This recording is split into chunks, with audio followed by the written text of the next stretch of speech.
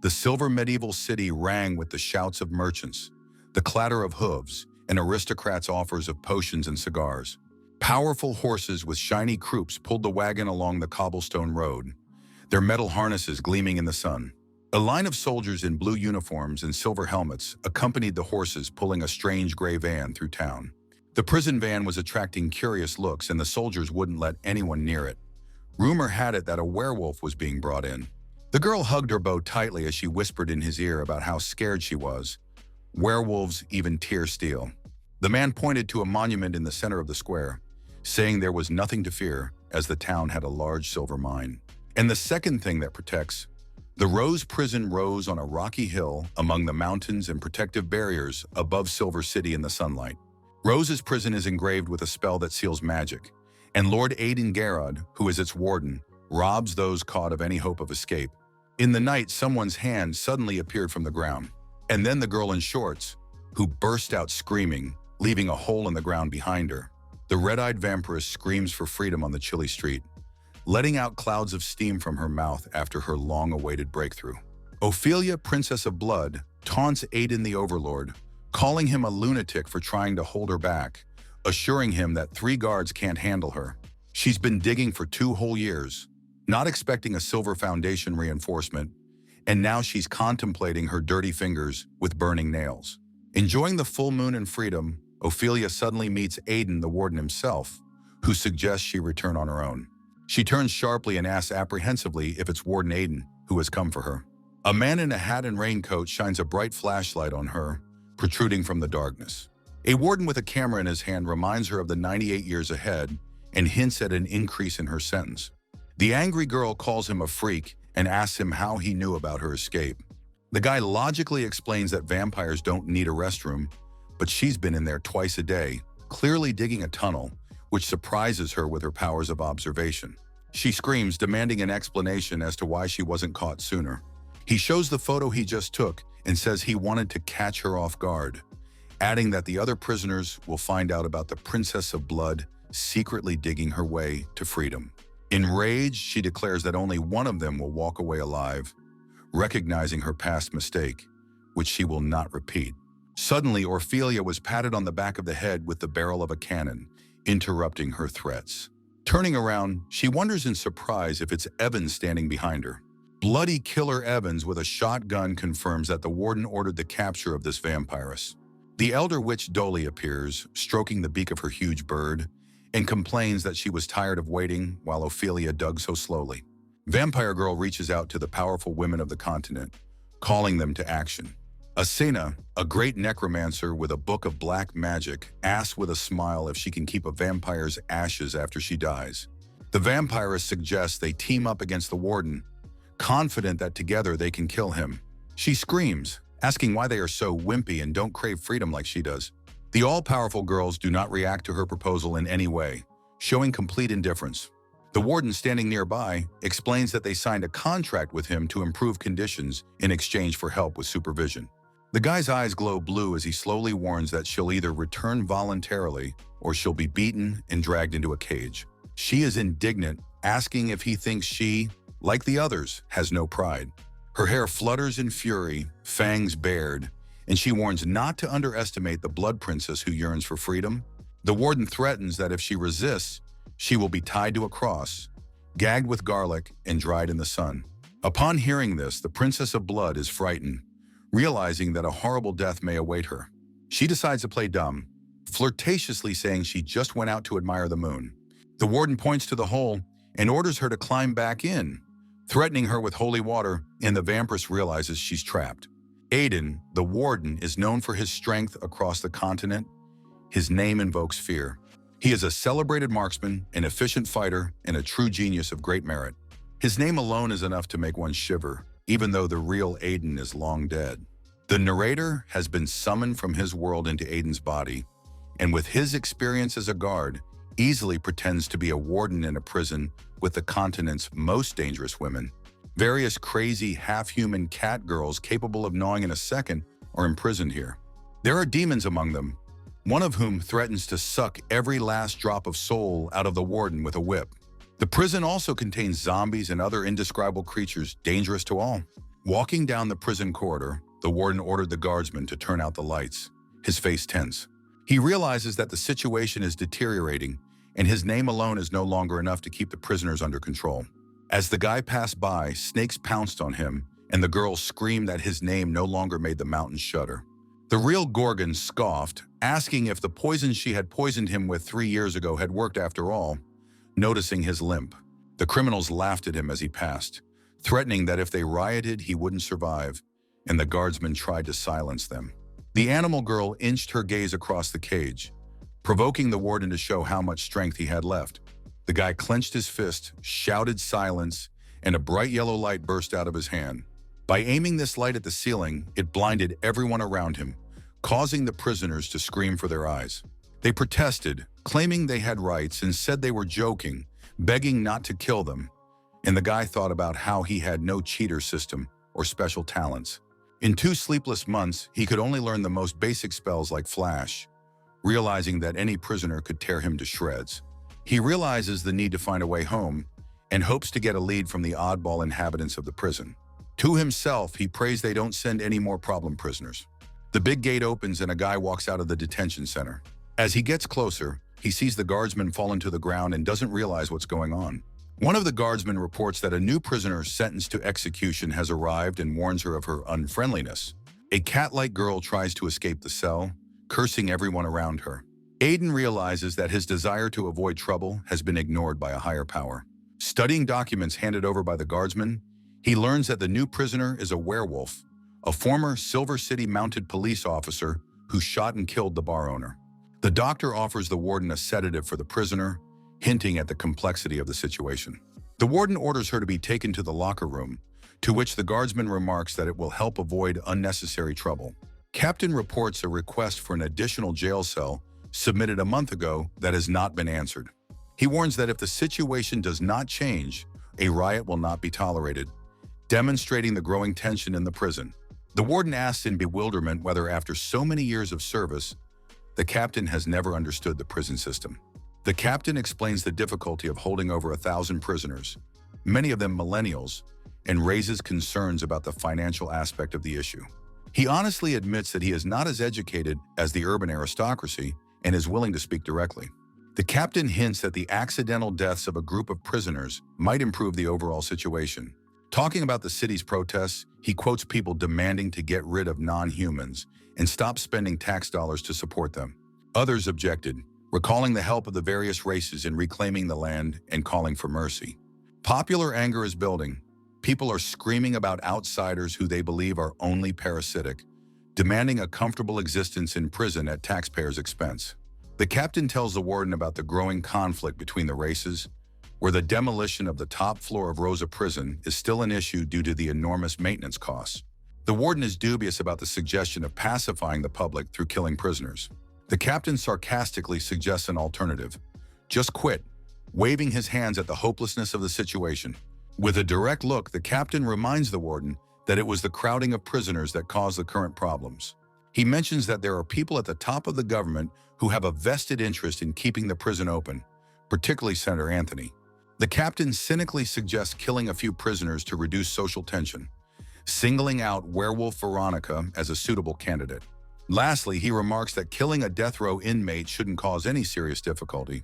There are many races in this world that are vastly different from normal humans. Once humanity needed urgent help against a common enemy, the deity of the Forbidden Lands and members of other races were given equal rights as a reward. The war was followed by total hunger and unemployment, which made it difficult for all those involved in the conflict. Responsibility for the situation is shared between the aristocracy, who failed to prepare reserves, and the new races, who now require maintenance at the expense of the state. The guy realizes that they want him to participate in a political spectacle, to exemplarily punish a member of another race, to calm popular discontent a bit. The warden ponders choosing a prisoner for execution, given the lack of available cells for werewolves and the need to house a new prisoner. Staff discuss where to place the new arrival, concerned about the lack of available seats. Frenda notes that most cells are already full and an out-of-the-box solution is required. Suddenly, she remembers a cell with one prisoner and checks the details with a coworker. Suddenly, a girl intervenes in the conversation, offering her assistance in housing the new prisoner. The warden turns his attention to prisoner 3307, inquiring about the circumstances of her incarceration. The girl starts to get nervous, feeling uncomfortable with the scrutiny. Frenda explains that inmate 3307 is known for organizing illegal activities among other inmates. The inmate excuses herself, calling her actions only a minor mistake for which she was given an extra year. She tries to negotiate with the warden, offering to discuss a reduced sentence. The warden asks her for the details of the offer she has to offer. The girl confirms her willingness to make concessions. Eventually, the new inmate is placed in an assigned cell, leaving the previous occupant distraught. Men in Plague Doctor masks bring in a new prisoner, to which the pink-haired girl begins to protest, claiming that she did not consent to be a neighbor. The warden coldly explains that this is her new cellmate and warns her to report any unforeseen circumstances to the guards.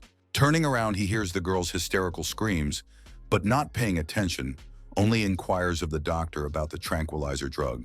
Guy generously lets the doctors go home, advising them to spend time with their families. The medics happily accept the offer and are about to leave, thanks to the warden. With the full moon approaching, the warden begins to prepare a special tranquilizer from the herbs he has collected. He ponders the possibility of suppressing turnovers during the full moon, noticing the eyes of the new prisoner begin to glow yellow. The succubus in the cell tries to talk to the new neighbor, hinting at the warden's unconventional orientation. The new inmate talks about wrongful conviction, which piques the succubus' interest. For a moment, the girl's character changes. She becomes more aggressive, stating that she is close to freedom, shocking the succubus. Frenda reports that Philippa, the tiger girl from Cell 2, petitioned for a comb, explaining the need for different tools to groom her coat in different seasons. The warden stamps another petition, this time from Catherine from Cell 6, who asks for a dagger to protect her from evil spirits. The warden advises the employee to stop seeing prison guards as idiots. A succubus from Cell 13 tries to bribe the warden, but is flatly refused and warned. The doctor stepping outside greets the townspeople, who inquire about his rush. In a plague doctor costume, he vaguely hints that people are beginning to realize something is wrong here. Quickly entering the warden's office, the doctor excitedly reports the problem. Yesterday's sedative was not enough to suppress the prisoner's condition, and the dose needed to be increased at least tenfold. The doctor cries out in panic about the werewolf's special bloodlust during the full moon and the possible danger to the other prisoners. The warden instantly jumps up and springs into action. Outside, the prisoners line up for a shower. The succubus tries to meet her new neighbor, but the guardsman thwarts her attempts. The doctor watches out the window in amazement, not understanding how the relationship between the new cellmates could have developed so quickly. The doctor reports that the night's observation revealed nothing extraordinary, but the werewolf Veronica neatly made her bed, which was unprecedented for her characteristics. The doctor, studying the personnel file, continues to perplexedly view Veronica through the window, trying to understand her true nature. During the walk, Veronica shows a genuine interest in the street statue, slowly approaching it. The doctor screams in panic that the statue can't be a mistake, the only explanation being its unusual obedience. The warden wonders if a bloodsucker werewolf who behaves so strangely is a real phenomenon. Frenda tells the story of a century ago. Humans and werewolves were embroiled in a war with demons, gradually running out of supplies. Despite their alliance, mutual distrust grew between the races due to the terrible famine. The atmosphere was so tense that civil war could break out at any moment. The Lord made an unexpected decision, sacrificing his warhorse, giving it to the werewolves. Moreover, he expressed his willingness to give up the body of the dead child. This heroic act made a deep impression on the werewolf leader, resolving the internal conflict. From that moment on, the group of werewolves were given the title of bloodsuckers and became the loyal helpers of the humans in rebuilding the country. Werewolves have developed extraordinary, almost masochistic ways of overcoming rage during the full moon in order to live for the sake of humans. The girl notes that such werewolves are extremely rare in the heyday of hate, which causes the doctor genuine excitement. The doctor is perplexed as to how beings who voluntarily adopt painful ways of animal control for the sake of integration into society can be sentenced to death. He recalls instances where human cruelty has pushed werewolves to their limits and wonders if they would attack humans after such trials. Suddenly, a guardsman bursts into the room, reporting a serious problem. The guardsman reports a prisoner fight in the shower room, where the werewolf finally lost control. The warden pulls out his revolver, noticing that this prisoner is really different from the others. Guardsmen try to stop the riot by urging the prisoners to return to their cells, but the prisoners demand a better view of what is happening. Veronica is knitted at gunpoint and confronts a succubus who strikes her with 2 insidious blows, front and back. Other inmates scream that they were just in the shower and demand justice for the actions of the deranged werewolf. The warden asks Veronica the reason for her sudden aggression. Anna, a witness to what is happening, screams that werewolves are capable of anything when they go mad and demands immediate execution.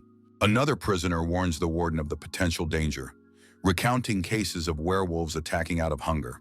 The other girls begin to panic, stating that if their magical power is released, they won't be able to hold back and will act on their own. The guardsmen try to restore order by threatening the prisoners and accusing them of wanting to play justice. The prison representative reminds of the strict house rules, regardless of what is happening outside the prison. Veronica, a werewolf, begins to ponder Aiden and his intentions. She demands an explanation as to why she is believed to be a murderer and believes the fabricated evidence. Veronica wryly suggests just executing her if that's the way everyone feels.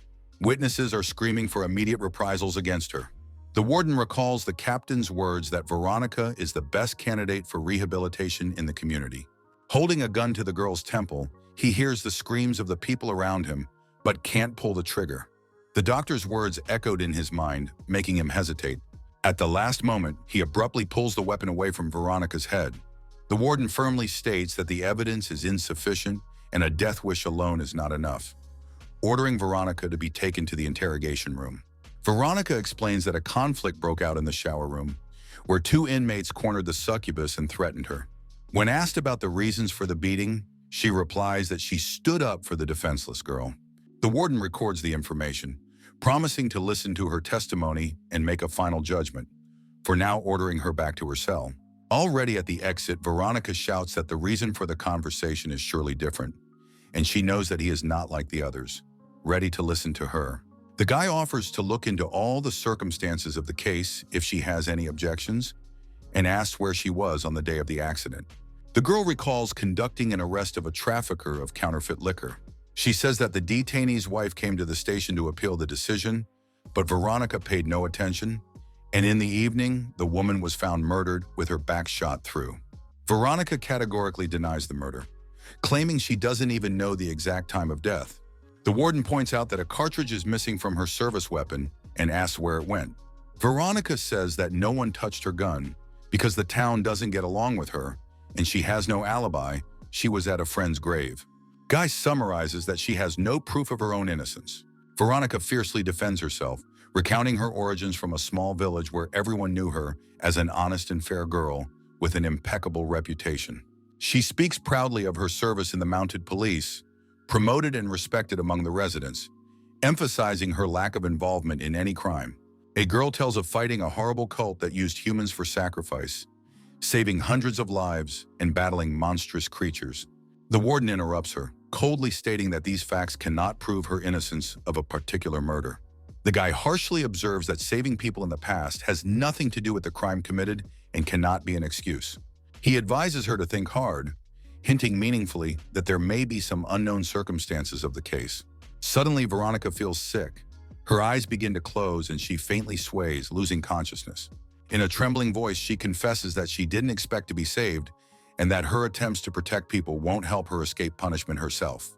The warden indifferently throws that the guards will deal with her and orders the girl to be taken away to her cell. When the guard comes to take Veronica away, the guy goes into deep thought, analyzing every detail of her testimony. A staff member enters the room and informs her that the succubus has finally woken up after the incident in the shower room. She inquires about the condition of the victim and expresses her willingness to visit her in a professional manner. Suddenly, the succubus enters the room, which causes the warden to look perplexed and question him as to the reason for such AWOL behavior. The employee insinuates that the warden will definitely be able to extract the necessary information from her using his professional skills. The worker leaves, ordered to talk and return as soon as the conversation is over, ensuring complete freedom of action over the succubus inside her.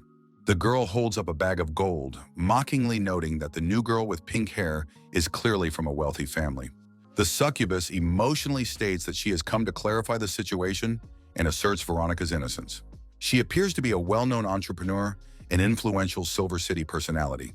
tells that the new girls decided to blackmail her while she was taking a shower, attacking her completely out of the blue. Luckily, Veronica appeared and immediately intervened and tried to stop the attackers. The succubus emotionally describes how Veronica punched the offending woman in the bridge of her nose and knocked Catherine to the ground.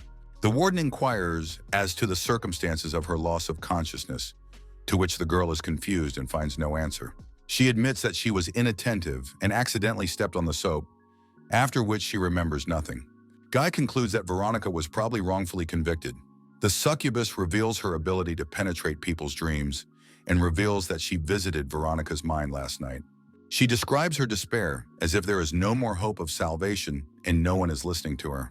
The girl offers the warden to come to the cell at night and show the whole truth, but the guy is cautious and not in a hurry to make a decision. The girl screams hysterically, begging not to condemn the innocent, her words coming off as a desperate cry filled with pain and pleas for justice. She threatens vehemently, those who dare to condemn the innocent are doomed to a painful death. Memories of the past come crashing down on the guy in a heavy wave, and ghostly voices whisper about the inevitable retribution, that he will never see peace again. The warden screams in a wild frenzy, demanding to get away immediately, his eyes turning blood red, blazing with the fire of indomitable rage. The worker takes the girl away, who continues to scream incessantly about the injustice of the universe, the man she loves, and the city. The boy remains at the table, immersed in bitter reflections, his soul shuddering from the abomination of what is happening, from that thin line between truth and lies that can break human destiny. The next day he questions Frenda, who is methodically studying the case file, flipping through the pages. The judge sentenced, inmate Veronica allegedly lost control of her emotions and shot the victim out of blind rage. The oddity of the case is that werewolves usually attack with their bare hands, rarely resorting to administrative weapons. Frenda is careful to note that although the version looks suspicious, werewolves can sometimes really fail to contain the bestial nature that rages in their blood with red-hot metal. The warden realizes with each passing minute that the deeper he delves into the case, the more elusive the line between the obvious and the unbelievable, between guilt and innocence becomes. The girl wonders why this case is given so much attention, as if behind every line of the protocol hides something more than a simple murder. Guy, with a bitter grin and pain in his voice, summarizes, "To condemn an innocent man, a crime far worse than his own death." Veronica lies in her cell at night, annoyed at the succubus for stop making nasty noises. Suddenly, the warden enters the cell. From surprise, the girl can't believe her eyes, thinking that perhaps she is just dreaming or daydreaming. The succubus instantly thought of the knight's intentions and was ready to lash out at him with accusations and aggression. The guy quickly quashes her impulse, explaining that he's come solely on business and wants to help prove the werewolf's innocence. The girl, whose mouth is covered by the warden so she doesn't ask too many questions, nods affirmatively, agreeing to help. While Veronica sleeps soundly, the succubus whispers that now is a good time to look into her subconscious and gets down to business. The girl approaches the sleeping woman and takes her hand, to which the warden notices her rare willingness to help anyone, and she excuses herself with altruism. The pink-haired girl smiles as she holds Veronica's hand and animatedly asks the warden if she's ready to dive. The guy agrees, but strictly orders him not to add any fantasies or fabrications from himself. The succubus assures her that she is incapable of such a thing, and the warden begins to delve into the girl's mind. A cruel picture unfolds in his mind. The unknown man says that the rumors are true. Even if attacked, the werewolf will not resist. Little Veronica tearfully begs not to be killed, screaming that they should not die in this way.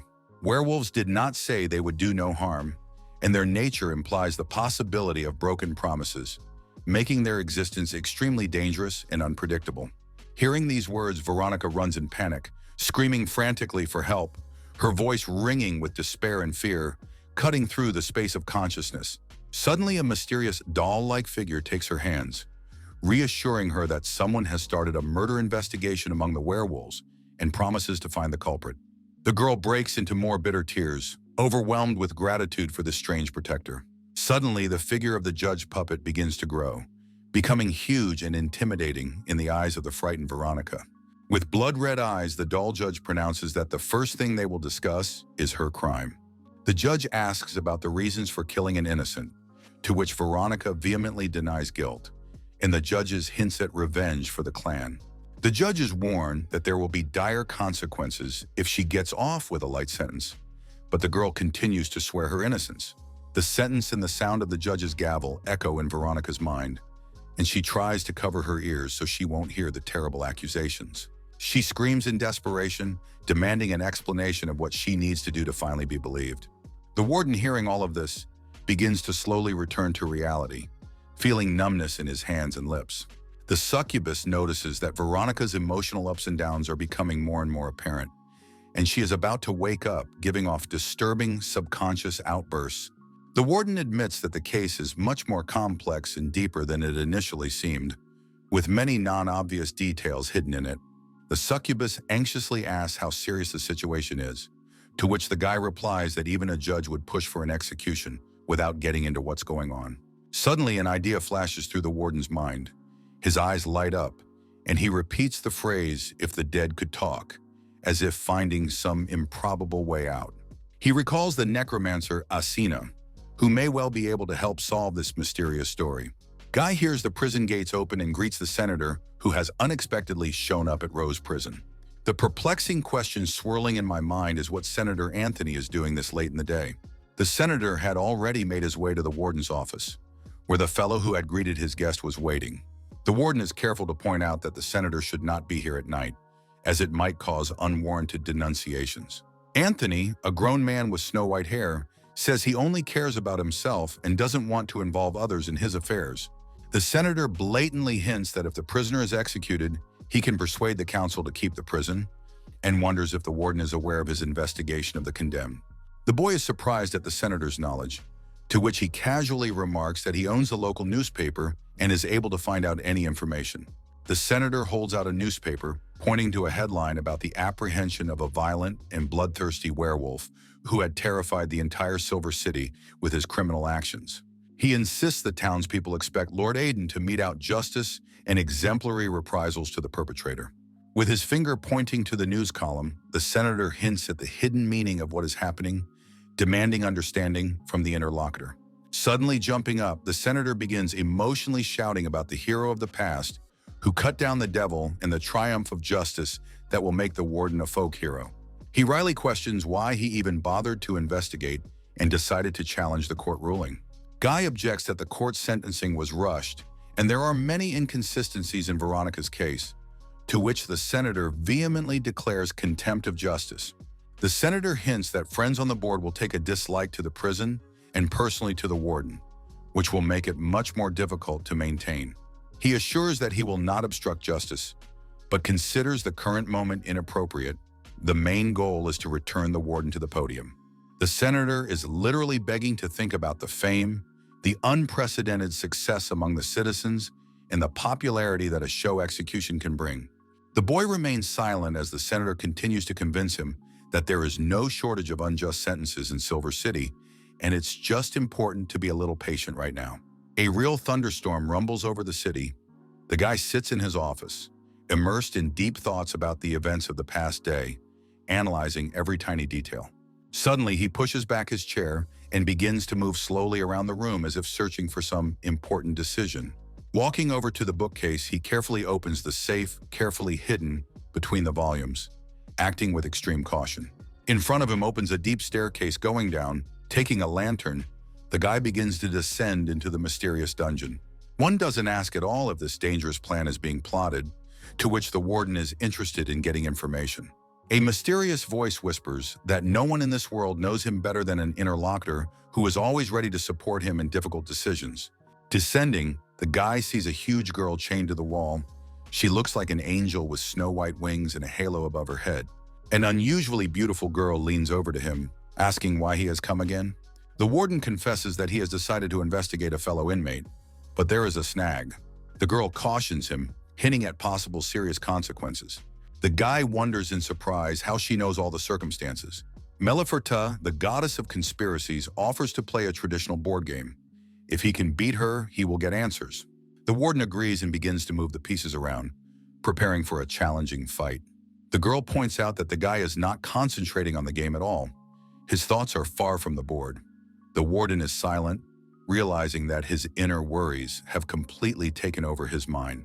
He turns to the goddess with a hint that he didn't just talk about the werewolf, but that there is clearly some kind of trickery on the part of influential people. As he continues to move the chips, the guy talks about how the police made a quick decision, the judges handed down a verdict in record time, and now the turn has come to him. The warden shares that he was explicitly ordered to deal with the werewolf prisoner as soon as possible, promising to close the prison. The goddess, upon hearing the story, begins to laugh so loudly that the walls of the dungeon shudder. She asks rhetorically if he's ever wondered about the real purpose of prison in a big city. The goddess hints that there is something much bigger behind all the magic circles and silver reinforcement. She's frankly saying that prison is just a way for council members to get elected. Continuing her thought, the goddess remarks that her escape would completely devalue the existence of the prison, which makes the guy uncomfortable. The warden confesses to past guilt, the murder of an innocent man, saying he doesn't want a repeat of the tragedy. The goddess harshly points out his weakness, noting that he has no magical abilities or allies to fight with. Guy looks at the goddess and explains that he plans to use the power of the 3 prisoners he had previously made special contracts with, acting through them and hiding his identity. He emphasizes the difference between pretense and coercion, realizing that manipulation of prisoners can cause serious resentment. Goddess is slowly and methodically trying to convey that, in his current position, he is unlikely to be able to control the situation. The guy is silent, realizing that he has fallen for the goddess's trick again, then says that he receives daily requests from the prisoners. He assures them that he knows their needs and will be able to use this to quell any grievances. The goddess leans in close to him, warning him that he has little time left to implement his plan. The warden ponders the possibility of bringing inmates with special abilities into the investigation. He recalls a morning conversation that could be pivotal to his plans. The guy decides to instruct Frenda to bring the prisoners' personal files to select the most suitable ones. He plans to utilize their needs to build mutual trust. The ultimate goal is to use their power to achieve your own goals. The overseer zooms in. The natural rows contains 1,000 closed ones, representing a colossal potential for hidden power. The warden confidently states that having 1,000 prisoners gives him just as many options for solving the problem, opening up limitless possibilities. Making a move, he looks up at the goddess, who leans over to him and enigmatically asks if he knows how to lose to her. Confusion appears on the guy's face, but the goddess immediately laughs, saying she's just teasing him. She admits that she can't be beaten in mind games and lets him go this time, suggesting that the next meeting be played in an airplane chess format. The goddess warns that she has worked hard to bring back the promiscuous soul and doesn't want him to let her down. While already in a different location, the guy chats with a necromancer girl who talks energetically about last night in the succubus room. She refines the details of her personnel file, number 0077, a living dead with the abilities of necromancy, summoning the undead, and wielding black magic. The girl with the book in her hands grudgingly notes that he is asking for her help again, demanding that she not be treated like a slave. She hands him a pendant of purple energy, suggesting that he can handle it on his own. The necromancer explains that the pendant is designed to summon the dead, and it is sufficient to use it near a corpse. To his question about her ability to summon the dead, she parries that according to her contract, jewelry is part of her outfit, and prison rules don't restrict her. The necromancer tosses him the pendant, instructing him how to activate the ability to summon the dead. Her movements precise and professional. A huge black skeleton with piercing violet eyes suddenly materializes in front of the guy, exuding mystical energy. The girl confusedly explains that she is simply demonstrating the summoning technique, warning not to touch a skeleton under the influence of magical charms. As she walks away, she thinks to herself about the strange tension between them, realizing that he probably thinks she's being intentionally provocative. The necromancer berates himself for his rashness, recognizing the danger of angering such a powerful man. At parting, she tries to smooth over the impression, assuring him that she didn't mean to provoke him. The warden unexpectedly offers to bring her new books after hearing the worker complain about her lack of literature. He kindly wonders if she would like a fresh stack of books, knowing her passion for reading. The necromancer girl literally goes into shock at such an unexpected suggestion, as if receiving a blow to the head. Seeing him off with a glance, she wonders when and why he became so unexpectedly cute. Midnight in a private cemetery, Aiden methodically unearthed a grave, trying to make as little noise as possible in the oppressive silence. Cracking open the coffin lid, he froze in disbelief, sweat dripping down his face as his mind refused to accept the picture that had been revealed. Cremated remains instead of the expected body ruined his plans. The possibility of summoning a dead man from the ashes seemed doubtful. Desperately trying to activate the pendant over the ashes, the faint glow of the artifact produced a glimmer of hope that proved deceptive. Disappointment swept over Aiden, his last hope melting away as the need for a new plan became more and more obvious. Fury and despair erupted into a powerful blow with the pendant on the tombstone, the sound of the blow echoing through the night cemetery. The sudden appearance of a cemetery worker with an indignant cry broke the night mystery, his figure growing out of the darkness like a ghost. The old man with the lantern was expressing his displeasure at the night's intruder, his words about sleeping people sounding almost comical in the situation. Recognition distorted the employee's face with unimaginable horror. His snot-covered expression might have been amusing under other circumstances. Dropping the lantern, the old man rushed away screaming about the ghost, his panic echoing through the cemetery, breaking the silence of the night. Aiden's puzzled gaze followed the fleeing servant, the situation taking an unexpected turn. As he turned around, he was frozen in front of an incredible sight, the dead rising from their graves, their numbers increasing by the second. Aiden bowed to the rebels, apologizing for disturbing their peace, his voice sounding sincere and respectful. As he studied the glowing pendant, he realized the underestimation of its power. The impossibility of working with the ashes demanded that alternative solutions be found. A strange green glow behind him caught Aiden's attention, a mysterious energy enveloping his coat in a ghostly glow. The ghost of the murdered girl rose from the coffin in search of the troublemaker, her translucent figure glowing with an otherworldly light. The promise of help in avenging a murder echoed through the night's silence. Aiden offered the ghost a chance at justice. The ghost's weakening voice spoke of the lack of time, each word given to her with a visible effort, as if fighting oblivion. A bright flash of green light interrupted her words. Aiden instinctively covered his eyes with his elbow, shielding himself from the intolerable glow. Memories of the murdered woman came flooding back, threats to expose her husband's smuggling, blackmail, and demands. Every moment was drenched in fear and despair. The victim's desperate cries for payment were echoing in the vision, her pleas for mercy unanswered. The man with the revolver mockingly accused the girl of feigned innocence. His cruelty knew no bounds. The guardsman shot the defenseless victim in cold blood right in her shop, a crime committed with cynical cruelty. The ghost's final plea for vengeance interrupted. Aiden stared into the memories, trying to catch every detail. Falling to his knees, he furiously demanded the name of the killer before the ghost disappeared. Every second counted. Aiden immersed himself in thinking about the clues he had received, his analytical mind searching for connections between the details of what he had seen. The killer's characteristic collar pointed to mounted police. This detail was the first important clue in the investigation. After the murder, the perpetrator had clearly tampered with the evidence against Veronica's werewolves, his access to the investigation indicating a high position. The analysis led to the armory keeper. Only he had access to all the weapons and the ability to pull this off discreetly. At the mounted police, Aiden was greeted with the news of meeting the Lord, the employee looking impressed with such a rare opportunity. Behind the door was a large man in glasses, looking like a hedgehog. His surprised question about the purpose of the visit sounded quite natural.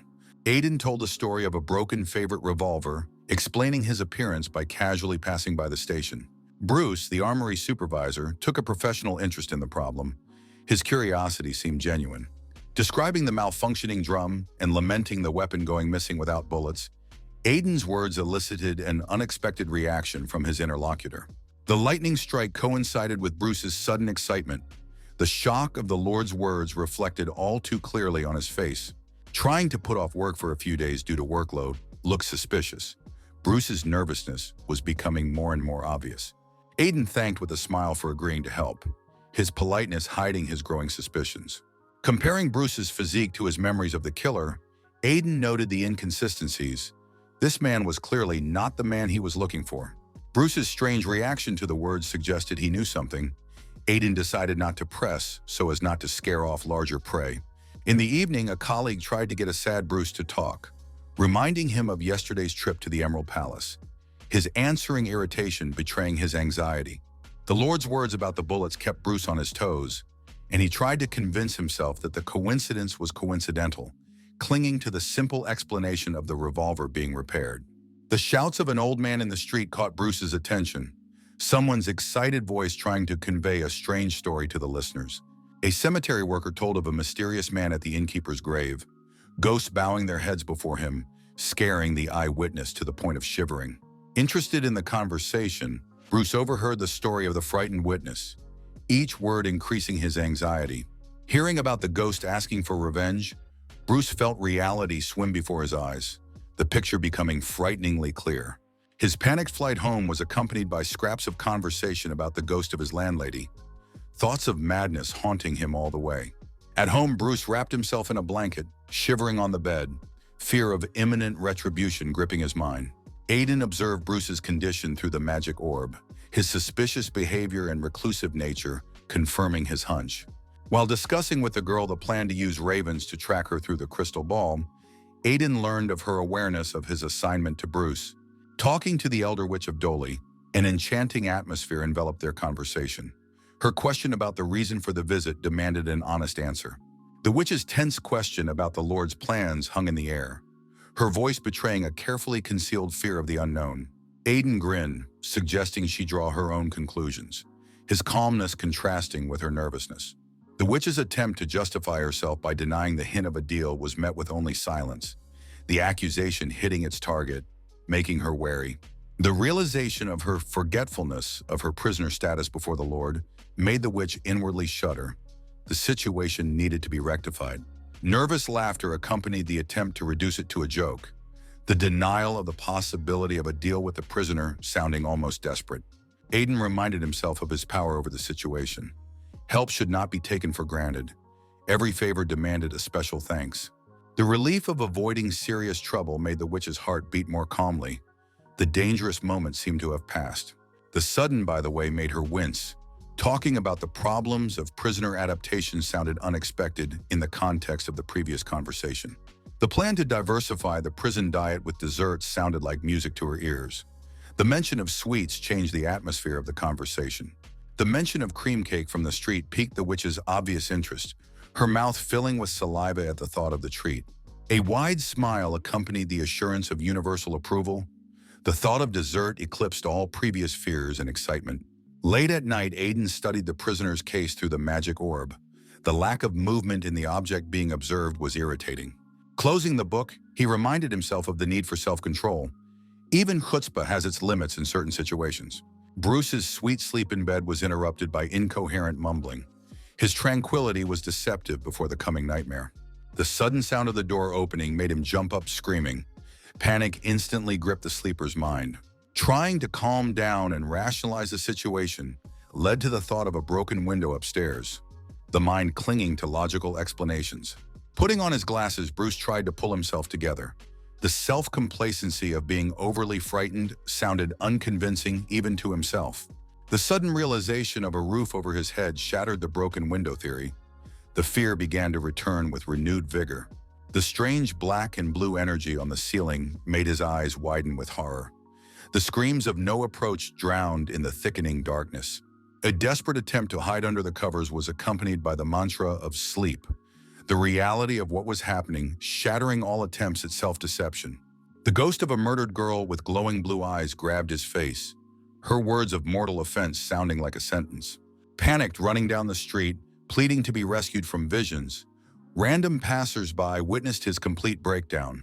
Screams of innocence echoed down the street. Aiden watched the scene through the magic orb with cold interest. Reflecting on the nature of personal security confirmed the theory that when threatened, people always turn to trusted sources. In a prison cell next to a corpse-like girl and a teddy bear, someone held up a torch. The scene resembled a gruesome painting. Serena reported back to fulfill the request. Her ability to penetrate the world of the dead through the dead man's doll made her an indispensable assistant. Aiden assured that he would simply see to it that the rules of dialogue were followed. His control was to prevent any interference with their cooperation. Chaining the siren to the wall, the Lord listened to her taunts about the warden using prisoners. The threat of taunts didn't bother him. He reminded her of her own choice, turning into a supernatural being to avenge her son. Her sacrifice was a conscious one. Aiden emphasized the benefit of her actions to the other woman, urging her to leave her grudges behind and find peace, his words sounding almost paternal. Outside, Bruce continued to shout about the ghost, puzzled passers-by wondering about the reasons for his strange behavior and the nightmare he had seen.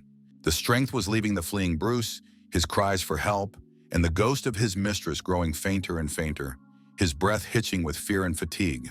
Suddenly, someone's hand clamped over his mouth, cutting off his screams, the sudden intrusion taking him by surprise. The unknown man dragged Bruce into a dark back alley. Resistance seemed futile against a superior force. The assailant ironically inquired about the reason for the shouting. His question about wanting attention sounded threatening. A bearded man with the distinctive collar from the murdered girl's memories held Bruce. Recognition flashed through the victim's mind.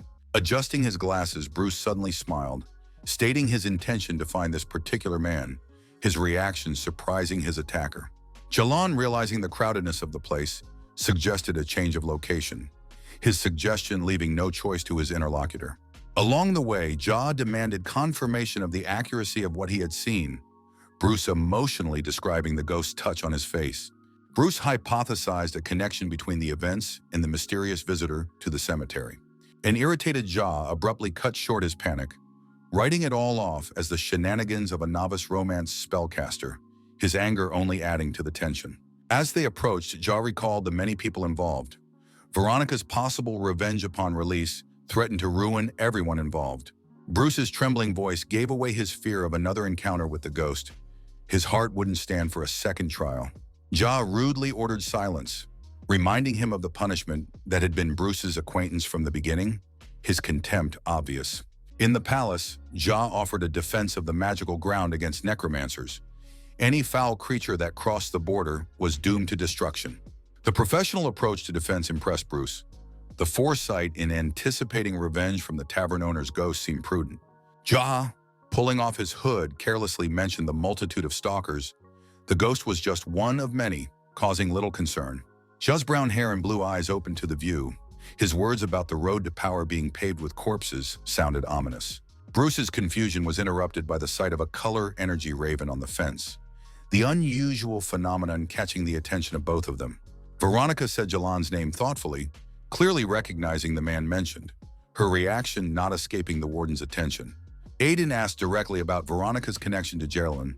His interest in their possible relationship was obvious. Veronica's heavy sigh foreshadowed a complicated story. The memories were clearly painful for her. The memory brought her back to the moment Jalan had stopped her before leaving. Jalan's offer of a promotion in exchange for a few nights sounded like an insult, his arrogance bordering on insolence.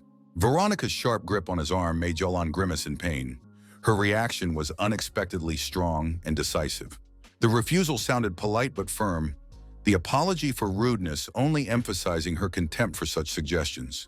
Jalan's insulting words of shamelessness betrayed his bruised ego, the rage of rejection demanding an outlet. Veronica's emotionless answer about the reasons for her career status sounded like a challenge, her calmness only increasing Jalan's anger. The overseer called for the destruction of the unattainable, asking for details about the past. His interest in history seemed unintentional. The visit to the prisoner began with a feignedly caring question about her well-being, the fake concern hiding the true intentions. The mention of unanswered demand letters touched on a sore subject, his awareness alarming. Going through the letters, he hinted ominously at the sad fate of previous readers. The threat was barely veiled. Flattery about incomparable abilities was replaced by pointing out the indifference of those around him. The manipulation was skillful. The offer of help in getting the coward out of the house came out of the blue, the true intentions hiding behind the simple words. Offering octopus prisoner number 13 a chance to prove her trustworthiness in exchange for a chance, her mysterious deadly letters could be a useful tool. The sudden noise of a broken window woke Bruce, his cry of bewilderment cutting through the night silence of the luxurious room. A black raven flew into the room, carrying a mysterious letter, its appearance foreshadowing something ominous.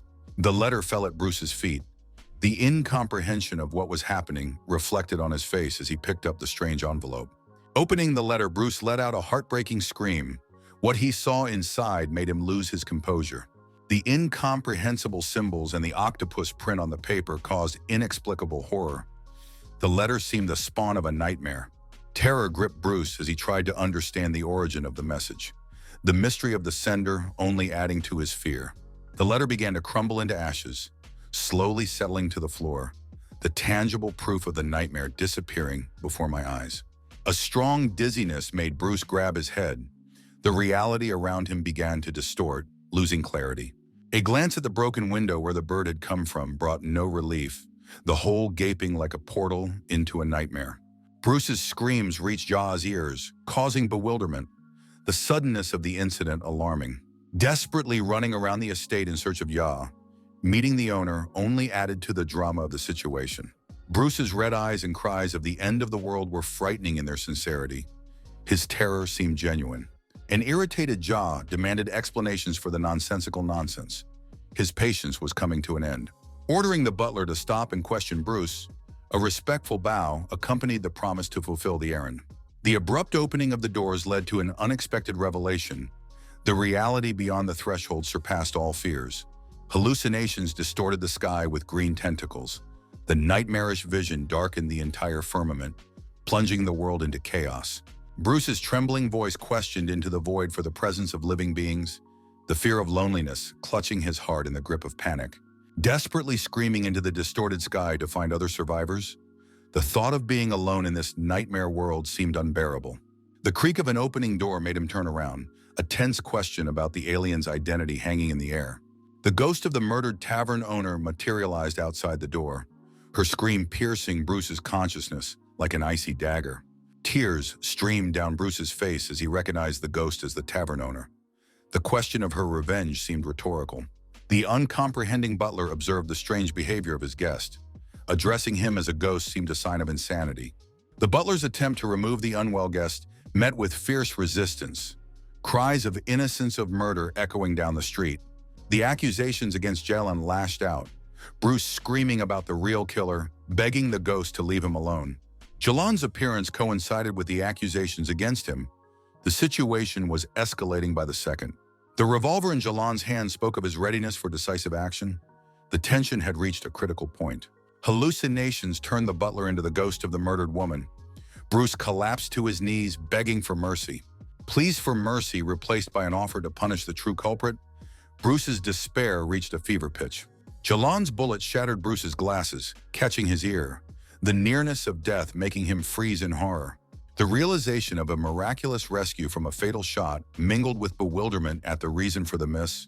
Fate had given him a second chance. The necromancer crow's attack took Jalan by surprise, his screams and attempts to fight off the bird creating a surreal scene.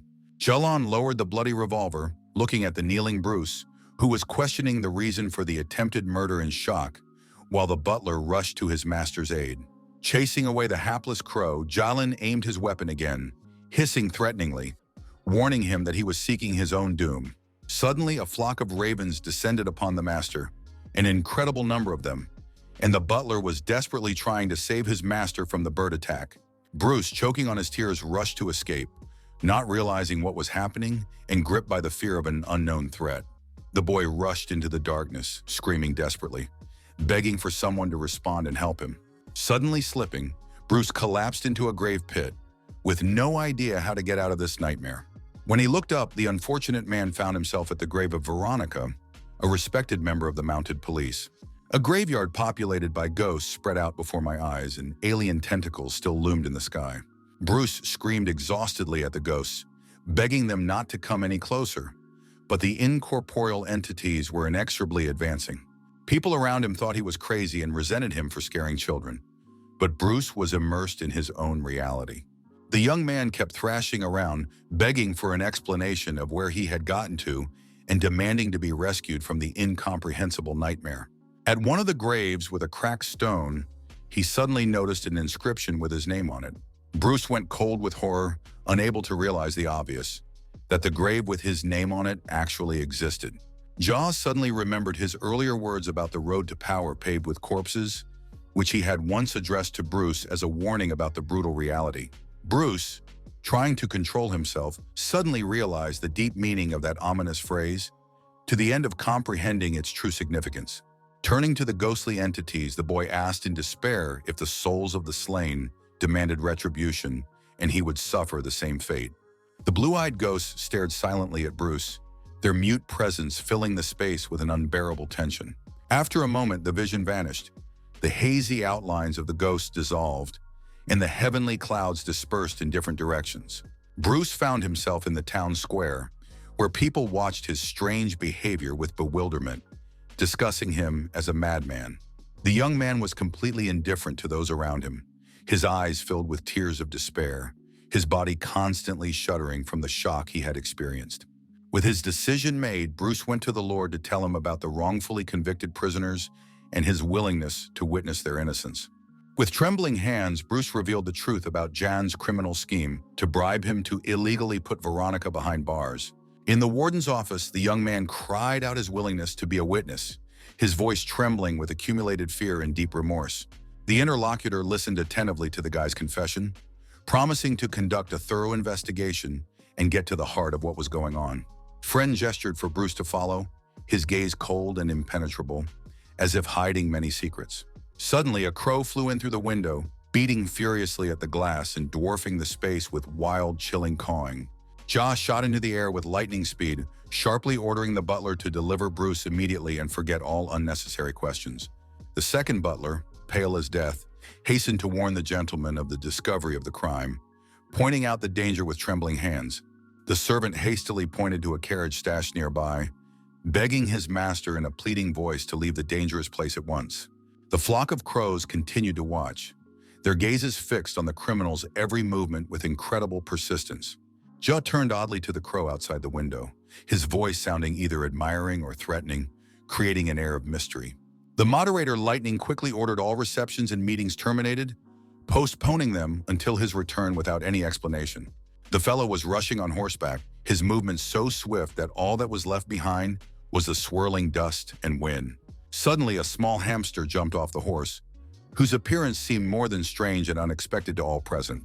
The hamster leisurely appeared in the prison, where the experienced necromancer instantly spotted the tiny creature among the grim stone walls. The necromancer gently lifted the hamster, her gentle voice sounding a contradiction to the harsh prison setting, a strange concern glowing in her eyes. The hamster retrieved the bullet stolen from the warden's cheek pouches, and the necromancer insisted she didn't believe in his innocence and demanded an explanation. The witch recalled how the ghosts in the cemetery scared the lad and pointed to his interactions with other prisoners as evidence of weakness. The necromancer girl indifferently stated that she didn't care about the details as long as it didn't affect her comfortable stay in prison, and ducked her nose into a book. The witch reasoned about the possibility of release, stating that if the guy was a real lord, she had nothing to fear in this situation. An unknown watcher was watching the warden, and the witch said meaningfully that they would soon learn his true identity. Veronica, clutching at the bars, screamed danger to the lord and demanded her immediate release. The witch noticed her screams and wondered what this girl knew and why she was acting like this. The succubus approached Veronica while the guardsmen questioned her about the reasons for her uneasiness and strange claims. The succubus suggested that Veronica, a werewolf with a great charm, urging immediate help to the harassed man. Veronica begged to be let out, claiming that she was the only one who could track down and rescue the man she was chasing. The inmates began to shout, outraged at her hysterics, and perplexed as to why they should listen to her in prison. Frenda announced the completion of an investigation confirming Veronica's innocence and demanded her release on her own recognizance. The guardsmen, upon hearing Frenda's statement, were shocked and demanded an explanation about her confidence in saying the detainee was innocent. Despite their doubts, they still obeyed Frenda and decided to release Veronica, which caused a riot among the prisoners, demanding equal treatment. The witch in her cell mused irritably about the werewolf's extraordinary charm that had completely ruined all their carefully laid plans. A sprout-like girl with green hair was screaming hysterically, demanding an explanation and begging for someone to clarify the absurdity of what was happening. The succubus smiled meaningfully and stated that as the official girlfriend of the Lord, she was ready to fill everyone in on the minute details of what was going on. At that moment, Ja was rushing on his horse, desperate to leave the city, but the crows pursued him relentlessly. The birds furiously attacked the man and his horse, methodically blocking the path and giving no opportunity to escape. Suddenly, a lord appeared from behind, also riding a horse and rapidly approaching the fugitive. Ja turns around in utter shock, realizing the inevitability of impending retribution and her own powerlessness. A picture unfolds before my eyes of the Lord swinging his red cane, aiming directly at the face of the pursued man. Ja falls off the horse, and the warden coldly advises him to stay home and await an arrest order. Suddenly, a man who had been watching the warden closely jumped out from behind a tree and swiftly jumped towards him. His blade slashed across the horse with lightning speed, cutting the animal in half with incredible precision. The Lord collapsed, his horse dead, and the unknown assassin and Ja sprawled on the ground in unnatural poses. The stranger standing back hissed that if the gentleman was running away, let him leave his fate to him. Ja, holding onto his shoulder, shouted hysterically to his employee, calling the unknown man a freak. The attacker from the bushes turned to taunt the Lord, calling him a celebrity. A guy in a musketeer's hat with a thin mustache introduced himself as a bounty hunter, a rising star in the profession. Pulling out his weapon, he declared that he was taking on the most difficult assignments imaginable. The bounty hunter laughed madly, assuring that killing the legendary Lord was his main objective. White Hunter rushed forward swiftly, aiming straight for the target. Swinging his blade at the warden, he tried to strike, but he miraculously dodged. Despite dodging, the hunter gained the advantage and kicked the warden, demandingly asking him. Suddenly, a female silhouette leaps from a neighboring rooftop, making an incredibly high and swift jump. Veronica, using her supernatural powers of charm and smell, quickly tracked down and found the pursued. She swings her foot, but the bounty hunter manages to create a protective magical dome. Hunter erects the dome with the crystal, then looks closely at his cross, noticing the cracks that have appeared on it. The protective dome cracks in two, then shatters into many shards from which the bounty hunter emerges. The warden is shocked to see Veronica among the prisoners and wonders how she managed to escape so quickly. Veronica orders the Lord to run after the killers, promising to handle the situation herself. The guy, hearing her words, didn't ask any unnecessary questions, deciding to question her later. In parting, he asked Veronica to be extremely careful and take care of herself. The bounty hunter looks at Veronica with a fierce hatred, defiantly asking if she knows who she's dealing with. Swinging his knife, he aims it at the girl and proclaims that she must die. Even though he manages to slash her leg, Veronica jumps forward lightning fast and punches the hunter. A second later, a huge cloud of dust rises at the sight of the fight, completely obscuring what's going on. The bounty hunter recalls a long-ago incident from werewolf training when one girl managed to escape and asks if it was her. Veronica runs through the smoke, trying to find the killer, suddenly noticing his eyes burning with a yellow light, and triumphantly screams victory. She swings her arm, feeling victory approaching and tasting the inevitable triumph. But the blow falls on a mirage that looked like neon, deceiving her expectations. The bounty hunter, with the crazed look, screams that she's caught, definitively and irrevocably. Taking aim from a tree, he launches a strange purple vial towards the girl, offering to try the potion. After the vial falls, a huge tree with 3 faces grows out of the ground, grabbing Veronica's leg with its branches. Holding his crossbow, the hunter gloats that he wasted a trump card against the warden on such insignificant trash. He releases the arrow, solemnly declaring that it is time to die. A multitude of arrows and branches rain down on the girl, who falls to her knees, mentally saying goodbye to her life. Suddenly, she remembers her werewolf nature and begins a rebirth, becoming more like a ferocious animal.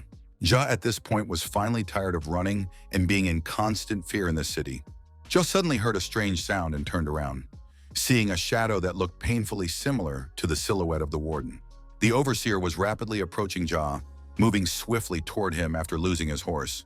Ja shoved the random girl away sharply, hissing that the bounty hunter couldn't hold him back. He feverishly pondered his next actions, realizing he had fallen into a set trap. Suddenly, Ja didn't notice the log cart and slammed his face into the wood with all his might. As he fell, he saw a warden standing nearby with a distinctive cane.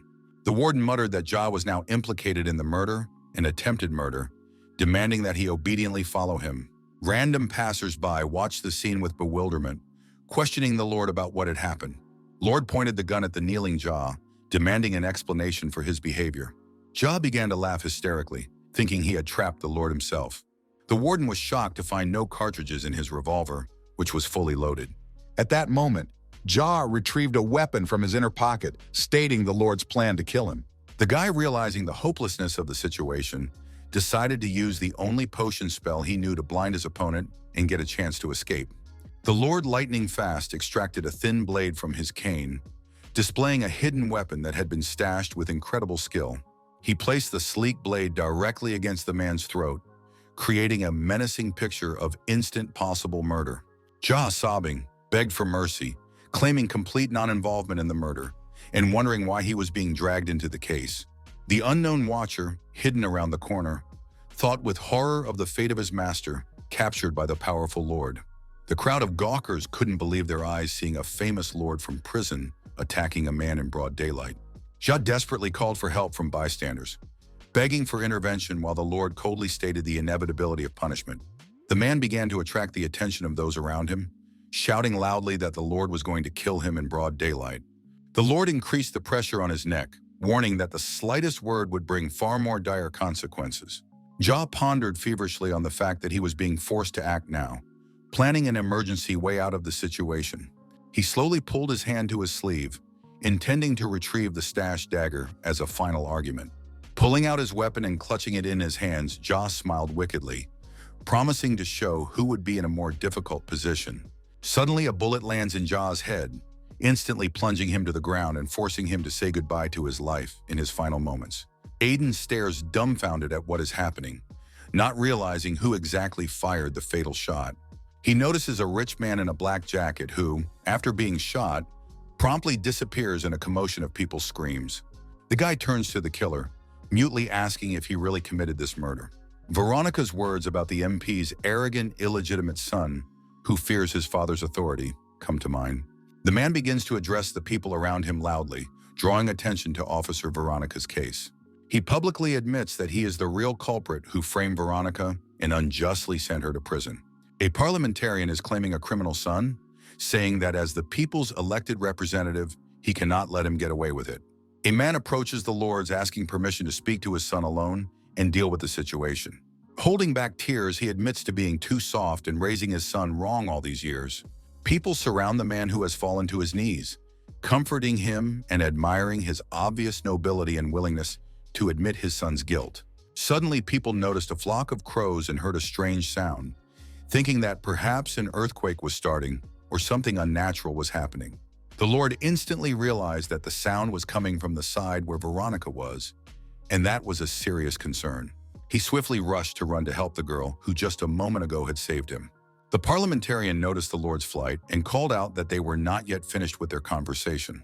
Aiden the warden approached the tree once summoned by the bounty hunter and saw a picture that resembled the aftermath of a brutal weaponization. Suddenly, someone grabbed him by the collar of his pants and the guy felt a touch on his leg. Down below was a bounty hunter, crushed by his own tree, who begged the Lord to save him. Aiden questioned why he should help the man who had just tried to kill him, to which the man replied that he should be tried by the law. The supervisor reminded the hunter of the work ethic and training the employee was required to receive. Toth remembered his employer's admonition, if caught, to plead guilty and hope for the Lord's mercy in court.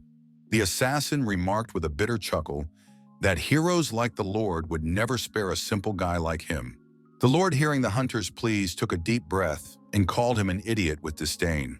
The bounty hunter begged the Lord to use magic to lift the tree, complaining of severe damage to his spine. The white hunter noticed the Lord draw a dagger from his cane, instantly changing the atmosphere of confrontation and tension between them. He exclaimed desperately that he knew no such spells, and the hero, in his opinion, had long ago lost his power and importance. The man rebuked the Lord for weakness and shock, unable to believe that he could be so powerless and helpless. The Lord said in a quiet, chilling voice for the hunter to say hello to his employer before imminent reprisal. He stabbed a dagger at the bounty hunter, who barely kept his eyes open, sensing the end approaching. After walking across the battlefield and dealing with the hunter, the Lord called out loudly to Veronica, trying to find her amongst the destruction. The girl hid behind a bush and shouted for the Lord to not even think of approaching her, creating an atmosphere of tension. She explained that she was without clothes, having completely transformed into a werewolf after an intense struggle and transformation. Hearing the Lord's approach, the girl turned around in shock, not knowing what to expect from this unexpected encounter. The Lord immediately covered his eyes with his hands, apologizing and saying that he thought of something serious happening to the girl. Veronica insisted he not come any closer and began pulling clothes out of the leaves, asking him to wait until she was dressed. Pulling out her jacket, she found that it was torn from the branches of the trees, which left her puzzled as to what to do next. A voice came from the forest, asking if anyone was alive, breaking the silence of the post-battle space. The Lord took off his coat and handed it to the girl, stating that they needed to leave this dangerous place immediately. While traveling through the city, the Lord asked Veronica about the completion of her transformation, to which she replied about the dependence on her pulse. Taking off his hat, the guy revealed snow-white hair and expressed surprise, thinking she had already fully transformed into a werewolf. The girl smiled, explaining the complexities of complete transformation that often caused her to be ridiculed in her home village, and put on her lord's hat. She remembered the taunts of her kin about the conditions of getting into the border patrol, who had mocked her incomplete transformation. An elderly woman once protected her by chasing away her abusers with a broomstick and condemning their cruelty to the young girl. Veronica remembered the day her grandmother had chased wolves, and her mother, pregnant in her last months, had called her for lunch. Veronica sadly suggested never returning to the Silver City again, to which the Lord remarked on the many hidden problems and shortcomings of the place. He reminded her of her heroic character, recalling the story of saving a village she had once been proud of. The boyfriend inquired as to the reasons why she has no plans to return to her hometown after her release. The girl explained her inability to return because of past ambitious promises and unfulfilled hopes that haunt her. As they walked, they heard shouts and indignant voices about the presence of a large number of poor people in the city. Guards led the exhausted crowd, old men, women with children, who asked for directions to the prison. Veronica looked up and was surprised to recognize her relatives in the crowd, especially her mother. Veronica, seeing the crowd of countrymen, was so shocked that she could not utter a word as she listened to their complaints of unfriendliness. She remembered the moment of farewell when the villagers had admonished her, calling the Silver City the place of her good fortune and promising that the village would always remain home. Then she would smile and talk about meeting soon, dreaming of one day treating everyone to dinner at the most luxurious restaurant in the Silver City. The memories instantly prompted her to raise her hand and shout loudly, attracting the attention of her fellow countrymen. The villagers, recognizing Veronica, were absolutely delighted, rushed to embrace her, and joyfully spoke of the happiness of the meeting. The grandmother, cradling her granddaughter tightly, marveled at her growing up and questioned her reasons for coming to town. Relatives said that when they heard of her arrest, they immediately set out without being able to write a letter. Suddenly, there was a peculiar gleam in Veronica's eyes, caused by the unexpected discovery. She noticed their shabby, torn shoes and worn clothes, which instantly alerted the girl. The smile fell off her face, and she began to question warily about the reasons for such a journey. Relatives explained that when they learned of the possible arrest, they immediately sent their uncle to town and looked for ways to help. The warden, observing the encounter, remarked in surprise at the unknown side of Veronica's personality. Veronica cried from the rush of emotion, begging the warden not to laugh at her weakness and wiping away the bitter tears with trembling fingers. The villagers approached the warden with disbelief and indignation, demanding an explanation as to why their beloved Veronica was languishing in prison. The warden reassured her that the case was a simple misunderstanding, and he would personally see to her swift acquittal and release. The crowd of fellow countrymen began to defend Veronica fervently, claiming that she could not have committed even the slightest misdemeanor, so kind and honest was she. Suddenly, an elegant man in a cylinder with a thin mustache thundered about the poverty and obscenity of what was happening. The lady beside him arrogantly declared that villagers shouldn't appear outside their slums, showing clear contempt. The villagers, after making sure Veronica was all right, began to say a quick goodbye, remembering her promise to treat them to dinner. The farewell was hectic and hurried, and Veronica looked utterly confused and depressed by this sudden encounter. The girl felt helpless in the face of the people she loved, who had literally raised and educated her since childhood. The warden, noticing their fatigue, suggested that they stay at least a few days to rest from the road and recover. Suddenly, he reminded Veronica of the prize, which according to him should be in her coat, and thus confused the girl. She frantically searched her pockets and found as many as 3 gold pounds, the official currency of the empire. The villagers looked at the golden pounds with awestruck amazement they had never seen before and could not even imagine. Veronica suggested having a common dinner in one of the central restaurants to share the joy of meeting her fellow countrymen. Suddenly, a guard led by Frenda burst into the room, taking charge of Veronica's release and exclaiming joyfully that there had been no incident. Frenda smiled and happily confirmed her intentions to have dinner with friends, to which Veronica reacted with mild bewilderment. The warder wryly remarked that there were always idlers ready to invent something, which made the man in the cylinder and his companion wary. Frenda instantly assessed the situation and began to hastily load her weapons along with the guard, preparing for possible complications. The elegant couple in the hat and dress promptly ran away, their main goal being to leave the scene as soon as possible. The warden offered Veronica to accept the golden pounds as compensation for all the hardships she had been through. The girl looked up and met the warden's eyes, trying to read his true intentions in the depths of his pupils. The guard was accompanied by a crowd of people who were excitedly discussing whether they were really all Veronica's friends and heading to the same restaurant. Veronica, who was walking at the end of the procession, turned around for a moment to take a farewell look at what was happening. At the last moment, she noticed a lone warden standing motionless and watching the town. The warden reflected on the unexpectedly favorable outcome of Veronica's case, which had ended far more successfully than he had originally anticipated. She did not hire an attorney and remained silent throughout the process, making the interrogation as clear and compelling as possible. The result was so obvious that even the father himself did not try in any way to help his child escape a just punishment. Without the slightest hesitation, the official shot his own son in the back, who just moments later was to be taken into custody. The difference between his usual behavior and his current actions was so colossal that it made one question the sincerity of what was happening.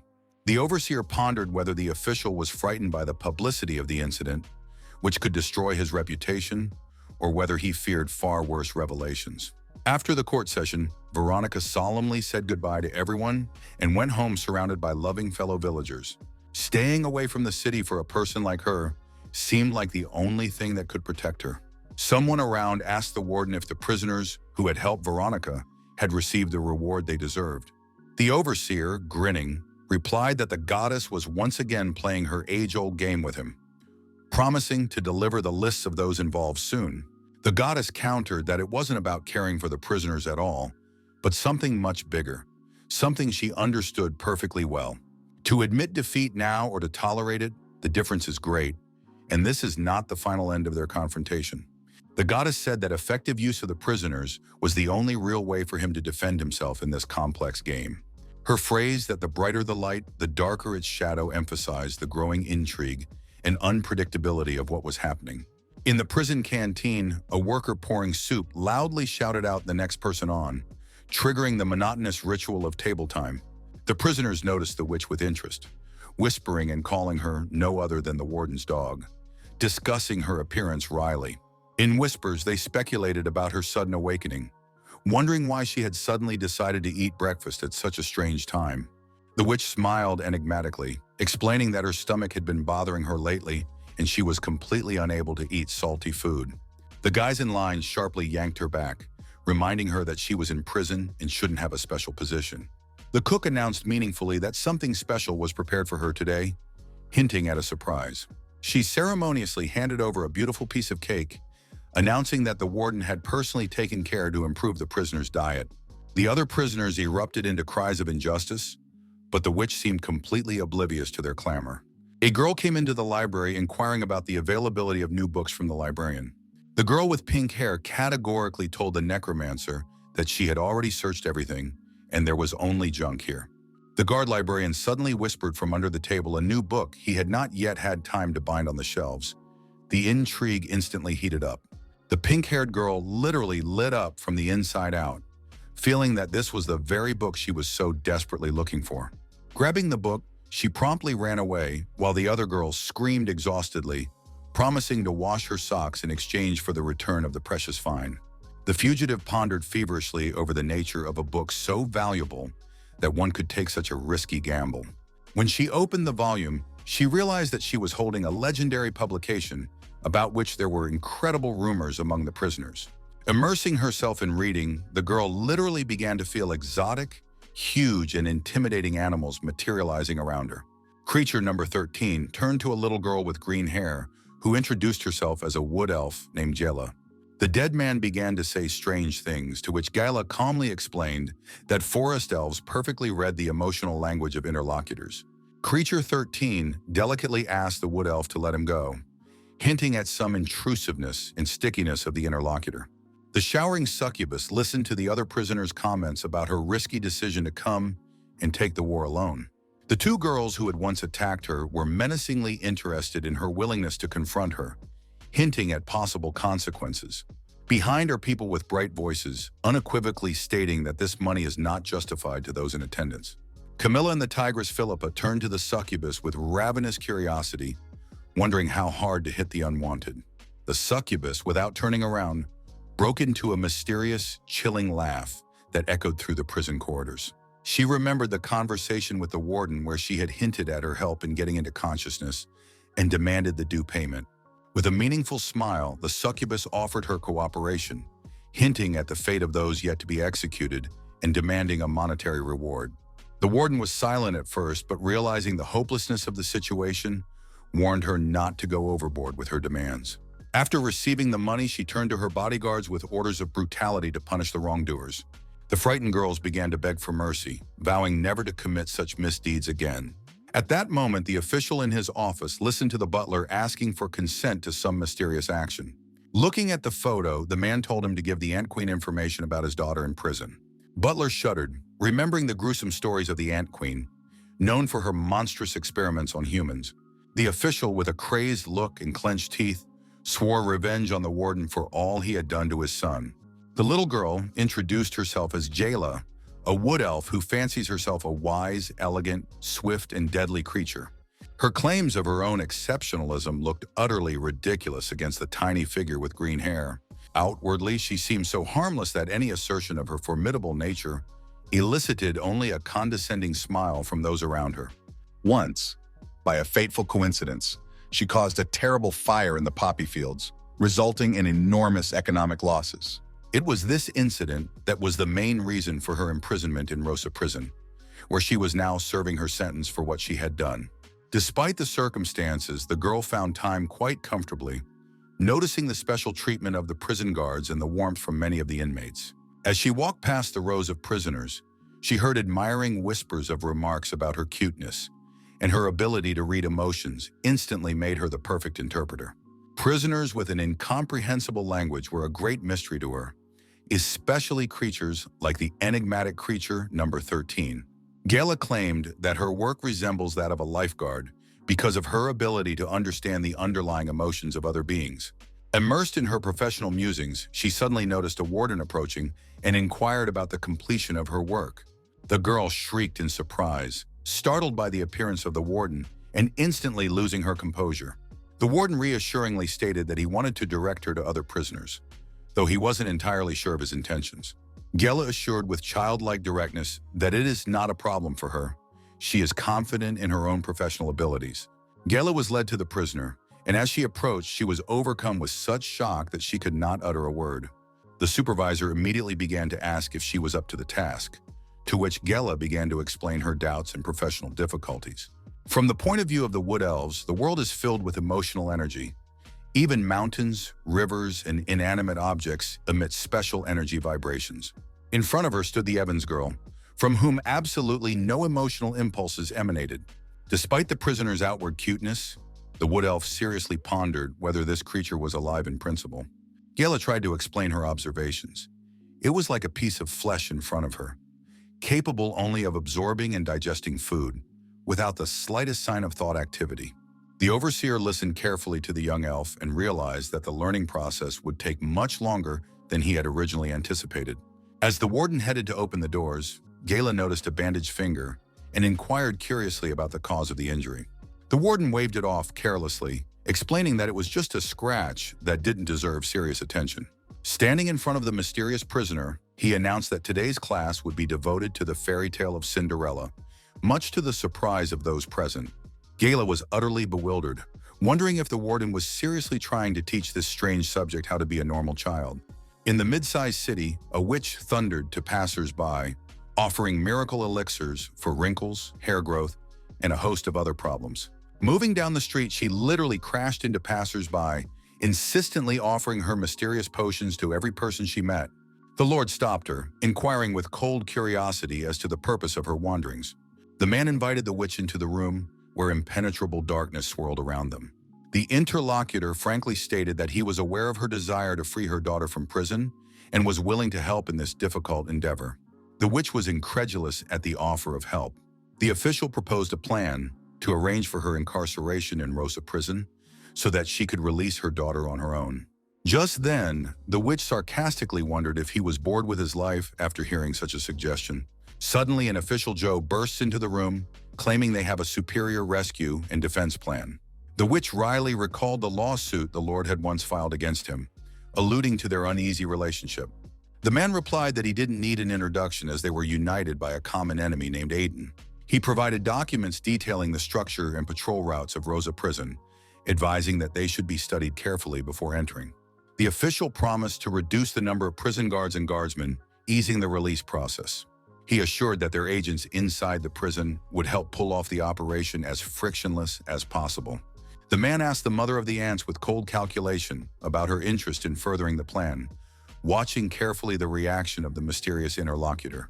The witch laughed mockingly, hinting that mere mediators would not be able to handle such a difficult task, and there was a far more powerful force behind it. The interlocutor categorically stated his desire to kill the Lord, suggesting that they join forces to achieve a common goal. In front of the butler, the young witch opened a flask of an unknown substance and began a mysterious transformation ritual. A moment later, silver threads appeared around her body, instantly rejuvenating the woman and changing her appearance. Identifying herself as Mary, she announced her crime, smuggling, intending to use the findings to infiltrate the prison base. Butler and the official applauded her performance, not fully realizing the magnitude and significance of what was happening. It turned out that the mother of the ants in front of them was the mother of the girl Evans, a terrible murderer who promised to come soon to save her daughter. The Evans girl, as if sensing a maternal connection, looked up at the sun and thought about the strange premonition. Frenda was walking down the street with a newly purchased sandwich, contemplating which side was best to take the first bite. Suddenly, she noticed that she was constantly being followed by a group of suspicious men, causing her no-nonsense anxiety. When she looked around, she saw many eyes peering out from around corners, indicating serious surveillance. The girl was quietly taking a bite of her sandwich when she suddenly noticed a man sharply addressing her, arousing immediate suspicion. With a lightning-fast movement, she drew her pistol from behind her belt, instantly preparing herself for a possible threat. Before her eyes, the stranger fell to his knees, holding out a bouquet of flowers, and was met by a gun pointed directly at him. The gallant man, despite his short and overweight stature, passionately confessed his love and offered his hand and heart. The girl choked on her sandwich and announced with irritation that she was already married. The man was shocked by the refusal, especially so emphatic. She was already married. He hysterically threw the flowers and wept, proclaiming that his heart was broken and he could never love again.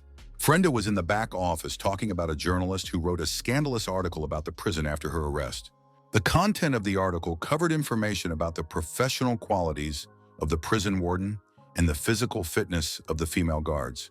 The journalist described her coworkers as goddesses incarnate, with perfect muscles and shapes, which made her uncomfortable. Aiden wondered if that description attracted men, to which he received a reply about the loneliness of female employees. The specifics of the job make it difficult to find a spouse, so why not take the chance to find the right partner? Suddenly, a female employee knocked on the office, holding a document in her hand and informing the Lord that she had been transferred to the Kalendo Imperial Women's Prison. The Lord scrutinized the document thoughtfully, pondering the prospect of transferring a female employee from the Silver City to a new institution. The employee confirmed her desire to transfer, to which the Lord remarked on the greater possibilities of the new workplace.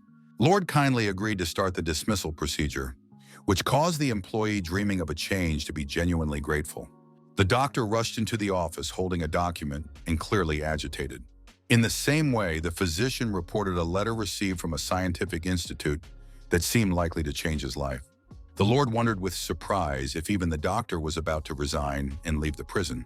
By evening, the prisoners began to resent the low number of guards, demanding explanations and expressing their dissatisfaction with what was happening.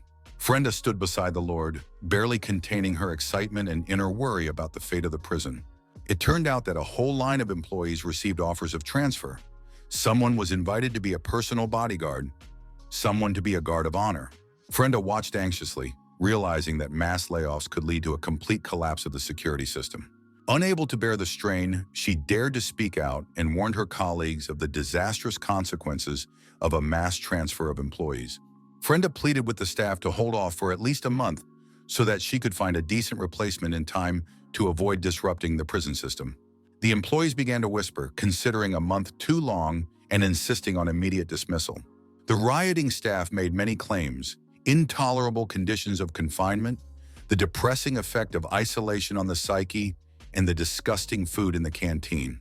They accused Frenda of thwarting their desire for a new life, as if trying to bind them to this dreary place forever. The employee emphatically stated that they would not sign additional paperwork, demanding immediate dismissal and payment for the current period. The warden instantly established absolute silence with a loud bang on the table, interrupting the chaos that was beginning. He chided the staff for childish haste, reminding them of the honor and professional responsibility they have. The overseer emphasized the seriousness of their mission, demanding the completion of all current assignments before quitting for the sake of millions of lives. The employees suddenly realized their hot-headedness, feeling embarrassed by their own impulsive behavior. Finding no other option, they began to rapidly dump their uniforms, weapons, and headgear directly onto the ground.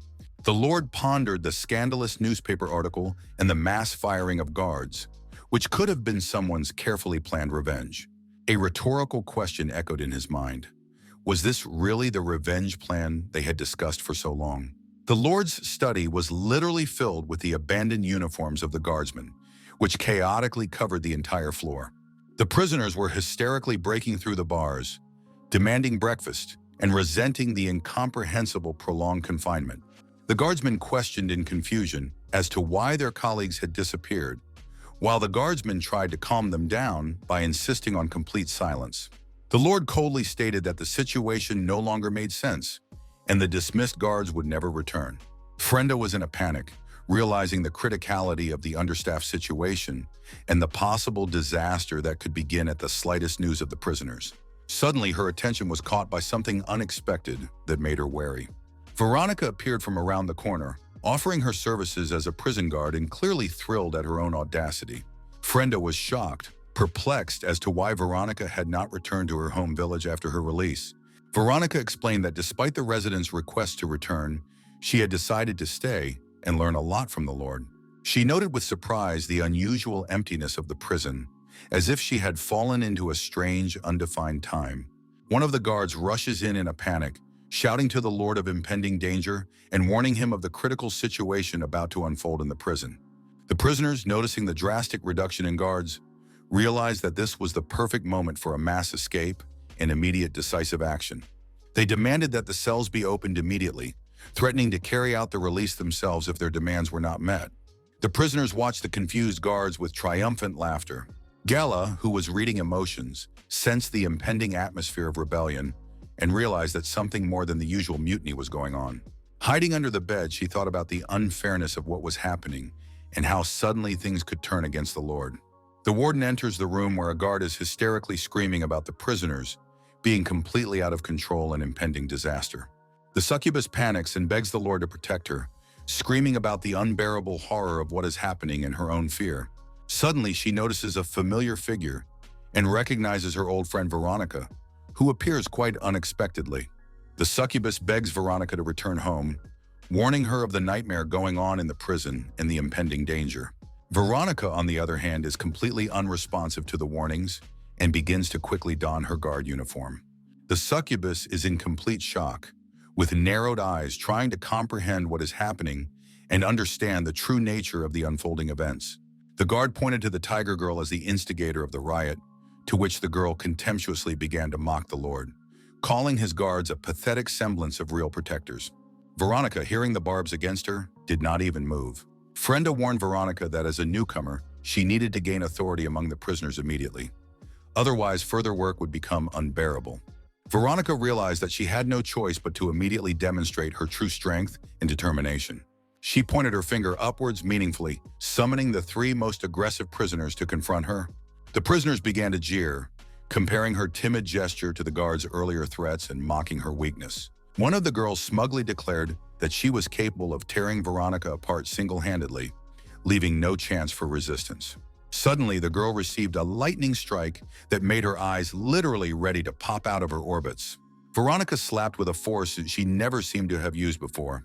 In a matter of moments, she had taken all three riot instigators to the ground in a display of incredible physical power.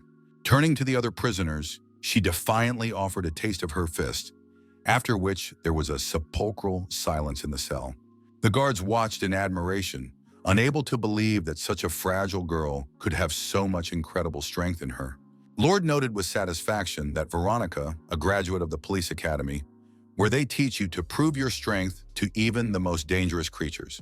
Veronica stood in front of the crowd of prisoners, demonstrating the strength she had had to prove 3 times at the police academy, where creatures were treated with special prejudice. In Lord Frenda's office, she unfolded the financial documents. The contents of the Rose prison amounted to an impressive 800,000 coins. Most of the funds were spent on maintaining a magic circle capable of covering the entire city. The magic circle completely blocked their abilities. The prisoners of the 150,000 coins were allocated for food and other expenses, of which 80,000 went exclusively to the organization of food for the prisoners. 55,000 was spent each month on various consumables, repairs to the prison facilities, purchasing silver, and updating protective runes. The maintenance of the guards, including salaries and uniforms, cost 15,000 coins, a figure clearly insufficient for the normal functioning of the security service. Frenda observed that even firing the entire guard wouldn't solve the problem of the 200,000 coins a month shortage. The treasurer condescendingly explained that 650,000 was required for the protective circle to work at full capacity, but 450 would suffice if the Lord was present. Frenda shouted indignantly about the unacceptability of lowering the power of the protective field, which could have doomed the city to disaster. The counselor only grinned, confidently stating his trust in the Lord's abilities and offering to address any questions should the need arise. The girl turned to the Lord, quietly asking for further action in such a difficult situation. Aiden was deep in thought, realizing that the financial crisis was part of someone's carefully planned revenge, though he couldn't remember who he'd hurt. A sudden idea flashed through the Lord's mind, making him freeze in surprise at his own guess. Turning to Frenda, he said firmly that from now on she would no longer be his secretary, but would become deputy warden. The stunned girl froze in bewilderment, trying to understand what the Lord was trying to accomplish with his sudden decision and impending departure. The Lord reflected on the period ahead, that they needed to think hard about how to survive this difficult time, or the consequences would be disastrous. The deputy warden's suit fit Frenda perfectly, emphasizing her new status and the seriousness of her responsibilities. The guards whispered among themselves, recognizing the familiar uniform of the deputy warden, the symbol of authority and responsibility that Frenda now wore. The girl announced to the prisoners that she was temporarily taking charge of the prison, as the Lord had urgent business outside the institution. As soon as they heard the news, the prisoners reacted with derision, assuming that the Lord had simply decided to shift the problems onto someone else's shoulders. Frenda heard mocking laughter and caustic comments about the warden's cowardly escape, leaving them to deal with the financial crisis. A disturbing thought swirled in the girl's mind about the magnitude of the problems the prison was facing. The Lord's words echoed in her mind. The recent changes in the prison's operations were no mere coincidence, and Frenda was well aware of that. The reduction of guards and the weakening of the magic circle were adding up to a clear picture of a planned conspiracy against Rose's prison, threatening its security. In addition to Mr. Anthony, there was a group of powerful people in each region involved in manipulating the situation from afar. These mysterious groups controlled the distribution of funding, holding in their hands the fate of many state institutions, including Rosa Prison. The Lord recognized the seriousness of the situation, comparing the enemy to a large fish that would be extremely difficult to defeat. Returning to reality from her memories, Frenda ordered the prisoners, 3294 and 3295, to be administered 20 strokes each for insubordination. The guards reacted instantly to the new deputy chief's order. The convicted girls broke out into mocking laughter, threatening revenge upon release. Frenda turned to the guard and gave a clear order, Isabella, who should give the baton to Veronica. Isabella held out the baton, and Veronica remarked that she'd have to make amends if the weapon broke during the execution. The prisoners burst into hysterical screams, resenting the fact that a werewolf had been entrusted to carry out the punishment and accusing the administration of intending to kill them. The new deputy warden has laid a harsh siege to the rioters. It's time for those in the prison to wake up, and every mistake here has consequences. The guards forcefully pulled the resisting girls out of the cell, while they desperately lashed out and screamed their desire for some sort of explanation. Due to the lack of doctors in the prison, their survival after their punishment will depend solely on their own luck. While the punishment was being carried out, Frenda proceeded to announce staff transfers. Isabella was promoted to head of Sector 1, becoming in charge of prisoners from Cell 1 to Cell 100. In one of the cells, the prisoner, listening to the screams coming from the cell, noticed that Frenda was far more frightening than she could have imagined. Her cellmate regretted her decision to be behind bars during this difficult period for the prison.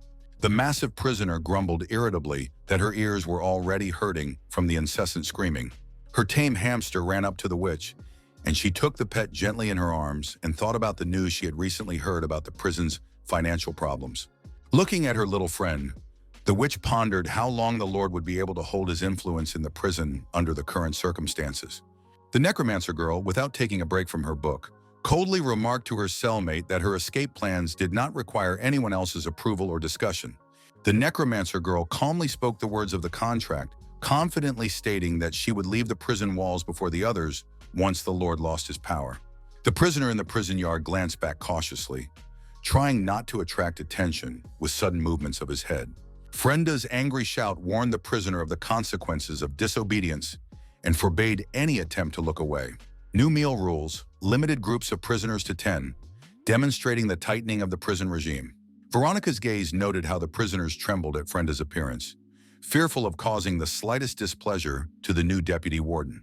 The astonishing power of the new deputy warden was evident in the way even the most dangerous criminals obediently obeyed her every word. Quiet footsteps behind her made Veronica flinch, and an unfamiliar voice noted the Lord's special trust in Frenda. First District Police Officer Isabella introduced herself to Veronica, expressing her joy at Frenda's decision to take on a new employee. Veronica's smile accompanied her words about wanting to become a worthy assistant and reach the skill level of her senior colleagues. Isabella's words about saving the prison caused Veronica embarrassment. Isabella's friendly gesture was accompanied by an order to jointly supervise the prisoners' meals. The heavy prison gates slowly opened, allowing a string of metal cage wagons guarded by a convoy into the courtyard. The indignant voice of Haley, head of the 2nd District Supervisor's office, greeted the arriving convoy with rebukes for his lack of understanding of the staffing situation at the prison. The head of supervision expressed her displeasure at sending a smuggler, considering it a waste of resources, but the guard only referred to the order he had received. In the metal wagon that arrived at the prison sat Evan's mother, the same woman whose daughter was known for her complete lack of emotion. The prison staff quickly identified a place for the mother ants, and the girl guard asked the newcomer about her status as a newcomer. The succubus had a new roommate in her cell, to whom she told of her 8th incarceration, her first love for the warden, and the guards who had become sisters. With a slight threat in her voice, the succubus suggested that the newcomer call her big sister, promising in return her help and patronage within the prison walls. A satisfied smile appeared on the succubus' face when Mary called her big sister, followed by an order to wash her clothes. Mary's young face lit up with a smile, hiding the old witch's true nature underneath, delighting in the ignorance of her new cellmate. Veronica's keen nose picked up a strange odor, and her sensitive hearing detected unusual sounds that made her raise her head in search of the source of the alarm. Panic gripped the prison yard when everyone saw flames shooting out of one of the rooms, and staff rushed to put out the blazing fire. Alarmed screams were heard throughout the prison, and the dormitory was on fire. Frenda's attention instantly turned to the emergency that had arisen. The monster prisoners, sensing the possibility of escape through the resulting passage, began to emit a menacing growl. The guard pointed his weapon at the crowd, warning of the deadly consequences of disobedience from the rest of the guards. No sooner had the guard finished his warning than his partner, panicking, abandoned his post, leaving the others unsupported. Frenda demanded the fleeing guards to stop, but they only waved them away, not wanting to be held responsible. The prisoner noted the predictability of the situation, attributing the mass disobedience to the lack of authority of the new deputy. District 3 Chief Jenny tried to maintain control by urging everyone to head immediately to the dining room, where a serious riot broke out. The massive prisoner rose from her seat, pondering aloud the fate of Rosa prison at such a critical moment.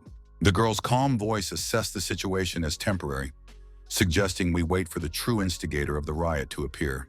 A small group led by Veronica and Frenda, reinforced by several loyal guardsmen, took up position at the entrance to the riot-ridden dining hall. The unexpected appearance of the Lord in the midst of the commotion caused everyone present to freeze. A calm gaze slid over the assembled prisoners, trying to gauge the magnitude of what was happening and the reasons for the chaos. The guards, pointing their weapons at the rioters, began methodically pushing them back into the room, restoring the disrupted order. The young elf Gala watched from her cell, worried for the Lord and sensing something truly terrifying approaching. The Lord's slow steps along the cells were accompanied by a careful study of the aftermath of the disturbances that had occurred during his brief absence. A quiet remark about a cup of tea was replaced by speculation about the reasons for the mass dismissal of security guards. Orpheus' inmate quit only mocked her inability to control the prison after staff cuts. Cold Vigajal stopped at the defiant prisoner. The Lord decided to remind her of her punishment in the garlic video. Fury distorted the girl's features, her insults to the Lord becoming more and more cruel and humiliating. The Lord's calm face betrayed no emotion as he offered the prisoners their only chance. The Lord reasoned that there should be an equal number of guards and prisoners. The guy's thoughts centered on the idea of using some of the prisoners as volunteer guards, solving two problems at once with one action. Internal doubts overcame the Lord. The riskiness of the plan was obvious, but time was rapidly running out to recruit new staff. The Lord's announcement to the prisoners came out of the blue. All cells except the special block would be open for 3 days to check behavior.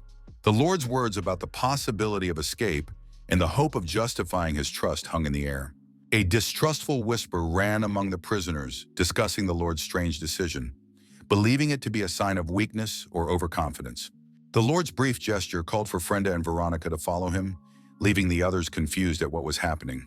The information about the opening of the chambers made Mary wonder about the possible consequences and the true intentions of the mysterious Lord. Mary's soft voice appealed to the succubus to answer the question, playing the role of obedient little sister to the experienced prisoner. Mary's curiosity was piqued by a question about the prisoner Evans, known by the nickname Bloodstained Face. The succubus' steady gaze betrayed suspicion of the newcomer's sudden interest in the known prisoner. A slight smile played on Mary's lips as she speculated about the prison's first murderer, skillfully disguising genuine interest as mere curiosity. The succubus had her doubts about the sincerity of her new cellmate, but she continued to play the role of devoted little sister. The succubus's arrogant explanation about privileged prisoners caused Mary's interest to spike again. The succubus' detailed account of the Lord's close relationship with Evans, daily visits and training, hit a nerve with the listener. Mary's inner rage boiled at the thought of her own daughter being considered a Lord's daughter, but her face maintained the mask of an interested listener. Memories came flooding back to Mary, gentle touches on her daughter's head, quiet conversations about people she could see with her special sight. The past came to mind with pictures of her daughter's instructions to rid herself of her enemies, and the little girl's willingness to follow her mother's orders. A vivid scene from the past showed a little girl standing in front of an angry mob, demanding reprisals against a witch and her offspring. The little girl's incredible strength was manifested in her ability to stop flying bullets and rocks with her bare hands. Pride overwhelmed Mary at the thought of her daughter, her perfect creation, superior in power to any living thing in this world. In one smooth motion, the little girl took the life of the entire threatening mob, calmly informing her mother that the task was done. A satisfied smile lit up Mary's face at the sight of the results of her daughter's work, her pride in her perfect creation glowing in every gesture. A small figure stood motionless in the middle of the field, watching the human remains slowly turn to gray ash. The sudden pain from the pinch snapped the succubus out of her slumber, making her cringe and resent the unexpected aggression. Mary's scattered apology sounded unconvincing, her thoughts still wandering to memories of the past. In the silence of the study, the Lord discussed the first point of his plan with Frenda, carefully watching the new deputy's reaction to every word. Frenda's response of understanding the situation was accompanied by a promise to concentrate on finding the real culprits and controlling tomorrow's events. The Lord's last instructions were for the prisoner's lunch tomorrow and an appointment to meet at an agreed-upon secret location in the prison complex. Outside the office doors, Frenda faced Veronica, relaying to her a delicate remark from the embarrassed lord about her willingness to perform any task. Brenda's quiet whispering about the hole on her pants that had appeared after the transformation made Veronica freeze at the unexpected discovery. Horror reflected on the girl's face as she discovered the unfortunate flaw in her clothing, mentally calculating the timing of her embarrassment. A jellyfish-like prisoner with snakes instead of hair froze in amazement in front of her suddenly open cell. The prisoner's cautious steps outside the cell were accompanied by incredulous thoughts about the reality of the freedom that was taking place. The open prison gates drew everyone's attention, causing the prisoners to question the sincerity of the Lord's promises. The warden of the first district greeted the exiting prisoners with a broad smile. Pointing the way out the gate to long-awaited freedom, a group of prisoners were pushing forward their cellmate, once known for her bravery, but now trembling with fear. Painful memories came flooding back to her. Past bullying when she was forced to bite, testing the limits of cruelty.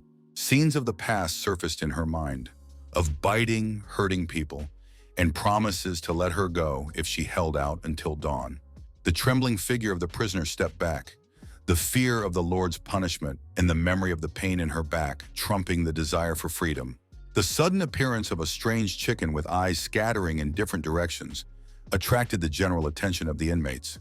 An irritated cook with a cigarette in her hand called out to catch a fleeing bird destined for the evening meal of the prison's inhabitants. The prisoners watched in amazement as the chicken crossed the prison gate unhindered, proving the possibility of free passage. The eyes of all present followed the receding bird, which seemed unreachable in its swift escape. The burning eyes of the prisoners betrayed their enthusiasm, and the successful escape of the hen convinced them of the safety of the path to freedom. The bird's fateful step onto the glowing rune caused a sudden yellow glow. The bright flash of the explosion blinded the observers, presenting a clear demonstration of the consequences of attempting to escape through the protective barrier. The instant transformation of a live chicken into a cooked dish was an eye-opening lesson for all. Terror froze on the faces of the prisoners, their screams expressing their shock at seeing the power of the prison's defense system. The indignant cries of the first district superintendent about the wasted setting of the magic circle mingled with the cook's discontent about the dangerous traps at the gate.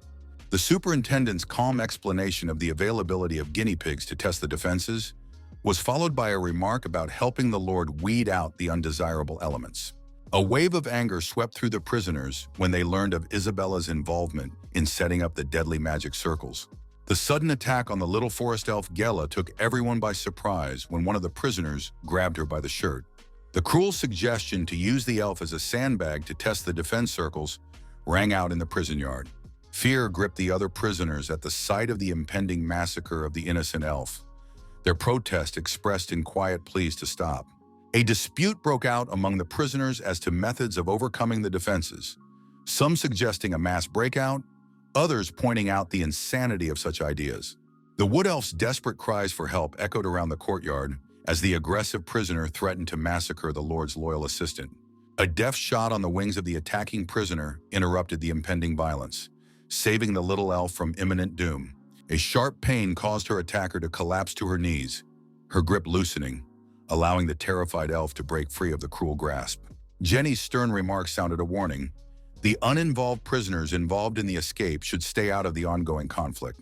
Haley, 3rd District Superintendent, reminded everyone in attendance of their status as inmates, urging caution in actions and words. The appearance of Mo, the red-haired administrator of the 4th Circle, was accompanied by a stern warning about the fate of the remaining prisoners as cannon fodder. Most of the prisoners chose to return to the safety of their cells, leaving only a small group of unruly daredevils in the main square. The Tigress prisoner, looking over the thinning ranks of the rebels, noted the clearing of the ranks and offered to discuss a plan of action against the Lord. A sudden unfamiliar voice interrupted the discussion of the rebels' plans, making the Tigress wary and searching for its source. The instantaneous falling to her knees and the Tigress's desperate apology to Mistress Austen showed the true hierarchy among the beast-like prisoners.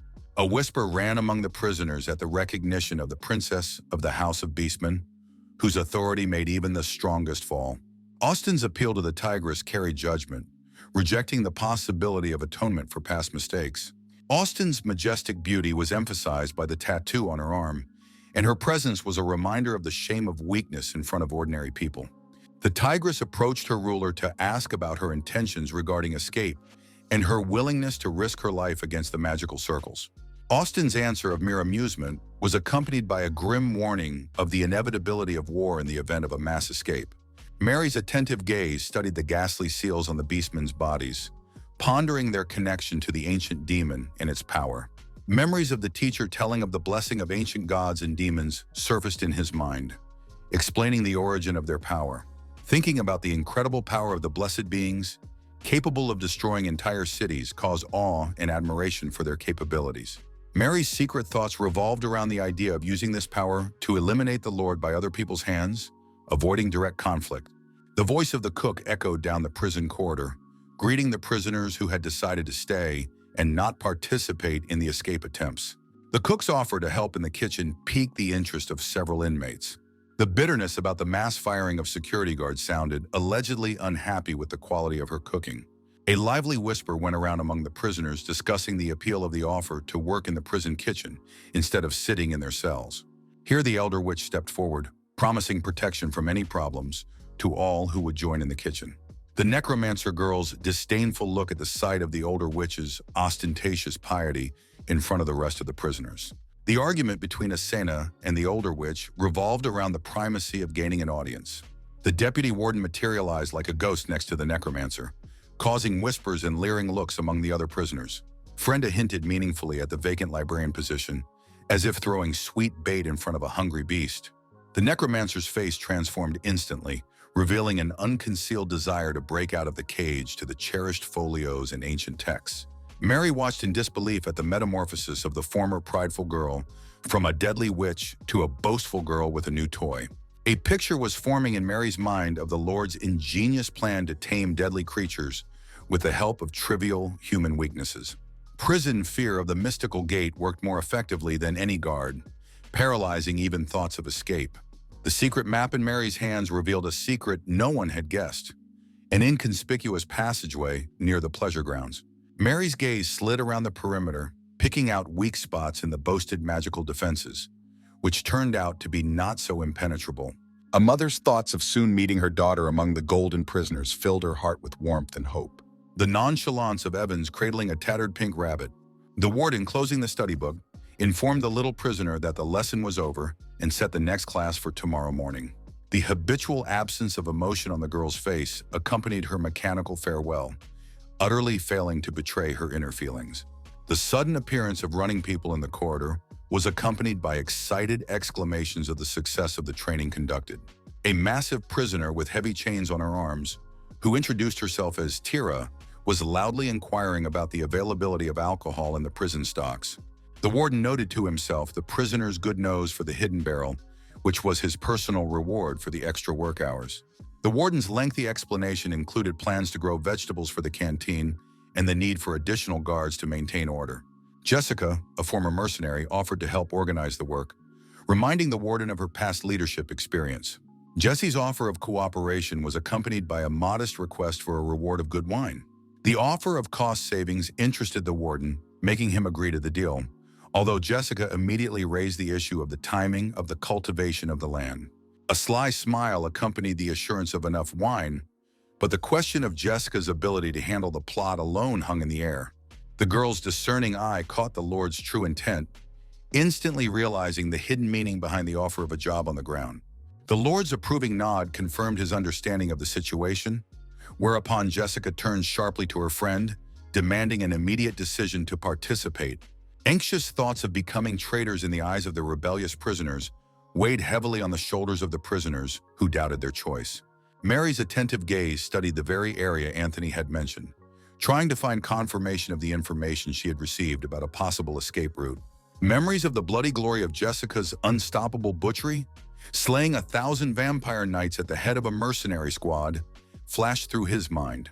Mary's gentle touches to her daughter's head were accompanied by quiet words of patience as the Lord's cunning plan to use the prisoners unfolded. As she continued to talk about waiting for the right moment, Mary was painfully aware of her daughter's complete lack of response to her mother's touch. A grim promise of future reprisal flew from Mary's lips as she continued to stroke the head of her unresponsive daughter. Hidden behind a tree, Mary's figure followed the guard's movements closely.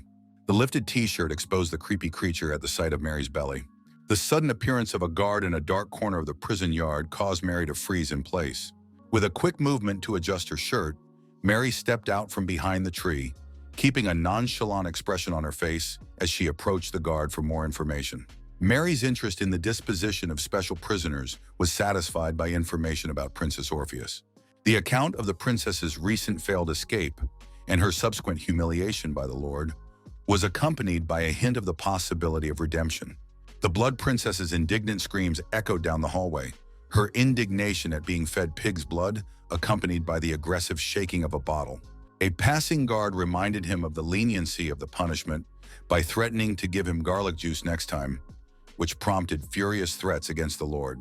The princess's rage was expressed by convulsively clutching the blood bottle, causing her fingers to begin to emit smoke. Throwing the bottle away, the princess clutched at her burned hand, her cries of pain echoing off the stone walls of the prison corridor. The precious blood spilled on the floor meant the loss of a long-awaited dinner, making the hungry princess even more irritated. Mary's unexpected appearance in the cell was accompanied by a demonstrative stepping on the bottle, causing the remnants of blood to leak out onto the floor. Mary's mocking apology for destroying the trash sounded particularly insulting to the proud princess of blood. The princess' vampiric essence showed in a grin of sharp fangs, expressing extreme rage at such disrespect. The princess's swift leap forward with the intention of punishing the offending woman demonstrated her supernatural speed and agility. Mary found herself pinned to the floor with a grip around her throat, the princess hissing furiously about the intolerability of a commoner touching her food. The vampiress' eyes glowed with madness, bloodlust clouding her mind as she bent over a potential new victim. Mary calmly warned of the curse in her blood, capable of destroying any vampire who risked eating her.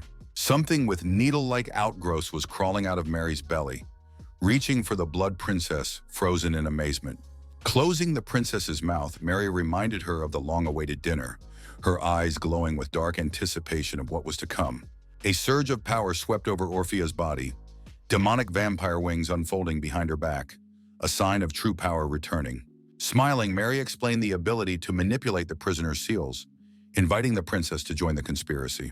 Frenda studied the magic circle, pondering Abella's ventilation system to explain the strange coldness of the room. As she climbed the steps, Frenda recalled the Lord's insistence on the location of the secret location in this part of the complex. By the office door, Frenda noticed the hidden traps, wondering at the need for such excessive precautions. The Lord explained the need for protection from unpredictable prisoners, emphasizing readiness for possible attacks at any moment. The dining room filled with eaters, and the girl with snakes instead of hair reassured those around her about the safety of her pet. Watching the prisoners let their guard down, the Lord mentally divided the inhabitants of the recreation area into three categories. The first included the incorrigible, the bloodthirsty, whose instincts exceeded the possibilities of re-education, provoking riots. The second included those who had been imprisoned for a variety of reasons, remained neutral, and sought to avoid conflict. A third were those who found more comfort in prison than in freedom, demonstrating exemplary behavior and obedience. The Lord's plan was to create a single faction with a clear hierarchy and a definite leader among the prison community. The tactic was based on clashing different types of prisoners, deliberately provoking conflicts between rival groups. The returned power of the Blood Princess drew attention as she manipulated blood magic, creating patterns in the air. The admiring gazes of the prisoners followed the vampire's ability to create weapons from blood, their pleas for help in escaping filling the prison air. Princess Orphea's cunning plan included mention of a special potion for breaking seals, supposedly taking time for Mary to prepare. Mary's sudden appearance from the wall was accompanied by a demand for absolute submission in exchange for the promised potion to break magical seals. Mary's instructions to gather materials were coupled with orders to recruit new supporters while maintaining complete secrecy of the operation. Suspicious looks from the prisoners accompanied questions about the newcomer smuggler's past. Mary's slow puff preceded the demonstration of her true nature, preparing to show something horrifying to the doubting prisoners. Disgusting worms began to crawl out of Mary's body, displaying her monstrous nature and causing horror to those present. The endlessly growing worms filled the cell space, causing shock and stupefaction in the prisoners watching this nightmare. The wriggling worms coiled around the prisoners, delivering painful blows, showing the true strength and cruelty of their mistress Mary. The feigned reassurance was accompanied by cynical advice to purchase anti-parasite remedies. Mary's harsh ultimatum left no choice: absolute submission and keeping her identity secret in exchange for keeping her life. The inmates' conversation about the quality of prison food was filled with genuine pleasure, expressing their hope that a similar level of nutrition will continue. The guard's sudden appearance interrupted the conversation between the two prisoners, his raised hand halting their movement down the corridor. The guard's announcement of the change of cells caused bewilderment among the prisoners, who were not expecting such. Large-scale inmate relocation was unfolding throughout the prison, creating anxiety among the residents. The announcement of the expiration of the term of prisoner number 2323 was accompanied by a demand to vacate the cell for the new occupant of the prison walls. The scarred girl's bewilderment at the premature release was expressed in an attempt to challenge the decision by referring to next month.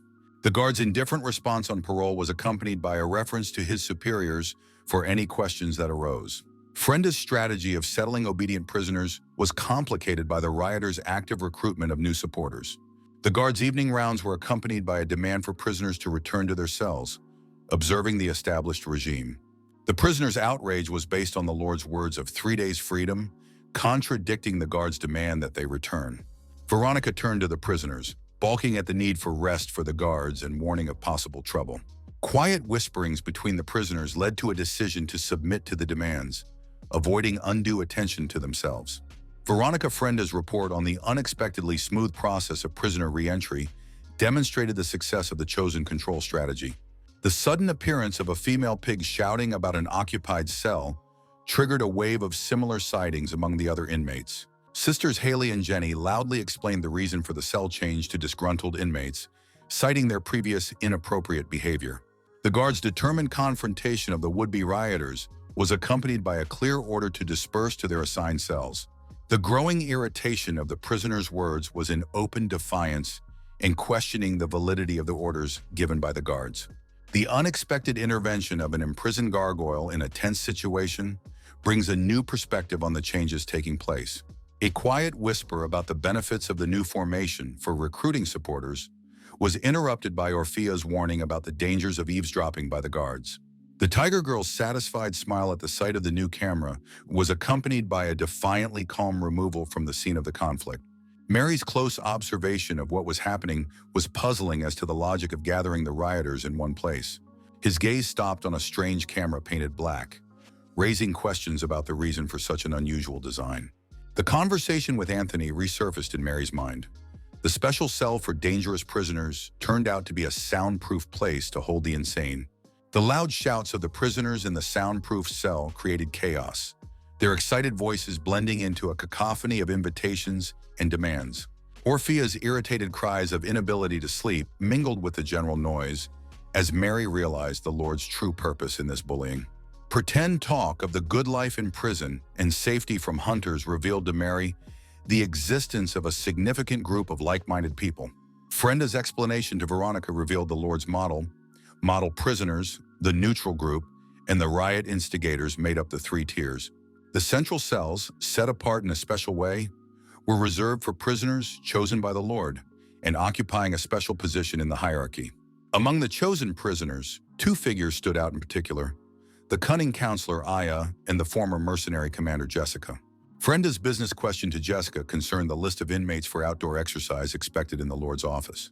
A wave of whispers rolled among the inmates who heard about the possibility of outdoor exercise. Snide remarks about Jessica's transformation into the warden's servant met with her quiet confidence that she was doing the right thing. Ai's warning about finding cannon fodder to counter strong rebels urged caution in decision-making. The unexpected change of situation caused Jessica's friend to stop her from hastily refusing while evaluating new possibilities. A careful analysis showed a special principle of selection of surrounding prisoners, mostly with minor sentences or special circumstances. Standing out among those selected was Master Divorcee Mendy, whose playful remark about the handsome outdoors gave away her true interests. A deeper understanding of the situation revealed the truth. Many prisoners saw prison as a refuge from the horrors of the outside world, refusing the thought of escape. A's exact calculations indicated about 200 such prisoners, perhaps even more, willing to cooperate. The remark about the Lord's strategy revealed his reluctance to seek cannon fodder among the prisoners to confront the rioters.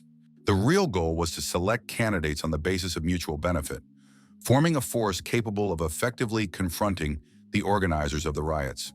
The Lord's careful examination of his personal files led to his selection of the mercenary captain as the ideal candidate to lead the new faction. A skeptical remark about the appeal of the boss title was accompanied by a bitter reminder of the continued status of the administration's servants. Memories of the destroyed team reinforced the grim comparison to dogs that owners get rid of after use. A's reasoning about the equality of forces and the support of the chief was complemented by an analysis of the goals of the rebels, who were interested in escape rather than war. The persuasive arguments about mutual benefit were accompanied by a direct question to Jessica about her willingness to accept the role of leader of the new faction. Jessica's closed eyes expressed an understanding of the inevitability of accepting the proposed role in the situation. A loud call for drinks accompanied the announcement of a new job, masking the seriousness of the decision under the guise of mere entertainment. The excited cries of the prisoners filled the shower rooms, each eager to join in the offered drink. Mary's displeasure grew at the sight of the Lord's tactics to change the local ways, though these small indulgences seemed minuscule compared to the chance of escape. Her calculation was based on controlling the main figures in the prison, turning the other prisoners into insignificant pawns in her big game. She pondered the sufficiency of an army of minions to convince the head witch of her newfound power. The witch's furious reaction to Mary's appearance was expressed in a violent kick and screams of expulsion from the community, rejection of her role as mentor. Mary's feigned tears were accompanied by excuses about using only beggars for experiments. The witch's harsh verdict of no chance of atonement before the Lama sounded the final verdict for the young apprentice. The appearance of the master triggered a new wave of accusations against Mary, whose desperate cries of innocence were lost in the general condemnation. Mary's swift flight on her broom in an attempt to escape the wizard's punishment demonstrated her desperate desire to escape at all costs. The witch's attentive gaze followed Mary's flight into the forbidden zone, where the purple mountains hid ancient secrets and dangers. Mary grinned gloatingly, remembering how she had mastered a divine technique instead of death and created her own daughter in the forbidden zone. Ambitious plans to subdue the 7 great witches were interrupted by a mouse popping out from under the bed and disrupting the flow of smugness. In the Lord's office, the personal belongings of a released prisoner were ceremoniously returned, symbolizing the end of her sentence. Bounty Hunter number 2323 with a scarred face stared perplexed, not understanding the reasons for the unexpected kindness to her. The Lord spoke condescendingly of self-control, and the girl asked incredulously about the high price of parole. The Lord's remark about not liking girls without uniforms provoked the prisoner's rage, spilling out into a punch to his face. A year of observing funerals without a single release reinforced the prisoner's suspicions of ulterior motives for the Lord's actions. Gold coins gleamed in the Lord's hands, accompanying his request for a detailed account of the bounty hunter's profession. Lively conversations in the dining room about the names given to Jessica and the paradisiacal conditions in the prison attracted the attention of Mary, who was passing by. Mary's unexpected appearance disrupted the usual flow of time, her presence triggering a wave of memories among those present. Confident footsteps brought Mary to the older witch's table, enthusiastically devouring her modest portion of prison chowder. The older witch apologized for her delay in recognizing and mentioning the rumors of her former student's maternity. Mary's determination was evident in offering to help the teacher, using knowledge of her daughter as proof of her serious intentions. The witch's laughter at the suggestion of wanting to escape was accompanied by praise for the cleanliness of prison life compared to her former life. Mary remarked on the role of the Lord's hand dog, and the fat job demonstrated a lack of understanding of the teacher's condescending attitude. Recognition of Mary's powers of observation was coupled with confirmation of the older witch's well-known caution and distrust of everyone around her. Mary's offer to demonstrate proof of sincerity hung in the air. A careful examination of the list of 202 prisoners led the Lord to the conclusion that the number was sufficient to carry out the plan of growing potatoes. The plan included not only providing a canteen, but also producing alcohol, giving prisoners the opportunity to learn useful skills. Jessica's eyes lit up with enthusiasm. Her enthusiasm for the idea of alcohol production and her willingness to take control of the entire process.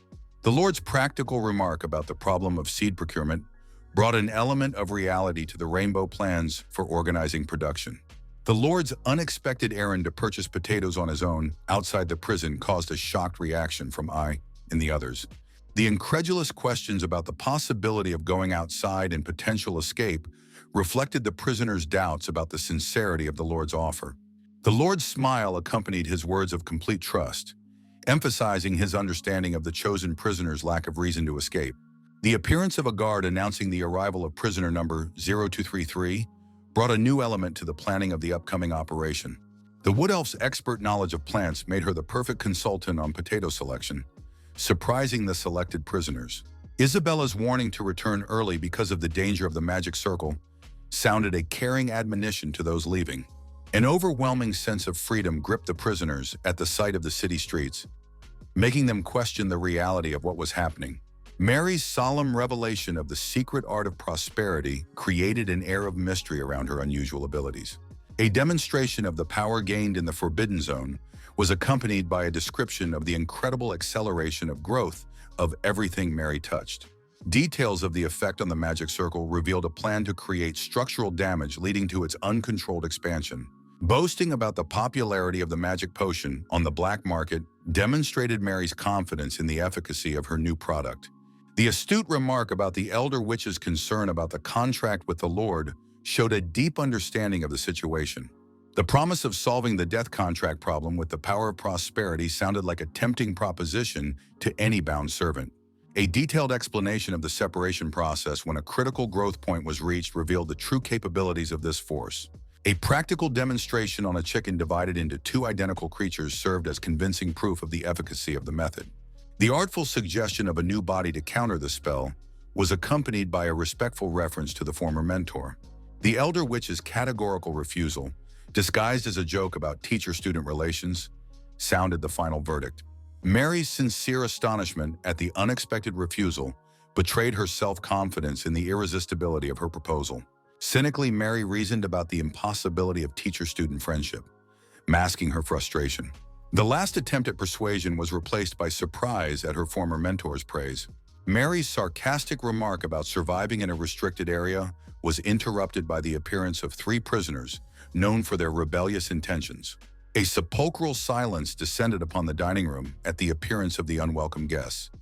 A general dislike of the rioters was felt in the tense atmosphere. A blue-haired inmate's sudden punch in the face of her cellmate was the spark to start a massive conflict in the mess hall. Real chaos engulfed the room. Shouts of summoning the warden mingled with the sounds. Mary's cold-blooded offer to the teacher to join came with an ultimatum: either cooperate or watch the chaos. The townspeople stared in surprise at the group of inmates sent out to pick potatoes, not believing that labor programs existed at Rosa Prison. The bounty hunter asked with professional interest about the details of the assignment, the name of the employer, the facility, and specific requirements. The Lord calmly explained the need for surveillance, handing over a cash deposit as a guarantee that the assigned task would be completed. The strict order to destroy the fugitives on the spot emphasized the seriousness of the Lord's intentions to control the movements of the freedmen. The Wood Elf's confidence in his instincts was in stark contrast to the growing unease of the group as they delved deeper into the city's slums. The sense of unease increased as they moved through the gloomy streets, increasing the distance between the group and the safe zone with each passing second. The seals around the prisoners' necks loosened near the edge of the magic circle, evoking mixed feelings of fear and hope for freedom. Aya's growing unease was confirmed by a sense of wrongness in what was happening, her intuition signaling a deviation from her route. The cute little elf girl abruptly transformed into an angry adult creature, revealing her true nature and accusing everyone of pretending. The Lord's quiet conversation with Frenda about the Wood Elf's suspicions revealed the lack of regular checks on Evans in recent days. The astute remark about the elf's age of 170 emphasized her superiority and experience. Painful memories made the Wood Elf shiver, her eyes filled with fear at the thought of the suffering she had endured. A frank confession about living in constant fear escaped the elf's trembling lips, exposing her deepest mental wounds. The bitter tale of being attacked by a rebellious woman because of her pretty looks and defenselessness revealed the reasons for the elf's underlying resentment. Emotional defense of one's own actions was accompanied by accusations of others' constant attempts to inflict pain and humiliation. A practical suggestion to use the Lord-issued coins for escape required an immediate decision from the rest of the prisoners. The assessment of the moment to escape was based on the weakening of the seal and the availability of shelter from the accomplice's many lovers. The plan to escape through the woods to the nearest hideout is met with Jessica's steadfast refusal to participate in the illicit enterprise. Persistent attempts to induce Jessica to escape through an ostentatious display of kinship caused only irritation and rejection. A's logical arguments about the unreasonableness of the Lord's actions in allowing the prisoners to reach the boundary of the magic circle called for reflection on the situation. Aya's insightful question about the unusual circumstances of the journey made the others think of missed danger signs. A careful scan of the forest elf's emotional background revealed the disturbing presence of a red aggressive aura around the group. The elf's sudden change in demeanor to the image of an innocent crying girl was accompanied by an admission of a mistake in route choice. The elf's trembling voice reminded him of the original purpose of the hike for potatoes, trying to make amends for the failed escape attempt. A's bitter realization revealed the true nature of what was happening, a carefully planned trap under the guise of the illusion of freedom. The Lord's devious plan involved prearranged mercenaries ready to shatter any prisoner's dreams of escape. An alarming observation about the huge number of mercenaries in the slums confirmed the seriousness of the prepared trap. Gela's panicked escape was accompanied by cries for a return to the Lord. The Lord's philosophical musings on love and loyalty revealed his management strategy: first show affection, then teach obedience. Evan's innocent question about the possibility of Red Riding Hood taming the wolf reflected her attempts to understand the complex relationship of power and control. The Lord's wise remark about the absence of absolute truths was accompanied by a sincere interest in the opinion of the little interlocutor. The girl's confusion at having to voice her own opinion betrayed years of maternal neglect of her identity. The terrifying vision of a monster mother figure swooping in with orders reflected the traumatic experience of a past relationship. Unexpected sounds from the street interrupted the heavy memories, making everyone present turn sharply to the window. Frenda's disturbing report of a riot in the dining hall was accompanied by bewilderment at the witches' inaction in quelling the disturbance. A deep thoughtfulness swept over the Lord at the thought of the unexpected source of trouble in the dining room at such a quiet time. Analyzing the situation was perplexing. There was no way a normal prisoner dinner should have turned into a riot for no particular reason. The Lord's suspicions turned to Aya's strange behavior during the bullet theft, possibly indicating her involvement in what was going on. Particularly disturbing was the unnatural behavior of the prisoners. The lack of escape attempts indicated someone's hidden leadership. The Lord's tactical decision to split the forces, the guards to find the instigator in the mess hall, leaving the rest of the matters under his personal control. Reflecting on the witch's pride brought confidence in her soon to seek the Lord's help after the failure of her own plans. Mary's sly smile accompanied the older witch's offer to join the escape, trying to sway her former mentor to her side. Memories of a young teacher needing help to brew potions surfaced in Mary's mind, contrasting with the current situation. Dolly's long-ago words about turning a smart girl into a selfish person, willing to do anything for her own ends, proved prophetic. The adult Mary, controlling every word, emphasized the commonality of their situation while trying to manipulate her former mentor. The elder witch's activation of magic was accompanied by a contemptuous non-cooperation, preferring the role of bystander.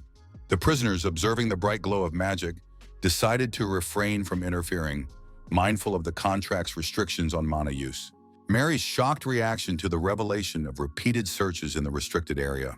The elder witch's revelation of the cleavage technique revealed its true capabilities: the ability to separate body and soul, to prolong life, but at the cost of destroying a creature's mind. The bright yellow energy that enveloped the witch's hand demonstrated its deadly potential, threatening her former student with the fatal consequences of disobedience. The sudden intervention of a third force interrupted the confrontation as someone's hand grabbed Mary, trying to pull her away from the enraged older witch. The desperate intervention of the succubus who pushed Mary away was accompanied by a warning of the mortal danger of confronting a powerful witch. Mary's confusion at the unexpected development reflected the utter collapse of her elaborate plan to manipulate her former mentor. A vivid memory of a woman's voice during a long-ago battle, promising speedy deliverance, surfaced in the midst of the reigning chaos. A succubus' unexpected panic reaction to the appearance of a mouse, accompanied by falling down and hysterical screams. A fatal error of distraction allowed the other prisoner's huge paw to rush toward the defenseless figure of the succubus lying on the floor.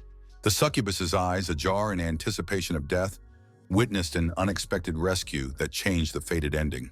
Mary's life-saving intervention irritated the attacking prisoner, pondering the strangeness of ending a conflict that had begun. The prisoner's impulsive decision to ignore Mary's status as boss manifested itself in another furious kick to the already injured victim. A violent shudder shook Mary's battered body, each blow she received sending a wave of sharp pain throughout her body. The mocking laughter of the older witch waving at her former student added bitterness to the physical suffering of the defeated Mary.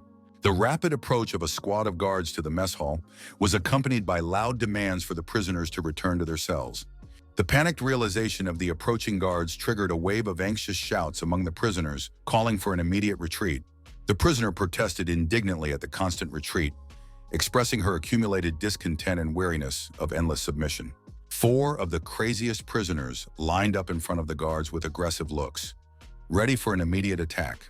The Lord strategically ordered a focus on finding the main instigator of the riots, confident in his ability to deal with the aftermath. Frenda calmly declared the riot quelled, directing that the 4 ringleaders be left alone and focus on helping the victims. The Lord politely thanked him for his work, slyly inquiring about possible problems during the errand. The 4 prisoners sent to fetch potatoes stood silently tense, betraying the gravity of what they had seen during the expedition. The hasty assurances of the safe completion of the task were approved by the Lord, announcing the start of the real work the next day. The departing girls froze in fear at the unexpected command to stop, waiting for possible punishment for hidden transgressions. The Lord's reminder of the barrels of alcohol and responsibility for the project took the prisoners by surprise, changing the atmosphere to one of business. Jessica's drunken gratitude to the Lord caused unease among the companions, who were rejoicing at the lack of destruction from their inebriated superior. The prisoners, after discussing the psychological trauma they had experienced, unanimously decided to follow the Lord, preferring alcohol to risky escapes. Encouraged by the inactivity of the guards, the prisoners made plans for entertainment, urging them to join in the fun instead of sitting in their cells. The 4 prisoners turned abruptly at the strange sound, interrupting a lively conversation about the next day's plans. Jessica and her team appeared with an irritated rebuke to the troublemakers, threatening tomorrow's work activities. Ai's frustration grew at the realization of their group's transformation into obedient performers, a situation that was increasingly irritating. The excited prisoners in the cells were anticipating the spectacle. They were clamoring for the coming fight. The rioters aggressively shouted contempt at the warden's followers, expressing their accumulated irritation at the others' submissiveness. The opponents responded furiously with threats of physical violence. Even a small wood elf joined the chorus of aggressive shouts. The 3-eyed prisoner with wings instead of arms rushed forward. Ai tactically advised Jessica to hit her opponent's weak spot in the shoulder joint, pointing out the effectiveness of immobilization through fracture. Jessica's unexpected gratitude made the girl turn around in surprise, not understanding the reason for the sudden appreciation in the midst of conflict. Other inmates were strikingly joining the fight at Jessica's side, showing unexpected support for her stance against the rioters. The allies fiercely attacked with powerful blows.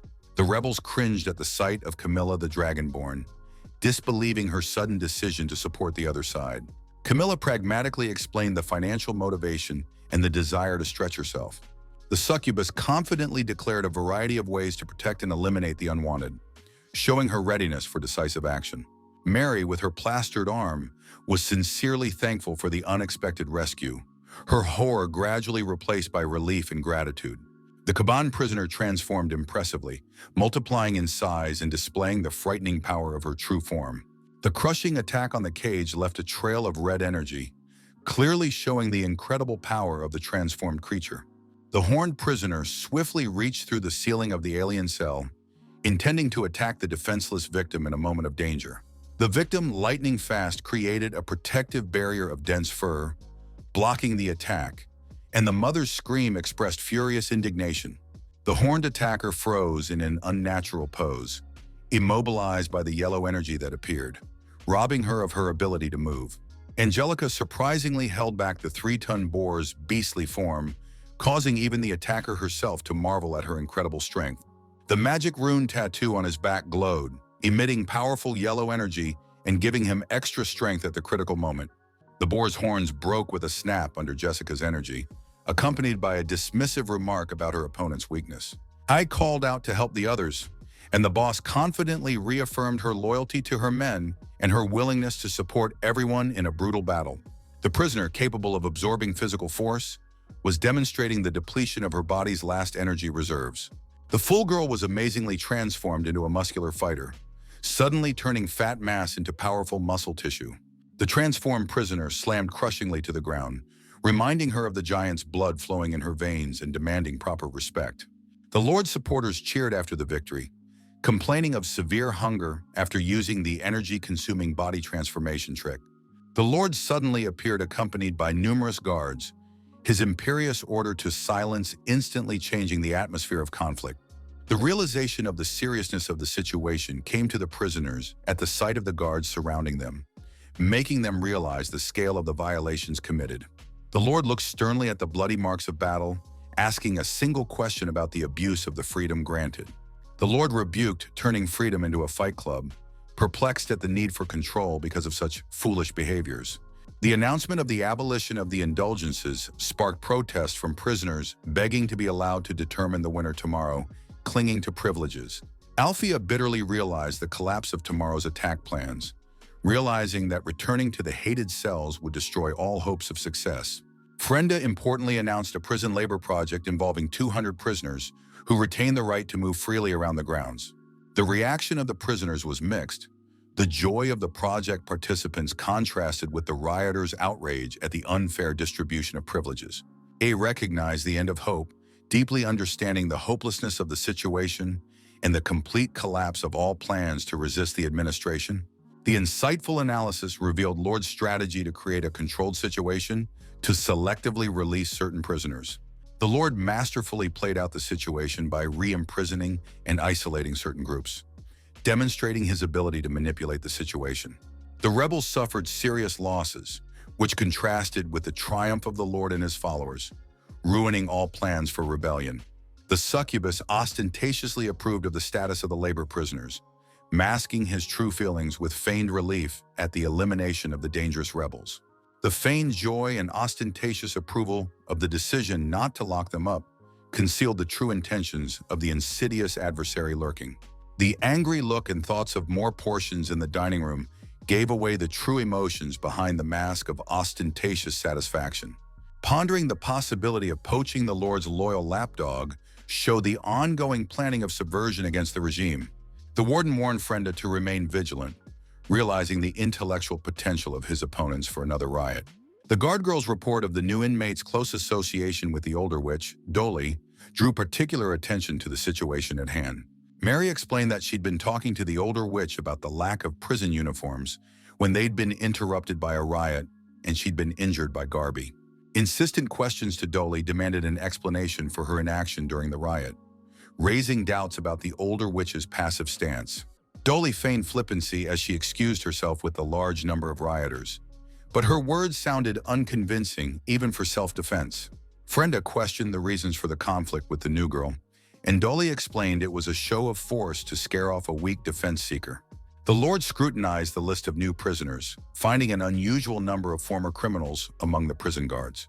Frenda anxiously explained the mass layoff of security guards and the need for urgent recruitment. The warden suspected a possible use of the staffing crisis to organize a riot, increasing distrust of the new usher. Reflections on the older witch centered on the restraining power of the contract, keeping her from showing her true intentions. The Lord searched for a reliable way to control the witch, turning to the mysterious drawer in the desk, storing a possible solution to the problem. The order for increased surveillance included instructing Veronica to use her sense of smell to detect witch creatures. Mary tensely dug into the ground under the guard's watchful gaze, her irritation at the constant scrutiny visibly growing. The guard cynically remarked on the saving spell that had kept her from the massacre, emphasizing the fragility of the truce that had been established. A warning of the boss's growing impatience and the danger of exposing lies to the warden. The guard's menacing warning of the impending document on the warden's desk was coupled with a mockery of Mary's duplicity. Hearing an impatient question about the fulfillment of the assignment, The interlocutor hastened to assure a speedy result, recalling the complexity of the task. On the first day of work, Gala's stern shout about the need for diligence made Mary pull herself together and pay closer attention to her duties. The wood elf was enjoying his morning coffee, but with Evan's appearance, the usual calm was replaced by an anxious tension. The strange energy emanating from Evan surprised Gala, and her remark about the change was accompanied by an offer to sit down next to her. When Evans was told about the Lord's permission to read to children to make friends, it was a milestone in her development. Gala's true age of 170 was at odds with her childlike appearance, and Evan's request for reading practice only reinforced this internal discord. Listening to Evan's choice of the Snow White fairy tale, Gala reflected on how mechanistic the girl's perception of socialization was. The novelty of the book in Evan's hands did not escape Gala's gaze, causing her to question the origin and timing of the item. While Veronica resented Evan's privileged position, her own mouse-catching duties remained unchanged. The complexity of the moral choice between imprisoning the murderer and the murder weapon was manifested in the philosophical question of justice. Veronica didn't hesitate to say that it was the killer who should be imprisoned, but the shocking revelation about Evans as a living weapon made her hesitate. Mary's story of an ant queen who turns orphans into murderers revealed the brutal truth about Evans' origins. Eben's recollection of how the gentleman who brought the girl to the hospital was shocked by her condition was accompanied by descriptions of the horrifying modifications. Conventional treatment could not help Evans, for instead of blood, her body contained a corrosive substance that corroded medical instruments on contact. Thoughts of a 13-year-old girl, forever deprived of her childhood and family, turned into an emotionless shadow, left a bitter aftertaste. Veronica's sympathetic response to the situation was met with an explanation about the possibility of treatment in the Dragon Empire, but the city's unwillingness to pay the enormous expense. The unlikely possibility of a reverse transformation by the Queen of the Ants was interrupted by the appearance of a guard announcing the arrival of a new batch of prisoners. The guard reported the new arriving children, victims of the Ant Queen. The gruesome sight of baby dolls with sewn heads and sewn mouths caused a wave of outrage against the creator of these monstrous experiments. The prisoners' call to interrupt work for a lunch break met with the approval of the tired workers. A friendly conversation over lunch was followed by questions about the partner who preferred basking in the sun instead of eating together. A humorous discussion of the possibility of saturation by solar heat was met with derisive remarks about the insufficiency of even 10 suns for some bodies. The contrast between a laughing Jessica and a distraught Aya betrayed the latter's deep distress, the memories tormenting her soul. Nostalgic memories of the guild's founding, adopting and training orphans from the borderlands. The painful memories of sobbing over the corpses of fallen comrades remained the hardest moments in my memory. The luxurious signage of an upscale interracial guest house promised gourmet meals and impeccable maid service to all visitors. The majestic appearance of the beast ruler was accompanied by a cold remark about being late. The relaxed atmosphere at the card table was accompanied by discussion of an unusual dish intended for the loser. A sudden malaise among the prisoners serving the Lord drew Jessica's concerned attention. The mass poisoning of prisoners was accompanied by excruciating stomach pains. Frenda's swift appearance in the Lord's office was accompanied by a disturbing report of a serious incident in the prison. Frenda's panting report revealed the extent of the disaster. Mass prison food poisoning had affected many prisoners. Frenda's clear orders to evacuate the casualties to the medical room set all available guards in motion. Desperate cries for a city doctor underscored the gravity of the situation after the loss of their own medical staff. Jessica's concerns about her friend's condition were met with unconvincing assurances of well-being, contradicting the clear signs of malaise. A's philosophical musings on life's debts and the pettiness of what was going on were accompanied by a firm shake of her boss's hand. Jessica's desperate cries for her friend's help went unanswered, increasing the anxiety over her condition with every minute of silence. The Lord's stern remark about simple food poisoning called for an end to excessive emotionality in the situation. Lord pointed out the signs of hallucinogenic influence evident in the condition of the muscles. The Lord's confident words about the stability of vital signs, determined by a simple touch on the hand, caused the guard to stare in amazement. Frenda's report of no prisoners leaving the prison was accompanied by doubts about the cook's involvement. Frenda's shocked realization of a possible traitor among the guards was met with the Lord's remark about the more serious problems of the current situation. Analytical conclusions about the seriousness of the organizers' intentions led to an order to search the cells for evidence. Mary's child apologized for the abruptness, acknowledging the need for help to overcome the security mechanisms. The tactical suggestion to use Evans as a distraction revealed the plan to kill the warden. Dolia shrewdly noted the true purpose of the assassination, expressing doubts about the openness of her interlocutor. Mary secretly watched her daughter, realizing the urgency of action before revealing involvement in the poisoning. The Elder Witch's agreement to the meeting was interrupted by the shouting of her daughter Mary, holding a mysterious vial. The suggestion to use a prosperity potion to remove the collar was accompanied by a display of purple liquid. The older witch's sympathy for her young companion contrasted with her request for more potions. The girl's body opened like a box, presenting a gruesome sight the witch warned to stay away from. The chief of the 4th District methodically commanded the release of prisoners to be searched from cells 105 and beyond. Shocked inmates met the search with a guard's blunt demand for silence and a threat to check their belongings. The succubus' desperate sobs broke the silence. Veronica watched coldly, promising to report to the warden. Dolly's wrinkled fingers gently touched the table. A voice full of motherly tenderness asked about progress.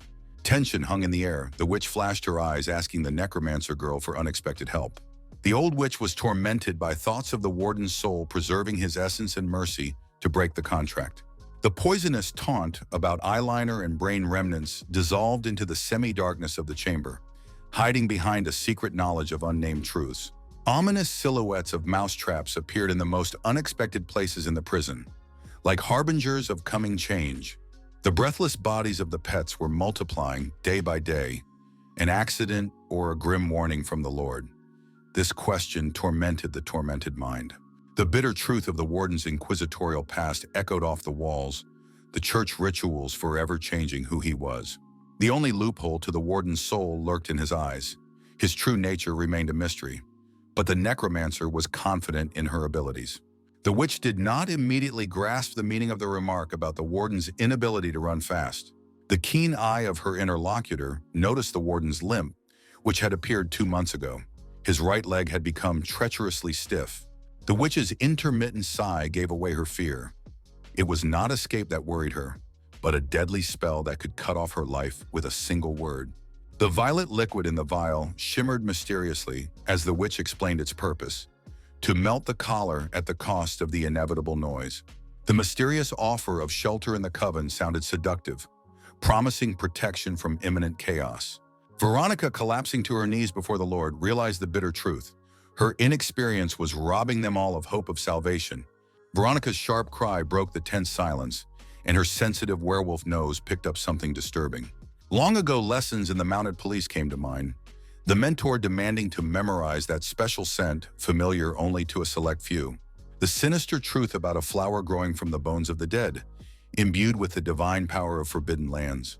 A grim reminder of the disasters of a century ago, when this flower heralded the downfall of an entire race, echoed in the mind. Veronica's keen sense of smell followed the trail of the bone flower straight to the infirmary, where the unfortunate prisoner was spewing liquid. The Lord's heavy gaze paused on the source of the sinister scent, while Veronica confirmed her worst fears about its origin. The doctor's professional opinion left no doubt. The deadly mixture of bone flour and snake venom could only have been created by the Ant Queen. The desperate cry that Evans was missing swept through the prison corridors, causing a wave of panic among guards and inmates.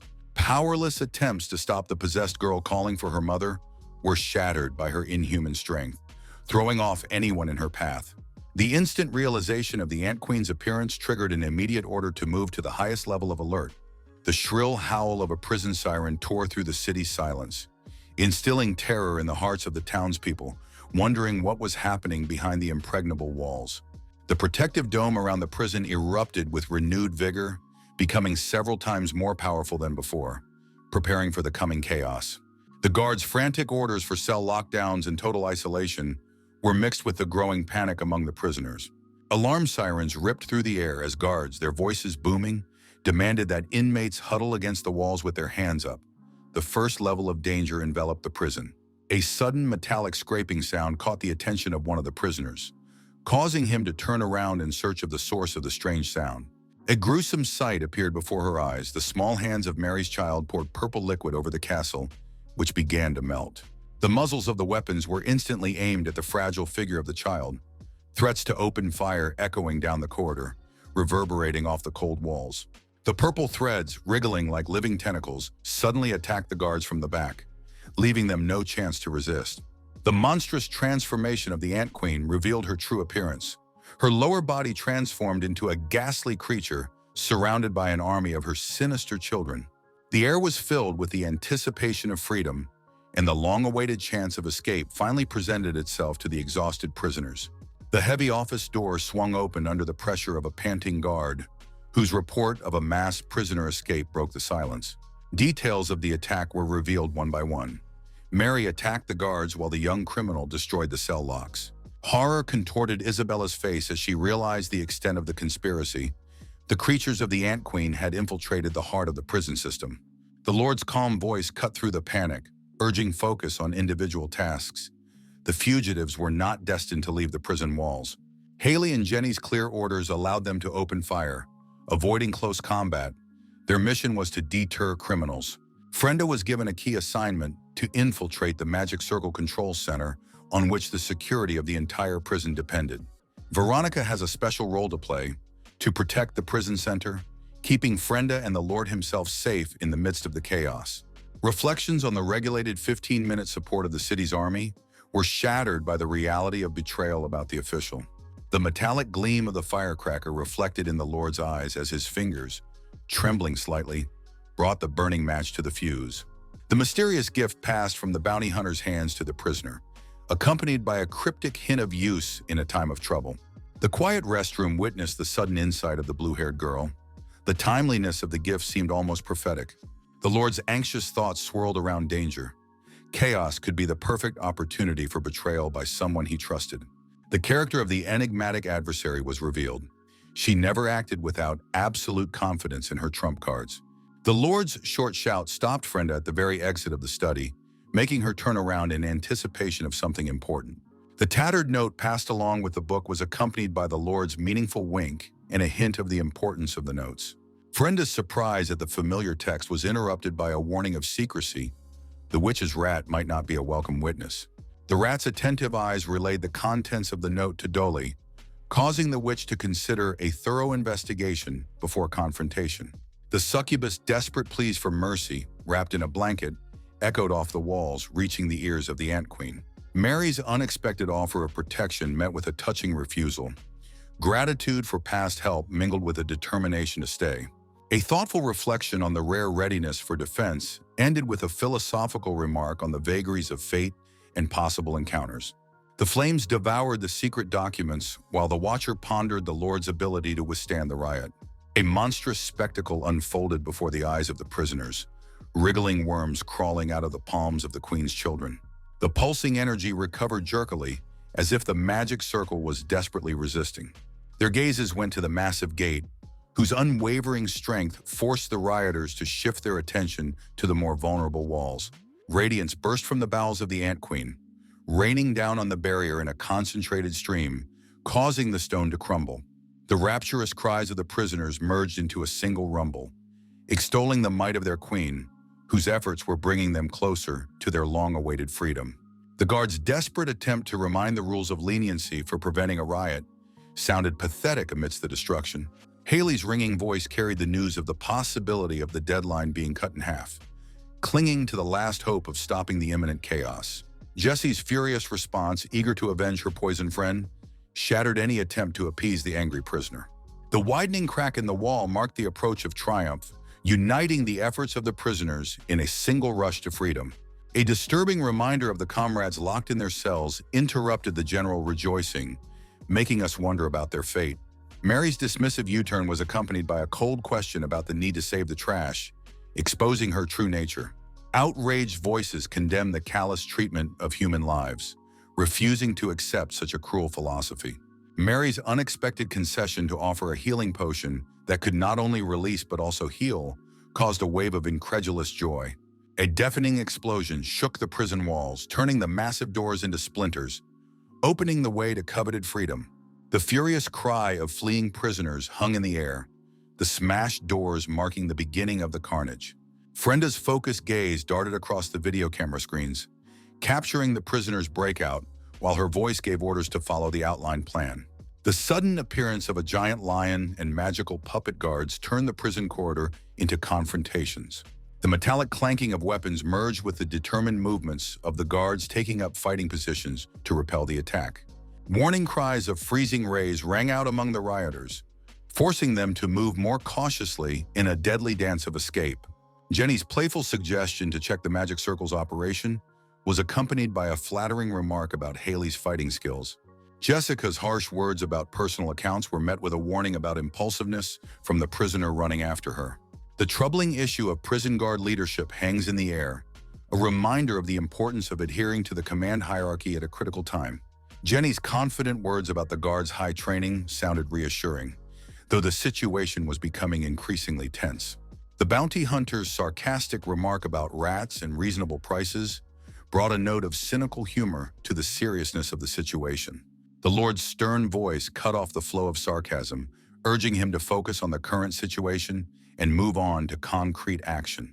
The massive deployment plan included placing people outside the prison and bringing in 100 elite warriors for 1,000 gold pieces.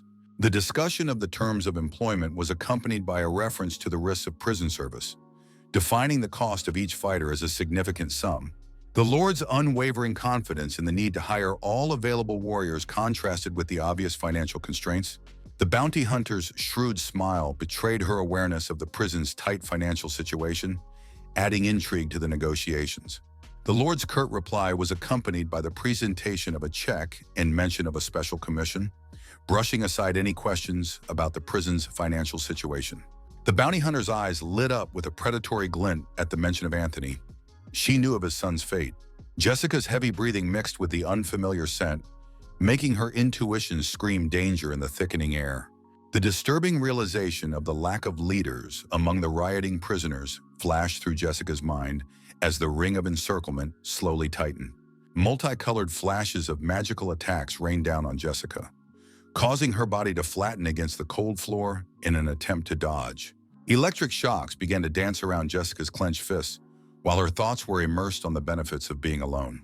The grim satisfaction of being able to act without regard for allies was reflected in her predatory smile. A blinding barrage of lightning burst from Jessica's body, turning the prison corridor into the epicenter of an electrical storm of unprecedented power. An astonished whisper ran among the prisoners. The martial artist turned out to be a powerful mage, causing opponents to retreat in panic. Mary's chilling revelation of 1,000 vampire knights destroyed made the surrounding prisoners rethink the odds of victory. Jessica's swift movements culminated in a direct confrontation with the Ant Queen. The vivid description of a heroic battle, where lightning bolts split the sky and vampires fell one by one, sounded an ominous warning. A disparaging remark about the disparity of power between Jessica and the Ant Queen's daughter hung in the air with a venomous challenge. The purple liquid oozing from Evan's fingers foreshadowed the deadly experiment that was destined to begin immediately. The sudden transformation of the Ant Queen into a giant snake culminated in a crushing blow that knocked Jessica back. The air shook as the older witch appeared, her serpentine form terrifying. Jessica's helpless fall was accompanied by the appearance of mysterious runes. Astonishment and pain mingled in the question to the older witch. Betrayal seemed impossible. The mark on Jessica's back turned each wound into a source of power, rendering normal spells useless.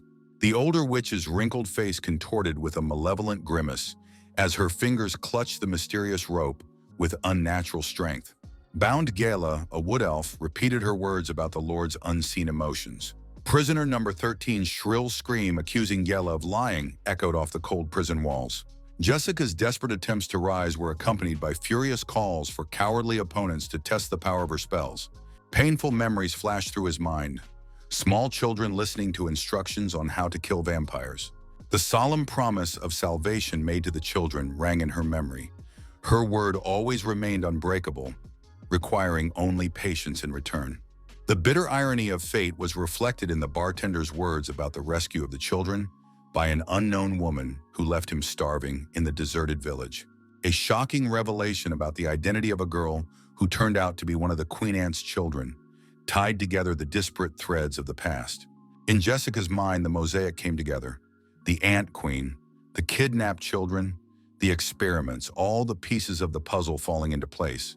Fury boiled in Jessica's chest as she hurled accusations of the inhumanity of child experimentation.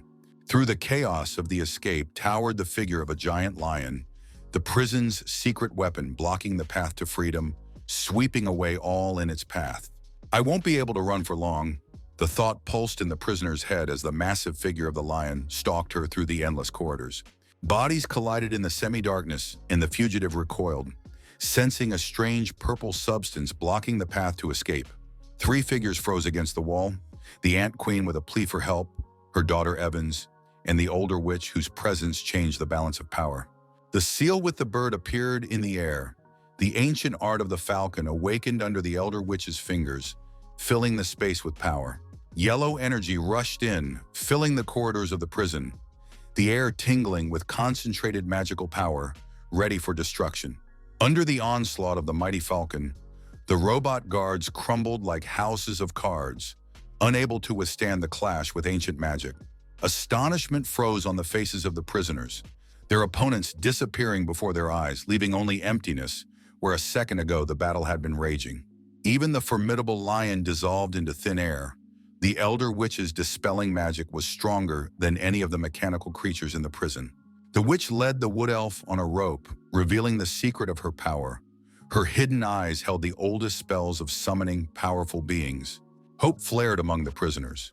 With such an ally escape seemed possible, it was time to make the guards answer for all the humiliation. Frenda watched through the monitors, demanding to follow instructions and back off, while her mind searched for the reason for the failure of the magical collars. The fourth circle pulsed with energy. Mo, who was in charge of it, frowned at the readings. All systems were working normally, meaning the magic was coming from somewhere outside. A true genius, the Ant Queen had somehow increased the magical reserve of the prisoners. The danger was increasing by the minute. The collars might not be able to withstand the increased strain, threatening to completely recuperate each prisoner. The monitor flickered before Mo's eyes. Rebooting the systems might help, but the question of sufficient energy reserves remained. The stomping of feet through the corridors increased, the prisoners rushing toward the center, where the safeguard area and the coveted exit from the prison complex was located. Alfia staggered back, leaning against the wall. The fog in her head had been increasing the last few days, and the dizziness was becoming almost unbearable. The older witch's question about the unremoved collars hung in the air. Mary explained the insufficiency of one potion to completely free the captives. The cynical explanation about brain stimulants increasing mana and breaking through the collar's defenses made the older witch think of the consequences. The prisoner's exclamation of new difficulties interrupted the conversation, causing the older witch to chuckle at the callousness of her former students' methods. The guard bunker had become a death trap. Spears were tearing out of the walls, and the barrage of fire was turning the corridor into an impassable road of death. A plan matured in Mary's mind. 3 passageways and less than 100 guards. The situation seemed almost ideal for a combined force to break through. A strategy of splitting into 3 groups.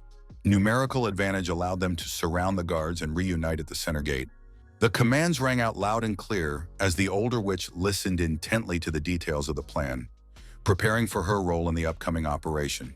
The warning about complex mechanisms and the impossibility of breaking apart was met with quiet confidence in the students' own abilities. Mary's cold calculation was evident in her words about the needlessness of runaway prisoners. Her employer needed only a lord. The Ant Queen's order to her daughter to clear the way sounded in the hallway. Evan's body attracted an endless stream of projectiles, arrows, fireballs, and spears stuck helplessly in her flesh without doing any harm. Mary only grinned when she heard about the wounds to her daughter's body, urging the fools to look more closely at what was happening. The #1 assassin was displaying her true strength. The countless bullets lodged in her body only seemed to increase her power with each new hit. 2 deadly weapons sprouted from the girl's back, her hands slowly reaching for this monstrous arsenal. The pulled weapon came to life in Evan's hands, the absorbed bullets returning to their owners in a deadly hail. Shouts of admiration for the Queen's daughter mingled with eyes' warnings of danger. The enemy's firepower demanding an immediate retreat. The sealed Jessica craved pain, screaming the need for suffering to free herself from her shackles, her voice echoing off the cold walls. The sound of a slap cut through the air. The unexpected intervention silenced Jessica, leaving a red mark on her cheek. The succubus asked about the force of the blow, while Jessica demanded more. A knife, rocks, anything that could hurt and enhance her growing power. A sudden sound made both girls flinch and turn around. Something unknown was approaching them through the chaos of the prison riot. Prisoner number 13, barely on her feet, appeared before them. The same one whose language the Elphus was trying to understand. A magic sheet appeared in his trembling hands, incomprehensible symbols folded into a spell whose power was ready to burst forth. The residents of the city watched anxiously as the green clouds thickened over their heads. Chaos reigned in the library as the Lord approached the necromancer girl to question her presence here. The invitation to the office sounded suspicious, but the necromancer denied any hostile intentions. A green glow flashed in the girl's eyes as she spoke of the impending doom of many, offering to let the Lord keep his soul in his vault. Two rioters were rushing through the gloomy corridors of the cell, shouting the names of their companions. Anna, Catherine, Ella, their voices echoing off the walls. Faint cries for help came from behind the locked doors where the prisoners languished, awaiting their release from the iron trap. The rescued girl was barely breathing, begging never to be returned to the dungeon again, where the monster's monstrous howling never stopped for a moment. Despair was in every word of the prisoner. Death seemed more merciful than the torture of being neighbors to the roaring creatures in the underground cages. The rescue plan demanded immediate action, one prisoner thirsting for revenge, the other urging a rational search for a way out of the encirclement. The idea of releasing the Wendigo came out of the blue. The monster could clear a path to freedom, sweeping away all obstacles in its path. Doubts about the reliability of a monster created by evil deities were alarming. Uncontrollable rage could turn against everyone. The confident words about good relations with the Wendigo sounded crazy, but the promise of defeating the prison guards made him listen. The appearance of sisters Haley and Jenny ruined the rebels' plans, and their true intentions to save their accomplices were revealed. The shock of the warden's appearance was quickly replaced by complacency. The numerical superiority seemed sufficient for. The tigress prisoner's transformation began with a snarl, red eyes flashing with fury.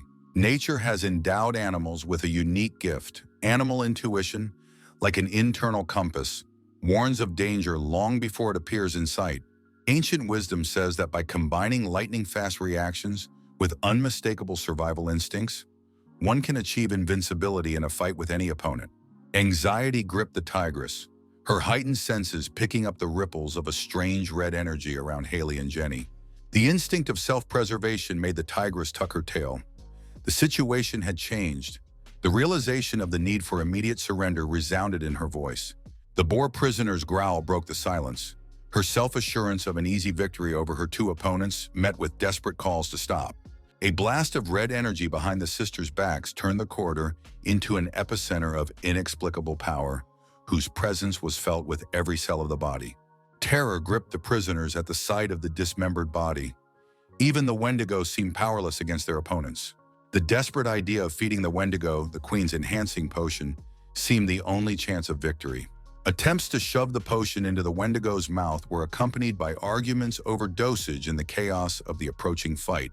Time was rapidly running out. The threat of being torn apart forced them to act while there was still one last chance. The shadow of the growing Wendigo filled the space, causing the witnesses of the monstrous transformation to gasp in awe. The creature after the transformation was indescribable wooden heads sticking out everywhere, competing in size. The realization of the queen's betrayal came late. The surviving prisoners fled in panic. The desperate flight from the altered Wendigo was accompanied by increasing darkness, intensifying the primal fear. Jessica was hit with a wave of memories. The fateful battle where she lost everything unfolded before her eyes. Pictures of former battles flashed through her mind of the mercenaries' desperate attempts to change the course of each lunging blow. After defeating the last enemy, reality collapsed. A field of bodies stretched to the horizon. Desperate cries for help tore the air. The realization of betrayal slowly crept into the tortured souls. A cunning plan to lure the enemy turned out to be a trap they used without planning to send reinforcements. An aristocrat in a lush red skirt appeared like a ghost, her blade flashing through the air, cutting short the life of the last surviving mercenary. The noble assassin's blue eyes glittered with cold fire as her cry of triumph spread over the battlefield strewn with the bodies of fallen warriors. A countless armada of mounted knights descended upon Jessica's lone figure, their blades eager to complete the bloody harvest with a final sacrifice. Loneliness pressed heavy as Jessica stood under the black sky, preparing for her final confrontation. The fugitives reached Jessica, their screams for the giant monster mixed with heavy breathing and the stomping of feet on the prison floor. The shackles finally gave way. Jessica's body, covered in glowing yellow seals, radiated strength. Lightning ripped through the space around Jessica, her battle cry merging with thunderous booms in a symphony of uncontrollable fury. Discharges of lightning burst from Jessica's hands, filling the entire space with light. The Wendigo had to fall under this furious onslaught. Reality was crushing in the mind of the succubus standing in the distance, unanswered questions swirling in her head amidst the din of battle. Desperate attempts to rescue her friends stuck in her shorts were interspersed with cries of danger. Every second of delay could cost a life. Through her tears, the succubus begged Camilla to help the warden, whose life hung in the balance amidst the chaos and destruction around her. Camilla's concerned question about the 13th nightmare was met with hysterical promises of any payment for. The eerie vision of the defeated warden haunted the succubus, his helpless body surrounded by triumphant prisoners. The 80 brutalized prisoners in her vision were preparing to trample on the warden, a picture that made her heart clench with horror. The giant figure of the monster looming over them made them think of their own salvation, and they all needed help. A transformed Jessica stood before the mutated Wendigo, her insane laughter echoing through the corridors, kill or die.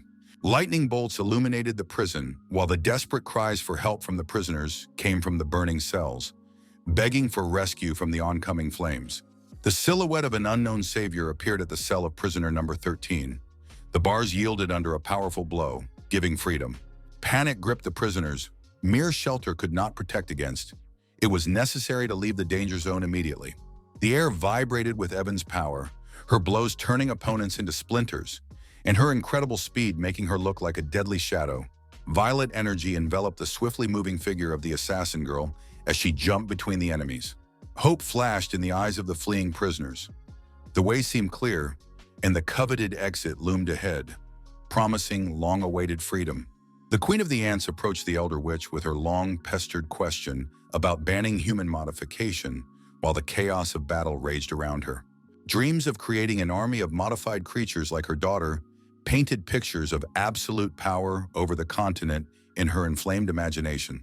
The older witch's sarcastic irony about other people's wisdom shattered the former apprentice's wall of self-confidence in rejecting ancient injunctions. The harsh sentence of banishment from the coven had been pronounced definitively. The names of the teachers were no longer to be defiled by the lips of the traitor. Mary's cynical reasoning about adaptation and survival of the fittest masked her fear of the true power of the teacher she remembered well. Shock contorted Veronica's face at the sight of uninvited guests in the central zone. Their penetration seemed impossible, but reality said otherwise. The disturbing news of the witch and Evan's rebellion, the warden's disappearance, and the reigning chaos made the prisoners shrink with fear. The fox sought guidance from the guard while the others made their way to the center to link up with the support group. The absence of the promised army of citizens was alarming Veronica, and the situation was becoming critical with every passing minute.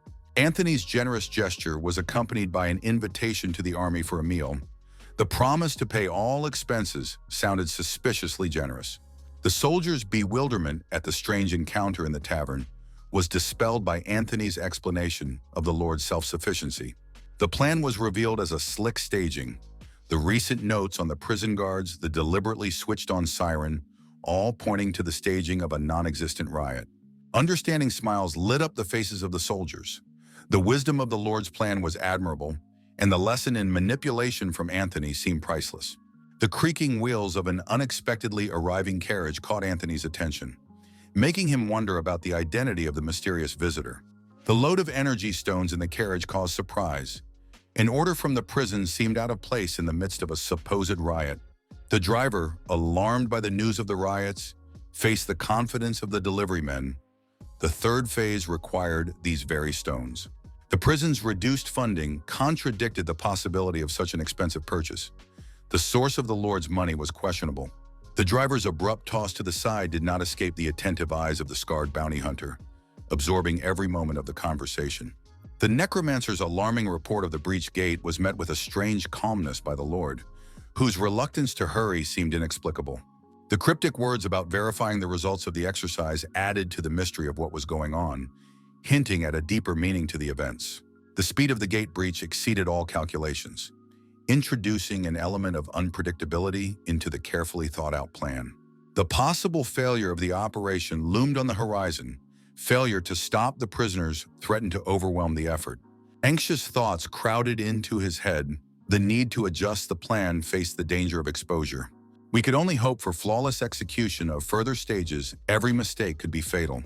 Smug talk of a breakthrough was accompanied by laughter at the humanity of guards using paralyzing rays. The older witch's suspicions were growing stronger. The warden's confidence seemed inexplicable. His behavior would be different. The rat's magical vision revealed a new picture of a network of clever traps spread out in front of the room. Aya's clenched fist gave away her impatience to learn the secret hidden in the note handed over by the warden to Frenda. The residents watched in horror as a pack of rats rushed toward the prison. The specter of the plague made their hearts clench. Fox took command, arranging the fighters' front row with bayonets. The rear ones were preparing to fire. The protective domes around the prisoners reflected the barrage of guard fire as bullets ricocheted off the barriers. 90 guards clustered in the center. The lack of the warden's scent caused the queen to smile. Mary Schadenfreude broke through the moment of helplessness of the isolated warden. The time for revenge had come. The scream of the queen was accompanied by the appearance of countless bugs crawling out of the transforming body. The silence of the infirmary was broken by a movement of the prisoners, thought to be dying, beginning to rise like marionettes.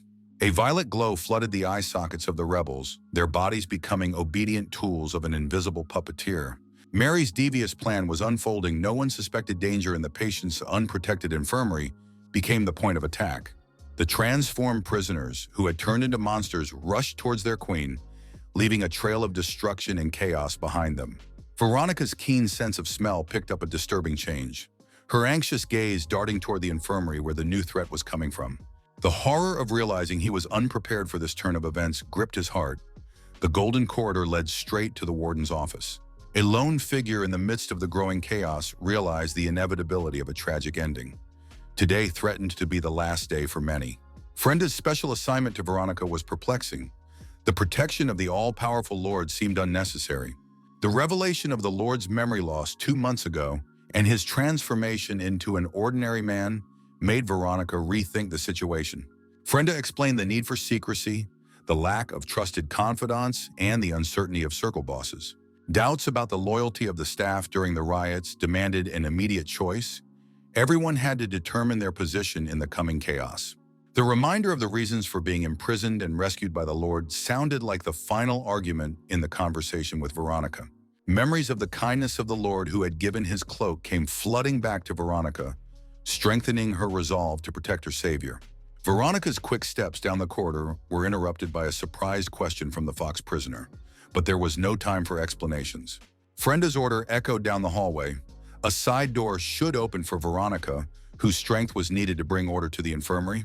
The door swung open, letting in the swift figure of the werewolf, Veronica rushing down the hallway, merging with the shadows in lightning-fast motion.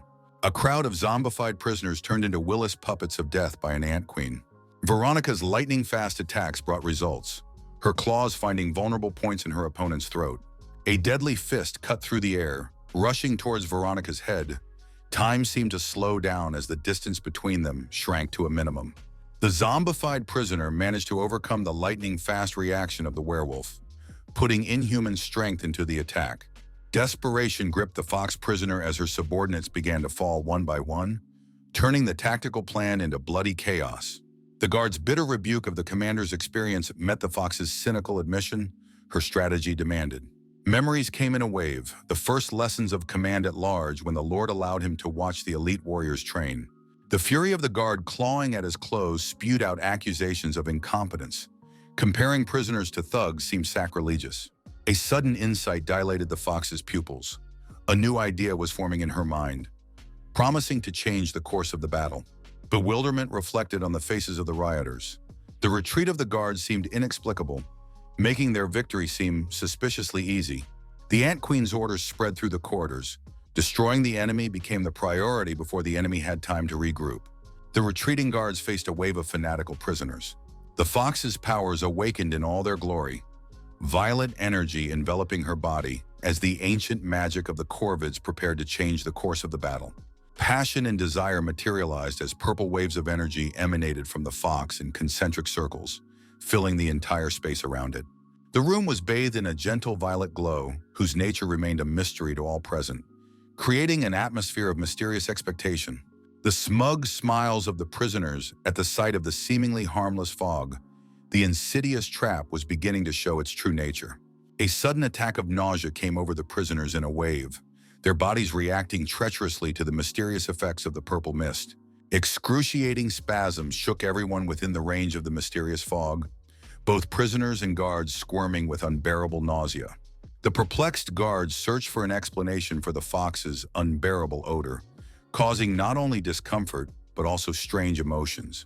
With pride, the fox revealed the secret of her kind, explaining the nature of pheromones whose power lurked in the ancient magic of the ancestors. The insidious mechanism of pheromones was revealed in the use of desire for subjugation, turning victims into obedient puppets. The strategic intent made clear the nauseating odor for those not exposed to pheromones created an opportunity for tactical retreat.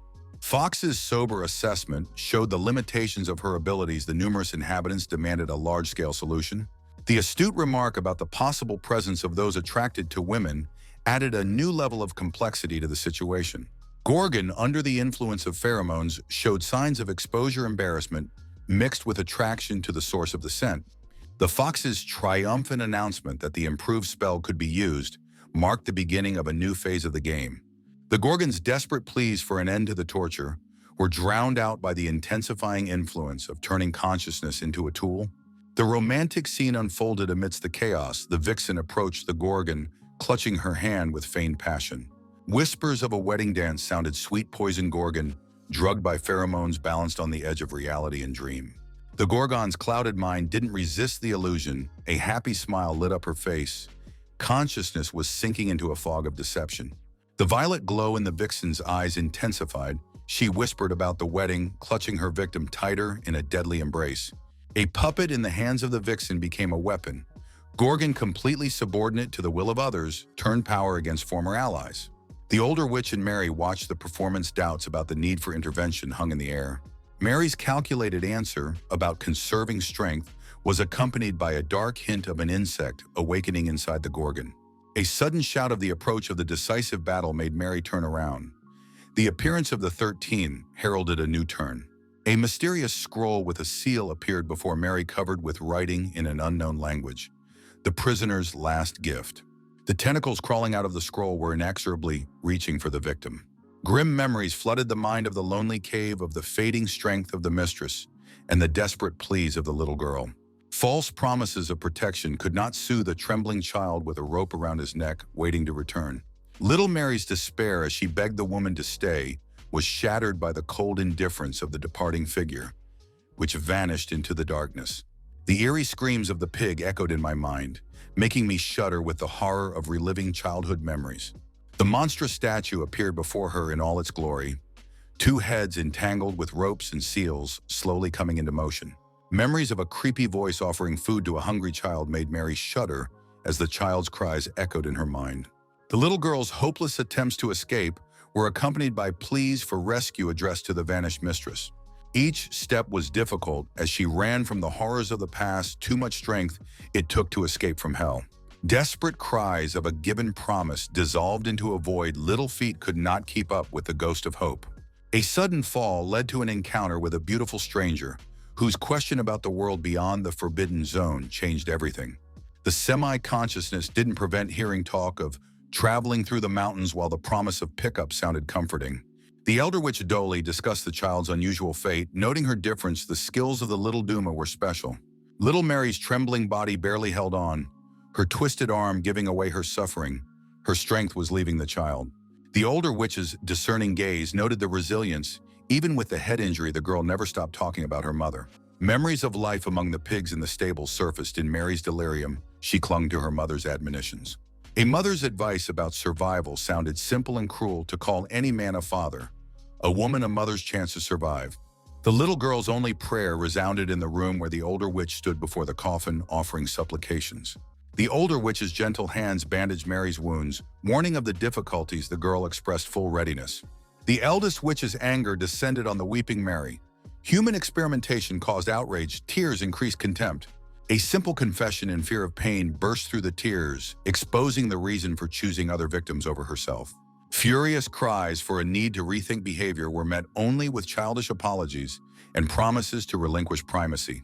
The instruction to keep what happened secret was accompanied by the consent of the students. Mary suffered from a misunderstood desire for praise.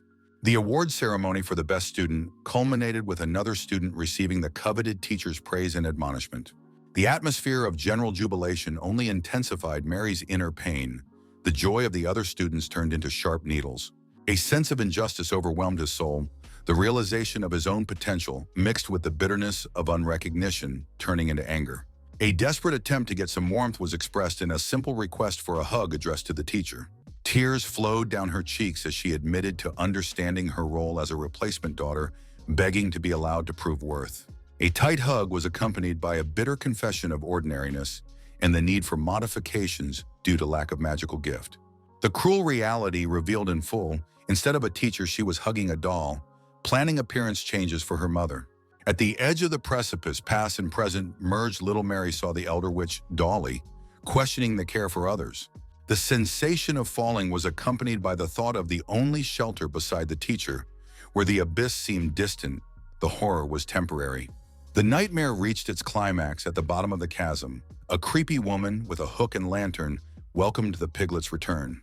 The present returned with a flood of tears. Memories overwhelmed Mary, while reality continued to unfold the bloody spectacle. A mother's pride flared at the sight of a daughter whose naked hand stopped a flying arrow protecting her creator. The daughter's tender concern met the mother's explanation of sinking into past illusions, triggered by thoughts of the great creation. Dolly's practical remark about the value of Mary's technique in fixing the monster prevented the carnage that had threatened to overwhelm the prison. 12 favorable twists of fate, altered by Mary's intervention, elicited the approval of the older witch. Cold-blooded preparation for battle, a mysterious liquid on the blade of a sword, and a warning about saving lives for a monetary reward. The bounty hunter lit her sword from her cigarette, displaying her trademark style of a mercenary ready for a new assignment. The dazzling seal of the 13th reappeared in front of Mary, flooding the space with a blue glow. Terror gripped Dolly at the sight of the approaching tentacles, their deadly embrace threatening to strangle even an experienced witch. A lightning-fast reaction saved the day. Pink transformation energy enveloped the witch, giving her a chance to escape. The succubus warning of the approaching monster made them forget about the confrontation, the new threat overshadowing previous disagreements. The instant transformation of the prisoners was amazingly diverse. Some turned into tiny bugs, some into miniature lions. The witch's determined voice explained the refusal to allow the progress made to be ruined. The current situation was developing too favorably. Each step forward brought her closer to the monstrous creature, which barely had a trace of the former Jessica. All recognition of the true descendant of the lightning god's true descendant was reflected in the older witch's eyes. Jessica's glowing figure radiated pure fury, yellow flames streaming through her hair and eyes as her cry of defiance shook the walls. The witch's swift movement contrasted with Jessica's electric halo. Their confrontation promised to be legendary. Terror gripped the bug-turned prisoners. The realization of the nearness of death came with the realization of the magnitude of the unfolding battle.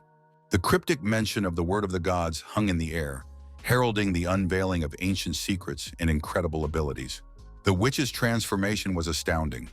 The 5 eyes beneath her skull replaced by a multitude of others, creating an eerie mosaic of power. The red beam released by the witch traveled toward Jessica's heart, carrying the concentrated power of the ancient spell. The deceptively weak beam grew to monstrous proportions, culminating in a powerful explosion that swept away everything in its path. Thrown back several meters, Jessica crashed into a brick wall, but her indomitable will made her try to get up again. The true power of the technique was revealed in sealing Jessica inside one of the witch's eyes, an extreme measure that could prevent mass murder. The exhaustion from using energy-consuming machinery was alarming. The possibility of a quick recovery seemed doubtful. A sudden explosion behind the older witch's back broke the moment of triumph. heralding a new turn of events.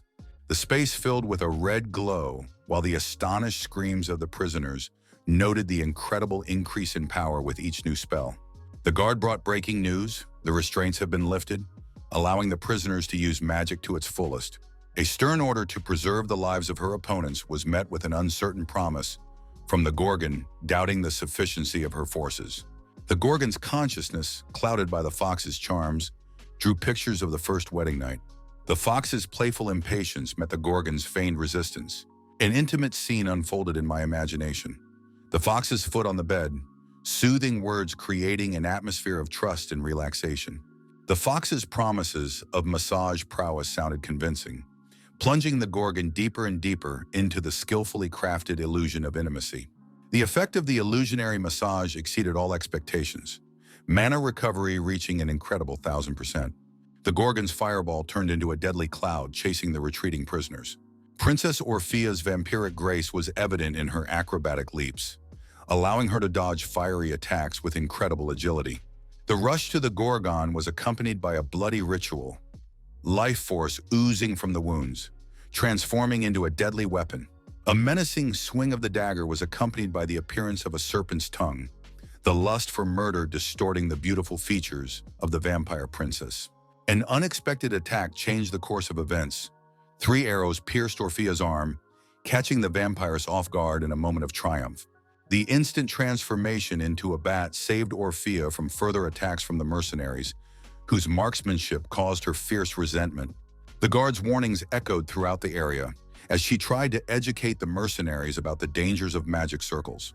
Isabel's mocking reply about the single decorative circle ruined the moment, causing surprise at the unexpected information. A cynical explanation about saving for magic circles was met with a request for the current situation. The nervousness of the situation was growing by the minute. The mercenary with a burning sword assessed the enemy forces. Numerous guards posed a serious obstacle. Mary's confidence in her daughter's abilities clashed with Dolly's reminder to conserve her strength for the fight with the Warden. The dramatic appearance of the skeleton from the green magic circle was accompanied by a rebuke for the long wait breaking the tense atmosphere. Mary's question about the stranger's identity was met by the older witch's explanation of the beginning of the action, revealing a new twist in events. Asina's satisfaction with the number of souls collected contrasted with the impatience to continue the battle. The skeleton served as a manifestation of necromantic powers. The elder witch's admission of mana depletion was met with indifference by the skeletal necromancer, eager to return to her books as soon as possible. A strategic discussion of the chances of victory was interrupted by Mary's question about the progression of infected prisoners from the infirmary to the Lord's office. The parasite worm wriggling in the palm of his hand evoked the hope of inflicting at least some damage to the enemy. The plan was slowly coming to fruition. Mary's sudden insight into Veronica's werewolf role has changed her understanding of the situation, forcing her to reevaluate the balance of power in the conflict. Veronica's victory over the infected prisoners was confirmed by the lifeless bodies from which the defeated parasites crawled. Austin defiantly removed the parasite from her ear, commenting on the poisoned food with ostentatious calm. The memory of playing with my girlfriends took on new meaning. The question about the last crumbs was met with a demand to accept defeat and finish eating. The cold-blooded removal of the parasites from the body was accompanied by Austin's mocking commentary on the naivety of trying to control through primitive creatures. The ultimatum sounded into the void, return or death. No other options were offered, creating an atmosphere of inevitable choice. Austin's surprise at what was happening in the prison under Aiden's control gave away her deep understanding of the unusual nature of the current situation. Veronica's shrewd analysis of her animal instincts predicted a long road back to human form after the bloody fury of the murders. Austin's defiant challenge to Veronica was accompanied by an outright refusal to return to the infirmary, testing the werewolf's resolve to follow through. The practical creation of Dolly's magic circle was accompanied by a call to save mana before meeting the Warden. Mary's grim confession about using her daughters as potion reservoirs revealed the depletion of her strength and the need to replenish her supplies. Orphea's desperate bat-shaped flight was accompanied by cries for the Queen, whose direction was becoming increasingly uncertain. The motley group, Mary and her daughter, the older witch, and the bound Yela, continued on their way, ignoring requests to wait. Panic gripped the remaining prisoners at the sight of the retreating Queen, creating chaos and uncertainty about how to proceed. The bitter realization of limited strength against the growing number of thugs was compounded by the 10% limit on ability usage. A sudden fist bump turned the prisoner's head around, showing the growing tension among the former allies. The call to open their eyes to the obvious betrayal was met with accusations of insanity, splintering unity among the remaining prisoners. Desperate attempts to catch up with the vanishing portal were accompanied by pleas of loyalty to the former alliance and requests to wait. The brutal murder of a begging prisoner with a sword summoned from the ground demonstrated the final disintegration of all solidarity. The prisoner's outrage at killing a fellow prisoner over a trifle was replaced with disbelief when the collar gave away the real reason: a lack of power to control. Attempting to justify the restriction of powers due to the collar was met with skepticism. Its glow actually prevented the full release of abilities. The tense argument between the prisoners about the reasons for the murder was heating up. The loss of friends did not justify more deaths, but the voice of reason called for unity. Frenda's observation through CCTV revealed the inevitability of conflict. Prisoner 1240 was preparing to attack prisoner 1890. The head of the 4th District Mo studied the documentation. The prisoner 1240 possessed a wild level of danger. The data on Mumia, imprisoned 1890, revealed her own threat level. Mo's strategic decision to reduce the collar pressure to level 3 was based on memory analysis, allowing Mumia to destroy the enemy. The dramatic clash began with a Kikimora attacking the retreating mummy, whose escape seemed an unexpected turn of events. Frenda's impatient order to lower the collar's defenses met with immediate execution, setting off an irreversible chain of events. Mummy's confusion at the collar's strange behavior betrayed her unpreparedness for the sudden change in control. Mo's question about the reasons for the authorized killing of prisoners was met with an explanation about getting the magic stones in time. Explaining the collar manipulation strategy revealed a plan to get rid of problematic elements under the cover of general chaos. The warden's plot to eliminate the unwanted during the riots took into account the need to avoid responsibility to the witch. Dolly's deep doubts about the warden's use of lethal weapons reflected her growing realization of the true nature of what was happening. The prisoners' overheard conversation about the guards' paralyzing bullets and lack of casualties took on new meaning. Reflections on her choice of method of eliminating the prisoners haunted her as she entered the portal. The cruelty seemed excessive even for a witch. The solemn moment was approaching. The necromancer, seated in the warden's room, announced the arrival of the long-awaited guests. The warden's outward calmness masked the inner tension. The decisive moment for which he had been preparing for so long had finally arrived. The teleportation took the company straight to the heart of power, the warden's office. Mary's greeting oozed venom, her surprise at the personal encounter masking a deep hatred and readiness for a decisive confrontation. The warden's formal address to the prisoner 3340 balanced on the edge between formality and personal recognition, creating a tense atmosphere. The Ant Queen's reply, full of feigned courtesy, only emphasized the inevitability of the coming conflict. The transformation of the Queen's body was accompanied by wry praise of the warden's commanding talents, masking the bitterness of the hardships endured. Veronica's memories of her training revealed the depth of the werewolves' training. The cruel treatment of werewolves was due to the danger of losing their minds. The smell of blood turned them into uncontrollable killers. The importance of a clear goal before battle and recovery after battle was drummed into every werewolf's mind to preserve humanity. Veronica Austin's ultimatum took on new meaning in light of the training. Come back or die sounded like a rescue attempt rather than a threat. Austin's threatening gesture was accompanied by the grim satisfaction of being able to fulfill a long-held wish, turning the conflict into a vendetta. Approaching the recovering, Veronica Austin brought her fist up to strike, justifying her aggression by special circumstances with no choice. The teacher's admonition surfaced in Veronica's mind, a warning about people with strange tattoos signifying special danger. The red glow of Austin's tattoos confirmed the teacher's ancient predictions, turning training memories into survival guides. Austin's powerful tail kick threw Veronica into the wall, confirming the uselessness of normal combat skills against such creatures. The incredible power of these creatures, capable of deforming matter with a single blow, turned the battle into a struggle for survival. Veronica's tactic was to take the blows while memories of instruction formed a strategy to face a powerful opponent. Each step of such creatures left dents in the ground. These words of the teacher took on reality in Austin's demonstration of strength. The revelation of their descent from an ancient god and their role as apostles of God's will gave the battle an almost religious significance. The teacher's last advice sounded especially bright: to forget all the rules and release the true beast nature for the sole purpose of survival. Austen's anticipatory smile betrayed her satisfaction at having found a worthy opponent to demonstrate her strength. A tense scene in the warden's office. Mary, Orphea, and the older witch confronted him while the necromancer took center stage. The warden's provocative question about the first victim among those gathered broke the silence, demonstrating his confidence in his superiority. The meaningful glances between the witches expressed their surprise at the insolence of the warden, whose words foreshadowed the inevitable bloodshed. Mary's plan unfolded in flashbacks. The first was to attack her daughter, paralyzing the warden's vocal cords with poison. A shocking betrayal, Evan stepping on her own mother's body elicited screams of pain, ruining all plans with one brutal act. Mary's bewilderment was met by the determination of her daughter, whose swift run toward the overseer marked the final severance of the kinship bond. The revelation of her own will and suspicions about her mother's true goals sounded a verdict on their relationship. The revelation of Anthony's plot against the warden came from the girl's mouth, showing her new loyalty and willingness to protect. Evan's fighting stance and promise of protection to the warden emphasized the depth of her devotion, shocking those present with the unexpected twist. A deadly purple liquid capable of dissolving metal in seconds materialized around the girl. The warden's pride in the girl's act was mixed with an understanding of the tactical advantage gained by her coming to his side.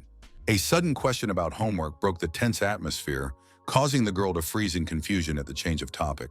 Mary's shock peaked as her modified daughter's disobedience shattered all her plans and notions of control over the situation. Desperate attempts to re-establish a mental connection with her daughter crashed against the insurmountable wall built between them by other people's influence. The warden's insistent question about homework took on an ominous meaning, revealing the depth of its effect on the girl's mind. The agonizing struggle in Evan's mind demonstrated the difficulty of freeing herself from control, but also showed the successes of reprogramming. Comparing the girl's brain to a computer revealed the warden's technique of simple questions about fairy tales formed new neural connections. The question of the intentionality of Little Red Riding Hood's mother's actions served as a reprogramming tool, forcing us to analyze motives. The strategy of expanding thinking through the flow of new knowledge successfully supplanted the Queen's control, replacing subjugation with critical thinking. The girl's internal dialogue about resisting maternal control reflected the transformation of her consciousness. The mother's desperate attempt to regain control with the help of the worms was accompanied by a plea to Dolly for time to remedy the situation. The witch's unexpected appearance piqued the warden's interest, her presence on the list of recent visitors demanding special attention. The provocative question about the contract caused the witch to panic, the beginning of the spell sounding like a threat, shattering her composure. The hasty denial of participation in the riot was accompanied by desperate screams, betraying the witch's fear of the consequences of breaking the contract. The witch's excuses were based on personal connections and doubts about her ability to stand up to strong prisoners. An attempt to demonstrate the defense of the weak by the example of the bound galley met with an unexpected exposure of a lie on the part of the captive herself.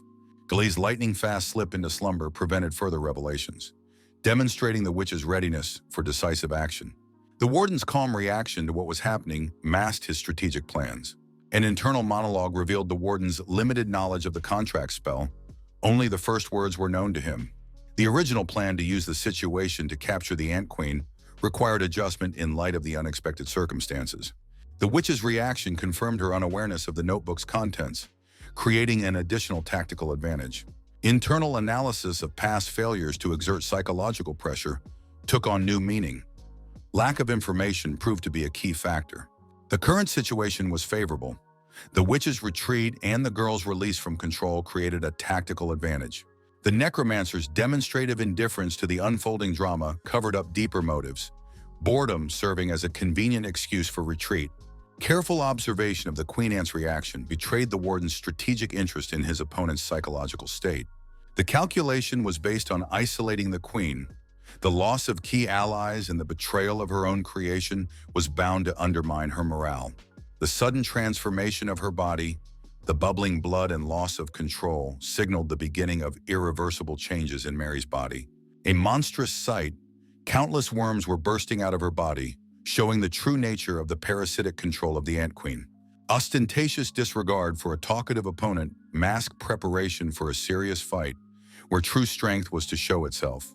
Orphea's defection to the Queen's side was accompanied by mockery of the Lord, provoking him to rash action at a critical moment. Dolly's astute remark about underestimating the enemy emphasized the need for decisive action on the part of the Lord.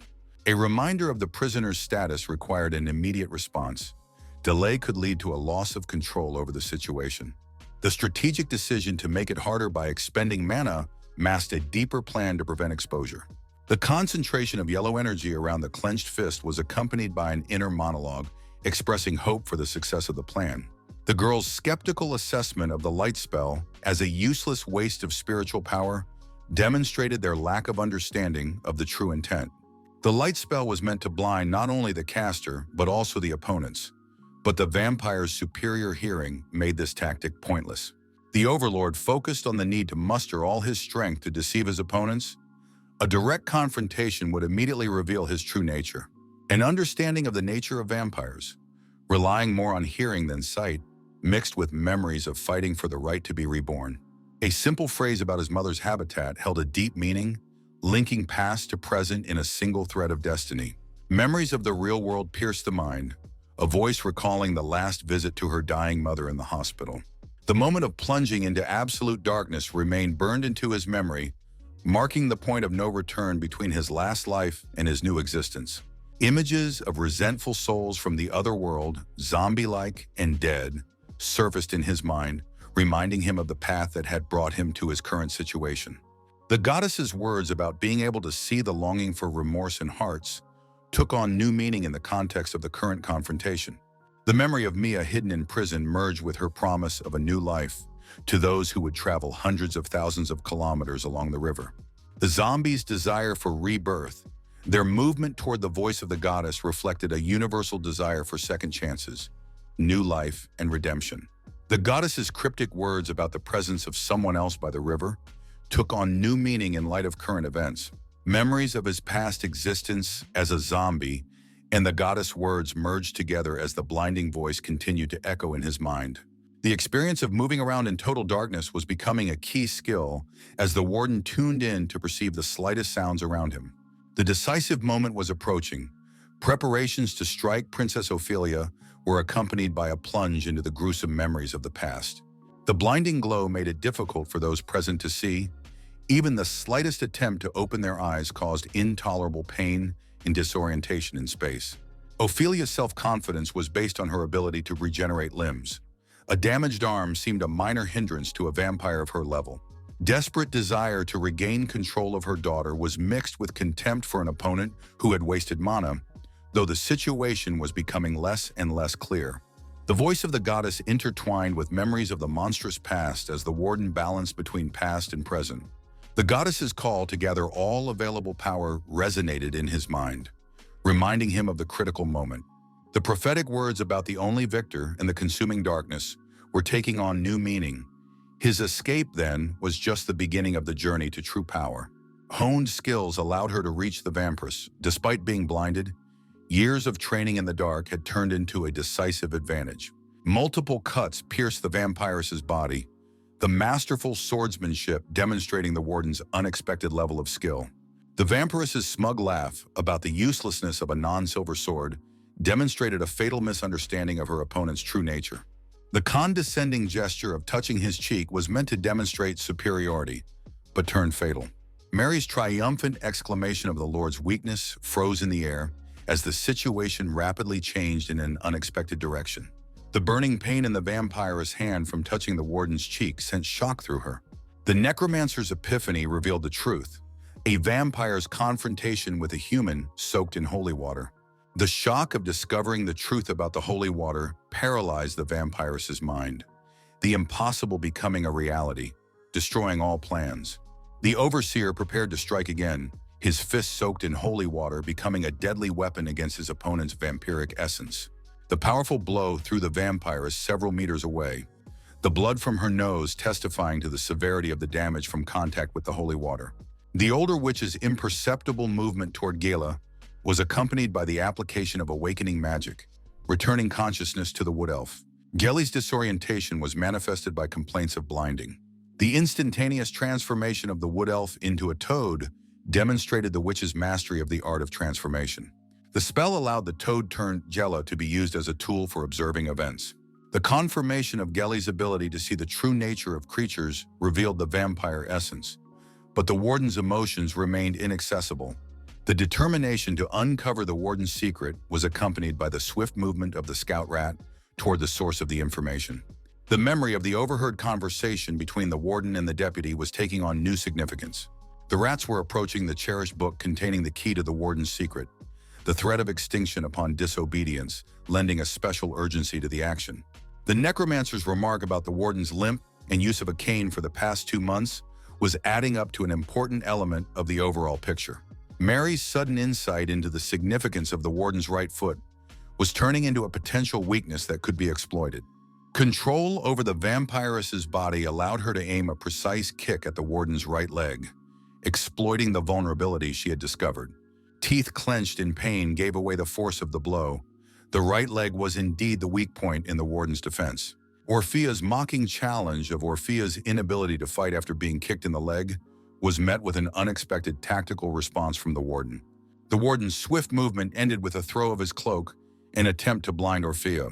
The furious cries of her daughter's abduction were accompanied by the cutting of her cloak with claws. The promise of death to the warden sounding the mother's sentence. Memories of the past flooded the mind, running to the call of the goddess who promised a near end to suffering, brought back to the moment of fateful choice. The divine promise of rebirth to the first soul that touched the palm turned the procession of the dead into a desperate race for new life. Mary's rage at Orphea's body control spewed out with accusations of stealing her daughter and promises of death. The picture of the past was gaining clarity, a huge figure appearing over the heads of the fleeing skeletons as he desperately made his way to the palm of the goddess. The giant spirit, which was dozens of times the size of the other dead, towered above the crowd like an ancient tower among the ruins. The spirit's crushing power was evident in every movement. One step he took was equal to 10 steps of ordinary souls, and his mass crushed everyone around him. The desperate struggle of the fallen souls for a chance at rebirth was imprinted on the warden's mind as he watched their futile attempts to resist the giant. Orphea's knife attack met unexpected resistance, the warden's bare hands stopping the blade despite the blood running down them. Mary's relentless pressure through Orphea's body showed her determination to see it through. The warden's determined gesture of extending his arm above Orphea's head heralded the final blow in this deadly confrontation. A crushing series of blows to Orphea's face turned her features into a bloody mask, each blow leaving deeper and deeper marks on her skin.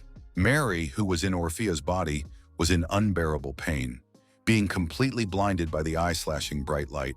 The overseer recalled the distant past, when he was an undead soul and fought other spirits in an endless struggle for existence. Orphea tried with great difficulty to rise, but the crushing blows of the overseer turned her body into a shapeless, mutilated mass. Althea, the once beautiful vampiress, stood up with a disfigured face that no longer resembled her former flawless appearance. Mary, unable to open her eyes because of the unbearably bright light, could not understand how the warden had sustained such crushing injuries. Orphea the vampire slowly backed away, thick smoke mixed with blood rising from her mangled face and head. The overseer recalled the words of the goddess of rebirth, who had once singled him out among the many souls and allowed him to be reborn in a new body. At the moment of rebirth, he felt boundless happiness listening to the goddess who offered to touch her palm as the ultimate reward. When the old man reached for his reward, the boy beat him to it by reaching the goddess' palm with his foot, cutting it off and defiantly tossing it aside. The warden didn't let the vampiress just walk away, throwing a knife that scraped across her body with incredible accuracy. Parasite worms sprinkled from Orphea's body, who fell to her knees, her flesh enveloped by the smoke from the knife soaked in holy water. The overseer recalled how the goddess at that fateful moment did not understand what was happening, left in complete silent bewilderment. In her huge palm, the goddess saw a tiny human foot that seemed quite small against her massive divine body. The giant spirit turned around and spotted the tiny soul behind him, his face contorted with instant bestial rage at the audacity of the uninvited alien. The guy's soul was burning with fear. He ran as hard as he could, using every chance he could to break free and seize the lead among the other souls. The goddess, realizing what had happened, laughed with outright pleasure, taking what had happened as an intriguing turn of events. She rose majestically and declared that chess games with such a player promised to be extremely exciting and unpredictable.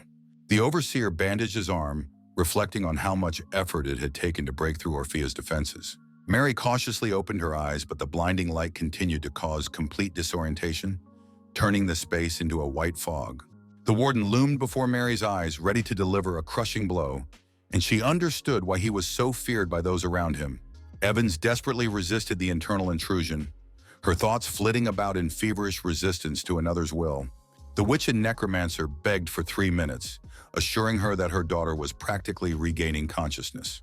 The girl was silent, and her interlocutor contemptuously stated her complete failure in puppet control skills. She pointed her finger at her Riley, calling her worthless trash, claiming she was wasting her time on such a useless student. Marina cried out in desperation, begging the teacher for help, pleading to give her only 3 minutes to rectify the situation. The witch stood with a sweaty face, realizing her own powerlessness to help the situation. The warden pondered the witch, realizing that her hopes were completely gone, and she realized the list she had found was nearing its conclusion. The warden provocatively offered the older witch a unique chance to kill him, deliberately creating an atmosphere of tense choices and uncertainty.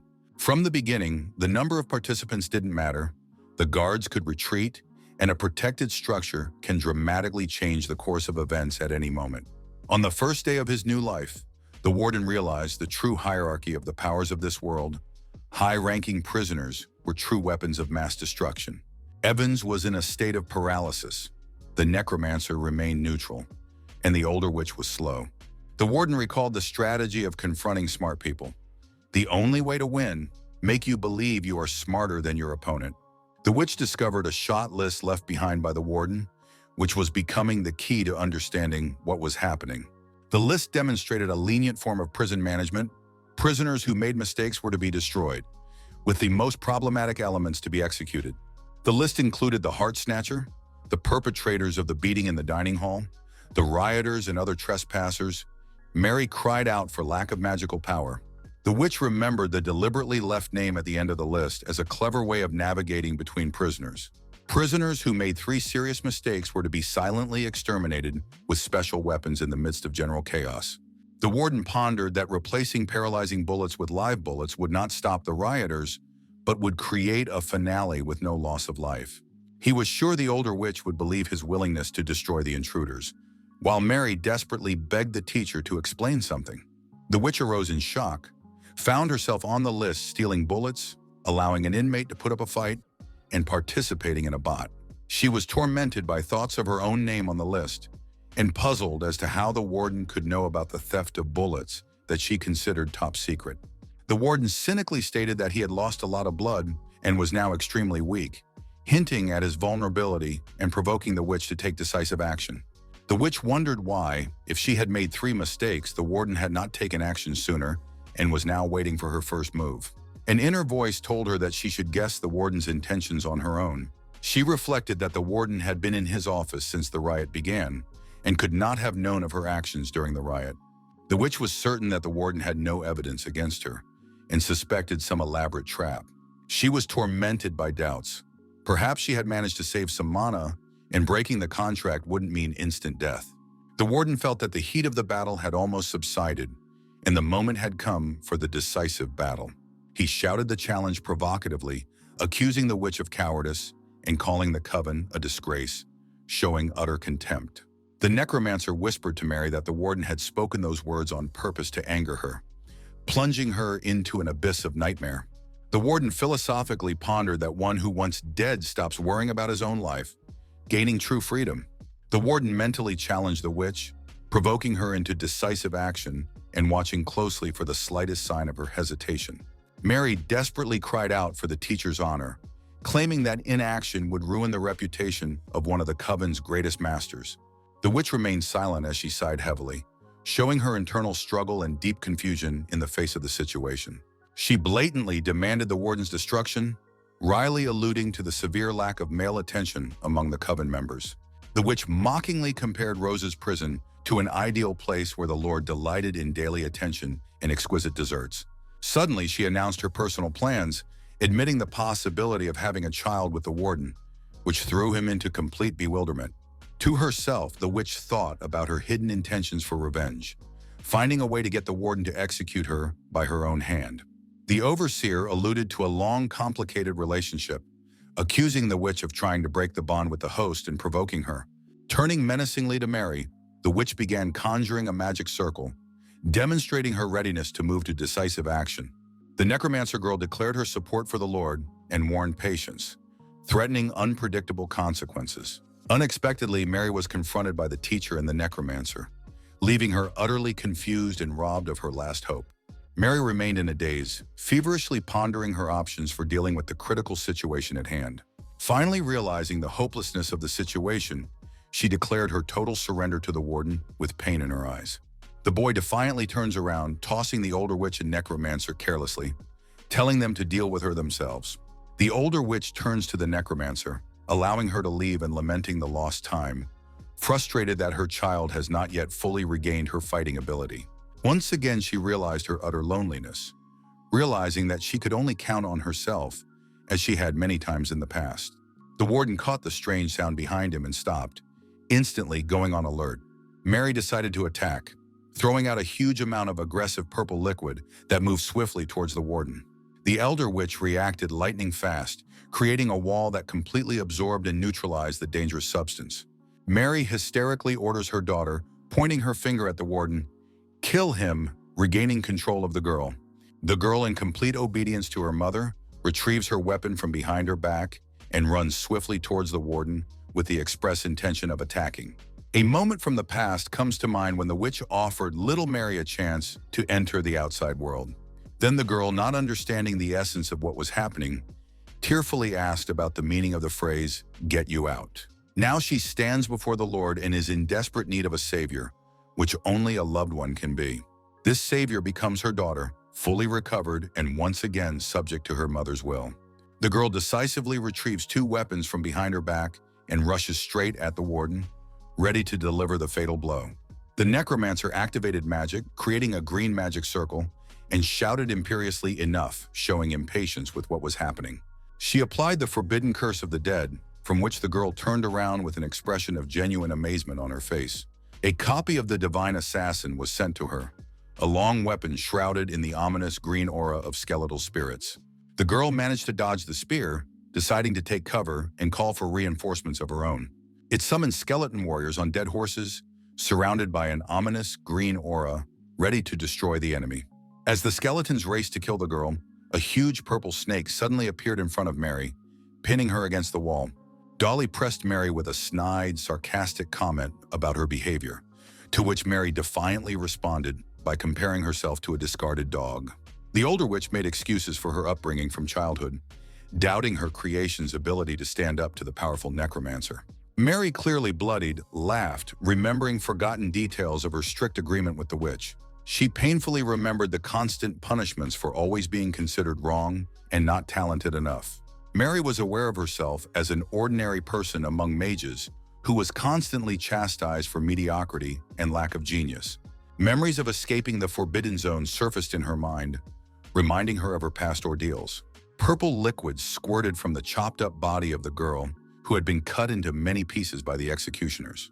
The girl easily restored her body, skillfully connecting the broken parts, demonstrating an incredible regenerative ability, shocking everyone. The summoned skeletons watched in amazement as her body transformed, replacing her legs with a huge articulated body. The older witch watched in horror as the girl's mangled body instantly recovered. The girl used her purple power, destroying the skeletons with a single movement of her monstrous tail, demonstrating absolute control. She was reborn in the form of a living blood, reaching the peak of her incredible abilities that left even seasoned mages in awe. Mary watched her creation with pride, claiming her daughter was capable of stopping any attack at any speed. Each enemy attack only accelerated the distribution of her core throughout her body, making the girl virtually invulnerable. Mary warned that if she was knocked out, the creature would spiral out of control, turning into a god of death. She spoke threateningly of future victims as the summoned skeletons and the transformed girl rushed at each other. The monster girl was absolutely nonchalantly destroying the skeletons, using her tail and a multitude of purple knives. A giant skeleton as tall as the ends of a building appeared behind the warden's back, drawing a huge bone bow. The necromancer summoned a bone giant, which the little monster girl immediately attacked with incredible speed. A chain wrapped around her arms, doused in purple liquid, ready to deliver the killing blow. The huge skeleton continued to aim with incredible accuracy. The warden, who had been silently watching the whole time, suddenly shouted a warning to the girl sharply about the irreversibility of her actions. Mary laughed scornfully, declaring that her daughter was becoming even more manageable in her current form, and ordered the warden killed immediately. Suddenly, the girl froze, as if an internal conflict had paralyzed her will. She slowly dropped all her weapons, a variety of chains, knives, and other deadly items. The girl was left completely disarmed, and her mother looked on with shock and absolute incomprehension of what was happening. The little girl began to cry, and her tears were not ordinary moisture, but a dangerous purple liquid that could kill lightning fast and mercilessly. She lowered her gaze to the floor, where some papers and a small wooden figure were scattered about, which suddenly caught her attention. The forest elf Gela watched the girl in amazement, realizing for the first time that a puppet could feel real emotions. Gela speculated about natural feelings, wondering if artificial creatures could actually possess an emotional spectrum. While in toad form, she noticed the girl approaching the warden, and a sudden epiphany occurred in her course. Gela gazed intently at the warden's bandaged arm, and some important details and connections began to form in her mind. She remembered the previous conversation when she noticed the bandaged finger and got an evasive answer from the Lord about the scratch. Memories of past conversations surfaced as Gailey searched. Then the warden spoke of problems with buying seeds. Gela pondered the possibility that the creator of the puppets and scripts was the warden himself, who was now stopping the giant skeleton. Mary looked at her daughter in confusion, not understanding the reasons for her sudden stop and loss of control over the monster she had created. She sensed that the girl, despite her inhuman form, was in some unfathomable way resisting her mother's control. Mary screamed hysterically, demanding an explanation about the reasons for the release from her control and the warden's influence on her daughter. In Mary's inner world, a scene of liberation was unfolding. The girl, being completely bound, was rushing towards the light. Memories surfaced of a conversation with the warden about children's books when he criticized his parenting methods, suggesting an alternative. Warden sighed heavily and decided to write the book himself, which seemed like a strange decision at the time. He began to write and asked the girl about the fairy tale of Snow White, provoking her to think. Evans, the little girl, remembered the Lord's words about being able to change history, which sounded promising. She was told not to take an apple from strangers, which was becoming a key safety lesson. The puppet in her world interjected with surprise, showing curiosity as to which apples they were talking about. Mary plunged into her memories, carefully analyzing every detail and trying to understand the hidden meaning of what she saw. She watched in the toy world as one puppet ran to another, saying she knew where Cinderella lived. The puppet would return to her friend, thanking her for her help and sharing information. Mary didn't understand how her daughter could be interested in something like this, which was beyond her usual perception. In the toy world, one puppet asked another about the road to her sick grandmother's house, offering to carry the pies and keep her company. Evans warned of the dangers of the wolf-ridden path and offered to accompany her with care and caution. The wooden puppet agreed, accepting the help and getting ready to go visit Grandma together. Lore carved the puppets himself, admitting that wood carving is more difficult than he originally thought. Things were much better with the photos. He was a master at picking angles to make the puppets look the same height. Photographing puppets required a precise approach, which Lord perfected, creating the illusion of uniformity. Remembering it all, the girl cried huge purple tears, frantically clutching her head in a fit of emotional distress. The toad-shaped Gala watched on in shock, realizing that Lord's method really worked in an incredible way. Mary recalled her past argument with Lord when she argued that reading was not beneficial because the girl was incapable of understanding the emotional context. Lord insisted on the development of imagination, arguing that it is imagination that is necessary for human development. He explained that the goal is to awaken the desires within the girl, since a man with his own aspirations is not a dead being. In her subconscious, Mary was desperate to stop her daughter screaming and demanding an explanation about her sudden disobedience and desire for independence. She was a reminder that she was the creator of the only being able to protect the girl in this cruel world full of danger. Mary pleaded with her daughter to stop resisting, claiming she wasn't the only one who loved her, trying to find emotional leverage. The Lord addressed the girl, offering an opportunity to change the course of history, warning of the dangers of blind obedience leading to imprisonment. He convinced her that listening to her own feelings might be her only chance at liberation and learning about the real world. The girl continued to reach for the light. Her desire to escape her mother's control became more and more obvious and overwhelming. She remembered the conversation with the Lord about helping her mom and being able to get answers, wondering about Red Riding Hood's role in understanding. Lord gently explained that in the real world people help each other and hinted at potential answers from a fairy tale character. Mary had only to watch her daughter make the ultimate choice in favor of light, rejecting her mother's control. The girl rushed upstairs, overwhelmed with confusion, and desperately questioned the reasons for her unbearable suffering in the world. White light enveloped her. The girl convulsively held her head, unable to utter a single word from the overwhelming emotions. The doll's house, once static and mute, suddenly came to life. Quiet music began to play, filling the space with a mysterious melody. Mary did not understand the source of such richness of her daughter's inner world, for she had never shared such stories. The toys in the doll world were becoming friendly.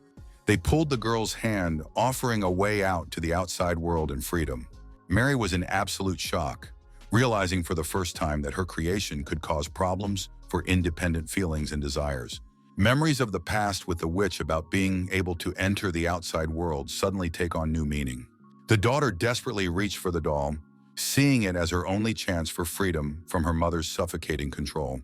Mary screamed hysterically, threatening the imminent reprisal and torture that awaited her daughter after an attempted resistance. The girl ignored the threats, using the extra plank as a last chance to break out of her psychological prison. Clutching the shoe, she cried out in pain as real light began to illuminate her tormented soul, breaking the shackles of the past. She was finally breaking away completely from the roots of her mother's subconscious, gaining her long-awaited freedom and independence. The girl sobbed, holding her head, and claimed that the queen was not Snow White, destroying the usual fairy tale ideas of good and evil. As she continued to cry, she insisted that the stepmother was not Cinderella's real mother. The phrase, "You're not my mother," sounded a verdict, causing Mary to burst into tears from the unbearable pain of betrayal and loss of control. The girl wryly remarked that killing the Grey Wolf would not protect Red Riding Hood's grandmother, undermining the logic of her mother's admonition. She claimed that killing her mother would protect the Lord, resolutely standing up and preparing to strike at Mary. Mary burst into tears in her voice, her tears streaming down her face, expressing complete emotional distress and despair. Memories of being thrown off the cliff again slammed into her mind, intensifying the pain of her daughter's betrayal. She began hysterically beating her hands on the ground, screaming and crying with unbearable heartache. The guards chattered in panic, hurrying to the infirmary and trying to comprehend the chaos going on. They hurried off, discussing the appearance of the deputy chief and wondering how Veronica could have gotten involved in a fight. Suddenly, the prisoners attacked them, arming themselves with stones and pouncing furiously on the guards. The prisoners shouted triumphantly about their newfound friendship, feeling suddenly significant and invincible. Lara, the pirate girl, soberly assessed the situation, arguing that the only chance for a breakthrough was an unprotected infirmary. Catherine, an experienced smuggler, suggested looking around carefully and using the Lord's horses for a quick escape from the prison. The girls snatched their weapons from the guards with excitement, exchanging excited shouts of long-awaited freedom and anticipation of escape. They made incredible leaps. Their bodies easily overcame obstacles, and the song of liberation resounded in their souls. Upon entering the infirmary, they found a horrifying scene. The floor was literally strewn with corpses. Nasty parasites began to crawl out of the prisoners' bodies, turning an already gruesome scene into a real nightmare. The girls were talking in bewilderment, not understanding when the infirmary had turned into a morgue and what had happened here. Austin, who continued to fight, proclaimed the superiority of steel over flesh, demonstrating a philosophy of steadfastness and strength. The bracelets on her arms and neck seemed to come to life, attaching themselves to her body, giving the impression of supernatural unity. The smuggler and the pirate felt an incredible wind that seemed to come out of nowhere, throwing them into confusion. A huge seal appeared behind Austin's back. It literally lifted rocks into the air and towered above the ground, displaying incredible power. The stones gathered around the girl's body, forming an impenetrable armor that made her virtually invulnerable. The smuggler and the pirate could barely hold on, shouting to each other about the unbearable heat and urging them to look around to see what was happening.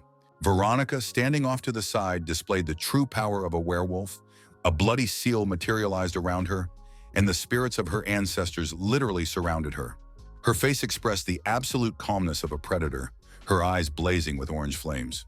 Austin, clad in red-hot steel that seemed like a living organism, was transformed into an absolute instrument of destruction. The two girls clashed in a battle where one used the incredible power of steel, and the other drew on the primal might of ancient werewolves and their blood magic. Catherine and Lara panickedly tried to distance themselves from the conflict, begging to just pass by and safely leave the dangerous place. The colossal blow threw Veronica over the fence with such force that she collapsed into the cold rain, sprawled on the ground. The werewolf prisoners surrounding her could smell the unfamiliar scent of the ancient god of beasts, perplexed as to the origin of this incredible power.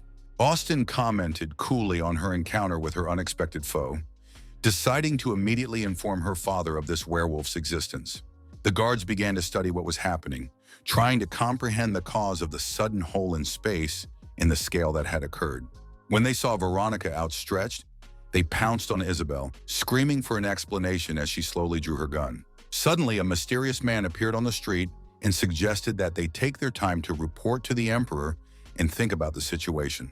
Surprisingly, these words were spoken by the warden, who was also standing under the cold raindrops, watching the dramatic scene unfold.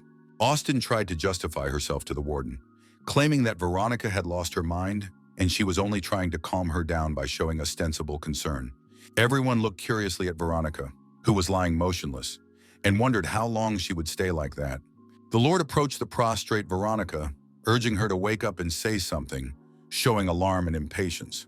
Veronica tried with great difficulty to lift her arm, which was trembling from the incredible tension and stress she had experienced. She pointed her finger at the guard next to Isabel, accusing her of betrayal and calling her a real creep. Veronica screamed hysterically that she would capture the traitor, claiming that she smelled her flowers. Isabel reacted lightning fast, grabbed the girl, pinned her to the ground, and Austin claimed to have witnessed the poisoning of her food. They quickly unzipped the girl's uniform and pulled out a mysterious bag, drawing everyone's attention. The older witch unwrapped the sack and discovered the grave flowers, then ordered the detainee to be taken to an interrogation room. The prisoners gradually came to their senses, feeling incredibly weak after the shock and physical exertion they had experienced. They exchanged impressions of the unbearable pain, comparing their sensations to the pressure of a huge avalanche and bugs crawling on their backs. The necromancer informed the Lord that she had put the collar on Queen Muravyov and successfully locked it on, demonstrating complete control. The older witch inquired further, to which the boy coldly replied, "Just give me her ashes." The warden laughed, stating that there was no point in burning the prisoner at once, as her attack was forced. The Lord irritatedly offered to feed her his blood so she could at least function. Turning around, he noticed a crack in the wall and a spear stuck in it, indicating the scale of the recent battle. Turning to the necromancer girl, the Lord noted that she had used all her best moves and was determined to help. The necromancer replied that she had only recently realized the true potential of the prisoners that the Lord could destroy at the height of their powers. They discussed the number of prisoners, and the necromancer specified that there were over 200 cooperating prisoners with the Lord. She pondered the prospect of their numbers growing and the likelihood of future resistance attempts against the Lord. The necromancer admitted that she had always been attracted to stability, and staying here was the right decision, regardless of the outcome of events. The older witch noted that the necromancer's words made her rethink something. She recounted the coven's problems with activity in the restricted area prior to her appearance in prison. The witch explained that they were concerned about possible repercussions and had prepared in advance for various scenarios. She admitted that she wanted to get out of jail so that she could help her coven at a critical time. The older witch pondered the coven's alliance with the Lord, wondering why she hadn't realized the obvious benefits of such a partnership sooner. She claimed that even if an evil deity revived in the Forbidden Lands, the prison would be the safest place to hide. The mercenaries shouted to the boss in panic, drawing everyone's attention with their urgency and excitement. The pirate mercenary excitedly asked about the fulfillment of some secret request, glowing with eagerness to hear the details. The bounty hunter triumphantly declared the task complete, claiming that now even prison did not interfere with their activities. They talked about the transformation of the Crooked Hand Gang into a guild of bounty hunters, no longer fearing prosecution by the authorities. The girl with green hair abruptly ordered everyone to immediately flee without thinking. She surveyed the line of guards ready to open fire and pleaded with the thugs to just run away without looking back. The inmate with 3 eyes was demonstrating this fear with the inmate Jessica, talking about the cave. She recounted the ancient method of manhunting, where you have to find and tear the creature apart while it has legs to flee. She noted with regret that the witch had managed to escape the cave, putting an end to the creators of the mysterious beads. Holding the orb, the prisoner was sad that the memories had turned into a tiny moment instead of 300 years of history. She shattered the orb in her hands, shattering it into tiny pieces, and offered to continue what she had started, meaningfully hinting at a sequel. Jessica emerged from the shattered sphere, but not in her previous form at all, but in a brand new, incredibly powerful form. Her body was completely streaked with lightning, her fists clenched with incredible strength, and a beastly roar of primal rage burst out from her throat. The terrible picture of the clan's betrayal, when she alone had managed to confront an entire army in a state of extreme emotional intensity, surfaced in her memories. She thought back to the last meeting where she had suggested that everyone take an orphan and create a guild of hunters, teaching them how to make an honest living. She was filled with boundless anger, the memories pushing her to completely destroy everything around her, fueling the flames of vengeance. Her surviving friend tried to stop her, grabbing her arm and shouting pleadingly, "Boss!" trying to appeal for discretion. Jessica was crying, an arrow visible in her eye, symbolizing the pain of irreparable loss and dashed hopes. Now the situation was repeated, the girl crying and begging Jessica that it was over, echoing in the past.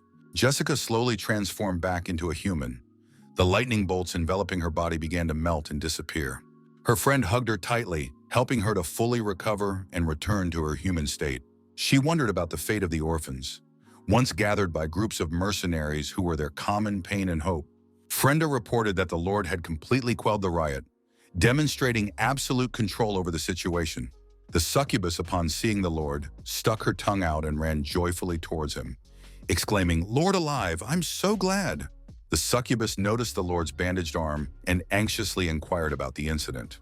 The Lord tried to reassure the girl, assuring her that the wound was almost healed and there was no cause for serious worry. Succubus rushed to help in a panic, wanting to inspect his injuries, but the guards persisted in trying to stop her. She stubbornly kept saying that sooner or later she would get to the Lord and have her wound examined, begging those around her to let her help. The warden was analyzing the situation after the riot, pondering the need to scout outside the prison. He was intrigued by how far the Ant Queen had gone in her manipulations and plans. He remembered talking to the blue-haired thug about a special assignment from the congressman whose son had been in the hearing the last few days. Overseer that cutting back on temperature means a larger figure is involved. He was tasked with finding out the true puppeteers, with the right to back off if the investigation became too dangerous. The girl had been stealthily following Anthony Gassman all this time, becoming his shadow. She reflected on the ruling structure of Silver City, which was controlled by 4 aristocratic families. The hierarchy of the city was built around the clans Silver, Rose, Spike, and Emerald, where Silver held the highest position. In her dreams, she envisioned the Emerald Palace as a true man's paradise at the end of a long road. From the window came Anthony's shouting of the results of the tax bureau, which had found nothing suspicious at Rose Prison.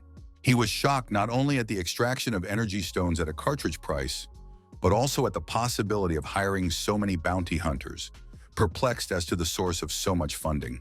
Richie responded sarcastically to Anthony's suggestion that he was stealing from the budget, hinting that there were more complex financial schemes.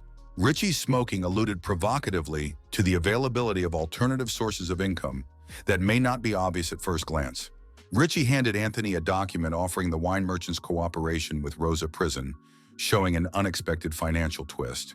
Anthony read the contract for 50,000 gold from Richard Ord, which effectively meant that the Lord did not need to use his own savings to cover expenses. Anthony shatters the paper halves in anger, outraged at the idea of selling wine. Criminal acts committed. Richie advised an end to the feud, hinting at the complexity of the Lord's personality and the need for a broader perspective. Anthony suggested limiting the supply of power stones to the prison through the Chamber of Commerce, believing it was the only reasonable solution under the circumstances. He insisted on shelling the prison during the riot, but Richie sternly quashed these intentions, stating that interference was unacceptable. Anthony admitted in desperation that he was willing to do anything, including sacrificing his own son, to secure the Lord's death and realize his ambitious plans. The unexpected flight of the lamp through the window shattered the glass, falling to the floor with a clatter and attracting the attention of all present by its sudden movement. Casual passers-by looked around the building with bewilderment and curiosity, trying to understand the reason for such a strange investigation. The speaker claimed to be happy with the current situation and the fact that he was the one who was now at the center of events. He implied that if it were him, a trio of flashy knights wouldn't have been able to control the situation so skillfully. Anthony spectacularly and theatrically opened the door, displaying controlled anger and a desire to leave the room immediately. The concierge watching had never before seen Mr. Ritchie so enraged and tense. A blonde woman in a white plaid was standing in the heavy rain when the concierge asked her in amazement about her strange outfit and circumstances. The concierge pointed out the incredible coincidence. Just a minute ago, a lamp was flying and she was standing right next to it. The situation with the lamp falling from the window was becoming more and more mysterious, especially considering the presence of the girl under the very window. The girl defended herself by claiming that she had been kidnapped and the one they see is just a fake, trying to look convincing. The kidnapper took her to an abandoned house where she removed her clothes and makeup to make the perfect switch. The bounty hunter ordered her to be quiet, promising that it would all be over soon, intriguingly hinting at some sort of plan. The experienced huntress moved purposefully towards Mr. Anthony. Anthony asked the girl suspiciously about the purpose of her visit, wondering why the representative had shown up at such a tense moment. The girl relayed the message that the gentleman was running late due to a possible information leak and wished to continue the conversation in a safer location. Anthony, feeling guilty about his previous behavior, decided to apologize and asked to be escorted to his interlocutor. The concierge, smoking a cigarette, noted to himself the incredible skill of the makeup artist who had managed to organize such a believable substitution. The real Emerald Girl complained about the circumstances of the kidnapping, noting the physiological characteristics of the kidnapper. She suggested paying attention to the difference between the fake and the real version, which an experienced eye would instantly notice. The concierge, who had 5 years' experience in the palace, frankly admitted to losing interest in such intrigues. Blood slowly dripped down on the shoes held by the huntress, creating an ominous atmosphere of impending denouement. The bounty hunter knocked Anthony unconscious with a few blows to the head with her shoe, gouging out his eyes. Removing the stolen clothes and wig, she fully completed the planned operation with cold professional precision. Arriving at the Lord's house, she reported Anthony's death, mentioning many witnesses to her conversation with Mr. Ritchie. The huntress warned that when the body was discovered, even the Lord himself might question her lack of involvement in the murder. The Lord praised the huntress's work, noting not only her ability to kill Anthony, but also to masterfully diffuse suspicion. Now in her true form, working among the prisoners and cleaning up the aftermath of the riot, she introduced herself as Gela. Her escape from her home continent was prompted by the terrible dawn of the occult, when the devil in red robes with an army began to turn everything around her into destructive chaos.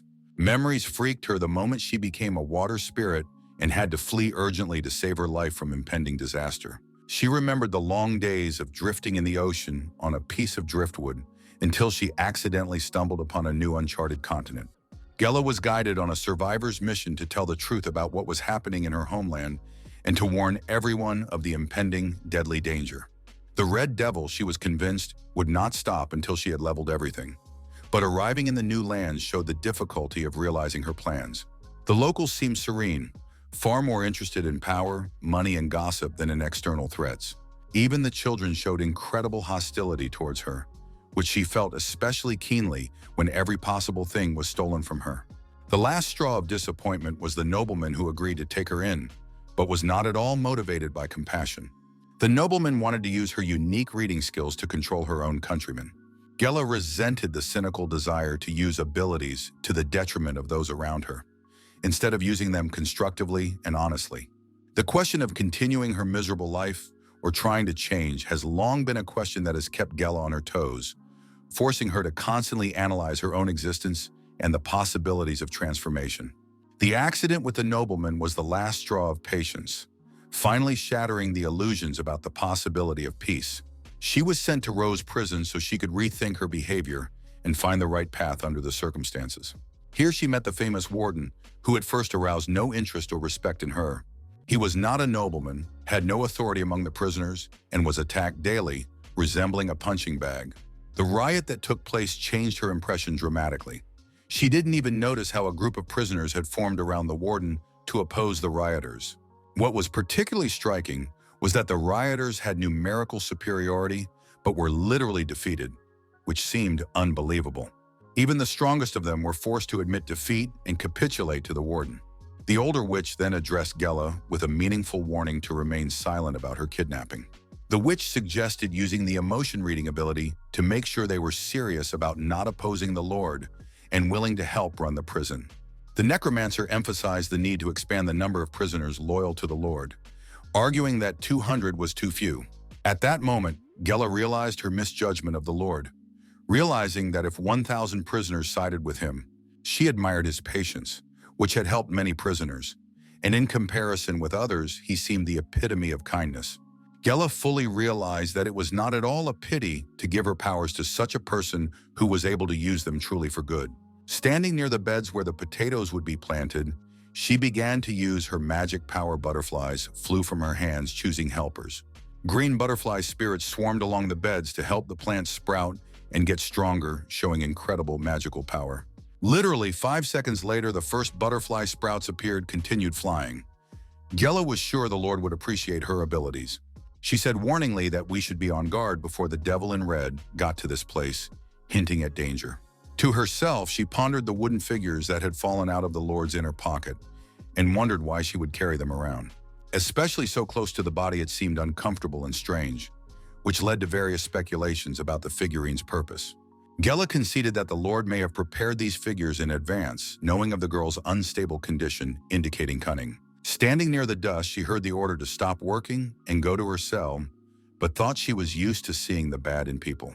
The unidentified man wrote a letter to Mr. Peen, introducing himself as a loyal Blue Hawk and indicating that this was the 25th denunciation to the Lord. Isabella confirmed in a letter that the Lord had lost some of his power but could still be useful, advising caution with reconciliation. She warned of possible difficulties from the aristocracy and recommended only observing the Lord without action for now. The man reported a full check of the last underground chamber, recording the absence of any unusual occurrences. The cell was inhabited by an ordinary giant monster that didn't arouse much suspicion from the inspectors examining the room. Sisters Haley and Jenny discussed information from the chief about a monstrous threat in the prison capable of destroying the world, thinking about neutralization. They approached the monstrous Wendigo, assuring him that the decision on their continued imprisonment had already been made. Hidden in the dungeon, the goddess congratulated the Lord for mastering the new abilities of using disabled creatures.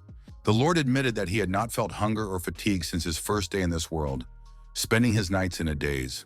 The pain in his arm seemed abnormal and would not go away, causing him serious anxiety and confusion about what was happening. He confusedly asked the goddess about his nature, whether he was a ghost or still human. The goddess replied with a mysterious smile that she wished she knew the answer to this difficult question herself. She explained that his body was an alchemical vessel for the soul that could only be cured with mythal. The Lord spoke contemptuously of the prison, comparing it to filth and making no secret of his negative attitude. The goddess explained that he could safely think about marriage and children, warning only one nuance: the children would inevitably be born dead. She proposed an unconventional approach to defining humanity, using behavioral patterns instead of biological traits. Leaning toward him, the goddess provocatively asked if this world was real or just a figment of his own desires and fantasies. Lord confidently objected, arguing that the world was absolutely real as he dealt with prison issues and specific challenges on a daily basis. The goddess parried that he was like a man in a coma and would only be able to truly live once he was completely free of his inner desires. She gave examples of his actions, pointing to helping Veronica through her pain and the innocent murder he had committed. Raising the girl, in her opinion, was just an attempt to compensate for her own paternal complexes and failures with her own daughter. Real anger appeared on the Lord's face when the goddess touched on the painful topics of his past and personal defeats. The goddess remembered with compassion the moment he returned to his hometown after his service when he met his family.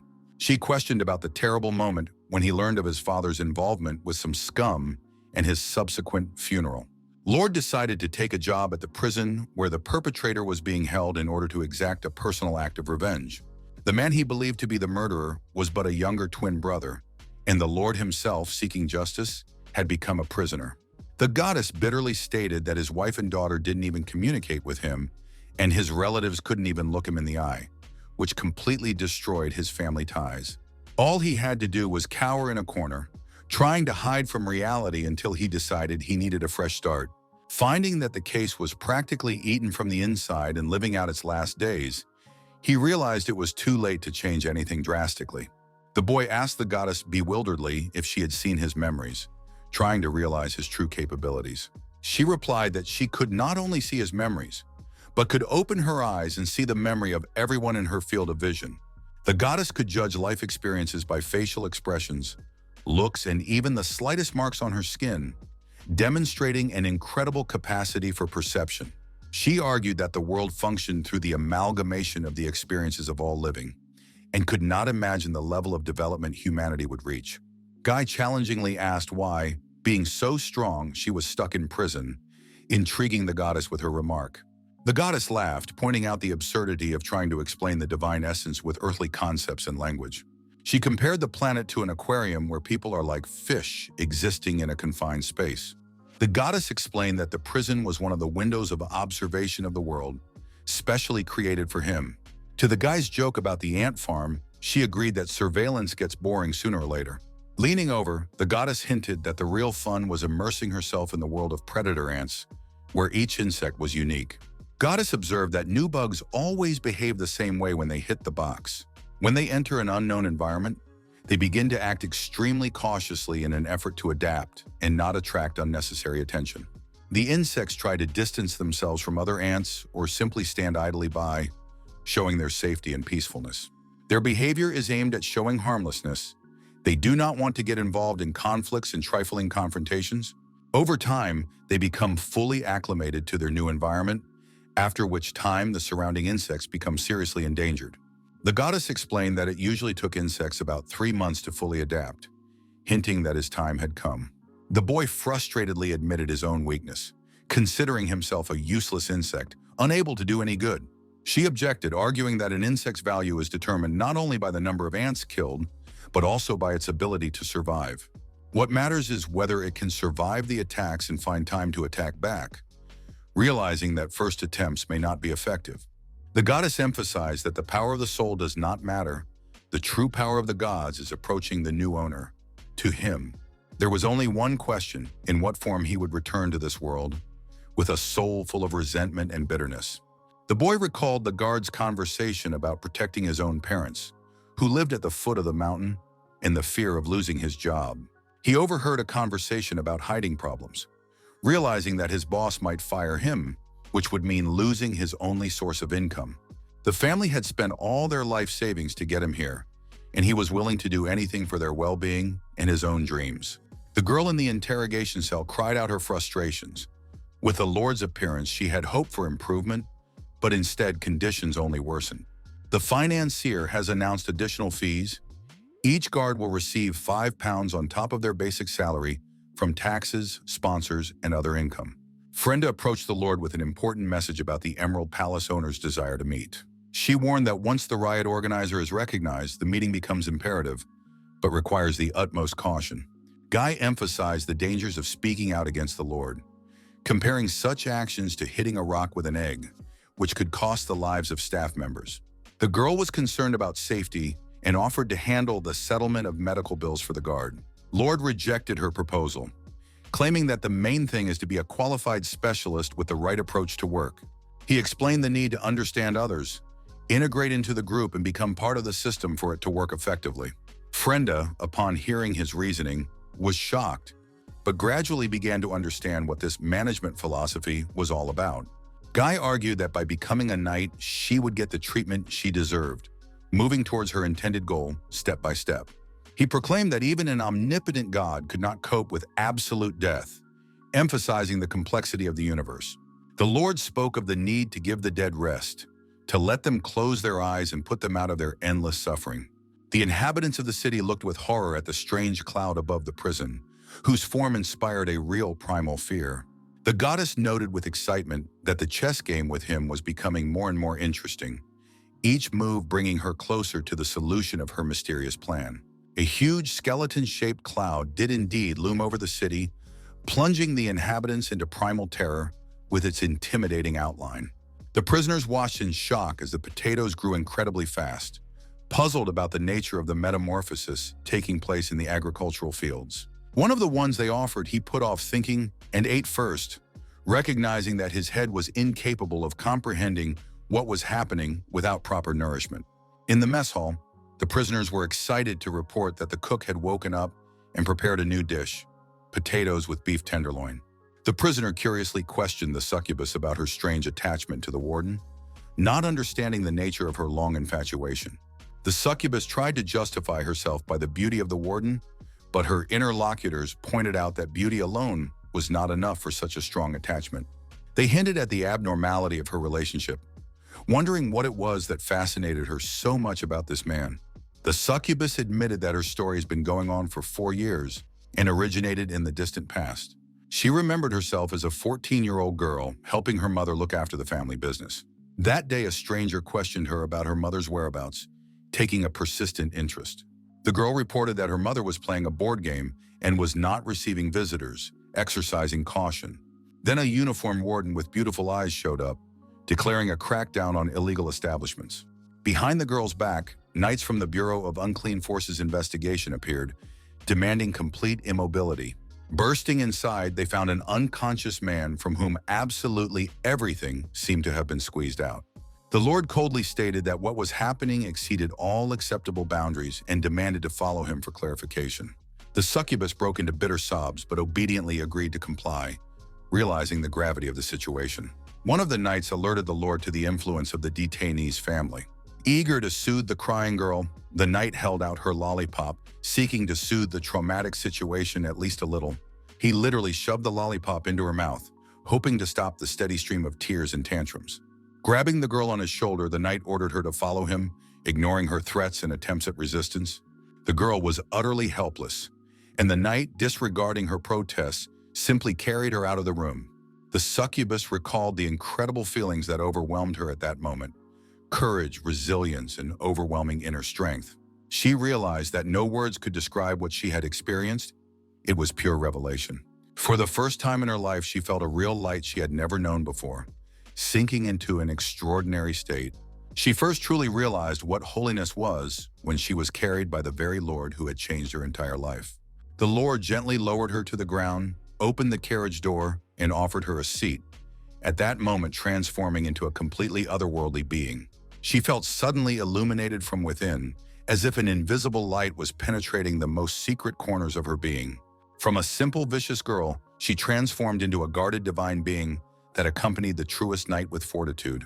The prisoners who heard her story marveled at the improbability of what was happening, realizing that such a thing could only happen in the most improbable of life scenarios. She realized that a man as pure and bright as this Lord did not exist anywhere else on this planet. In that moment, she realized that she had found the absolute ideal of masculinity that she would strive for the rest of her life. Her mind from that day on was literally consumed with obsessive thoughts of him, leaving no room for other experiences. The fantasies ranged from wanting to control him completely to plunge him to the ground and destroy him to the smallest of components. She imagined playfully touching his chin, preparing to say the most provocative words. Her imagination drew dialogues where she commented wryly on his appearance and hinted at the dangers of the world around him. The succubus began to laugh, taking in the decisions of those around him on such fantasies, unintentionally creating an atmosphere of awkwardness. A sudden laughter from outside made her turn around sharply, eyes flashing with displeasure and a readiness to immediately attack the source of the annoyance. She pointed her finger at the vixen, calling her a stinker and demanding an explanation as to why she was laughing so inappropriately. Fox replied philosophically that fantasizing is easier than realizing such scenarios. The succubus, enraged, demanded that the vixen immediately explain her words, showing her willingness to give an instant and devastating response. The vixen continued to laugh, holding her stomach, commenting wryly that a 14-year-old girl had never been able to get the man of her dreams.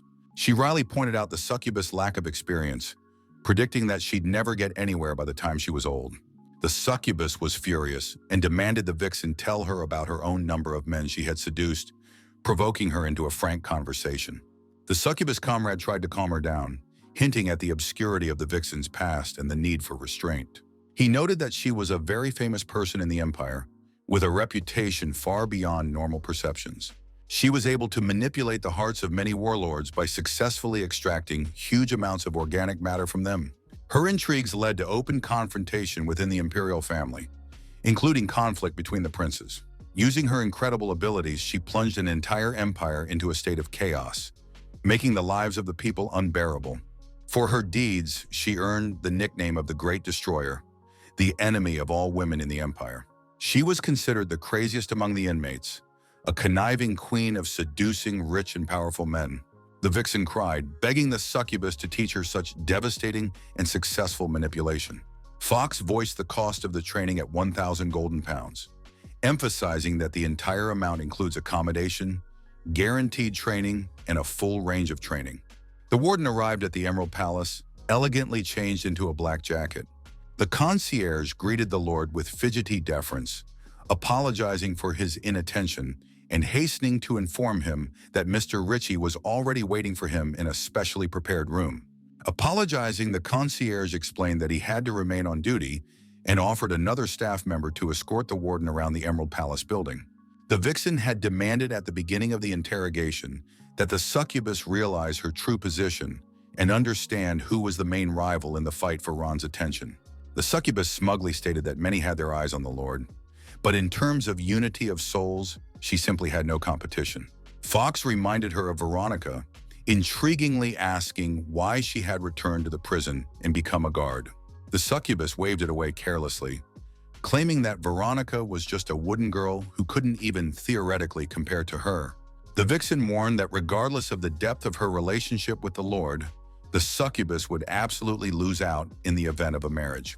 The succubus demanded an explanation in shock, to which the vixen began to detail Veronica's social advantages. She emphasized Veronica's hard work ethic, pointing out that her attentiveness would be seen as a role model by those around her. Fox emphasized Veronica's qualities attractive to men, loyalty, sensitivity, and inner strength of character. She pointed out Veronica's ability to instantly notice her partner's emotional state and willingness to be supportive. Fox emphasized that Veronica would extend the umbrella at any time, regardless of her partner's financial situation. Veronica is able to confidently lead her partner forward, holding his hand firmly, and even the most faithful man will be happy to marry such a girl. The vixen compared Veronica to a succubus, demanding an explanation of what she could be proud of besides her daily attempts to get the Lord's attention. The succubus claimed her wealth, to which the vixen wryly inquired if that made her a suitable candidate to be a kept woman. In response, the succubus burst into a scream, denying her dire situation and promising to change immediately. She vowed to mend her ways and never make such mistakes again, showing her willingness to make drastic changes. The vixen warned that she must not give up her hobby for men, or she would lose status and not get a lord.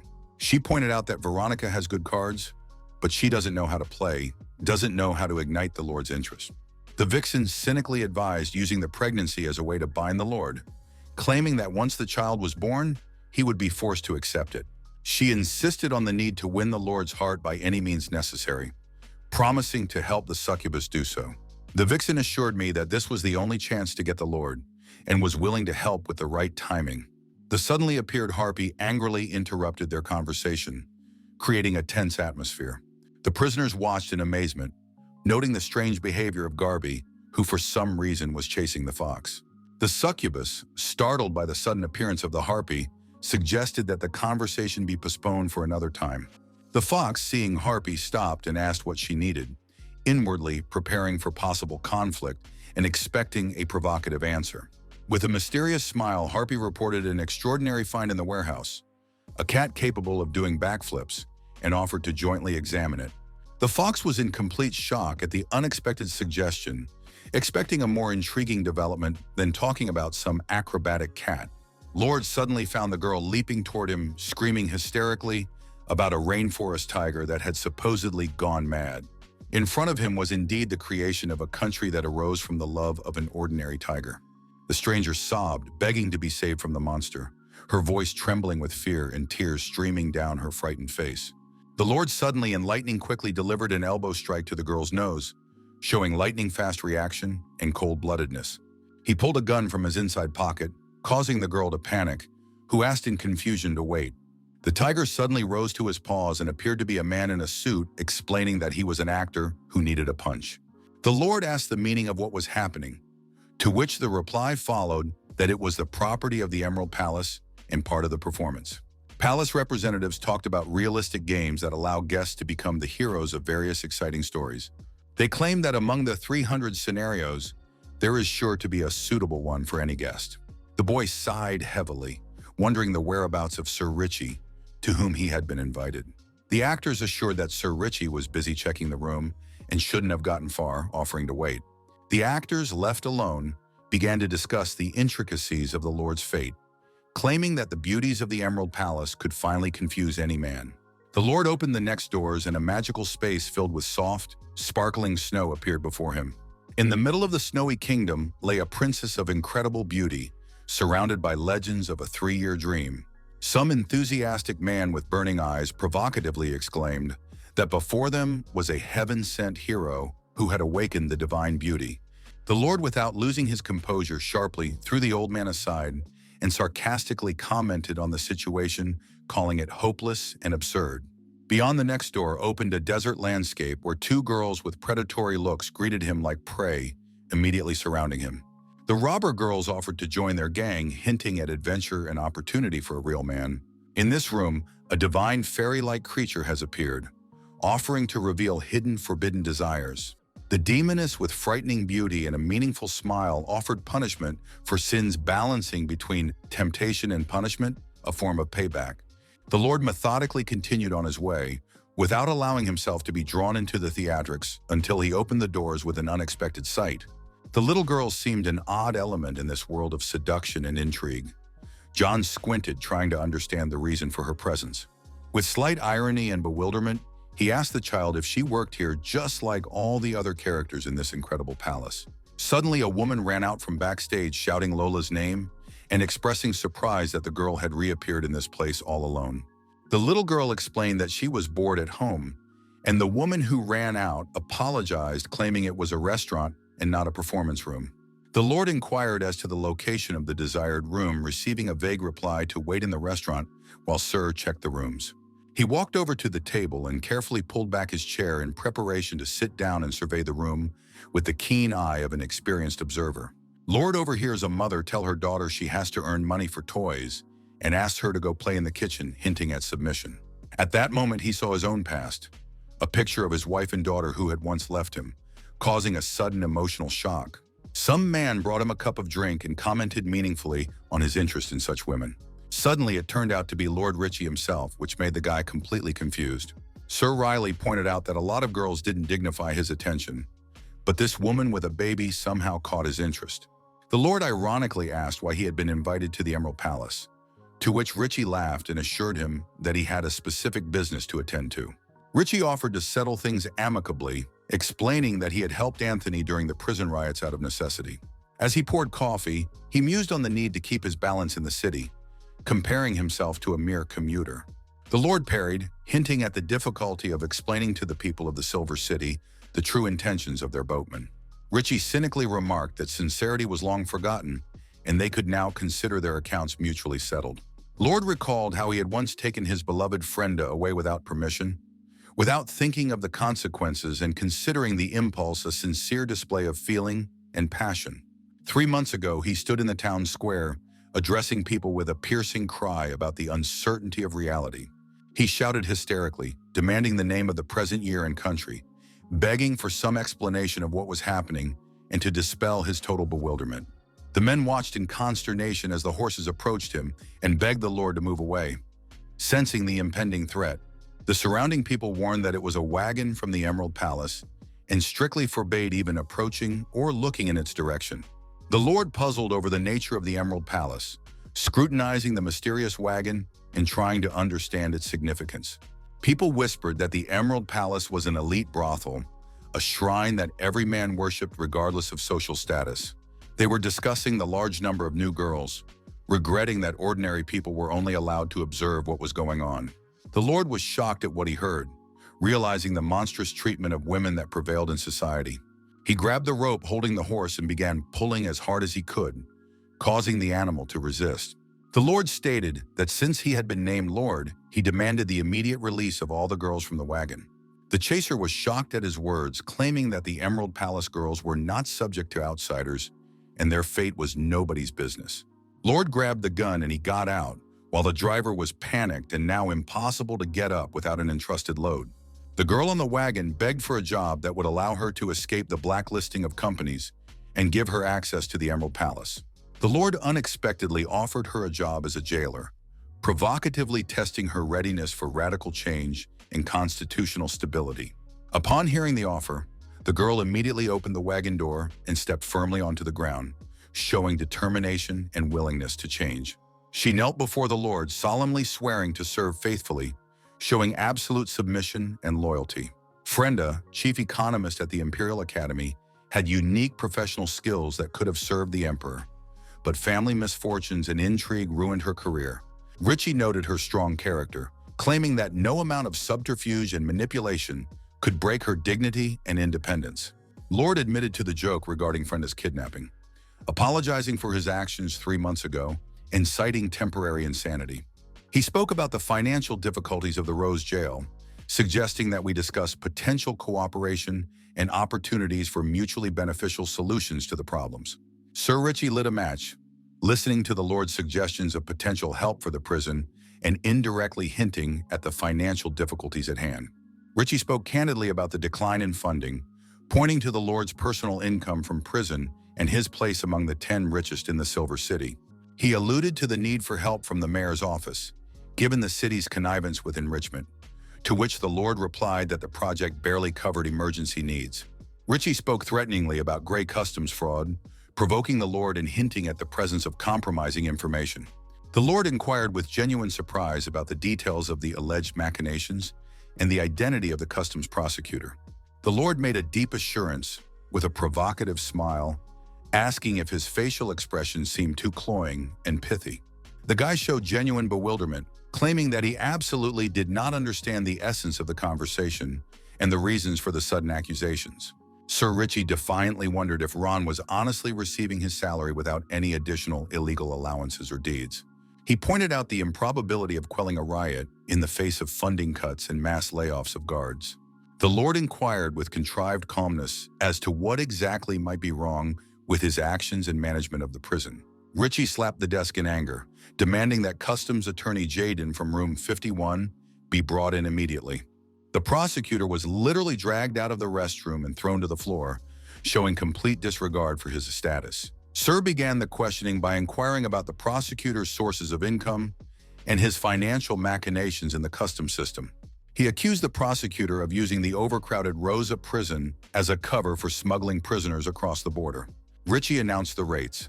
A level D prisoner cost 100 gold, a level C 500, indicating a corrupt scheme to distribute the funds. Jaden's justification was that the Lord had always fought evil, and they were worried about his possible disagreement with the scheme. The Lord went into a rage, slammed his fist on the table, and physically removed the customs officer, charging him to destroy the entire Silver City. The prosecutor began to apologize, admitting his wrongdoing and trying to assuage the Lord's anger by showing total defeat. Cheese held out his hand, signaling that litigation was no longer necessary and the situation would be resolved as quickly and efficiently as possible. The subordinate handed over the weapon, hinting at a willingness to immediately finish off the prosecutor, who panicked and began begging for mercy. The Lord intervened, stating that this case directly concerns him and only he would make the final decision. He pointed out the serious injuries sustained by the guards during the recent riot, emphasizing the magnitude of the events. Lord explained the need to fund treatment and pay bonuses to prison staff, showing concern for his subordinates. He cynically stated that he didn't care about the origin of the money, whether it was clean or not, as long as it was sufficiently funded to keep the system running. The prosecutor begged the Lord to let him go, promising to find and bring all the necessary funds immediately. The Lord generously gave half a day to raise the money, insinuating that it was the only chance to save a life. The prosecutor swore he would raise enough money to fully satisfy the Lord's demands and avoid punishment. After the prosecutor had left, the Lord asked Sir Richie about the details of what had happened. He inquired about the root causes of such corrupt schemes in the system. Richie explained that people hate those who would take away their jobs and resources, wondering what the content of any system is. Lord asked provocatively about the mechanisms of the political system, alluding to the complexity of the polity. Guy noticed that the empire was created by a treaty in which all races of the continents joined together and honored a sacred pact of equality. Richie explained that the treaty brought victory over evil spirits, allowed the forbidden lands to be sealed, and became the founding banner of the empire. He argued that the fall of imperial power could lead to the collapse of the empire, so those interested should strengthen the system. Smoking a pipe, the interlocutor reflected on the mechanisms of popular vote, pointing out the importance of a profitable way of manipulating opinion. He spoke frankly about the classic political technology of the common enemy and positioning himself as the savior of the people. The Lord was skeptical of the abstractness of such an approach, questioning the effectiveness of creating an enemy from other races of the alliance. Richie laughed, explaining that to understand the benefit it was enough to realize the goals of the other side, and hinted at the end of the conversation. When the boy was about to leave, Sir Richie stopped him, reminding him that he hadn't gotten a full answer to the original question. He hopefully clarified that all misunderstandings between them were now settled and no longer raised doubts about the correctness of their actions. The guy kindly replied that this aristocrat was different from his initial expectations and stereotypical notions of nobility. Richie emphasized that he survived solely because of his own strategies and advised to prepare for a political career wisely. The prisoners began to laugh at the fox, to which she sharply reprimanded them, reminding them of her position as foreman and her recent kidnapping. She hysterically shouted that without Cao Lai showing up in time, she would have been shamed for life while pointing her finger at the girl. Cao explained that she only helped because the succubus was giving away her dinner, showing the cynical calculus of prison relationships. The girls laughed wryly at the succubus, accusing her of obsessively wanting to do the deed and kill the warden who hunted the rich. The succubus standing next to Harpy turned to the vixen Mandy, offering to forget about the training and keep the money for herself, showing her generosity. She spotted the Harpy hiding behind a tree and sensed that approaching could turn deadly, creating tension. The succubus watched Harpia, who was still under the influence of the vixen's pheromones, and continued to think about their plans together. Mandy shouted furiously that it was a funding issue, addressing the laughing inclusions and preparing them for the components of their opportunities. She stated that she would help the girl get the title, intriguingly hinting at the reliability of her wealth. The overseer slowly left the Emerald Palace on his horse, unaware of the intrigue brewing around him. Mandy and the succubus ran to greet him, inviting him to pay attention to the incredible changes in the household. They raved about the potatoes planted 2 days ago, which are now fully ripe and have yielded an incredible harvest. The Lord asked in amazement as to the reason for such rapid growth, to which Mandy offered to check things out in person. The succubus, as usual, was enamored with the Lord and begged to take her along, showing obsessive adoration. Mandy tried to stop the succubus, explaining that it was part of a plan to seduce the Lord discreetly. She claimed that their goal was to divert attention away from Veronica in every way possible, urging her to use ingenuity. Mandy speculated provocatively about Veronica's wounds, hinting that after stabilizing her in prison, the Lord would probably find time to visit her. She vividly described a scenario where a lone man would be in a wounded woman's room, asking her how she was feeling. Mandy warned that such questioning could easily turn into actual intimacy. She insisted on the need to take the initiative, to confuse the Lord about the little things and leave Veronica no chance. Frenda looked in amazement at the potatoes that had grown overnight, noticing the soil around the plant cracked from dryness. She remembered the nobleman's admonition to inform immediately if she found plants growing at an incredible rate on the cracked ground. The warden listened to these arguments in silence, casting meaningful glances at the deputy and expressing no particular emotion. Gela, hearing Frenda's words, turned around anxiously, clearly fearing that she might be taken against her will. She pointed defiantly at one of the prisoners, reprimanding her for her laziness and demanding that she work more responsibly. Lord asked Frenda suspiciously if he was wrong, remembering that the potatoes had been planted over a month ago. Frenda was confused, unable to give a coherent answer, and offered to let security know what was going on. She planned to increase control over the prisoners, after which the Lord inquired about the condition of Veronica Lazarenko's wounds. Suddenly, Lissa ran up to John with provocative concern at his absence, finding herself in a situation of intriguing surprise. Lisa reported the verbal altercation in the interrogation room to Lord Details. She noted that the Ant Queen was refusing to give evidence to the junior warden, displaying an arrogance that the Lord found inappropriate.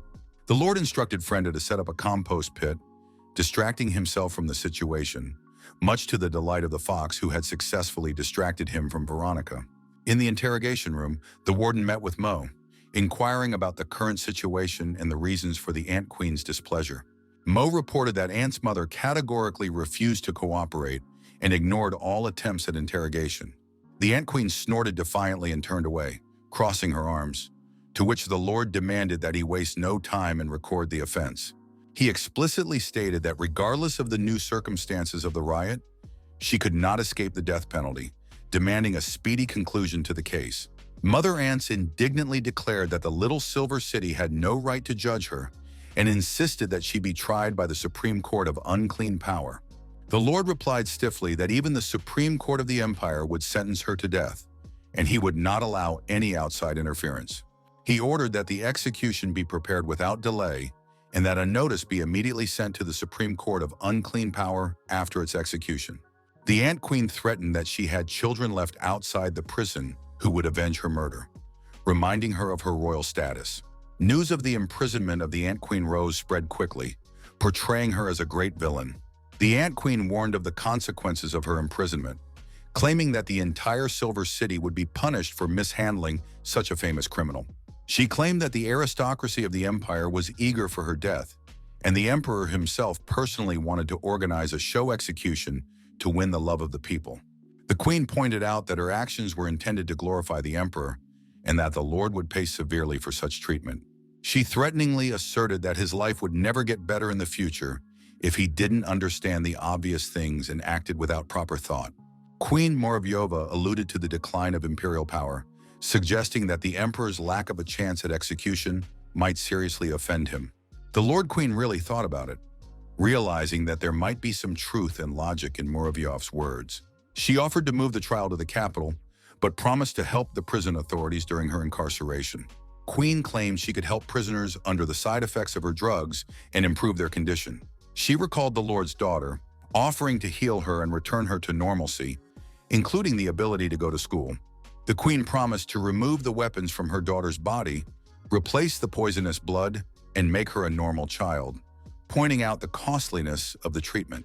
Mo turned to the Lord to ask what exactly to write to the Empire regarding the proposal.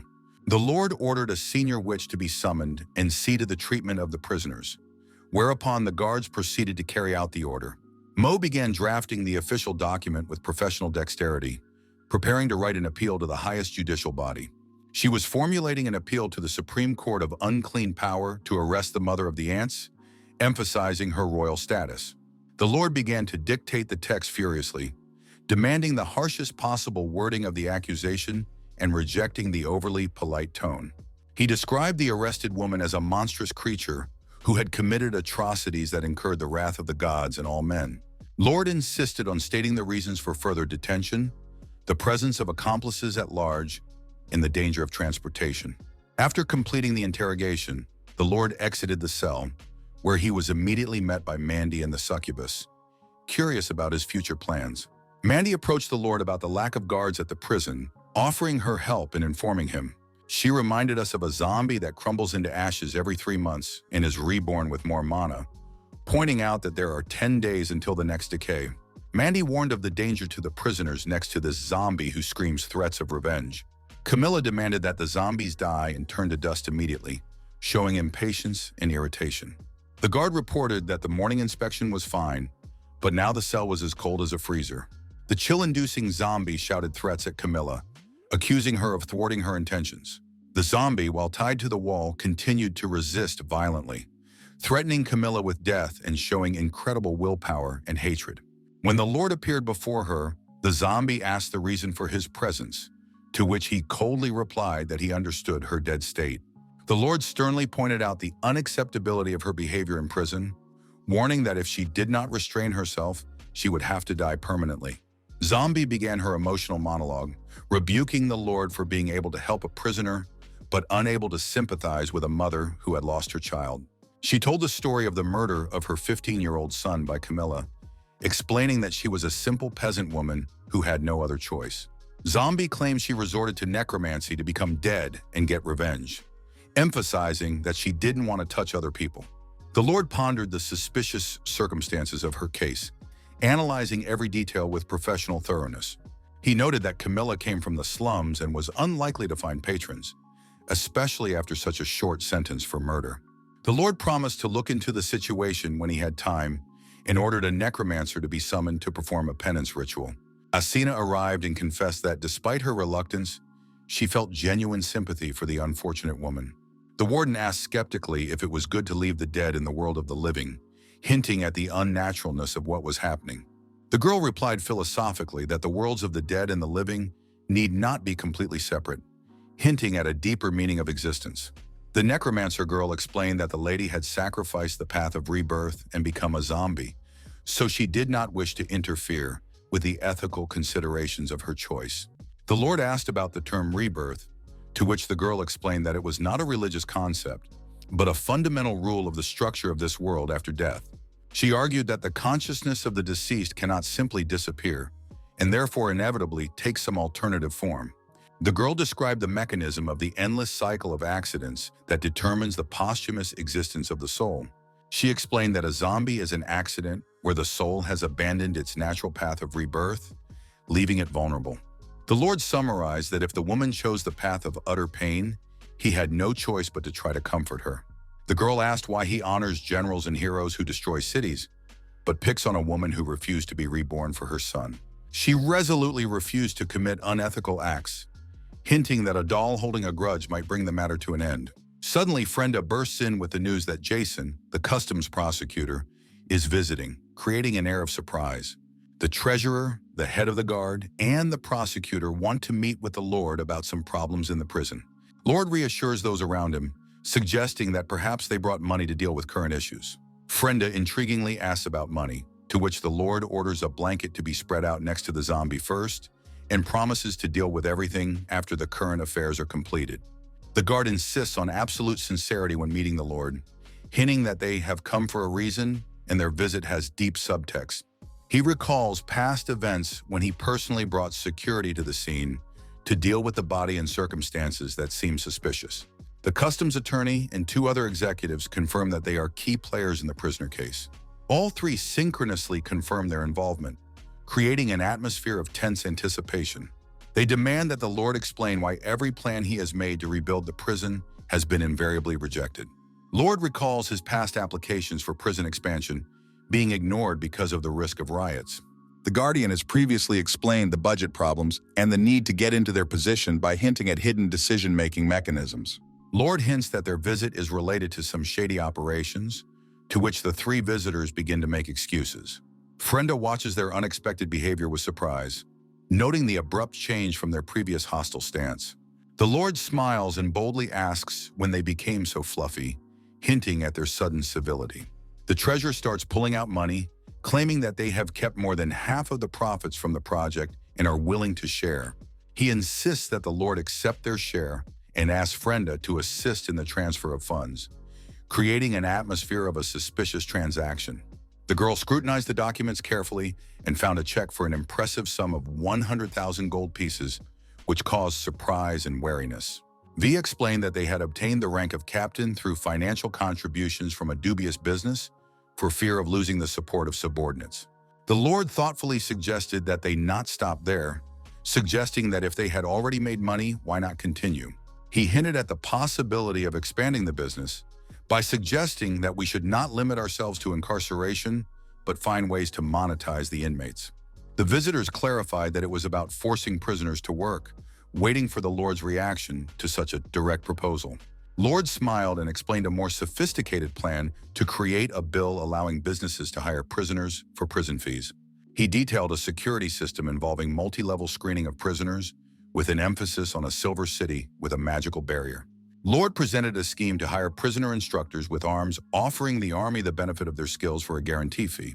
He also described the possibility of using inmates with horse breeding skills to train high-quality racehorses for a guarantee fee. Concluding the presentation, the Lord mentioned the potential of prisoner diggers who could create mountain tunnels for a security deposit. Aiden leisurely explained to the crowd that the examples given were only a small part of the possibilities and that a group of guards would be created for re-education. Those present enthusiastically supported the warden's idea, praising his splendid plan and assuring him that everything would go smoothly under his control.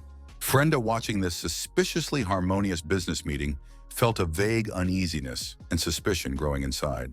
The girl pondered that if she didn't know the Lord's true nature, she might also believe in the plan, although he wouldn't release the prisoners. Frenda's memory recalled a similar case where the warden had first dropped the bait by allowing the prisoners to move freely for 3 days. Then Aiden made it clear as soon as a prisoner broke a single rule, all power would immediately pass into the Lord's hands. A cunning warden could constantly change the interpretation of the rules, confusing the prisoners, and now a new bill was the bait. Those present discussed with avid interest the high security deposit to be paid for the use of prison labor. Frenda realized that such sums in the Silver City could only be afforded by the elite capitalists who controlled the market. The girl mentally noted the capitalists manipulate the parliament, which means that by controlling them, it is possible to influence important decisions.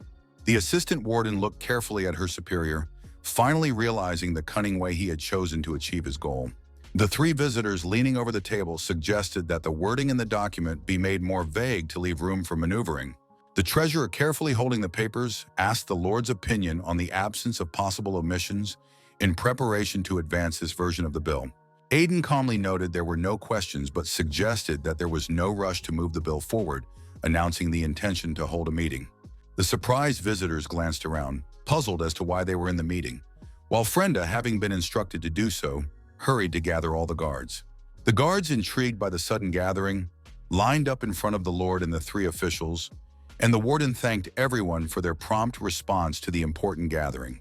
Aiden offered a reminiscence of valiant service during the prison riot, which sparked a cheer among the guards who had expected the worst from this sudden gathering. The guards were talking softly among themselves, wondering about possible rewards, calculating the financial possibilities of the prison. The warden, not wanting to waste time on paperwork with individual awards, announced a different decision. The news of a 10-fold increase in wages for all rioters caused a flurry of emotions. Now, instead of 10 gold pieces, they would receive 100. The treasurer, surprised by the Lord's haste in distributing the funds, noted his generosity in rewarding the guards, calling him a true leader of the empire.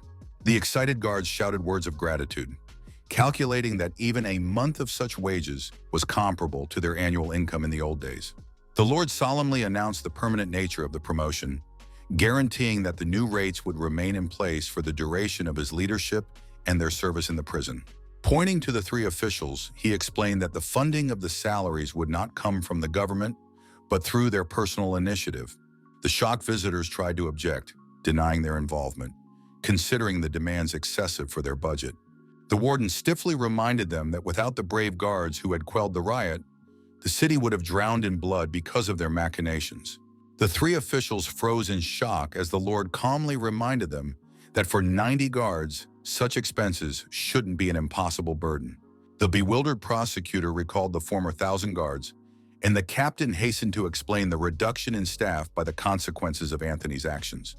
The warden judiciously remarked that the hype surrounding the article would soon die down and staff would begin to return, although unreliable workers would no longer be accepted. Aiden squinted slyly, asking the treasurer of the Silver City if a 90 gold salary increase could be considered an act of giving. The official hesitantly replied that gifts were not taxable, but immediately quipped about his inability to interfere with imperial taxation. The Lord wondered with feigned surprise if the entire Dragon Ridge Empire actually taxed donations to poor neighborhoods. The treasurer hastily intervened, promising to deal with the IRS regarding the gifts. The warden loudly announced to everyone the need to be law-abiding citizens. The overjoyed guards excitedly discussed the prospect of paying only 10 gold tax, anticipating the coming wealth and new opportunities. The wheelchair-bound guards spoke in a trembling voice about the healer's order to spend at least 6 months in a wheelchair because of a serious knee injury. The woman tearfully confessed her fear of losing her job for good, doubting her ability to return in 6 months. Aiden, as if having caught on, announced the creation of a new department related to the forthcoming law. The warden was leisurely explaining the nature of the new department that would re-educate the prisoners. Addressing the injured guard, Aiden offered her a position in the new department, emphasizing that the salary would remain the same. Mendy and the succubus, watching from afar, exchanged satisfied glances, thanks to the series of affairs organized by the cunning vixen. Lissa pretended to speculate about the warden's employment, having to cope with the physical and mental strain. The succubus vigorously suggested ways to immobilize the warden, from a bag over his head to soporific potions. Mendy interjected in surprise about natural charms, the succubus confusedly admitting her lack of such skills. The outraged fox accused the succubus of bullying, reminding them that she had learned all her tricks from them. The young succubus preferred to read love novels, ignoring lessons on developing natural charms. Mendy was calculating the problems due to the situation and how to organize everything without the succubus' natural talents. Mo asked the warden about the purpose of the visit. Aiden speculated about the labor re-education of the prisoners. The warden reported an inmate who had been retrained and wanted to join Mo's group. At the mention of Harpy under the influence of the vixen's pheromones, the atmosphere grew hot, foreshadowing conflict. Mo resisted accepting Harpia, suspecting insincerity and doubting the effectiveness of the re-education. The team leader said she'd have to put up with the lazy Harpy as long as she didn't show any aggression. The Harpy announced her joining the group with a smug smile, enjoying the annoyance of those around her. The elder witch of Doli, gnawing into an apple, turned to her interlocutor, puzzled at her survivability. In the prison corridor, the Ant Queen in her stolen doctor's suit listened to the conversation. The woman explained her loyalty to the Empire, hinting at the impossibility of execution due to high patronage. The witch froze with an unfinished apple, amazed at the insolence and foresight of her interlocutor. The elderly woman accused the Ant Queen of being disgustingly prepared for such a development. The mother ant explained that the Lord's inexperience prevented him from seeing the problem from the right perspective. The criminal anticipated the fury of the probation officer upon receipt of the letter of rescission. The queen imagined the face of the enraged lord when his plans to eliminate her failed. The older witch noticed extraordinary changes in the prisoner's body, beyond the ordinary. The interlocutor explained about zombies from the Forbidden Lands, parasites invulnerable to poisons and drugs. The woman spoke of swamps in Forbidden Lands where toxic poison breeds such creatures. The queen described the aftermath of falling into a poisonous swamp, her body mutating and being attacked by hungry zombie worms. The woman explained in detail the process of the worms entering the victim's body when the parasites begin to fuse with the flesh and replace organs. Mother Ants cold-bloodedly described how the victim's body gradually rejects its own organs, and the zombie worms maintain the existence of the distorted body. The older witch squinted at the nature of the poisonous sheath on her daughter's hands, assuming a protective function of zombie worms. The daughter's defense is provided by her own mechanisms, not by parasites. The criminal haughtily remarked that not even a transformation expert would be able to appreciate the perfection of her creation. With motherly pride, she spoke of her daughter's incredible stamina, comparing her to a patchwork bag. There was reverence in the voice of the mother of the ants as she compared her daughter to a divine vessel, emphasizing her non-human nature. Suddenly, she asked the older witch for a last chance, promising to turn her daughter into an even more powerful weapon overnight. Dolly burst into a wry laugh, marveling at the prisoner's ambition. The witch was pleased to report that news of the Ant Queen's imprisonment had spread far beyond the Dragon Ridge Empire. The older woman hinted gloatingly at the enigmatic Ramina's awareness, watching her interlocutor's reaction to the name. Noticing the Ant Queen's confusion, the elder witch added that Ramina had traveled to the Forbidden Lands in search of her former apprentice. The older witch told her with grim satisfaction that Ramina intended to execute her former apprentice with her own hand. Dolly recalled the stern character of Ramina, who constantly changed the witch's commandments to cover for her students' misdeeds, but now her authority depended on her ability to punish the traitor. The sorceress gloated that Rose's imprisonment had probably already attracted the attention of an angry Ramina, which meant that even an escape would not save the Ant Queen from imminent execution. The older witch chuckled, mocking the prisoner's desperate situation, caught between the hatred of the warden and the vengeance of her former mentor. Suddenly, the silence was broken by the desperate cry of a rider rushing at full speed with an urgent message from the Supreme Court of Unclean Powers. The messenger, unable to control himself, fell off his horse, still frantically clutching the important message in his hands. Rising to his feet, the agitated envoy collapsed to his knees, begging for the pardon of the Ant Queen and waving an official document. Introducing himself as a messenger of the Supreme Court of Unholy Power, the man solemnly handed the Lord a decision regarding the fate of the Ant Queen. The messenger bowed respectfully, reading out a decree about the strategic importance of the mother ant to the Dragon Ridge Empire and forbidding her execution. The overseer indignantly interrogated the legality of such a decision, but the envoy confidently referred to the personal involvement of the head of the Supreme Court of Gorad. The messenger took out another letter, announcing that it was addressed personally to the warden from the third son of the Dragon Ridge Empire. Aiden frowned in surprise, not understanding the reasoning behind receiving a personal message from a member of the imperial family. It came to mind that before being appointed warden of Rosa Prison, Aiden had served as a swordsmanship teacher to the third imperial son. Memories came flooding back to the warden as he recalled a conversation when he was a swordsmanship teacher, listening to the prince's words. Aiden struggled to recover the details after the third prince's shocking words. The memory retained only a sense of shock. Unfolding the crisp parchment, the warden immersed himself in reading. The prince mentioned the imprisonment of the Ant Queen. The author of the letter explained that he attached a personal message with explanations because the judges did not explain the logic of the sentence. The letter spoke of the uniqueness of the Ant Queen, the only person to return from the Forbidden Lands. The prince was revealing the true state of affairs. Forbidden Lands were the key to the might of the Dragon Ridge Empire. The message described how Dragon Ridge went from a border duchy to an empire, causing discontent. The emperor's third son shared plans to seize the old capital, and the crown became a necessary step for power. Now the value of the Ant Queen is clear. Her knowledge of the Forbidden Lands was essential for military strategy. The letter concluded with instructions to create a counselor position for the mother ants to ensure conditions precluded escape. It contained, in addition, other prisoners with knowledge of the Forbidden Lands were allowed to apply for office. The reported fury of the court head after the riot led to the decision to set up a branch to ensure stability. The third prince notified the arrival of the staff, instructing the warden to prepare the place and relay the information. Frenda opened the door and recoiled as she saw the floor teeming with wriggling worms of various sizes and shapes. The older witch, with a satisfied laugh, explained the presence of the worms with a need for treatment, emphasizing success. The assistant warden cautiously inquired of the Ant Queen about the extent of her awareness of the Forbidden Lands. The prisoner replied with a surprisingly docile manner that she had spent 10 years in the Forbidden Lands and had a comprehensive knowledge. Frenda was alarmed by the unusual accommodating nature of the usually feisty queen when she offered to atone for the information. The girl described the privileges of the counselor position: no restrictions in jail salary, personal office, and team. The assistant warden emphasized the only requirement: mandatory location reports 3 times a day. The Ant Queen remembered the elder witch's warning that leaving the prison would be tantamount to a death sentence for her. The mother ant, trying to hide the tremor in her voice and nervous excitement, hastily agreed to the proposed terms. The older witch suddenly burst into the conversation, unceremoniously shoving the mother of the ants away, and declared to the deputy chief her own knowledge of the Forbidden Lands. Frenda asked skeptically about the length of the witch's stay in the Forbidden Lands, to which she admitted to conducting reconnaissance on the border and having strategically important information.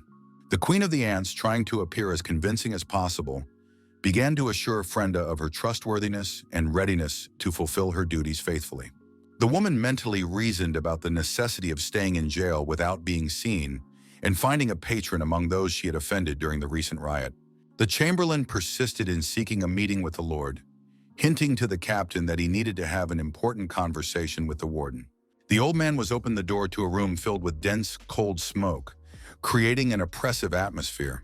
The treasurer, shivering from the cold, inquired as to the cause of the low temperature, receiving an explanation about the influence of the zombie girl in prison. The overseer, surprised by the treasurer's appearance, inquired as to the reason for the unexpected visit of the high official. The old man, with a sly smile, offered to take a step toward each other, hinting at a possible promotion for the Lord after the mysterious messenger appeared. The treasurer, portraying friendliness, asked not to forget old friends in case of promotion, causing perplexity to his interlocutor. The overseer replied sharply that the letter delivered concerned solely the business of the Queen of the Ants and contained nothing to enrich the treasurer. The old man explained in an unctuous voice the value of connections with high-ranking officials of the Dragon Ridge Empire to the wealthy residents of Silver City. The Lord asked directly about the true purpose of the visit, to which the treasurer spoke of the length of time it took Congress to pass a new bill. The treasurer went on ingratiatingly, recalling the Lord's ties to a powerful financial magnate who controlled 30% of Parliament. The warden interjected with genuine bewilderment about his supposedly good relationship with the financial tycoon, which he was hearing about for the first time. The old man explained that he was referring to the owner of the Big Gold Tooth Tavern, who had recently bought out the Rose Prison Brewing Project. The mysterious Lucy, known as the Golden Tooth, turns out to be not just a rich man, but the leader of the powerful Skull Gang. The treasurer spoke respectfully of a gang assembled from the city's homeless slums, famed for wiping out a murderous gang. Even the mounted police could not cope with the murderous gang that had turned the Northern District into a territory of constant clashes for power. Lucy's influence spread to many small and medium-sized enterprises, attracting an increasing number of followers among the local elite. The old man reminded him meaningfully that the boss of the blood gang, Camilla, nicknamed Dragonborn, was now in Rose Prison. The treasurer was emphatic in suggesting that the Camilla situation be used to forge a business partnership with Golden Tooth. The warden gave orders to prepare a doll holding a zombie grudge, with instructions to burn it if the situation worsened. The caretaker of the prison was lazily contemplating the expansion of the staff and the gradual transfer of caretaking duties to the inmates. Jessica irritably asked for silence, complaining about needing a week's rest after each bout of insanity to regain her strength. The mercenary commander turned indignantly to the two sisters, accusing them of escaping during the forced beating of the prisoners. The sisters defended themselves by claiming they had not escaped, but were engaged in a more dangerous battle elsewhere. Jenny noted thoughtfully how much Jessica had matured over the years as she scrutinized her former acquaintance. The mercenary commander asked in surprise about previous encounters, to which the sisters vaguely hinted at events she could hardly remember. Veronica, clad in a long dress, slowly approached the window, sinking into deep thoughts about the past. I remembered the screams coming from some building, desperately questioning the werewolves about their willingness to sacrifice their humanity for the sake of the children. The bitter words that no one would voluntarily choose the fate of another's dog echoed in the memories. She remembered the furious cries about the gods of men and orcs, the betrayal of the ancestors that had condemned their people to beastly submission. A male voice from the past called out to the brothers, offering a choice between a life of slavery to posterity or freedom bought at the cost of their own lives. The words to Veronica, the prohibition against mourning their shameful deaths, came vividly to mind. The woman recalled the decisive moment when she had accepted the deal with Austin, summoning the ancient gods for the sake of changing fate. Her memories were interrupted when her gaze fell on the bizarre red tattoos covering her entire body, the aftermath of that fateful transaction. Aiden guided his horse leisurely through the streets of the Silver City, pondering the upcoming encounter and gazing at the familiar outlines of the buildings. The bar employees were curious about the approaching rider, whispering among themselves about the unexpected visit of an important person. One of the clerks respectfully but firmly informed the establishment of the day's interruption, suggesting that the Lord return in the evening for a drink. The warden dismounted from his horse and coldly explained the true purpose of the visit, a meeting with the owner of the place, the mysterious Lucy. The bar employee, grinning at his own bad joke, invited the warden to follow him to the backyard where the owner was taking the goods. On the way, the clerk chatted casually about the master's recent conversations regarding the prison, alluding to a certain person's lack of visitors. The backyard revealed to the warden a depressing picture of abject poverty, a multitude of homeless people huddled in the most unsightly conditions. Aiden turned his head slowly, feeling the stark contrast between what he saw and what was opening up on the other side of the courtyard. The opposite side was strikingly luxurious, richly dressed aristocrats, gilded carriages, spoiled children. The provost watched the Lord's reaction to this stark contrast with amusement, calling what he saw the true face of the Silver City. The worker explained in detail the structure of city life, the barrier between neighborhoods, the land use payment system, and the role of slum dwellers in providing for the city. Having finished the impromptu tour, the clerk shouted loudly to the assistants to inform the host of the arrival of the dignitary guest. Suddenly, a ripe tomato flew into the warden's head, causing him to slowly turn his head in the direction of the unexpected attack. The little boy, shaking with anger, shouted accusations at the Lord, calling him a bad man because of Camille's imprisonment. The people around screamed in horror at the child, realizing the seriousness of the offense he had committed against a dignitary. The bar staff, sputtering with rage, swore at the little beast who had dared to insult a respectable gentleman. The boy's frightened father threw himself on his knees, begging for forgiveness for the unwise child and offering any compensation for the insult. One of the workers mercilessly kicked the crouching old man in the face with his shoe, contemptuously inquiring about the possibilities of compensation. The assailant mockingly remarked that the beggar's entire fortune would not be enough to atone, while the terrified boy watched his father being beaten. Grabbing the child by the hair, the worker gloatingly explained to the crying boy that if a common man was insulted, he could get off with a job. The man continued to threaten severe retribution, explaining that insulting a lord required special punishment to preserve his reputation. The worker subserviently asked the warden his preferred method of executing the little freak. Aiden silently pointed his cane at the tomato thrown by the boy, keeping a nonchalant expression on his face. In an icy tone, the warden ordered the child to eat the spoiled tomato without showing the slightest sympathy. The worker holding the boy remarked in surprise at the quality of the prison food, but the lord adamantly insisted on his demand. The man released the child, who collapsed to the ground, and ordered him to obey the lord immediately, while the warden coldly warned him to continue the punishment. Aiden announced with frightening calmness the daily punishment. Father and son would come to the prison to eat pig feed, and after dinner to inspect the instruments of torture. The warden turned to the workers, suggesting that the punishment of the homeless be left to him, hinting at the special pleasure of leisurely torture in prison. The tavern workers subserviently admired the lord's decision, noting the anticipation of torture on the frightened boy's face. The slum dwellers watched bitterly, frustrated that the celebrated hero was no different from the other power brokers. The sudden appearance of Lucy Goldentooth interrupted the conflict as he placed a hand on the shoulder of the main instigator, named Carl. The tavern owner was perplexed and asked the reason for the delay in inviting the tall guest inside the establishment. Carl hastily excused himself to his boss, mentioning a small problem while the lord repeated his name thoughtfully. The worker confirmed his name with a nervous smile, alarmed by the warden's sudden interest in this detail. Aiden carelessly mentioned his habit of writing down the names of interesting people in a special little book because of his frequent meetings with different personalities. Carl tried to flatter the lord, calling it a great honor to be included in the list of interesting people. Lucy Goldentooth noted with curiosity the overseer's unexpected cruelty to the poor.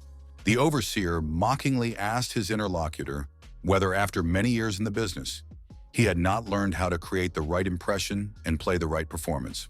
Aiden explained the need to deal harshly with the poor to prevent them from defecting to the guards, and Goldtooth mentioned killing Jaw and eliminating Anthony. Lucy suggested with a sly smile that the lord's actions were another attempt to create a public image. There was a tense silence around, and those present held their breath, waiting for the warden's reaction to the provocative remark. Aiden coldly replied that if Jaw hadn't introduced himself as his son and paid a visit, it would have been over much sooner. The overseer spoke scornfully of the hasty hiring of bounty hunters, instead of thanking them for preserving the family's honor. Goldentooth smiled broadly, meaningfully affirming the importance of following the laws and regulations. The gang leader admitted his concern after the murder prompted him to hastily contract a probation officer. Lucy, addressing his subordinates, lamented the lost profits due to the late start of cooperation with the lord, inviting him to come inside. Goldtooth leisurely recounted the slums of a decade ago, when rumors of the city's silver riches attracted many seekers of easy gain. Lucy bitterly recalled how hundreds of others like him had come for the dream of riches and ended up on the streets with no means of livelihood. Climbing to the top floor of the bar, the owner proudly described his path to success, mentioning his control of the city's small and medium-sized businesses. The gang leader shared ambitious plans to use the brewing project to take over the alcohol market of the entire Dragon Ridge Empire. Lucy spoke excitedly about the ability of a small outskirt town to compete with the capital. The supervisor interrupted the monologue by suggesting a quicker route to power through support for the new bill. Goldtooth, displaying ostentatious indifference, admitted knowledge of the bill from the congressman. The ringleader expressed opposition to the idea of renting prisoners, despite the lord's arguments about redeeming crimes through labor. Lucy recognized the potential benefits of hiring prisoners, but emphasized the unfavorability of the current situation. Bandit attributed his strength to supporting small businesses and having loyal thugs. He was soberly aware of the financial superiority of large enterprises over his organization. Goldtooth exposed the bill's danger to the existing balance of power, hinting at the advantage of wealthier competitors. Goldtooth firmly set the document aside, stating his opposition to a bill that would hurt his business. The prison warden was surprised by this turn of events. He had not expected that the local leader would dare to openly oppose his proposal. The financier's words about the local elite's thirst for high-ranking acquaintances from the Dragon Ridge Empire to increase their own influence came to mind. Aiden, stretching his lips in a sly smile, leisurely mouthed the need to go back and carefully consider the situation. As he tried to get up from the table, a letter marked with an impressive imperial seal slipped out of the warden's pocket, as if by accident. Goldtooth's attentive gaze instantly latched onto the imperial symbol on the fallen document, sparking the ringleader's genuine interest. The bandit hastily pointed to the letter, and the warden, thanking him for his attentiveness, carelessly mentioned an important decree concerning a construction project in the capital. When Lucy inquired about the details, the Lord, as if by the way, informed about the plans of the Supreme Court to open a branch in the Silver City. Upon hearing of the assignment to select a site for construction, Goldtooth asked with ill-concealed indignation about the reasons for withholding such important information. The gang leader promptly changed his mind about the bill, offering to guarantee its passage within 3 days in exchange for building a branch. The overseer queried with feigned surprise about the desire to place a branch opposite the tavern, having been assured of the plan's feasibility. The warden meaningfully recalled the connection of the Apex Court's decision to the restricted lands, noting the fortunate location of the slum near the area. Lucy raised his glass with feigned enthusiasm, offering a drink to successful developments and new business partnerships.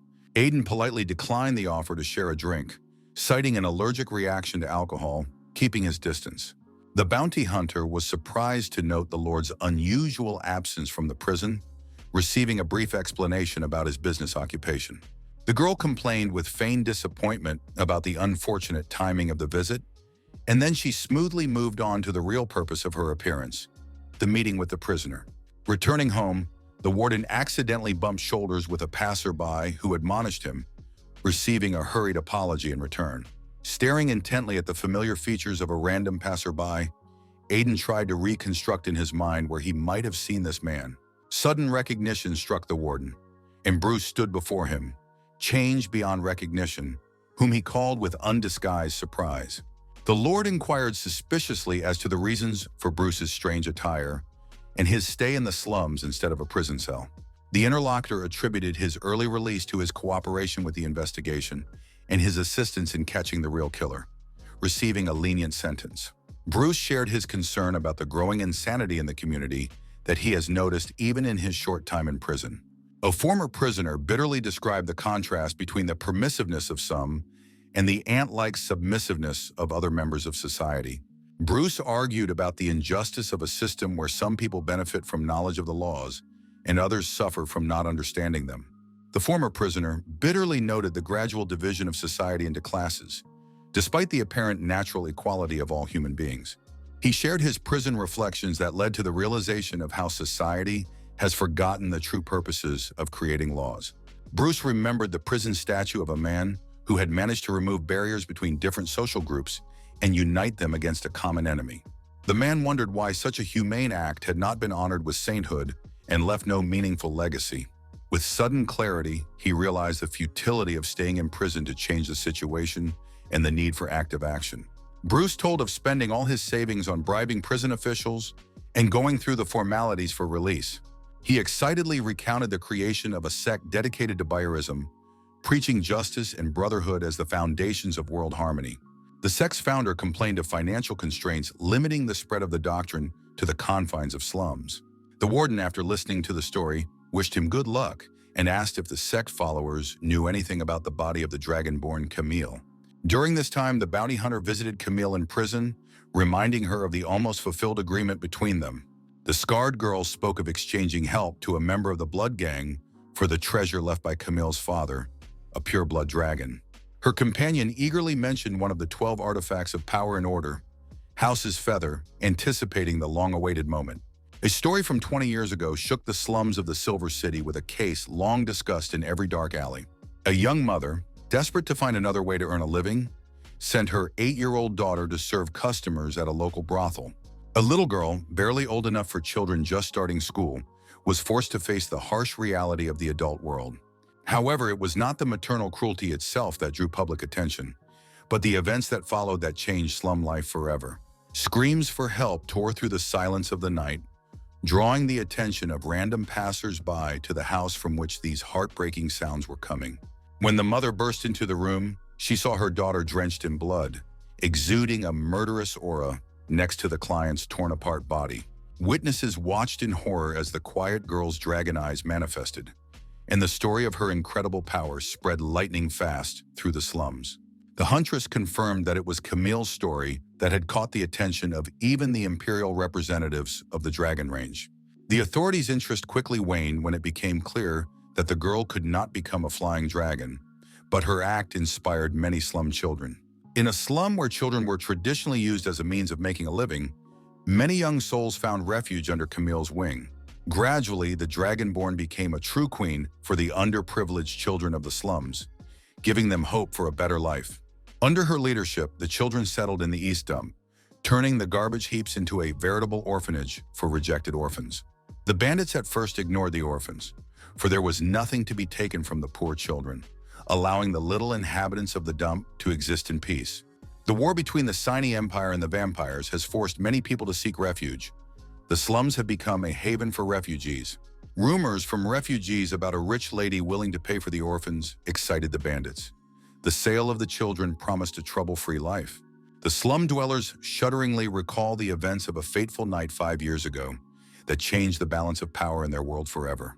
The darkness was shattered by the sound of gunfire, piercing screams of pain and despair echoing through the narrow streets, making everyone shiver. Suddenly, the night cacophony was cut off by a deafening roar, reminiscent of the voice of an ancient dragon. The ground shook beneath the feet of the men. By dawn, the gangs that held the slums in fear were completely defeated, the survivors remembering that lesson for the rest of their lives. The surviving bandits never dared to encroach on the territory protected by the Dragonborn Camille. Locals in Camille's territory began calling themselves a bloodbath, displaying red flags in defiance of her reluctance. The narrator noted the uniqueness of a safe existence in a slum interrupted by police intervention due to a murder.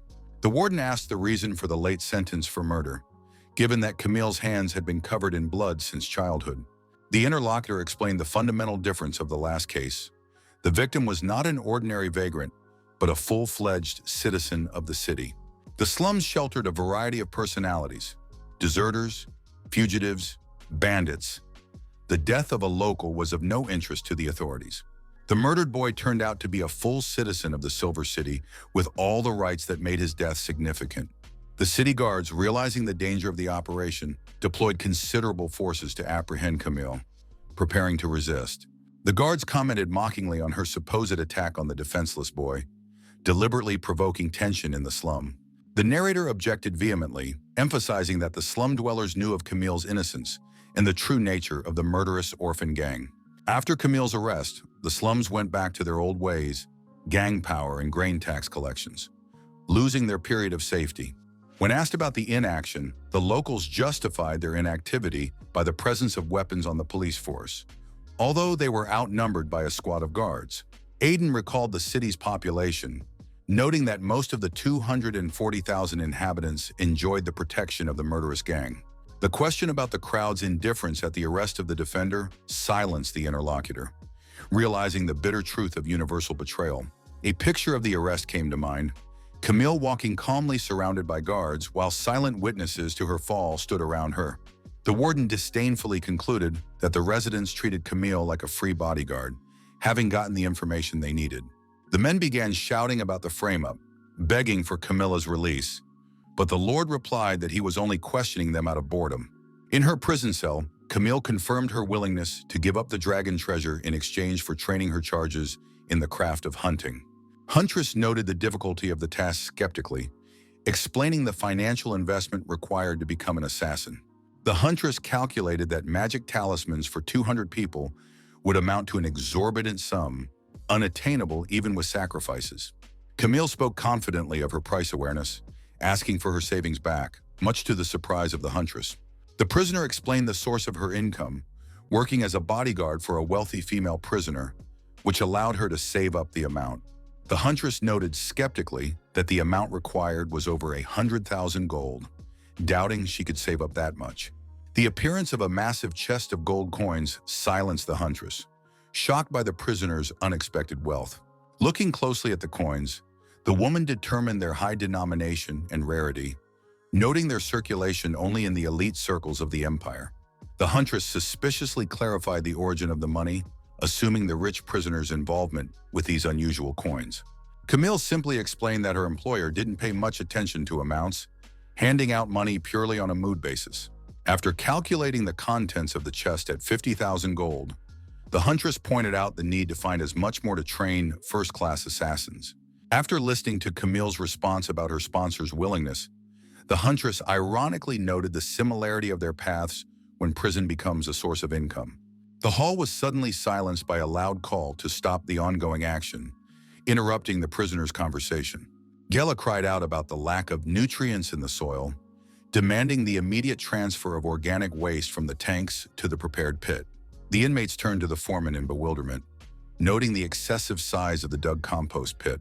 The prisoners were perplexed that almost all the organic waste had been used up in 2 days, wondering about the source of additional material for the huge pit. Exhausted by the hard work and unbearable odor, the prisoners asked for a break, signaling the imminent completion of an unpleasant task. Cao abruptly cut short their complaints, reminding them of their past crimes and urging them to stop their hypocrisy, insisting that the work be completed immediately. The girl continued to actively distribute bread to the workers, trying to maintain the pace of work despite the general fatigue. The prisoners noted with growing alarm that the compost pit seemed to be increasing in size, in defiance of the laws of physics. The sudden realization of the impropriety of what was happening made Cao wary, looking more closely at the strange pit. When a piece of bread fell into the pit, Cao reached for it, but the other prisoners tried to hold her back, perplexed at the importance of the small piece. The girl stubbornly insisted that food waste was unacceptable, ignoring the warnings of those around her. Despite her active attempts to stop her, Cao still reached for the fallen piece of bread, unaware of the consequences. The prisoners in Gela, who were watching, froze in horror, while the latter demanded that the stinking pit be buried immediately. The harpy approached with a smile, asking about the whereabouts of her mentor Mandy Lisa, whom she could not find in any way. Gelia shouted irritably about the unfair distribution of work, complaining about the lack of help from the other foremen. She bitterly mentioned Jessica, who, disguised by illness, preferred to stay in bed instead of performing her duties. Other prisoners indifferently observed the situation, pretending to care about what was happening, but not taking real action. Mandy Lisa's disappearance caused widespread bewilderment. No one could say where she was at the moment. Those around her watched in disgust as Cao ate bread lifted from the compost pit, not understanding her strange behavior. Gela broke down into a scream, accusing the others of deliberate bullying and expressing extreme fatigue at what was happening. In a demonstrative gesture of despair, she collapsed onto her back, sprawled on the ground, unsure of how to deal with the problems that had piled up. Continuing the demonstration, Gela laughingly declared herself dead, declaring that not even her favorite treats would make her rise. Suddenly, a compost cart passing by nearly hit the woman lying down. The driver indignantly shouted at her for her inappropriate behavior. The girl finally lost her temper when even an attempt to lie still was interrupted by another interference. Harpy tried to calm an angry Gela by declaring her intention to find the missing Mandy on her own. She said with confidence that her mentor wouldn't be able to hide from her search for long, no matter how hard she tried. Activating her abilities, the Harpy began searching for her mentor's heat trail, concentrating on the slightest signs. Behind the dormitory, Mandy and the succubus lurked in the green bushes, only the tops of their heads visible among the foliage. They were quietly discussing the peculiarities of the mental power to detect elemental particles in the air. Whispers listed the different kinds of particles: flame, lightning, wind, emphasizing the importance of finding desire particles. Mandy patiently explained the technique of creating ancient runes from caught particles, comparing the process to charging a magical weapon. Demonstrating the technique, the fox drew a heart of desire in the air with a graceful movement of her fingers, filling it with the collected energy. The air was filled with puffs of pink-purple smoke that lightly rippled in the wind, creating a mystical atmosphere. The succubus twisted with nausea, and Mandy explained that it was a normal reaction to a charm spell for creatures of the same sex, like drinking slop. Fox lamented the tightening of collars after the riot, limiting the ability to demonstrate advanced spell control techniques. After recovering from a bout of nausea, the succubus resolutely declared her willingness to try and learn a basic spell.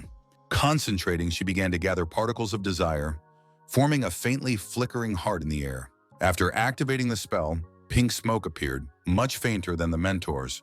A new bout of vomiting interrupted the training session, causing Mandy to have conflicting feelings: admiration for the effort and annoyance at the student's mistake. The mentor explained that the misdrawn rune turned the charm spell into an empathy spell, causing mutual rejection.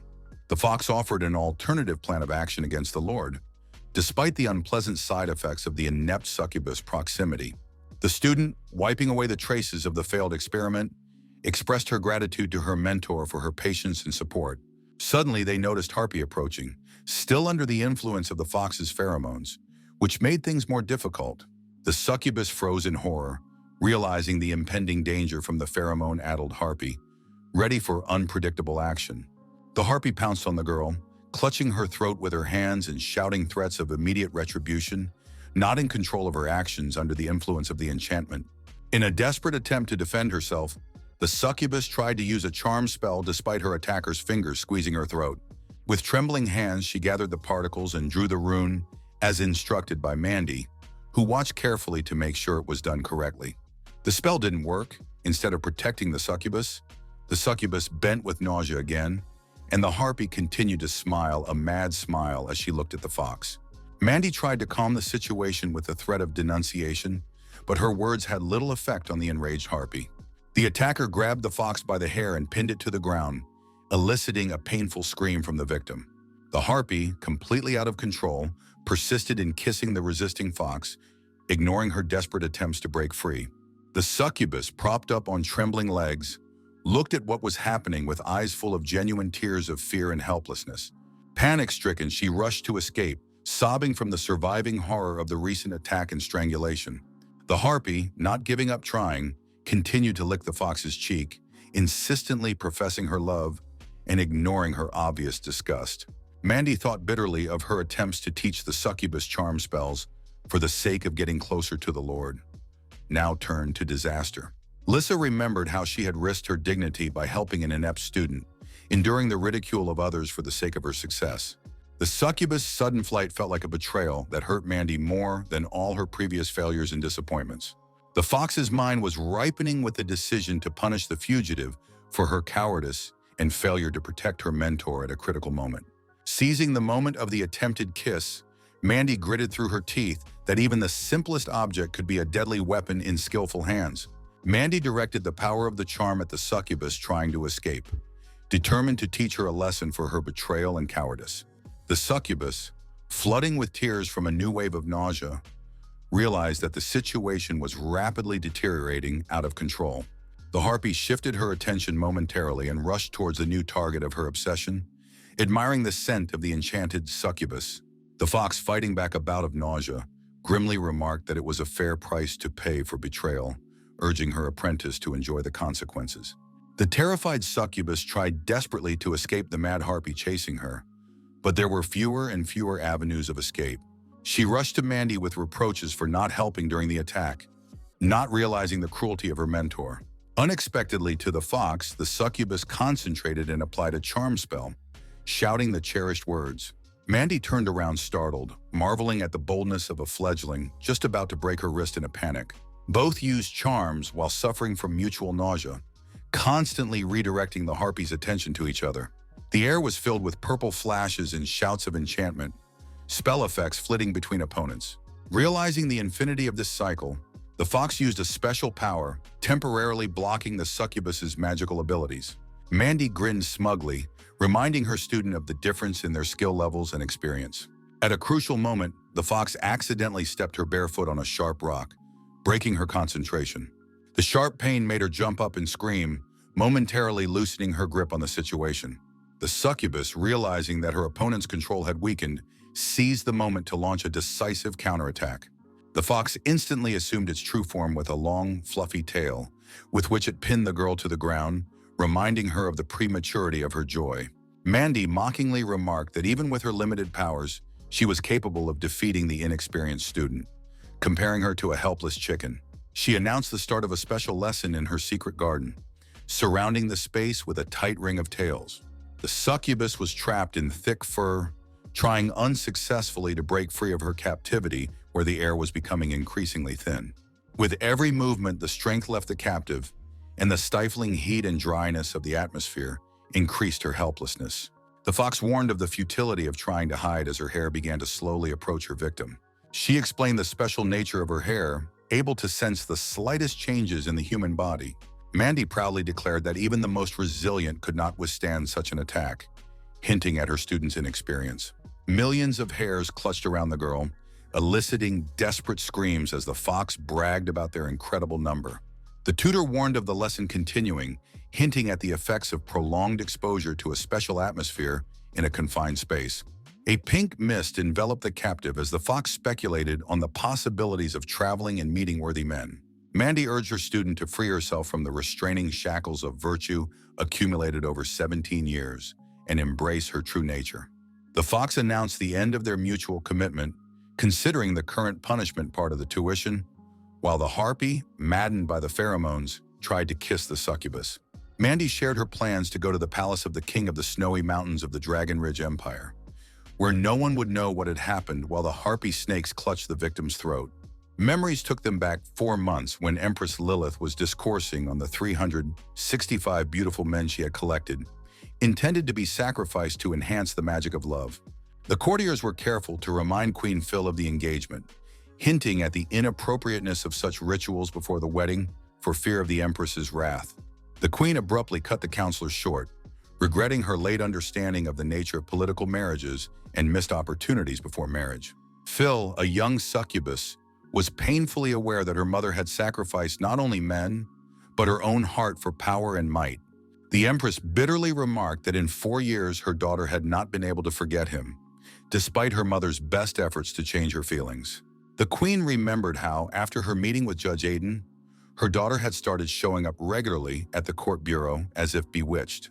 The Empress was perplexed as to how a mere man could charm her daughter so deeply, ignoring all the court rules and traditions of their people. After much hinting, Phil ventured to speak directly to her mother, ready to confront the consequences of her candor. The young succubus confessed her unwillingness to repeat her mother's path, holding a grudge in her heart for her cruel decisions, much to the Queen's obvious displeasure. The daughter assured her mother that she understood her duty as heiress to the title and was willing to immerse herself in the political intrigues of the Dragon Ridge Empire.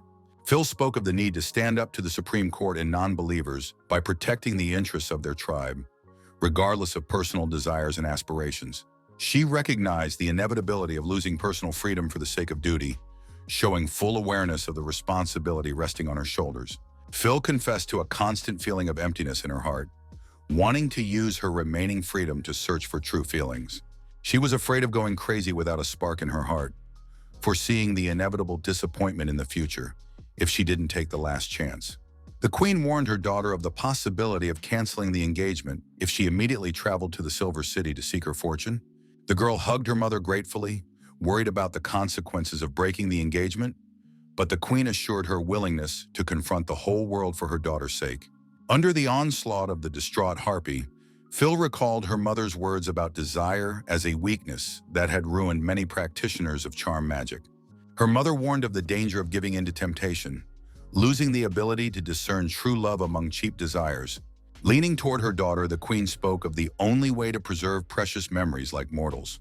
The harpy, without stopping his attack, mockingly noted the victim's shyness, admitting to enjoying the difficulties it was creating. Her attacker offered to give her a relaxing massage, bragging about the skills she had acquired and reaching out her hands to the frightened succubus. The victim felt as if in weightlessness, losing touch with reality under the influence of strange sensations.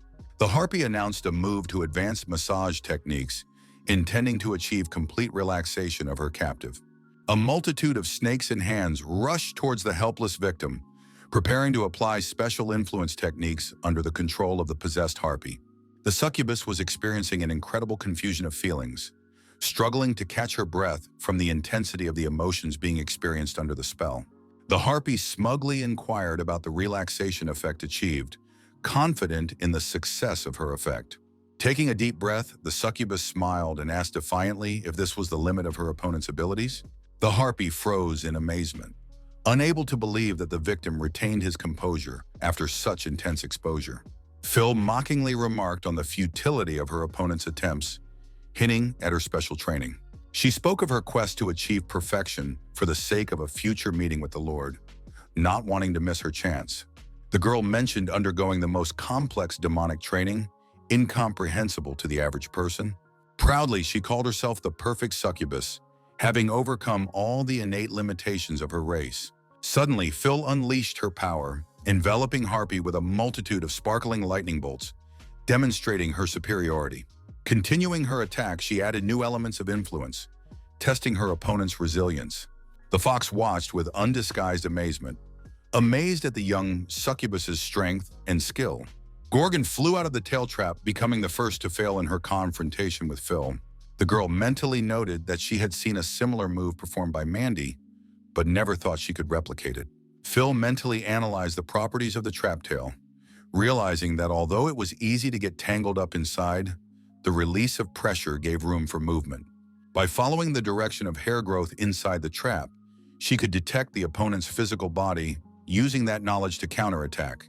Once out, the succubus proudly introduced herself as Phil of the elite race, promising punishment for the inconvenience with royal arrogance. Mandy watched in horror, unable to believe that the situation could develop in such a way, having clearly underestimated her opponent. A strong blow from the succubus sent the fox to the ground, causing her to squirm in unexpected pain that she was completely unprepared for. Phil asked the defeated mentor's opinion of the fairness of what was happening with disdain, ironizing her lessons.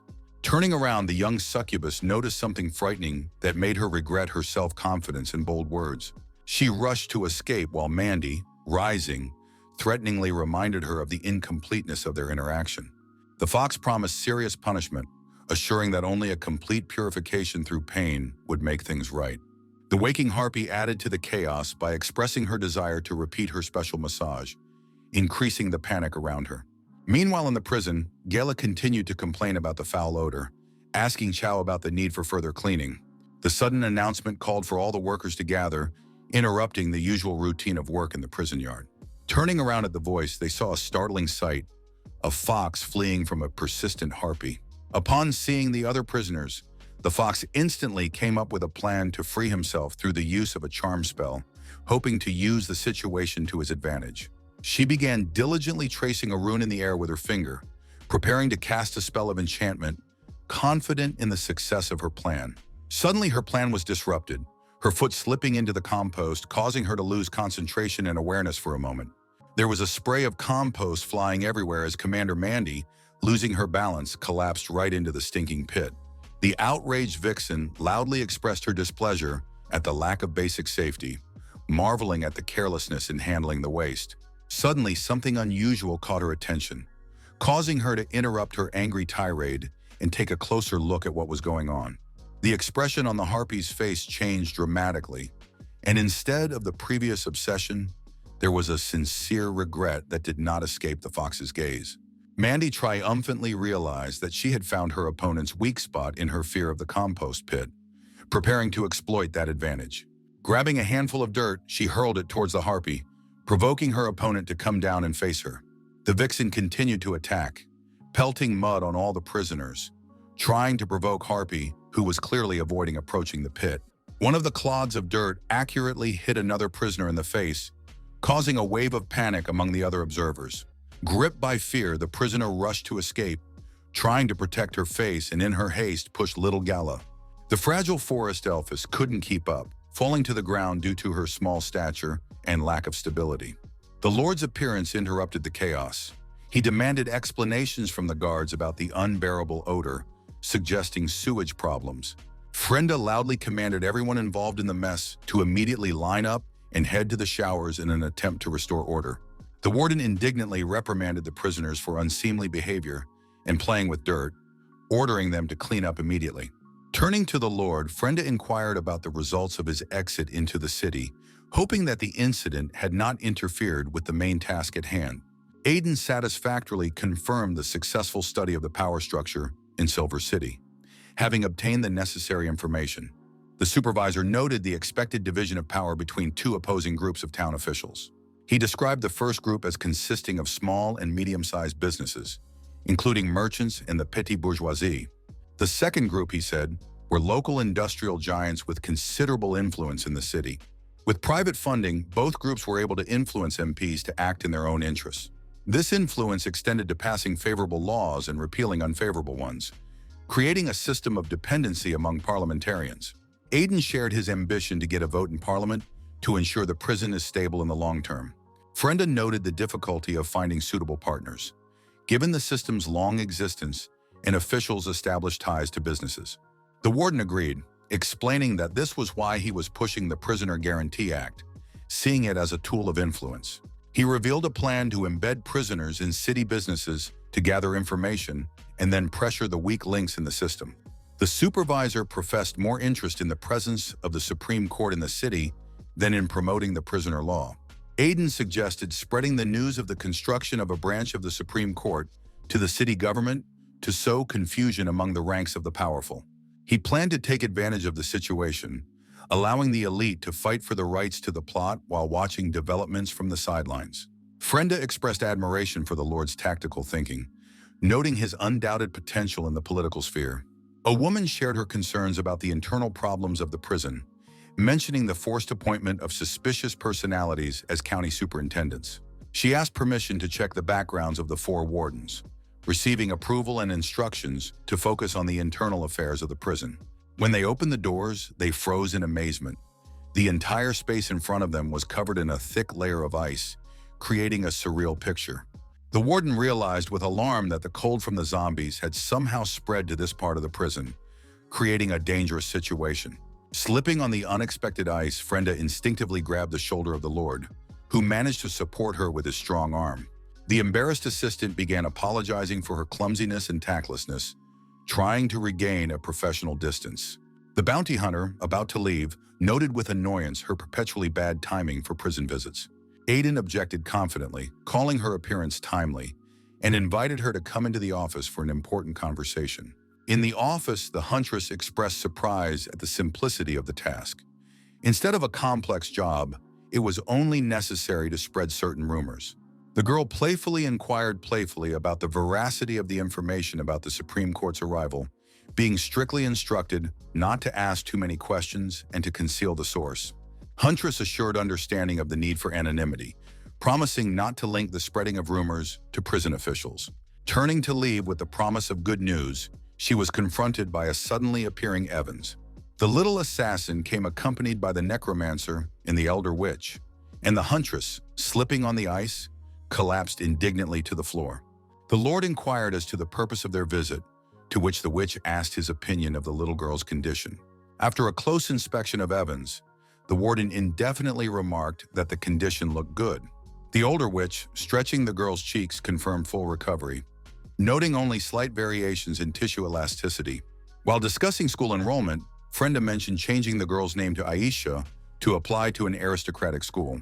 The warden expressed concern for the lone student's safety, to which Frenda promised to find a suitable companion. The assistant warden gestured to the girl, motioning for her to follow her to discuss the details. The older witch proudly took credit for the girl's recovery, mentioning her observation of the mother ants.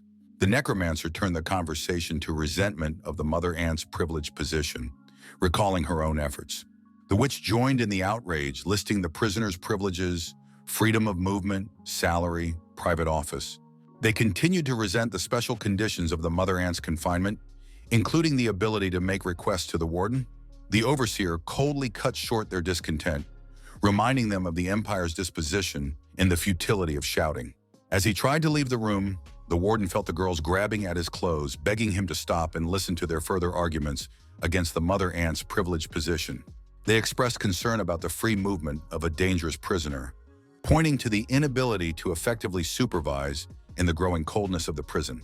Not stopping their attempts to reach the warden, they offered their services as counselors, promising to help solve the zombie problem. The zombie causing the temperature to drop insisted on the right of revenge against Camilla for killing the child, seeing nothing wrong with it. The warden's words about the true nature of Camilla's gang, created by the orphans for mutual support, came to mind. The Lord had set a condition. The ability to obtain the position of counselors was contingent on the ability to resolve the zombie situation. The necromancer readily accepted the terms, confidently stating her ability to free the zombies by tomorrow, without the details of the procedure. The prisoners, trying to warm themselves by the stoves, complained about the unbearable conditions and the impossibility to sleep properly in the cold of the cells. Mary, the aunt's mother, addressed the disgruntled inmates, gently urging them to keep quiet at night and remain calm. With a friendly smile, she offered the gathered crowd expensive green tea, noting the pointlessness of just boiling water in the cold. Fox immediately expressed suspicion of Mary's intentions, fearing a second poisoning and recalling recent events. Mary was quick to allay fears, explaining the pointlessness of more assassination attempts and emphasizing her new status as prison counselor. Vixen accused Mary of fearing revenge, and Gela supported, saying that tea alone was not enough to atone for past wrongs. The other prisoners greedily demanded tea, assuring that they were ready to forget past wrongs while Mary calmly promised to get everyone drunk. Camilla was in a separate room, isolated from the rest of the prisoners, immersed in her thoughts and not participating in the excitement. Approaching Camilla, Mary noted with regret the absence of tea for her, but hastened to assure the others of a speedy compensation. The Ant Queen hurried toward the source of the cold, asking the zombies to stop spreading the chilling air. Mary offered the zombies a deal, promising to fulfill any wish in exchange for an end to the cold that was making everyone uncomfortable. Zombie accused the Queen of trying to buy the prisoner's favor at her expense, making a demand to help in Camilla's murder. Mary turned to her interlocutor in amazement, emphasizing the absurdity of asking her to kill a dragonborn, hinting at the impossibility of the task. The angry zombie demanded to get out if Mary was unable to comply, rejecting attempts to calm down without a promise. The Ant Queen calmly remarked that she was only curious about the method of killing the dragonborn, not dismissing the possibility. Lissa and Gala, who were watching, suddenly noticed blood starting to ooze from the prisoner's nose, foreshadowing disaster. Fox jumped up sharply, warning the others about the poison tea, accusing the Ant Queen of yet another attempt at mass murder. At that moment, Camilla, who had managed to take a sip of tea, began coughing up blood, confirming the prisoner's worst fears. The Queen broke into sinister laughter as she watched the prisoners falling in death convulsions, gloatingly commenting on the elimination of the Lord's minions. The zombie froze in shock as she watched with her mouth open, realizing that her coldness was now preventing the prisoners from participating in the unfolding events. Camilla's lifeless body was stretched out on the floor, showing no signs of life, and even her breathing was indistinguishable in the silence. The zombie's incredulous gaze darted between the lying Camilla and the screaming prisoners, who marveled at the cunning of the Ant Queen, who had supposedly poisoned everyone but them. The zombie burst out laughing madly, celebrating the long-awaited revenge for her child without noticing the suspicious details of what was happening. Her body began to glow with a strange light, gradually dissolving into thin air as she mouthed the words of a well-deserved rest and relief. The vampiress impatiently demanded the promised substance for her revenge on the Lord, trying to open the lock in anticipation of the long-awaited reprisal. The Ant Queen turned to the vampiress in bewilderment, denying the existence of any substance and claiming to have accomplished her true task. The shocked vampiress heard the truth. Everything that was happening was a skillful staging designed to convince the zombies of Camilla's death in order to free her tortured soul. Mary revealed the fake death pill hoax with a triumphant smile, mocking the gullibility of those around her. The enraged prisoners shouted threats of reprisal, but the Ant Queen only mockingly waved off their promises. The appearance of a necromancer girl with an open book interrupted the growing conflict. She ordered Mary to clear the way. The necromancer pondered the propriety of the task at hand, questioning the method chosen to solve the problem. Watching the vanishing soul of the zombie, she wondered about the possibility of saving such a mangled entity. The necromancer resolutely brought the ritual object in, preparing to begin the procedure of soothing the zombie's soul, which glowed ever brighter, filling the space with an unnatural light. The thrown object rushed towards the shining soul from which the rays reflected, creating the effect of many mirrored reflections in the air. The older witch who came up behind her inquired about the end of the ritual, but the necromancer explained that only in the real world was it over. But in the world of the dead, the battle continued. Holding out the special glasses to the witch, the necromancer suggested that she see for herself what was happening in the parallel dimension. Opening the ancient book, the necromancer began to recite the spell. The surrounding space was colored with green light as she invoked the true magic of necromancy. Rising above the ground, the girl continued to recite complex formulas, calling upon the powers of the heavenly steps to submit to her will. Her voice echoed around the room as she called out the memory of her true name needed to complete the ritual. The necromancer's pupils dissolved, signaling the beginning of the transition to the other world, where he was to finish what he had started. The girl's body began to settle as the older witch watched with growing concern, pondering the necessary action. In another dimension, the necromancer opened her eyes, glowing with a bright green light. Finding herself in a completely different world, the glowing soul of a zombie appeared before her, and the necromancer noted with understanding that only a broken soul could be in this place. It was the world of the dead, forgotten even by the gods, the very place where the protagonist went after his own death. The necromancer apologized for the difficulty in keeping her soul in this dimension, admitting to using all her powers and having to rely on the help of others. The necromancer released the strange snake from her hands, while the forgotten soul reached out a huge hand towards the girl, shouting a call for the awakening of the fire dweller. After these words, the small snake transformed into a huge creature, completely enveloping the god-forsaken soul with its rings. The one-eyed snake, ready to defend the girl to the last, radiated ancient strength and determination to face any threat. From the serpent's body emerged a majestic figure resembling an Egyptian goddess, clad in golden robes and a traditional headdress. The skeleton spirit, referred to as the enemy of the rising sun and the fire dweller, raised its hand, exuding powerful streams of green energy. Concentrating the power, the creature unleashed it upon the dangerous souls intent on attacking the necromancer, protecting his ward. During the skeleton spirit attack, the necromancer spoke a warning against destroying souls, a sin that could not be forgiven by God.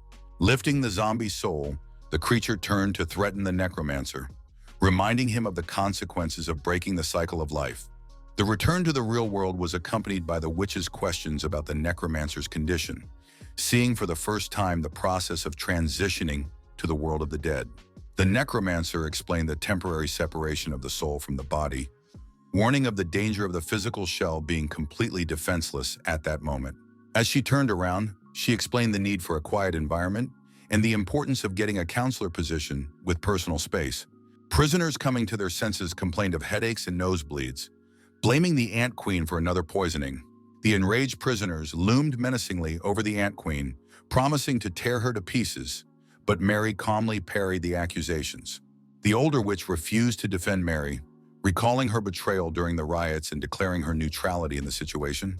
The prisoners rushed toward the Ant Queen with screams, forcing her to flee through the prison corridors, not expecting such a turn. Necromancer summed it up. The cold problem is solved by convincing the zombies that revenge has been accomplished, and the soul fragments offer hope. Camilla lurked nearby, eavesdropping on the conversation between the necromancer and the witch as they discussed completing the Lord's errand and waiting for an appointment. The Dragonborn pondered with bewilderment at the strangeness of the Lord's agreement to such appointments, trying to understand the true motives behind the decision. The next day, a security guard wheeled Frenda in a wheelchair, rebuffing her attempts to get to work on her own. Suddenly, their journey was interrupted by the shout of a full-mustached man expressing exuberant joy at seeing Miss Frenda. Watching the stunted fat man approach, Frenda strained to remember where she might have seen this familiar man. Memory suggested it was the same persistent admirer who had proposed to her after the scandalous article was published. She put out her hand, trying to stop him with a reminder of her marriage, but the man was quick to assure her of a different purpose for the visit. Rubbing his hands together, he shared information about the rumors regarding the Imperial project, wondering about the placement of the Tailors Union.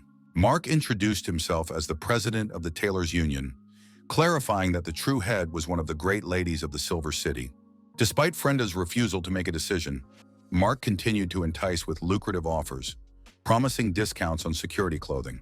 The chairman outlined the benefits of cooperation, including discounts for wardens in all stores, emphasizing clothing for the nobility. A crowd had gathered in the market square, recognizing the guards of Rosa Prison. Everyone was scrambling to get their attention to talk. The hotel owner offered free dinners to prison guards, citing rumors of unpalatable prison food in an effort to secure. A young businesswoman was showing off her jewelry, hoping to get permission to open a store through the Lord. There was an impressive queue of assorted visitors at the prison gate, the guards trying to keep order by letting one through at a time. People in line discussed the possibility of getting into the center of the capital and rumors of a tenfold pay increase for prison guards after the riot. The little boy overheard conversations about the impossibility of direct gifts to the Lord and the need to act through guards. The same child who had thrown the tomato at the Lord was anxiously watching the growing crowd at the prison gates, trying to understand what was happening. The guard reported to the Lord the arrival of Leo's boy from the slums, much to the slight surprise of the warden, who had not expected him to show up. On the Lord's orders, the boy was given a small warden's uniform, which proved to be large, and the child explained the arrival by a desire to replace his father. The Lord smilingly noted the boy's courage, surpassing that of the adult slum dwellers, and promised to give him a chance. The warden offered a deal, assistance in accepting gifts from the city's dignitaries in exchange for considering Camille's release. Isabel, standing at the entrance to the prison, professionally invited the next visitor, keeping order in the growing line of willing visitors. The man who entered introduced himself as Dick, an antiques dealer from Silver City, trying to give the impression of a respectable businessman. The antiquarian began to speculate about the advantageous location of the city near forbidden lands for archaeological. Dick displayed an antique imperial blade, urging that it be handled with care, and offered to donate it in exchange for permission to set up store near the future branch. The Lord noticed with suspicion the lack of rumors of the antiquary's infiltration into forbidden lands, where even the army dare not enter. The antiquary smiled nervously, denying his involvement in dangerous expeditions, trying to maintain the image of an honest businessman. Little Leo listened attentively to the antique dealer's cynical musings about poor peasants willing to risk their lives for money. The boy remembered a conversation with his father about the reasons for the bans. Slum dwellers often accepted dangerous work for high pay. He remembered a past encounter with an antiquarian in rags, discussing the fate of 30 men who had traveled to the forbidden lands. The survivors returned with mutated bodies, experiencing unbearable agony without waiting for the promised payment for the artifacts they had obtained. In flashbacks, little Leo hands a 16th century dagger to an antique dealer, asking him to pay for the work of his fallen comrades to help their families. Back in the present, the Lord rejected the antiquarian's offer, emphasizing the importance of the Supreme Court and the impermissibility of bribes, despite attempts to disguise them as prison aid. The antiquary continued to seduce the Lord, pointing out the protective properties of the blade and hinting at the encrypted sum in the inscriptions on the hilt, not noticing how little Leo shrank and covered with cold sweat. The boy noticed the Lord begin tapping his fingers strangely on the table, signaling the agreed-upon signal according to their prior arrangement. A recent conversation with the Lord about the chance to free Camilla in exchange for help came to mind as the boy asked hopefully about his duties. The Lord explained a simple condition. At a certain tapping on the table, the boy must turn visitors away, giving the appearance of natural abandonment. Hearing the tentative signal, Leo realized the need to act, though fear restrained his movements at the thought of confronting a grown man.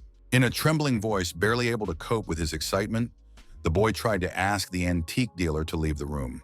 Dick interrogated the boy in bewilderment, then turned to the Lord to inquire about the identity of the young aide, clearly interested in the unusual situation. The Lord nonchalantly introduced the boy as the new peddler, explaining his presence as a desire to facilitate some aspects of communication. Leo was shaking with fear, anticipating the possibility of dire consequences for his interference in an adult conversation. Dick's account of the terrible properties of the blade, supposedly a gift from a god from forbidden lands, capable of causing agonizing death through uncontrolled bone growth, came to his mind. His memories carried him back to the moment when he heard the screams and saw the blood, secretly watching the transaction between the men and the antique dealer. Horror gripped the boy at the memory of a victim who had actually begun to grow unnatural bone growths. The antique dealer then gloatingly confirmed the authenticity of the weapon, cynically wondering who to send the promised payment to now. In those terrible moments, in hiding, they spoke of Camilla as the only hope for a better life in the slums that could protect them from such horrors.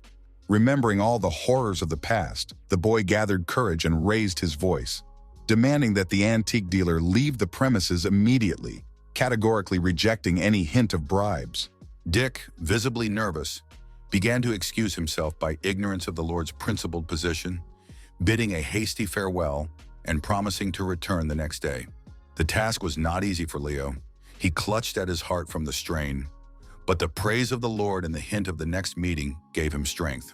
Mo, holding the antique dealer's blade, politely offered to escort her visitor out the back door, clearly having special plans to continue the conversation. Dick expressed bewilderment at the need to use the back door, especially after a reprimand from some kid. The woman insistently repeated the invitation to follow her, promising that all would become clear when they reached their destination. On the way out, Mo explained the gift situation, talking about the steady stream of visitors from the previous evening until early morning. They entered a room literally glowing with the number of various offerings, clearly demonstrating the magnitude of the informal talks. The antiquary quickly grasped the gist of what was happening, realizing that the Lord preferred to keep the gifts out of sight. Mo confirmed his guess with a smile, but warned of the high competition for the limited amount of land. The man laughed in relief, calling the situation a simple misunderstanding and asking only for a chance to prove himself among the competition. He speculated on the status of the Supreme Court as a special organization of the Dragon Range Empire, perplexed as to the reasons for the interest in the provincial city.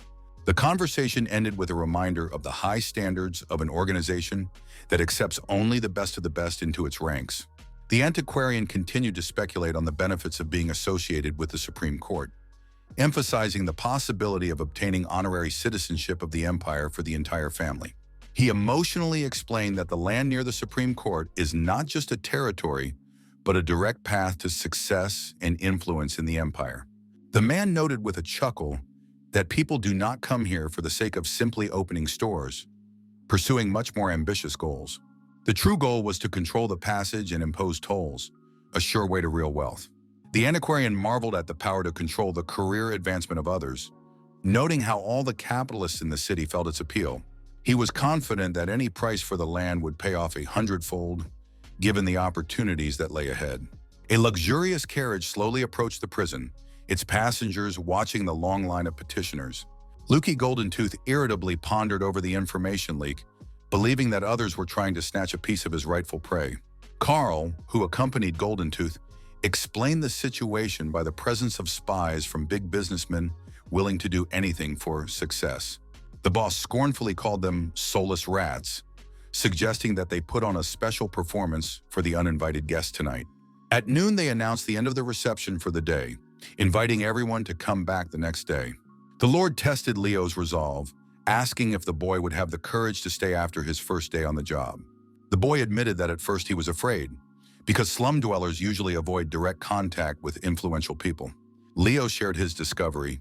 The fear of powerful people disappeared when he realized their humanity, just like the slum dwellers. The Lord noted the boy's observation approvingly, adding that if all the slum dwellers came to the same realization, Camilla could be released unharmed. The warden remarked meaningfully that whoever was able to imprison Camilla once was capable of doing it again. Frenda reported to the Lord about finding a chaperone for the school, to which the girl expressed doubts about the necessity of schooling at her 16th birthday. The Lord offered to take little Leo with him so that his talent would not be wasted, which led the boy to complete amazement at the unexpected turn of events. Upon seeing Frenda, the boy respectfully addressed her as his sister, causing the girl to wonder at his presence in the prison. In another part of the prison, an inmate spotted a bird with a letter, suggesting that the house had finally remembered the imprisoned princess. Austin revealed the contents of the letter. People with a dual mission to kill the Lord and defeat her.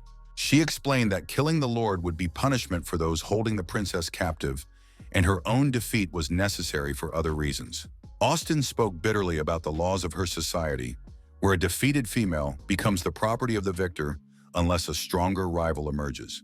Standing on the balcony with her friends, she recalled encounters with those who fled their homes or severed family ties to escape an imposed marriage.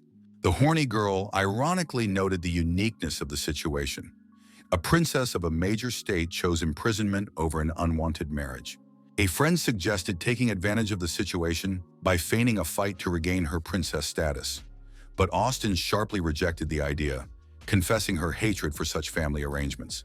Austin went on to explain the traditional view of her society, where the wife becomes a prize, forced to watch her husband's fate in endless duels.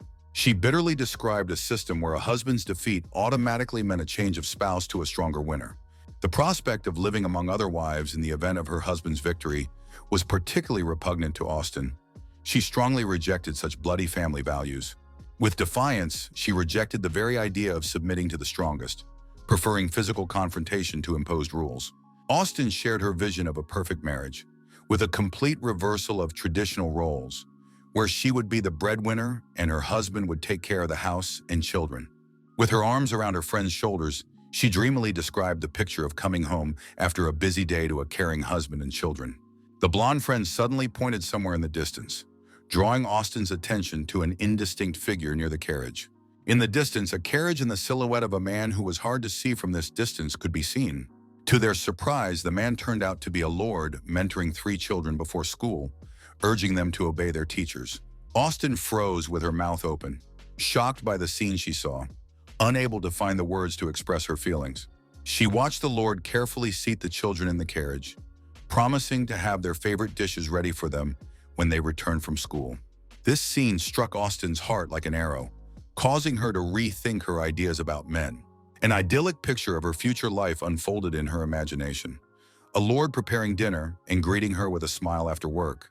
The fantasy continued with the sound of a crying baby coming from the kitchen of their imaginary house. In her dreams, the lord would calmly approach the baby, gently cradling him and coaxing him to dinner soon, demonstrating perfect fatherhood. Austen's heart melted at the idyllic picture presented. She couldn't resist thinking of the man's perfectness. The younger friend noticed the silly expression on Austen's face with mock surprise at such an uncharacteristic reaction from the Princess of Beasts. Austen flared up, reminding herself of her status as a Beastman princess and the impossibility of marrying a human jailer in the Cold War between their races. A friend suggested a cunning plan. The threat of marriage to a man might have frightened Austen's father more than refusing to marry at all. Intrigued, Austen recognized the reasonableness of the plan, pondering ways to convince other beastmen of the plausibility of such a union. Her friend chuckled, admitting to the joke and recalling the presence in prison of the succubus Phil, who had already almost won the Lord's heart. Austen was indignant, denying the possibility of such gossip in prison and emphasizing her royal status. But her friend reminded her of the power of a woman's charms.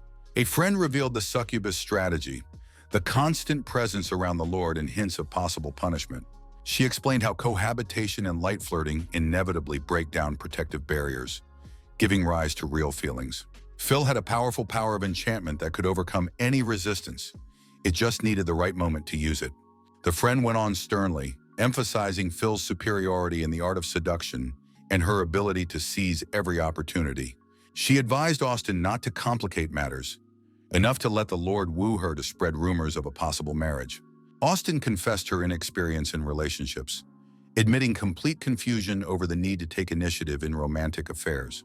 The fawn offered her assistance with a smile, volunteering to speak to the Lord first to set the stage for Austen's further communication. The princess asked in surprise about the possibility of such an approach, to which her stag friend confidently stated that a face-to-face meeting was necessary to talk about marriage. Lord and Frenda were watching the departing carriage when the warden inquired about the boy Leo's connection to her neighborhood. Frenda revealed how her husband teaches the boy to read in his spare time, which explained to Lord the child's unusual development. The warden inquired about Frenda's plans to move to the city, given her good earnings, but met with unexpected resistance. She explained that her husband, a former nobleman of the Dragon Ridge Empire, was too proud to rely on his wife's earnings. Much to the Lord's surprise, Frenda told her husband's story. Paralyzed, disenfranchised from his family, he just needed a chance to prove himself. She remembered his role in her education with gratitude, recognizing that without his instruction, she would have remained an illiterate servant.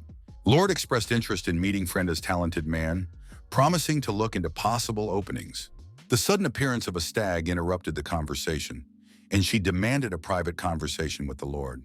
The warden noted the lack of intruders, but the fawn insisted on privacy, ironically inquiring about his fears. Lord and Frenda exchanged understanding glances, realizing the provocativeness of the fawn's behavior. Despite his doubts, the Lord agreed to a brief conversation while the fawn mentally anticipated the development of the romantic situation. The stag was enjoying the flavor of intrigue, mentally imagining herself leading the 2 naive victims, Austen and the Lord, anticipating the development of her con. At this time, Mary, the mother of the ants, was walking pensively through the dark lobby of the prison, immersed in her thoughts. She reflected on the recent beating by the prisoners after the tea incident, noting the force of their blows and realizing that the support of the capital alone was not enough to survive. Mary realized the indifference of Austen and the other beastmen to her plight, feeling utterly alone. She realized that the older witch and the necromancer were just having fun at her expense, not expecting support from them either. Jessica and her company were seen by her simply as brute force, incapable of anything more. Reflecting on the Lord, she could feel his aggression and desire to kill her, which increased her fear. As she continued down the corridor, Mary worried about her survival without allies, anticipating the daily bullying. Suddenly, something unusual caught her attention, making her eyes widen with surprise. On the body of one of the girls, she noticed a distinctive red tattoo, the seal of the ancient god Samikina. At this time, Frenda warned Veronica about the Lord's loss of memory, reminding her of her responsibility in starting all events. Veronica recalled having to find the courage to deal with the situation. She was now standing against the wall, examining the huge impact mark left in the past. Looking at the damage, she felt uneasy at the memory of what had happened. Mary's unexpected appearance, warning her to conceal the seal on her arm, interrupted her musings. Veronica's surprise at Mary's words was obvious. She didn't even try to hide her astonished expression. Without saying a word, Veronica lightning fast delivered a powerful kick with her foot right into Mary's face, investing all the accumulated rage towards the Ant Queen. From the force of the blow, Mary flew back against the wall and fell to the floor, instinctively curling up, trying to protect herself from possible new attacks. Veronica was instantly at her side, grabbing Mary by the collar and demanding an explanation for her escape, to which she tried to explain the change. Acting quickly, Veronica tightened Mary's hands with her belt, ordering her to keep quiet while they were imprisoned. The Ant Queen obediently complied. Mary, keeping a playful expression on her face, inquired about the significance of the mark on Veronica's body, mentioning an ancient dead deity. As Veronica led the captive, ignoring her words, Mary spoke of the deity's new followers, suggesting a buildup of forces for rebellion. The Ant Queen expressed her admiration for the ancient god, offering her services and promising to help Veronica become queen of the continent. Veronica paused for a long moment after stating her misunderstanding of Mary's words, creating a tense atmosphere of anticipation for her reaction. Putting more pressure on the Ant Queen's shoulder, Veronica warned of the consequences of spreading this information, hinting at punishment. Stagg, in her conversation with the Lord, mentioned the princess who had beaten his subordinate, noting that Austen's indifference hides her fear. She emphasized Austen's status as a guarantor of peace, explaining that harming the guard could have triggered the war, so the princess wants to apologize. The Lord expressed doubts about the possibility of war and the sincerity of an apology from the haughty princess, but the faun explained it as a necessity of image. With enthusiasm, Staggs revealed Austen's character, a fragile soul behind a mask of strength, caring about the opinions of others and crying at night. Lord noted that the description sounded depressing, but the faun insisted on the importance of meeting in person, achieving a promise of friendliness. The friend, returning to Austen, was greeted with enthusiastic questioning about the success of the negotiations with the Lord, her excitement evident. Deerhawk sprawled on the couch, warning of the complexities of etiquette and the need for a gradual development of the relationship, ruling out talk of marriage. She explained the intricacies of human etiquette, emphasizing the importance of restraint in expressing feelings so as not to appear intrusive. Veronica, upon bringing Mary in, expressed surprise at her new status as prison counselor, not understanding the reasons for the warden's decision. The guard confirmed the imperial order of appointment, offering to check with the Lord for details and hinting at his desire to see Veronica. A confused Veronica agreed to visit the Lord, deciding to change her clothes beforehand to make a proper impression. Austen and the Lord settled down on a bench where the princess immediately recognized the warden's awareness, thanks to the deer. The Lord tried to calm the obviously nervous princess while she mentally struggled with the difficulty of apologizing. Austen, embarrassed, inquired about the Lord's experience in similar situations, noting his condescending look. Turning away, she pondered the pretension of the situation, turning the conversation to the topic of the Lord's family wealth. The overseer was surprised at the sudden change of topic and the return of the princess's official tone, admitting to having no family and only a home in the empire. Austin still turned away, uttered a phrase about loving the human country. Lord sympathetically noted the normality of homesickness, admitting his own discomfort with being there and expressing hope for a quick change in their situation. Hope blossomed in Austin's thoughts at the possibility of marriage, interpreting the Lord's words about the temporary stay as a hint of returning with her to her homeland as a spouse. The princess's confusion and excitement was evident in the unexpected question about his attitude toward heavily sweating girls, which betrayed her nervousness. She tried to explain her peculiarity, confessing that excitement made all her clothes wet. Mentally, Austin berated herself for sweating excessively, even during a simple conversation, deciding to change her behavioral tactics due to her lack of experience in relationship psychology. The Lord, trying to reassure the princess, called this feature cute, which caused her surprise and embarrassment. No one had ever reacted so positively before. Austin turned the conversation to the subject of children, noting the Lord's ability to get along with them and hinting at his potential as a father. The overseer sank into silent reflection, not immediately finding a suitable answer to such a personal question. He shared his dream of having children, but expressed doubt that it could be realized, which betrayed the bitterness of his past experiences. Austin, still sweating with excitement, tried to cheer him up by assuring him of the future possibilities of realizing his dream. Lord took her words as a show of sympathy because of her experience as a mother, simply thanking her for her support. The princess tried to make light of the situation by talking about the prematurity of gratitude, gesturing vigorously with embarrassment, which caused the Lord to pull back. Gaining her resolve, Austin announced the need to hand over something important to the Lord, her voice trembling slightly with excitement. She held out the Fang amulet in the palm of her hand, prompting a legitimate question from the Lord as to the nature of the unusual gift. With embarrassed explanation, the princess revealed the meaning of the milk fang in the beastman tradition, a symbol of refusing to hunt and asking for care, which made the gift especially intimate. The Lord analyzed the situation, trying to figure out if this was an apology for attacking a member of the guard or if it had a deeper meaning. In accepting the fang, he expressed doubt about the sincerity of the gesture, but accepted the responsibility, which caused the princess mixed feelings. Veronica, daring to finally visit the Lord, caught an unexpected scene. Austin and the warden sitting together on a bench. The princess, rising, negotiated the possibility of future visits, gaining the approval of the Lord, willing to lift her spirits. Seeing the peaceful conversation between the Lord and the one who almost killed the guard, Veronica silently turned and walked away, hiding her emotions.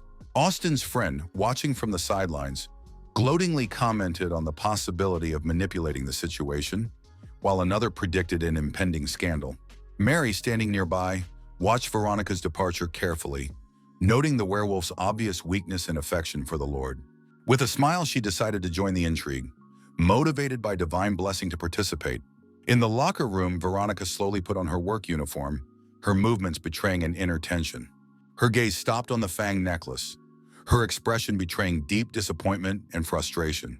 The moment when her tribesmen had insisted on keeping Veronica's loose milk fang, her mother consulted her grandmother about the tradition of putting a fang under her pillow, but received an explanation about the difference between human customs and the special significance of fangs to beastmen. Her grandmother explained to little Veronica the special significance of milk tusks in the mating rituals of their people, emphasizing their symbolic importance. Veronica painfully recalled the recent scene of Lord Fang Austin's acceptance of Lord Fang and his promise of responsibility, unaware of the misunderstanding that had arisen between them. Mary's sudden appearance interrupted her musings with a barbed remark about falling behind in the race for the Lord's attention. Veronica hastily hid the fang in her locker, while Mary reasoned about marriage as a union of equal status. Mary Riley enumerated Austin's advantages, her princess status, her wealth, her power, hinting at the hopelessness of her position as a mere overseer. Veronica's demonstrative indifference to the taunts caused Mary to change tactics, assuring her of the seriousness of her intentions to help. The Ant Queen mentioned the god's branding, offering help in using his power to dominate Austin. She told of the god Samikin, once revered by all beastmen, wielding power over the edge of life and death. To an interested Veronica, Mary revealed the first step to gaining power, the need to travel to the forbidden lands where a god died 200 years ago. Veronica was skeptical of the idea of receiving instruction from a dead man, finding such an assumption too ridiculous even for an obvious lie. Mary hastened to explain the difference between physical death and the death of the soul, emphasizing their fundamental difference in world order. The Queen of Ants explained the concept of physical death as the loss of the bodily vessel, after which the soul goes to the underworld, where it is able to exist forever. She described the process of the constant cycle of life, where the Samakina receives a portion of the energy from each soul traveling to the afterlife. Mary emphasized that God is part of the fundamental laws of the universe, and therefore cannot truly die as long as those laws are in effect.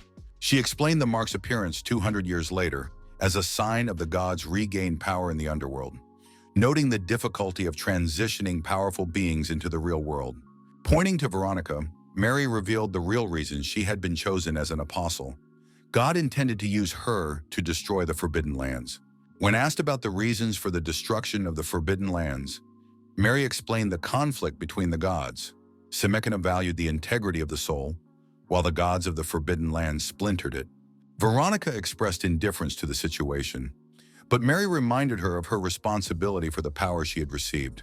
The Ant Queen appealed to Veronica's ambition, hinting at the possibility of surpassing Austin with divine power.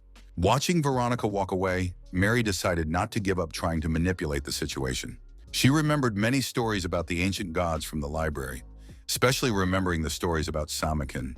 Especially important seemed to be the fact of Samakina's opposition to the evil god of the Forbidden Lands, their eternal feud. Marie realized that she needed to help Veronica get on the right path and destroy the Forbidden Lands that had caused so much harm and suffering in her life. She decided that old grudges would be settled in a more honest way, without fear and frantically searching for weapons to defend herself as she had before.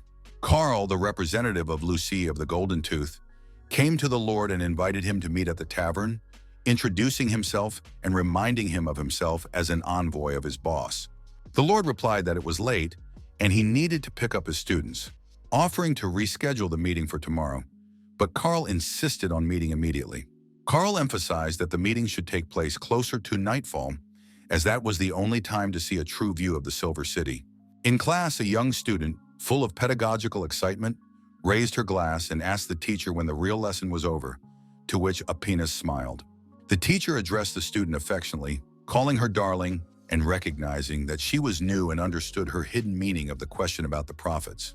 The educator explained that prophets teaching in regular schools were completely useless to their elite educational institution. She emphasized that it does not matter what can be achieved with the knowledge taught in mainstream schools or how many students they produce. The teacher noted that in their school, girls only learn etiquette to find their place in the social world and organize family resources.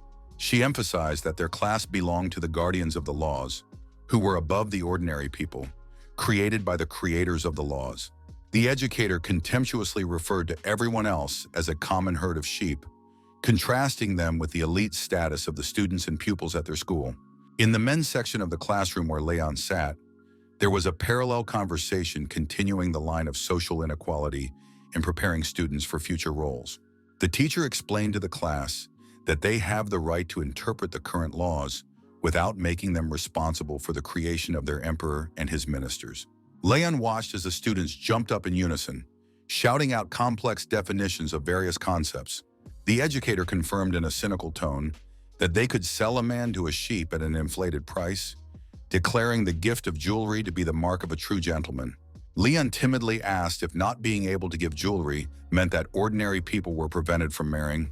The teacher praised the student for the insightful question, emphasizing the importance of thinking outside the box for future guardians of social norms. The children shouted derogatory definitions of poor people, leaving Leon in a state of acute discomfort. Leon questioned whether a decent person could believe in such cruel social categorizations and insulting changes. The educator authoritatively explained that a single authoritative voice has learned to subdue even the most critical and independent people. The teacher triumphantly proclaimed the natural right of the keepers of the law to determine the truth, which society would defend on its own. The little boys suddenly questioned the universality of their reasoning, pointing out the unattainability of standards for ordinary people. The class amicably ridiculed the naive boy, who, blushing with embarrassment, continued to insist that he was right. The teacher, laughing, apologized for the incomplete explanation and emphasized that he himself was not part of the herd, but stood apart from the common people. The educator explained the mechanism for applying the new definition in payments, pointing out that it all lies in the subtle social hierarchy. He revealed the principle of manipulation through pity, contempt, and triumph, demonstrating how the keepers of the law can impose their attitudes on even the simplest things. The teacher cynically pointed out that fear is distributed so that a small number of people can enjoy life at the expense of the rest of us. He enunciated the rigid principle of punishment, asserting that any transgressor would be mercilessly executed without the slightest leniency. The educator explained that humans struggle to survive on the mere instinct for sustenance, and at the word resistance, they fall into a nightmarish embrace of fear. His harsh words made the boy begin to tremble and was ready to cry, realizing the monstrousness of the mechanism of social control. Men with guns and representatives of the Golden Tooth mercilessly punish anyone who dares to question the existing order.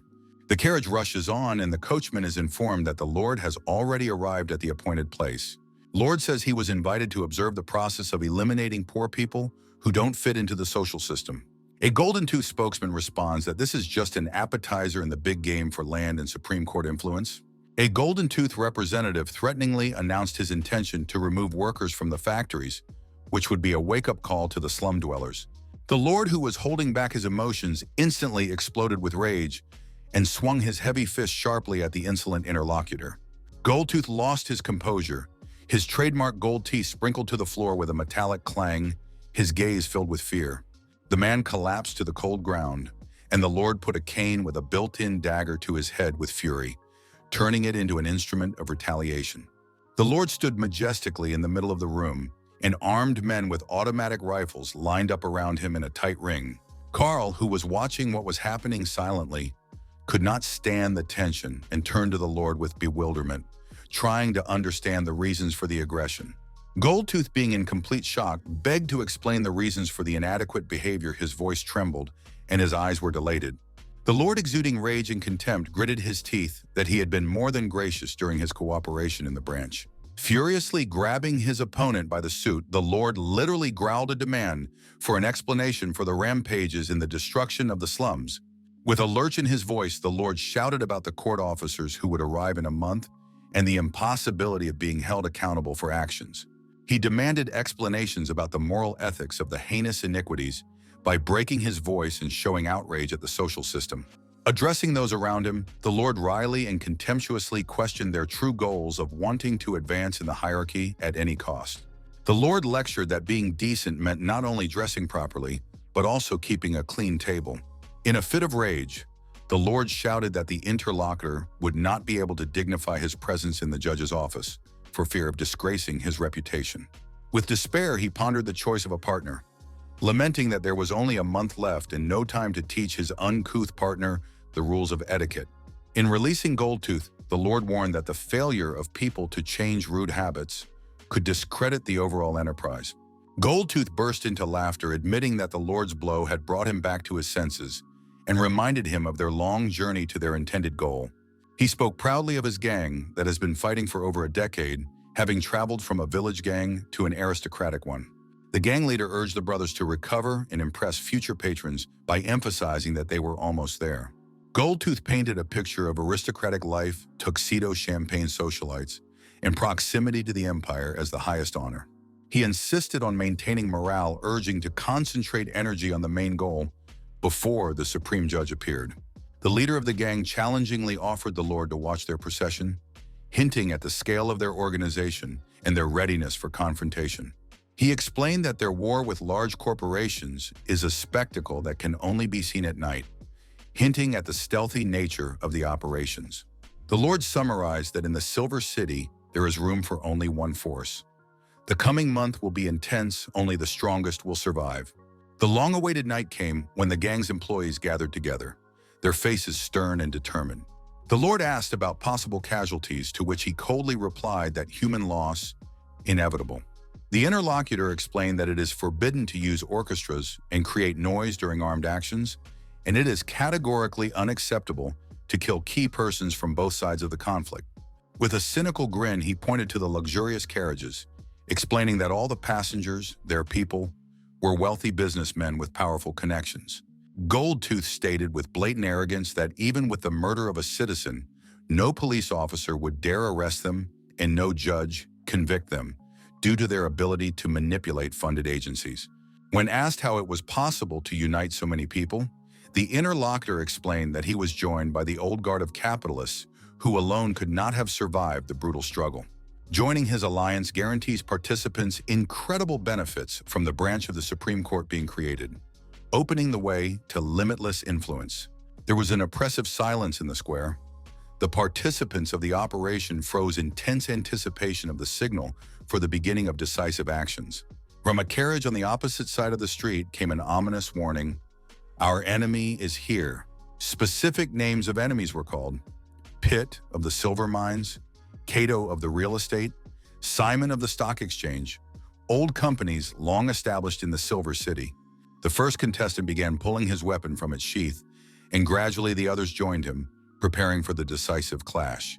Pitt, the owner of the secret silver mines, was a bald man with a pipe in his mouth who seemed the center of menace and unyielding will. After the ominous words, the workers instantly began to strike the bell with such fury and intensity that the ringing became like a battle cry, heralding the beginning of a bloody fight. Suddenly, there was a shriek of attack, and the men in yellow jackets rushed forward like wild beasts, ready to tear the enemy to shreds. On the other side, the Golden Tooth Gang also prepared to attack. Their aggressive attitude was visible in every tense movement and fierce gaze. The two opposing sides finally met in a decisive confrontation, starting a fierce melee. After the initial clashes, Goldtooth explained with a cynical chuckle the reason for the repeal of the Safeguards Act, emphasizing that the fighting is on both sides. Zoom warned the Lord of possible problems in contracting the prisoners, to which the Lord irritably demanded that he stop lying. The Lord has made his position clear: the Supreme Court is built in slums, and he is not interested in financial machinations on foreign soil. He firmly stated that the territory belongs to whoever pays, and no one has the right to interfere with his work, or there will be no cooperation. Goldtooth wryly chuckled meaningfully, hinting that the Lord would have to eat his heart out when confronting Pitt. The interlocutors discussed the length of the march, agreeing that the fight would be until the victory or retreat of the influential MP.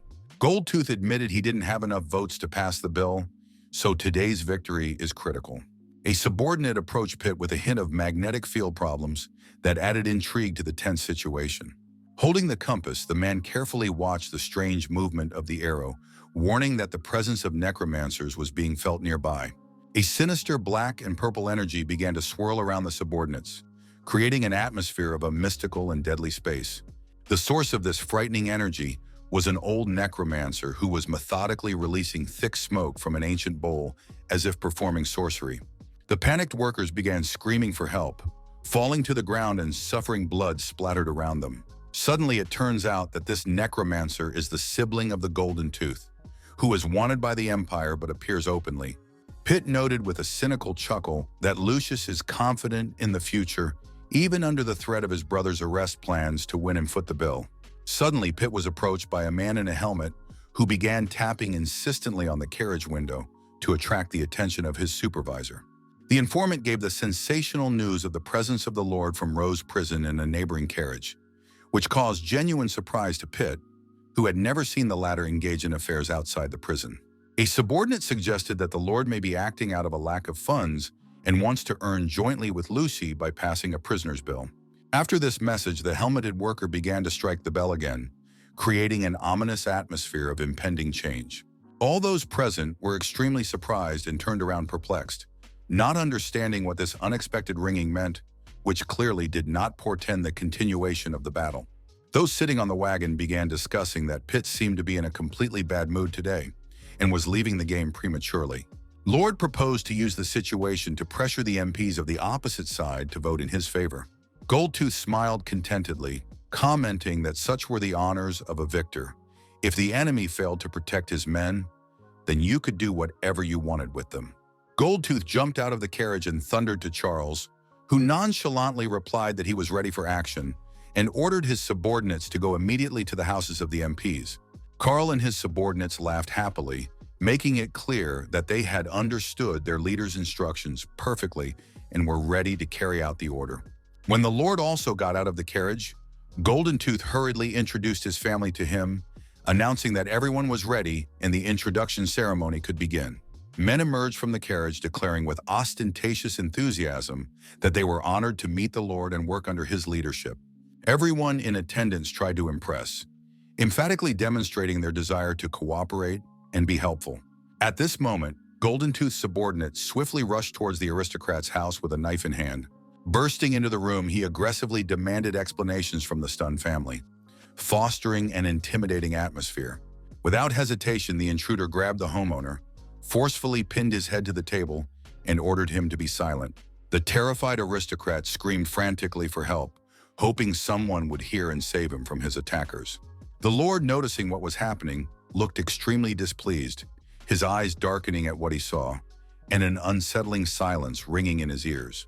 Turning around, he witnessed the Golden Tooth gang literally dragging the aristocrats out into the street and began to brutally beat them.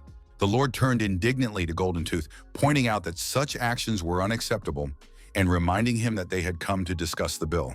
Gold Tooth assured the Lord with a cynical smile that their actions were not chaotic and they would not disturb the peace of random citizens, attacking only those involved. He explained in detail that the members of Congress, by taking the bribe and refusing the law, had actually accepted the rules of their game themselves and were responsible. The moment the aristocrat was hit over the head with the bottle, Gold Tooth warned that the man who sat down at their table would not get off easy. The gang leader spoke of his kindness with a bitter chuckle, mentioning the disappearance of the counselor's family after Pitt's victory, who could not be found. Suddenly, the treasurer, captain, and prosecutor appeared and said that the arrival of an envoy from the Inquisition would be unusual given the scope of the project. The treasurer offered to immediately join the Golden Tooth camp and assist the Lord in his difficult endeavor with the new bill. The workers, continuing their violence against the aristocratic family, strangled the wife and grabbed the child. One ordered the door closed from the Lord's view. There was a tense conversation between the employees about the child, whom Carl considered ballast and possible past risks, which were kept quiet. Mark, the Port Authority representative, graciously thanked the Lord for his time and introduced himself along with Brenda, his colleague. With ostentatious courtesy, Mark introduced influential friends, Angus, the chief of police and his family, and Kolya, the chief of the guard and counselor. Continuing the violence, the bandits grabbed a little girl from an aristocratic family, twisting her mercilessly and ignoring her desperate cries. As the family was being presented to the mounted police, the mother turned to her son with a commission to sing a church hymn, hinting at the Lord's connection to the clergy.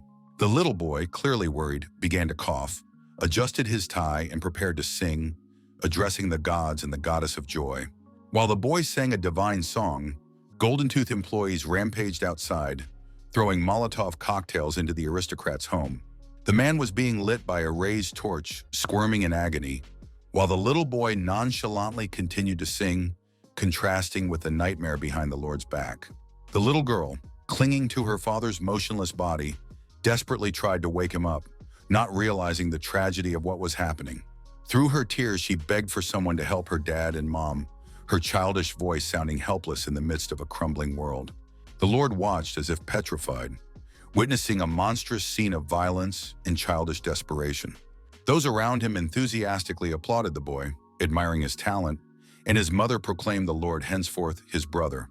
Frenda suddenly appeared in the doorway, surprised by the Lord's return and the fact that he had come out on the wrong shift. She attributed her return to concern over the fire in the city and a desire to make sure the Lord was safe. Lord calmly replied that he had a rough idea of the balance of power, to which Frenda recalled their original plan to wait until the factions had weakened each other. Suddenly, the Lord announced that he had changed his mind, and all members of both factions should die, calling them simply horrible. Frenda was shocked by his statement, and the Lord explained that the Silver City was afflicted with such a terrible disease that it was easier to finish it off. He proposed to build a brand new city on the site after the destruction, as if it were a simple renovation. Frenda asked the Lord in shock why he had become so aggressive, and what could have caused such a drastic change in his behavior. Lord countered that he had become more judicious rather than aggressive, explaining that his first 2 months in this world had been like a surreal dream where reality seemed illusory. Every day he mechanically performed his work, after which he plunged into chaotic, incoherent reflections, not understanding the essence of what was happening around him. The Ant Queen's rebellion was a turning point, forcing him to really look closely at the prison and the world around him for the first time. He realized the full horror of power when he realized that a simple lack of money could instantly cut short many lives. Lord has seen the blood and tears of prison guards who are forced to support families on meager wages and cannot quit even after receiving disability. At that moment, he finally woke up, realizing that the world was real and filled with living, suffering people. He argued that all affairs should be handled by a person capable of acting competently in any, even the most difficult situations. The Lord explained his desire to control Parliament by being able to promote laws that would cause the prison to prosper and help solve existing problems. Over the past few days, he had scrutinized the structure of the Silver City, finding the main figures and discovering that the entire city was plunged into sheer chaos. He saw a system where the poor were ruthlessly robbed and exploited, and wondered if it would not be better to go about restoring order himself. The Lord noted bitterly that officials, when they receive their orders, have no regrets and exist only to do their dirty work. The night threats sounded a warning. Failure to march could lead to a bloody reckoning for the families of the gang leaders who run the officials, making them regret their position. Attempts to create new gangs will inevitably encounter serious obstacles, from a lack of experienced fighters to limited available resources, which is guaranteed to lead to defeat. The city was literally torn in two by a continuous war between factions willing to make any sacrifice for power. The Lord was convinced that the root of the problem had to be eradicated completely, or else one would have to cooperate with these people, which could quickly corrupt the prison staff with bribes. Such cooperation would inevitably have a negative impact on prison security, which was contrary to the original objectives. Frenda skeptically noted the sheer number of people in powerful factions, doubting the possibility of their complete destruction. Lord paradoxically observed that the more people talk about something, the more they worry about it, pointing to the psychological weakness of their opponents. Goldtooth often emphasized the importance of rules, one of which forbade the killing of key people on both sides of a conflict. The main members of the groups were in carriages, and even if captured, they could be ransomed, giving the illusion of safety. The Lord said with contempt that to them the slain were no more than dogs on the roadside whose lives were worthless. The whole massacre is just a game of chance for them, where they count coins in cold blood and determine the winner. The strategic goal was becoming obvious. Find someone who could break the established rules. The final chord should be the murder of a gambler in front of the public, which will completely destroy the existing arrangements. Breaking the established rules that allow someone to feel infallible will inevitably shake their view of the world order. Frenda suggested that breaking the rules could lead to hatred and mutual killing, but there was a possibility of finding reasonable people who would prefer peaceful negotiations to prevent escalation of the conflict. The Lord agreed that despite their madness, strategic thinking still allowed them to exist, and it was time to put an end to it, starting with the collapse of one of the parties. He emphasized that everyone is well aware, having a branch in a certain territory can lead to wealth and significantly reduce the power of competitors. However, no one knows the consequences of weakening one side. Killing a key player would make them think the worst and deal a devastating blow to existing peace agreements. Those who are used to manipulating the fates of others will find themselves in the position of being manipulated, and these wounds will cause them to remember their own dastardly deeds. The Lord pondered what it would be like to be in the shoes of someone who had been struck during the last procession and how to protect himself and his family. He imagined the situation of a senator whose wife was being beaten by a mob of robbers in front of her daughter, wondering how a family could protect itself in such circumstances. Stories of small businessmen being stacked alive in their own homes and the chances of rescue, such as through a window, came to mind. A reminder of their former arrogance is enough to show that a similar fate could befall any of them, turning memories into fear. Only then will they be able to realize the true sinfulness of their actions, which is the ultimate goal. A war between factions can be won by absolutely any means, without the slightest restrictions on morality and humanity. The Lord argued that even if the opponents wet their pants from fear, they would be forced to act, and tears and snot would not prevent them from striking for the first time. He was ready to go to extreme measures, including the murder of key people, realizing that the loss of position means imminent death, and revenge is only a tool of pressure. Frenda listened in utter shock, realizing that the Lord's strategy was not about revenge, but about creating an all-consuming fear of the unknown. The Lord planned to make the players lose their status and become mere pawns, dooming them to fight until their last breath. Frenda shuddered at the plan, involuntarily thanking God that the Lord was not an outright villain. The morning news reported a sensation. Parliament unanimously passed the Prisoners' Guarantee Bill, promising them employment. The false voting results raised suspicions. The day before, Goldtooth was supposed to get about 60% of the vote, and now complete unanimity, suggesting a hidden order. Pitt complained about being too slow, and Goldentooth got ahead of him, but it's unclear exactly what the latter pitched. The civil servant tried to justify himself by calling the gifts a favor for an acquaintance, but the Lord offered something more. Lord explained that with the advent of the Supreme Court, the slum economy would grow faster than the city economy, and a counselor would be needed. Pitt was interested and asked what the Lord wanted in return. The bald man, puffing on his pipe, replied that he wanted justice and would hire prisoners stronger than Goldtooth. The boss explained that he had heard about the lack of money and the problems with the Prisoner Guarantee Act and decided to help, which was the reason the bill passed so quickly. He offered to hand over the right of appointment to the slum counselor, alluding to the many hungry mouths in Goldentooth's camp, and wondering if the latter would have the courage to cut a piece off his meat.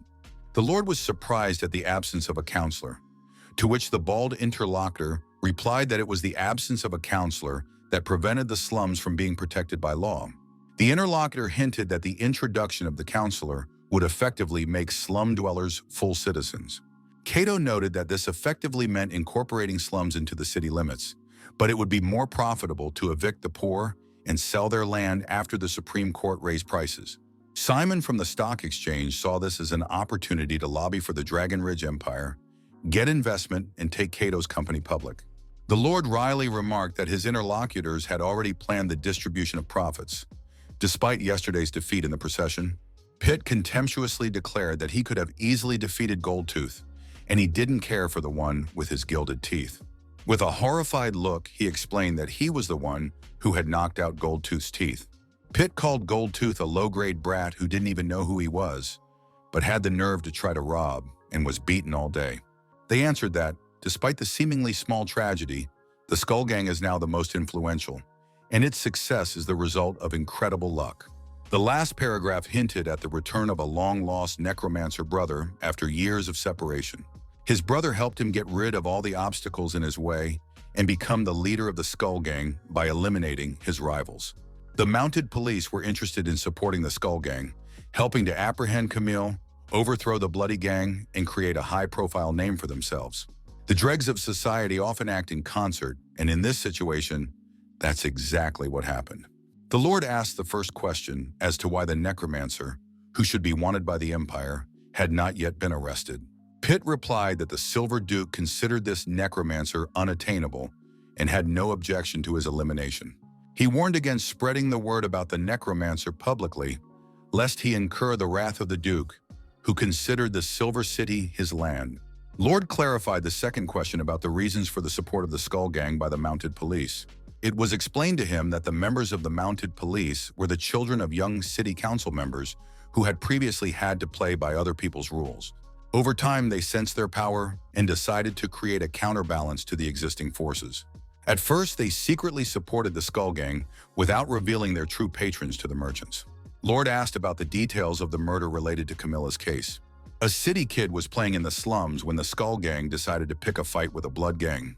The next day, the child's body was discovered on the Blood Gang's property, and the mounted police made an instant arrest. The whole story looked extremely suspicious, had virtually no substantial evidence, and resembled a fabricated version of events with many contradictions. Goldtooth represented the usual troubled criminal who, out of revenge and a desire to hurt Camilla, had concocted an elaborate story that could anger the dead boy's mother. The woman was actually coerced into agreeing to be turned into a zombie so that she could carry out an act of revenge for her son's death, using her as a weapon of retribution. The interlocutor clarified the details about the zombies, trying to make sure he understood the circumstances of the boy's mysterious story correctly. The Lord ironically summarized that Goldtooth was just an ambitious upstart who had been advised to immediately stop any cooperation with him. Suddenly changing his tone, the The Lord thanked his interlocutor for the information and asked what kind of prisoners he would like to hire. Seeing the guests off, the Lord hinted meaningfully at the evening invasion and advised them to enjoy the performance of the prisoners, smiling intriguingly. The Lord was approached by a guard whom he had ordered to take the dragon-born Camille to the interrogation room. Iconic police officers listened intently to the plethora of evidence that pointed to Camille's innocence and confirmed the Skull Gang's involvement in the murder. The Lord offered to tell Camille her version of events, promising the possibility of release if it matched the available information. Camilla declared herself voluntarily sent to prison, which perplexed the Lord, who did not understand the meaning of her words. She explained that she had reached an agreement with the police and was willing to take the blame and go to jail regardless of the circumstances. A long-ago conversation with a mounted police officer who promised to forget about any lives taken and murders committed by their men came to mind. Camilla argued that the people she killed were thugs and bandits who were not full citizens, and therefore their destruction could not be considered a crime. The chief of police remarked meaningfully that the qualification of her actions depended entirely on his wishes and offered a deal: the disbanding of the bloody gang and 3 years in prison in exchange for oblivion. The girl admitted that this was how she got into prison, fearing for the fate of her men, who could have been maimed if she was absent. To protect her charges, she instructed Catherine to train them as bounty hunters so they could make a living on their own. She was offered the chance to become a slum counselor, assuring her that once she was released and ran for election, she would be supported by the locals. The girl smiled enigmatically, rejecting the offer and saying that she was comfortable in prison and had personal reasons for staying here. The interlocutor remembered how he had once served and thought of her, not believing in her capabilities. An 8-year-old girl, in his opinion, had not read books and had no social experience. However, she managed to manage 1,700 slums and was responsible for 1,000 people, which seemed incredible. Camilla honestly admitted that it wasn't easy. She didn't even know until she was 12 that people get sick from certain types of meat, being a dragon. She explained that her upbringing as a bounty hunter and her experience managing the slums of Silver City, her limit. The Lord nonchalantly offered to find another counselor if Camilla wasn't interested, promising that the prison would provide her with warmth and food to rest. Just as the Lord turned to leave, Camilla clutched at the bars of the cage, begging him to wait and calling him superior. She admitted that despite her slum rule, she cannot ignore the murder of a child allegedly committed because of her. Camilla offered her help in taking down the Skull Gang in an attempt to curry favor with the Lord. She awkwardly offered her kiss as payment, but immediately apologized, admitting that she had promised her jewels to another and had nothing more to offer. The Lord turned away silently, watching the girl's embarrassment, not wanting to add to her awkwardness. He asked with irritation why she thought he was interested in her offer, pointing out the illogic of asking for a favor with offering a favor in return. Gyga, a lizard of the dragon family, dwelt in the mountains of the land of the beastmen, leading a secluded life. Known as a hamster among her acquaintances, she has devoted her life to collecting rare objects in her cave. That morning, she was busy planning the ancient excavations in front of the cave as usual, when her solitude was broken by an unexpected visitor. The stranger loudly marveled at the beauty of the surrounding nature, catching Gigi's attention. The unusual smell and the young, handsome face gave away the man in the guest, which made him change his demeanor in front of the girl. Giga, brushing her teeth, pondered the way her parents looked at each other, recognizing the emergence of a real spark between them. The question about the possibility of washing up later completely shocked her, violating all notions of propriety. Enraged at the words spoken, the girl overturned all her belongings and rushed lightning fast towards the man, not controlling her actions and driven by blind rage. She gripped his face tightly with her strong hand, showing strength and determination unexpected for her size. Pulling him to her in one sharp motion, she delivered a powerful knee strike to his stomach, causing the man to buckle in pain. Tearing off his pants and throwing him to the ground, she suddenly heard shouts of Mr. Зрение. Выяснилось, что мужчина был дипломатом, и его испуганные подчиненные смотрели, что происходит. Until now, the situation was under control, but suddenly everything changed. And in the land of beastmen, the laws still favored humans. Suddenly, there was a cry calling for Giga. It was her childhood friend and Philip's guardian, a tigress who had come to visit her. The tigress's expression changed dramatically as she saw the scene unfolding before her. Shock and disbelief reflected in her eyes. Giga was pinned against a tree, and the diplomat, smiling triumphantly, asked his men what to do now with the captured girl. The tigress tore forward, screaming furiously about the unacceptability of such treatment of an innocent girl in beastman territory. The diplomat, not even having time to put on his pants, turned around at the shout and froze in shock, trying to say something in his defense. As a result of this incident, despite the favor of the human court, acquittal was impossible, and Gig was imprisoned in Rosa prison. In detention, Giga showed her restless nature, becoming a real problem for the guards and joining the rioting prisoners. Her behavior raised questions as to whether it was a display of free will, defiance of the court, or a deep hatred of humanity. The real reason for her anxiety was that she had forgotten to lock the door of her cave before her arrest, worrying about the safety of her collection. 2 years of imprisonment could not distract Giga from thoughts of the gems in her cave, and the fear of possible robbery never left her for a moment. These stones that made up the meaning of her life have turned the once cheerful hamster into a gloomy shadow. Recently, the prison has a new inmate, Minotaur Sharp from a village near her mountain. Sharp grimly announced the news that gave Gigi a chill. Her home no longer existed. The prisoner told of an attack on the settlement by a group of witches who destroyed everything around them in a fit of uncontrollable rage. The attackers shouted something about thieves and cheats. Their anger knew no bounds. Even the city was affected, and Gigi's cave collapsed. When removing the debris, precious stones were discovered, which the locals immediately pocketed, leaving nothing from the house and collection. Giga froze in shock, her jaw dropped from what she heard. At this moment, something finally died in her heart. Other prisoners, after hearing the story, asked about the connection between these events and her decision to become a labor prisoner. Giga explained that after learning about the new law allowing prisoners to work, she decided to capitalize on the purchase of an undeveloped mountain range in the land of the people. Philippa advised her to take her time, reminding her of the seriousness of the attack on the diplomat and suggesting that she proceed by the book, bailing her out legally. Prisoners warned of the long wait, explaining the queuing system and the large number of people wanting to make money among the older prisoners. Giga watched the strong working girls, particularly impressed with the one doing one-arm exercises. The disabled worker approached Gigi with a smile, offering to sign a contract with a Silver City mineral mining company. The prisoners shouted in amazement, demanding an explanation, to which the worker explained the need for a specialist who combined combat skills with mining skills. She mentioned another prisoner with digger skills, but noted her stubborn nature and tendency to organize riots. The curious prisoners crowded around, looking at the contract.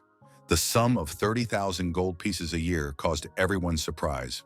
The astonishment increased when it became clear that after deducting 10,000 for the mediation of the prison, Giga would have 20,000 gold in his hands.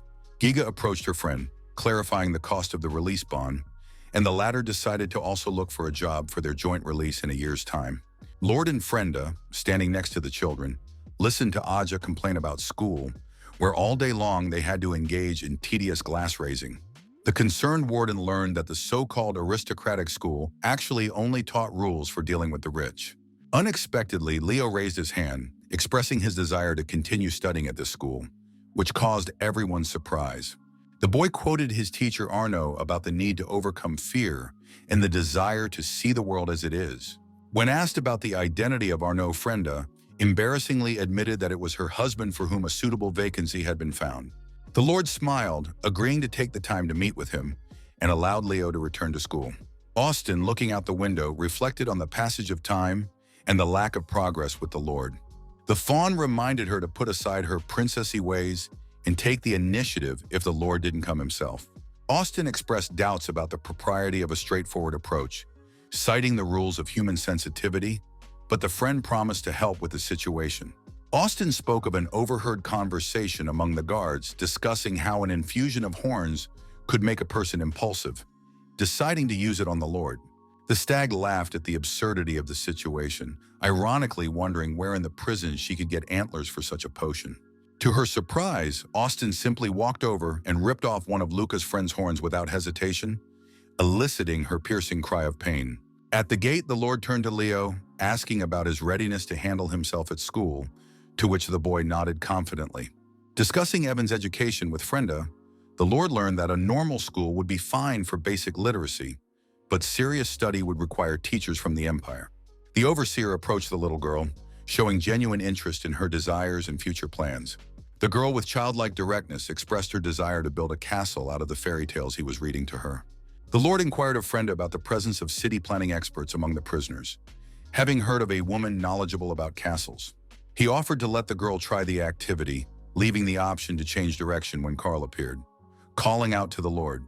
The warden inquired about Goldtooth's absence on prisoner hiring day, surprised by the appearance of only his assistant. Upon hearing of the oversleeping boss, the Lord noted Carl's great responsibility in assigning Frenda to look after the girl. Before leaving, he ordered Gladiator Carl to be escorted to the employees, leaving the assistant puzzled by the strange definition. The Lord chose Carl to be a gladiator, someone who would eliminate players who broke the rules, creating a system of control through fear. When Charles inquired as to the meaning of the word gladiator, the Lord explained it as a praise of his bravery, concealing the true meaning of the designation. Upon reaching the site, Carl announced Pete's arrival for self-selection of workers, explaining it was highly competitive and the possibility of losing out on the best. Carl attributed his host's absence to a protracted evening at the tavern, after which Golden Tooth was still unable to get out of bed. The Lord disparagingly referred to Pete and Goldtooth as buffoons, emphasizing that he was only interested in their money and timely payment. Charles objected to the hurtful words, recalling their influence in the Silver City, but the Lord ironically inquired as to the reasons for their indispensability. The warden attributed their influence to simple coincidence, and they were just ordinary people who had successfully seized an opportunity. Carl defended his master, emphasizing not only his leadership skills, but also his possession of a powerful secret weapon. The Lord suggested with a chuckle that the prisoners be assessed first before speculating on might. A disabled worker organized a line of people wanting to be interviewed, while guards tried to contain the crowd of impatient inmates. She solemnly announced the introduction of the first prisoner, drawing the attention of those present. Introduced Kasi from the Underground Fist Empire, emphasizing her ties to famous personalities of the old empire and her outstanding physical strength. Kazi was introduced as an accomplished fighter of world hand-to-hand competitions, where she either killed her opponents or left them crippled, demonstrating a ruthless fighting style. The worker emphasized the perfect mastery of martial arts in the assigned danger level B, characterizing Kasi as a true warrior. Carl enthusiastically confessed fan admiration for her last fight, recalling the bravery and skill with which she fought. Kasi, flattered by the sincere admiration, asked to sign the contract as soon as possible, calling Carl uncle and showing friendliness. The Lord provocatively compared the prisoner's strength to Master Carl's secret weapon, to which the latter did not hesitate to declare Kazi's superiority. Suddenly realizing his gaffe, Carl shut up abruptly, covering his mouth with his hand and realizing that he had said something unnecessary. In an attempt to rectify the situation, he began to downplay the importance of the secret weapon, categorizing it as a C or B level, but his enthusiasm for working with his idol gave away his true feelings. An employee in a wheelchair handed over a tentative contract, explaining the procedure for paying and receiving the employee in the afternoon. The Lord commented disdainfully, mocking the lauded leadership skills and secret weapons, lamenting their inability to even hire workers on their own. The supervisor continued to press Carl, emphasizing the irresponsibility of his master sleeping at home while a subordinate does the hiring, sarcastically quoting a saying about the survival of the brave. Kazi held out her hand for the paperwork, impatiently asking for the contract to be signed, confident of a favorable decision. Carl's unexpected refusal and suggestion to watch the other candidates drew the ire of Kazi, who accused him of hypocrisy and turning from a fan to a hater. After refusing, the employee nonchalantly announced the next candidate, Kleiman. She envisioned her as a spellbreaker, an artificially created monster from the Tower of Mages of the Histas Empire. Kleiman has been described as the result of an experimental glitch that created a fighter with immunity to magic, insensitivity to pain, and superior reflexes. The worker emphasized her reputation as a mage horror, noting her doll-like limbs and assigned danger level B+. Carl skeptically assessed the girl's frail appearance, doubting her fighting abilities. Kleiman reacted furiously to the remark, threatening to chop the skeptic into pieces to demonstrate her capabilities. Carl carelessly commented on her rough voice, comparing her to the ship's captain and questioning her gender identity. The girl sharply explained that the roughness of her voice was the result of cut ligaments, suggesting that she move on to a demonstration of skills. The situation was suddenly changed by a wheelchair-bound worker pulling out a gun. She fired a shot directly into Kleiman's head, causing bleeding. Carl froze in shock at what was happening.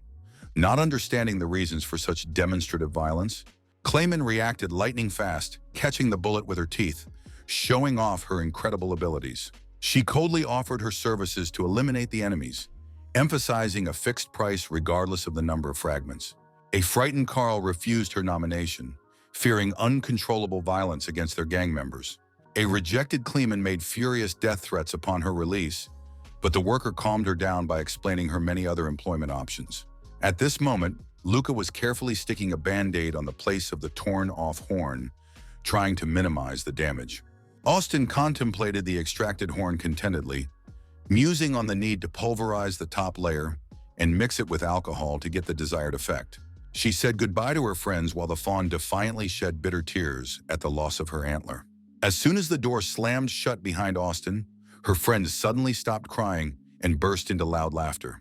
Wiping away pretend tears, she ironized at Austin's naivety in not thinking about the compatibility of antlers with the intended potion. She explained the special properties of the horns to absorb the basic elemental forces, flame, ice, thunder, and other elements that penetrate the body. The stag gloatingly predicted that a man who took an infusion of the horn would turn into a wild beast in 3 days, anticipating such a fate for the Lord.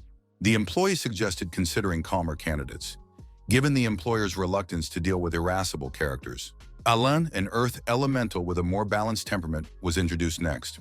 The worker described the evolutionary journey of earth elementals to self-awareness, emphasizing their gradual development.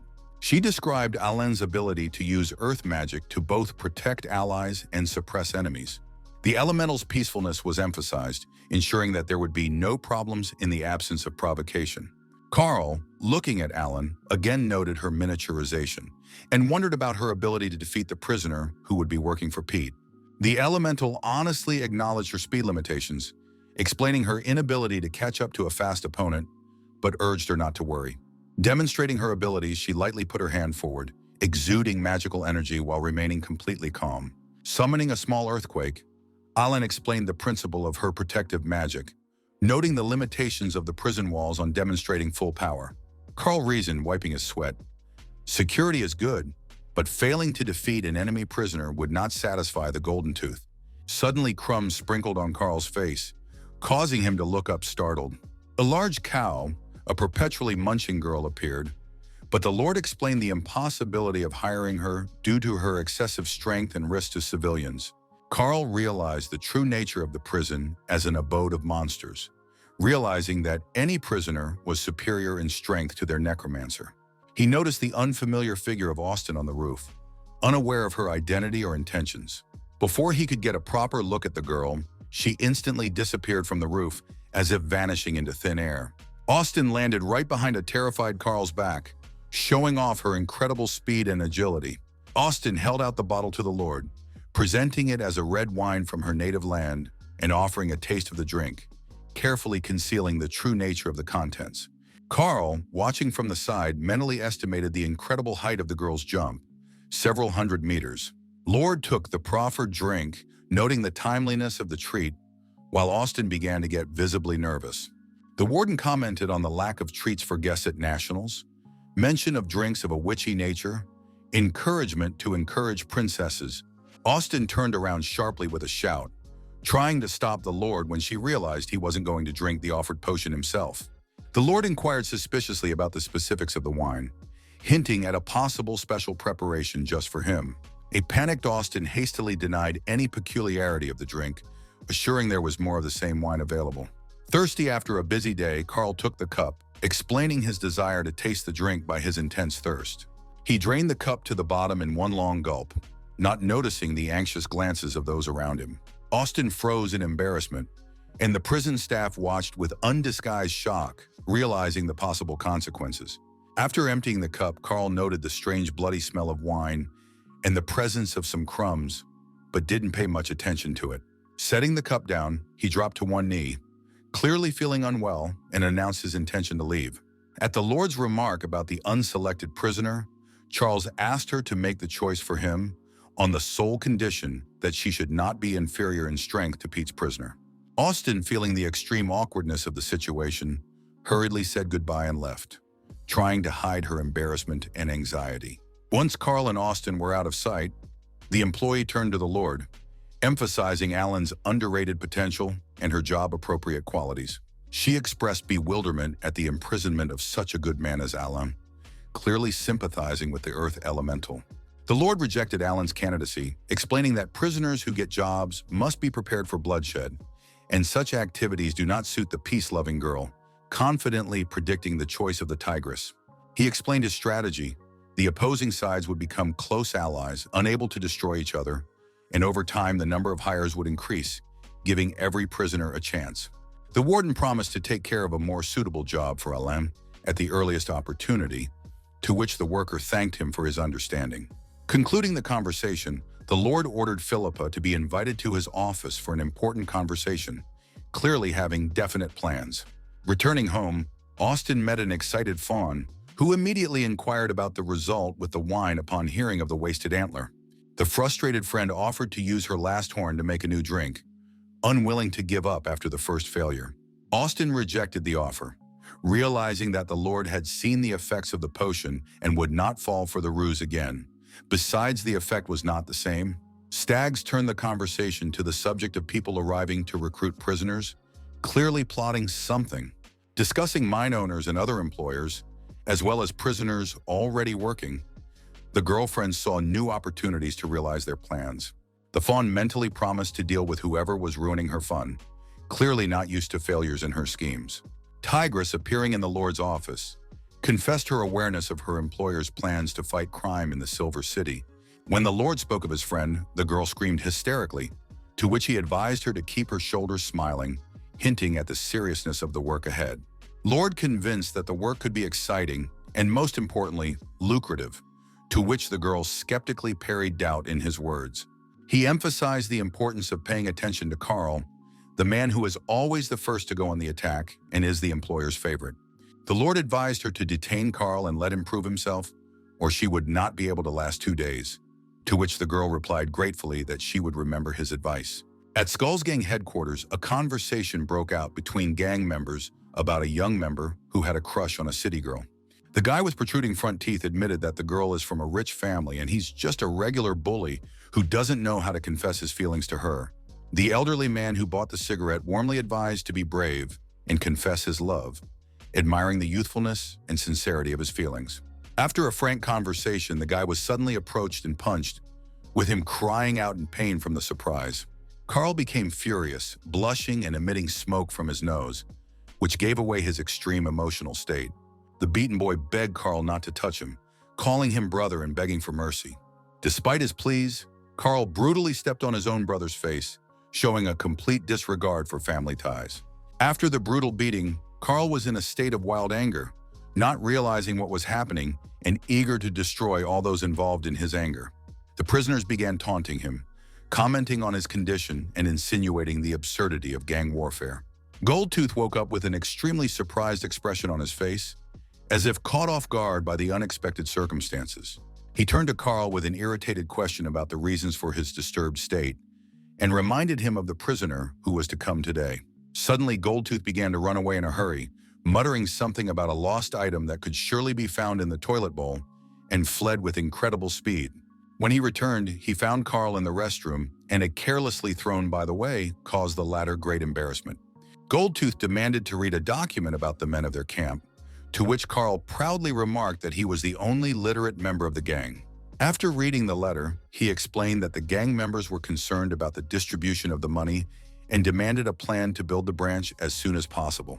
The plan needs to be signed by the 4 great cheeses, formalize the land transfer contract, prevail in court, and thereby eliminate Pete.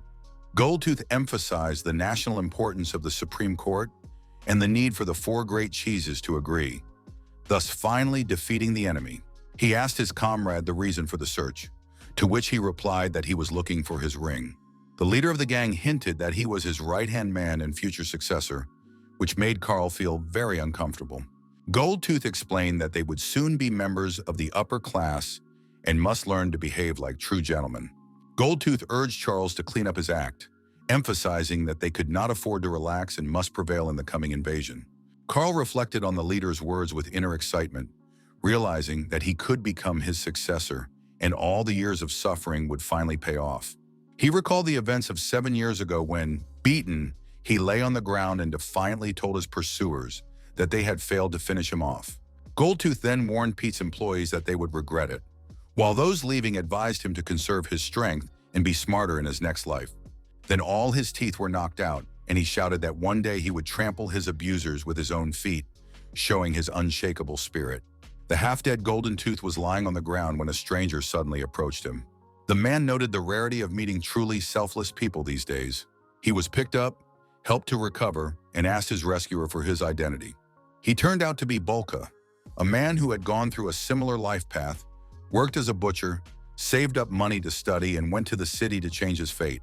Bolka admitted that he admired Goldtooth's tenacity and his unwillingness to admit defeat, suggesting that he simply take custody of him. He talked about life's ups and downs, promising to repay the kindness when he got rich. Suddenly, someone started knocking, complaining about not being able to tolerate it until 4 a.m. A huge amount of papers fell out of the toilet with the man and scattered on the floor, and he urgently called for a team to be assembled, realizing that it was time to prepare for the decisive moment.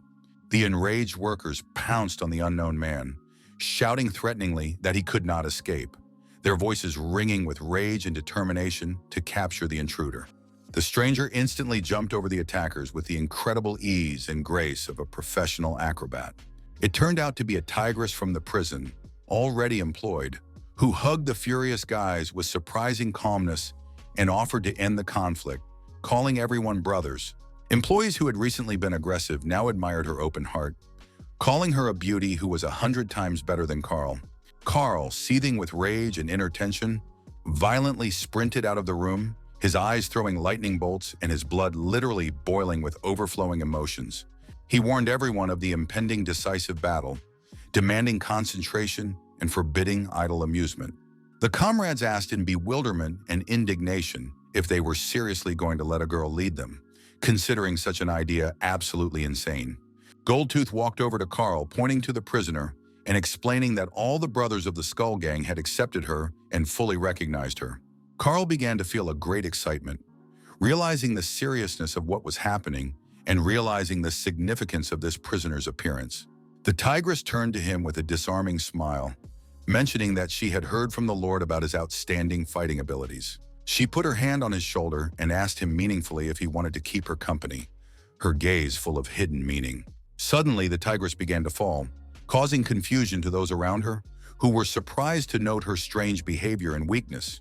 Carl was completely knocked out, and when he woke up, the first thing he heard were voices calling his name, creating an atmosphere of mystery and tension. The employee put his hand on Carl's shoulder and urged him to hurry up, hinting at the urgency and importance of the upcoming events.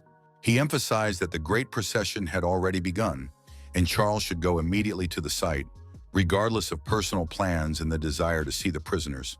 Giga, fighting at Pete's side, swiftly joined the fray, swinging her tool stick with the clear intention of delivering a serious blow. Her gaze exuded absolute determination and concentration, displaying a lightning-fast and almost elusive fighting technique. Suddenly, a tigress appeared, whom the friend asked in surprise as to the reason for her presence, to which the latter nonchalantly replied a desire to earn money. With a sly smile, she reminded her friend of their evasion training together and hinted at the need to show off her talents in front of her boss. Giga opened her eyes wide, meaningfully declaring for the one to look at her more closely. Suddenly, there was a huge explosion that took the tigress, the workers, and everyone around them by surprise, throwing them into absolute shock. Giga transformed into a giant fire snake with blood-red eyes, exuding incredible, destructive energy. The worker provided Carl with a gun and ordered him not to let the moment pass, not to let the prisoner distinguish herself to the boss. Carl realized that the main task was to destroy the new prisoner hired by the other side. Suddenly, those around him began laughing loudly at Carl, intriguingly asking what had turned him on so much. When Carl lost his guard, an unknown assailant attacked him, swinging a heavy hammer with the obvious intention of inflicting a serious blow. The blow struck his shoulder, causing Carl to scream, but he was quickly picked up by his comrades, eager to carry him to safety and get him the help he needed. While being carried, comrades ironically questioned Carl about what had happened, hinting at his inability to fight honorably and maintain a fighting attitude. The children of the aristocrats commented on the incident with derision, and Goldtooth was extremely displeased, realizing that such a situation could lead to disgrace. Goldtooth decided to turn the conversation by coughing meaningfully and noticing the new clothes of those present. Mark inquired as to the origin of the garment, learning that it was reserved for the nobility of the Dragon Ridge Empire, to which the boss replied about his aspirations to rise to the highest levels of power. The leader of the band displayed the rare item, drawing attention to the unusual odor, which was different from the usual cigars of the continent. He showed the feathers on his hand, explaining that it was a special sign, Suray's song, arousing the interest of those around him. The man noted with interest that the rings symbolized mercy, sincerity, auspiciousness, and clarity. The boss laughed, admitting that he had fallen under the influence of art and could now be considered a gentleman, to which he was advised to be careful with the Tartar rings. A voice came from across the road, causing Carl to turn around as he headed back. The lizard-shaped Giga went into a state of madness, causing people to run away in panic and screaming about flying rocks. Carl was numb with terror, having no idea how to act when faced with such an incredible monster that had suddenly appeared in front of him. The huge rock was flying swiftly towards Carl, moving with incredible speed in a threatening trajectory. Suddenly, the trajectory of the stone changed, and now it was carrying straight towards the Golden Tooth, causing Carl to panic. Carl realized that it would have been better to take the hit himself than to endanger his boss. A feeling of deep guilt and helplessness overwhelmed him. At the last moment, someone's lightning-fast paw stopped the rock, averting imminent disaster. The tigress calmly stated that no guest would be harmed, taking full control of the situation. She promptly jumped upwards, maneuvering in midair and masterfully kicking flying rocks away with her feet. The aristocrat family turned to Carl with outrage, pointing out his unprofessional behavior and lack of understanding of his role as the boss's right-hand man. The aristocrats wryly discussed how Carl, being his right-hand man, was slow to protect his boss, letting the situation unfold without interference. The aristocrat's wife scornfully remarked that at that age, Charles was disgracing himself in front of everyone, risking expulsion. Goldtooth stated stiffly that Carl was not his right-hand man and would never take that place in the gang. Carl thought back to the boss in despair about the conversation today, when he had called him his right-hand man, demanding that he keep his word.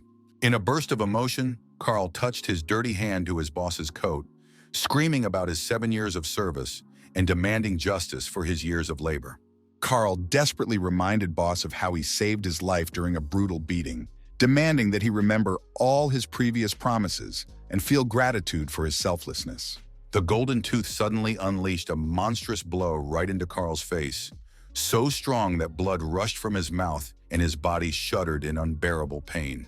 Dropping Carl to the ground, the boss angrily reprimanded him for his insolence and the embarrassment he was trying to cause. He angrily slapped Carl's ringed hand, now covered in blood, emphatically stating that he would never be his right hand and did not need such an honor.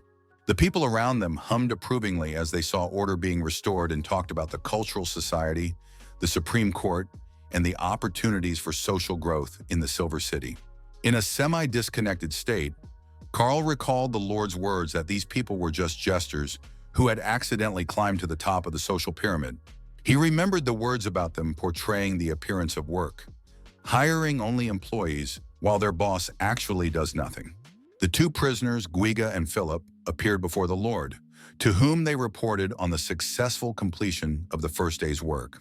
The Lord reassured them, promising not to interrogate them, but only to ask a few questions, hinting at possible funding problems. Prisoners readily responded, recognizing the importance of maintaining a steady paycheck and the fear of being left without a livelihood. The Lord asked about the number of people in the camps and their attitude to pay, to which one of them reported 180 accurately known members of the Golden Tooth camp. Among them were people who came purely for entertainment, to show off their wealth and social status. The interlocutor specified that the number of participants exceeds 2,000, including factory workers and members of various camps, who were allowed by the leadership to participate in the Grand March. The interlocutor described a system of hiring prisoners where costs are shared among camp members, and the cost of one prisoner is comparable to the annual salary of 300 workers. Tigress explained that through the high cost of hiring, Many small businesses are negative, while questioning whether Pete doesn't have enough funds. Giga proudly recounted Pete's wealth, emphasizing that his armor and weapons were made from strategic resources of heavy steel. Those in attendance wondered why the Silver City continued to mine in the mines despite the obvious financial opportunities. There are not many people in Pete's camp, 3 mine masters, less than 1,000 people, and including the composition of the party, about 1,500 participants. The overseer noticed an oddity. The miners, who are less than 1,000 in number, are constantly hauling dozens of tons of food into the mine. It was not about simple food, but about pork and fish in huge quantities, which raised suspicions. 20 kilograms of food per person per day? Too much. The Lord pondered, intrigued about the possible connection between the hidden number of miners, the plentiful food, and the secret weapon. Golden Tooth seemed confident of victory, having a trump card stashed up his sleeve that might have something to do with the vast food supply in the mines. Tigress was interested in the condition of Charles, who had been seriously injured during the Great Procession and had so enraged the Golden Tooth that he had stripped him of his right-handed status. Despite the brutal blow and loss of position, given Carl's strength, it was logical to assume that he should have survived. Lord noted that events were moving faster than he had anticipated and was ready to move on to the next phase of the plan. Carl, waking up, saw that someone was dragging his body, creating an atmosphere of mystery and uncertainty. The man who was dragging him shouted in panic that the corpse had come to life and they needed to run immediately. Carl, on rising, found that it was already dark all around and wondered how long he had spent unconscious in this unfamiliar place. After last year's night fight, he realized he could no longer return to Skull's gang after a brutal blow from his boss.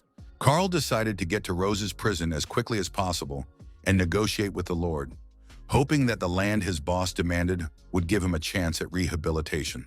As he walked outside in the rain, he noticed 3 suspicious-looking people with umbrellas walking towards him.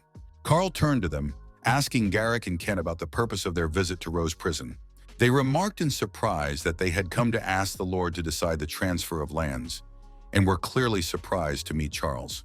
Golden Tooth's new secretary named Hardy introduced himself, noticing that Carl was also from Skull's gang. The secretary recalled the contract that he was now in charge of the gang's paperwork and had to get back to the boss. Carl grabbed his companion's clothes in desperation, not realizing what would happen to the gang and himself after what had happened. Kent replied stiffly that many in the gang didn't want Carl leading them because of his arrogance. An enraged Kent punched Carl in the face with his fist, showing his attitude toward his former comrade. As he continued to beat Carl, he spoke furiously about his worthlessness until Garrick stopped him, warning him not to kill him. Carl lay on the ground in physical pain and bitterness of betrayal, contemplating his broken fate. A carriage passed by the lying Carl, but he did not even look in its direction, being completely absorbed in his thoughts and pain. Suddenly, he heard the Lord's voice asking with concern what had happened to Carl and how he was feeling. Carl opened his eyes with difficulty, seeing only white light, and discerned voices saying that he would be given a potion that would surely put him back on his feet. Abruptly jumping out of bed, he asked where he was, to which the Lord replied that they were in Felix's palace, where he had come on business and wanted to tend to his wounds at the same time.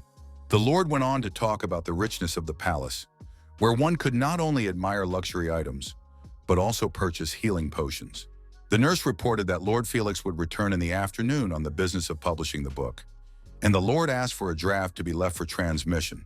Carl bitterly remarked that only the rich could afford such expensive potions, and he, kicked out of Skull's gang, was now no different from a beggar. The Lord smiled and asked if Carl thought it was a great happiness to save a man who was about to die from injustice. These words made Carl think of his childhood dream of being a hero from books who helps the weak and has a chivalrous spirit. He remembered trying to avoid being beaten up in a gang, making up stories about his daughter or duty to protect an old invalid. Gradually, Carl realized that reality was far from bookish ideals, and people who supposedly valued reputation would never be as generous as greedy egomaniacs. He admitted that he had had an epiphany and abandoned his former ideals of goodness and justice, replacing them with robbery, murder, and other crimes. Carl, choking back tears, said he didn't understand why. Whether doing good or evil, he always got the same joyless result. The Lord explained with a sad smile that it wasn't Carl's fault, but the harsh reality of the Silver City, where the discoverers of ore deposits automatically became the upper class. He emphasized that the new settlers were about to take over the land and the upper layers of the Silver City, using the common people as puppets in their game. The Lord compassionately pointed out that Charles' humanity and dignity had been taken from him, turning him into a tool for someone else's enrichment. The nurse announced the cost of treating Laurent, £900 using 3 bottles of healing potion, and the Lord was about to pay as Carl collapsed to his knees in front of him. In a fit of desperation, Charles begged the Lord for help, believing him to be the only one capable of changing his fate. He cried, begging for mercy and not to let him live the rest of his life in humiliation and powerlessness. Carl complained of the constant struggle and humiliation of being treated worse than a dog despite his best efforts.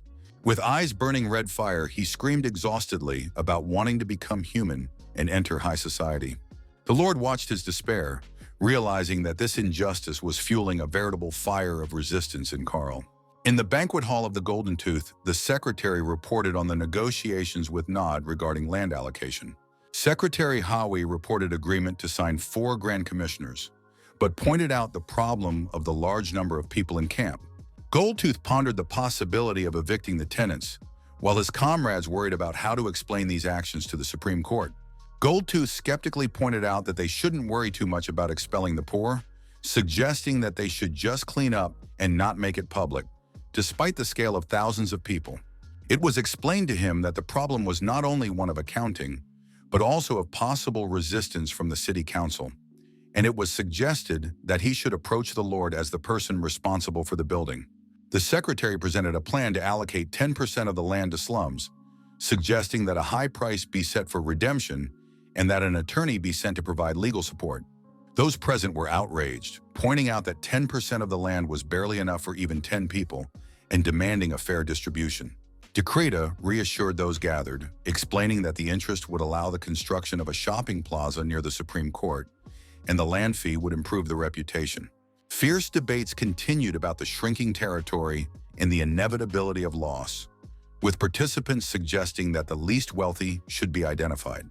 The secretary appealed for calm, saying that those who received the land would be able to share with the rest and that it was not such a big problem.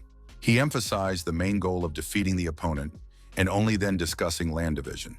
To surprised inquiries about the identity of the new secretary, the boss introduced him as the youngest professor in the Dragon Ridge Empire. When asked about the reason for coming to the Silver City, the secretary embarrassingly replied that he had been invited by the boss himself. He embarrassingly added that he had also come because of the radiant lady and her beautiful blue eyes. The Lord reminded Carl of the need for courage and the willingness to grab the first opportunity to become a superior human being. Lord explained that the rich needed someone who could fight against Pete and Goldtooth, and that the opportunity to increase Skull's gang involved manipulating the prisoner distribution channels. He candidly shared that rich people are based on mutual favors, money hires people, and power subjugates the rich, creating a complex social hierarchy. Lord advised Carl that to become an investor, one must find the need of rich people and dare to act. He sarcastically remarked that even a tigress had figured out the inner workings of the camp in a day, while Carl, a veteran of the gang, couldn't find his chance. Carl remembered a conversation about the possibility of confronting Pete, where it was mentioned that Simon owned all the securities and 3 generations of his ancestors had been mining. Workers discussed that small factories only serve as fuel for larger industries, and their chances of liberation are extremely slim. The conversation Carl overheard spoke of wanting to get rid of one member of the camp to improve their situation. Carl suddenly remembered that a rich man had once required a knife to kill a crony.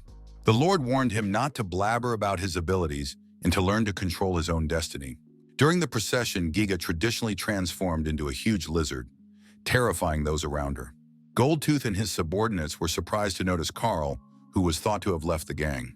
They were perplexed about the reasons for his appearance and presence at the procession after his expulsion from the gang.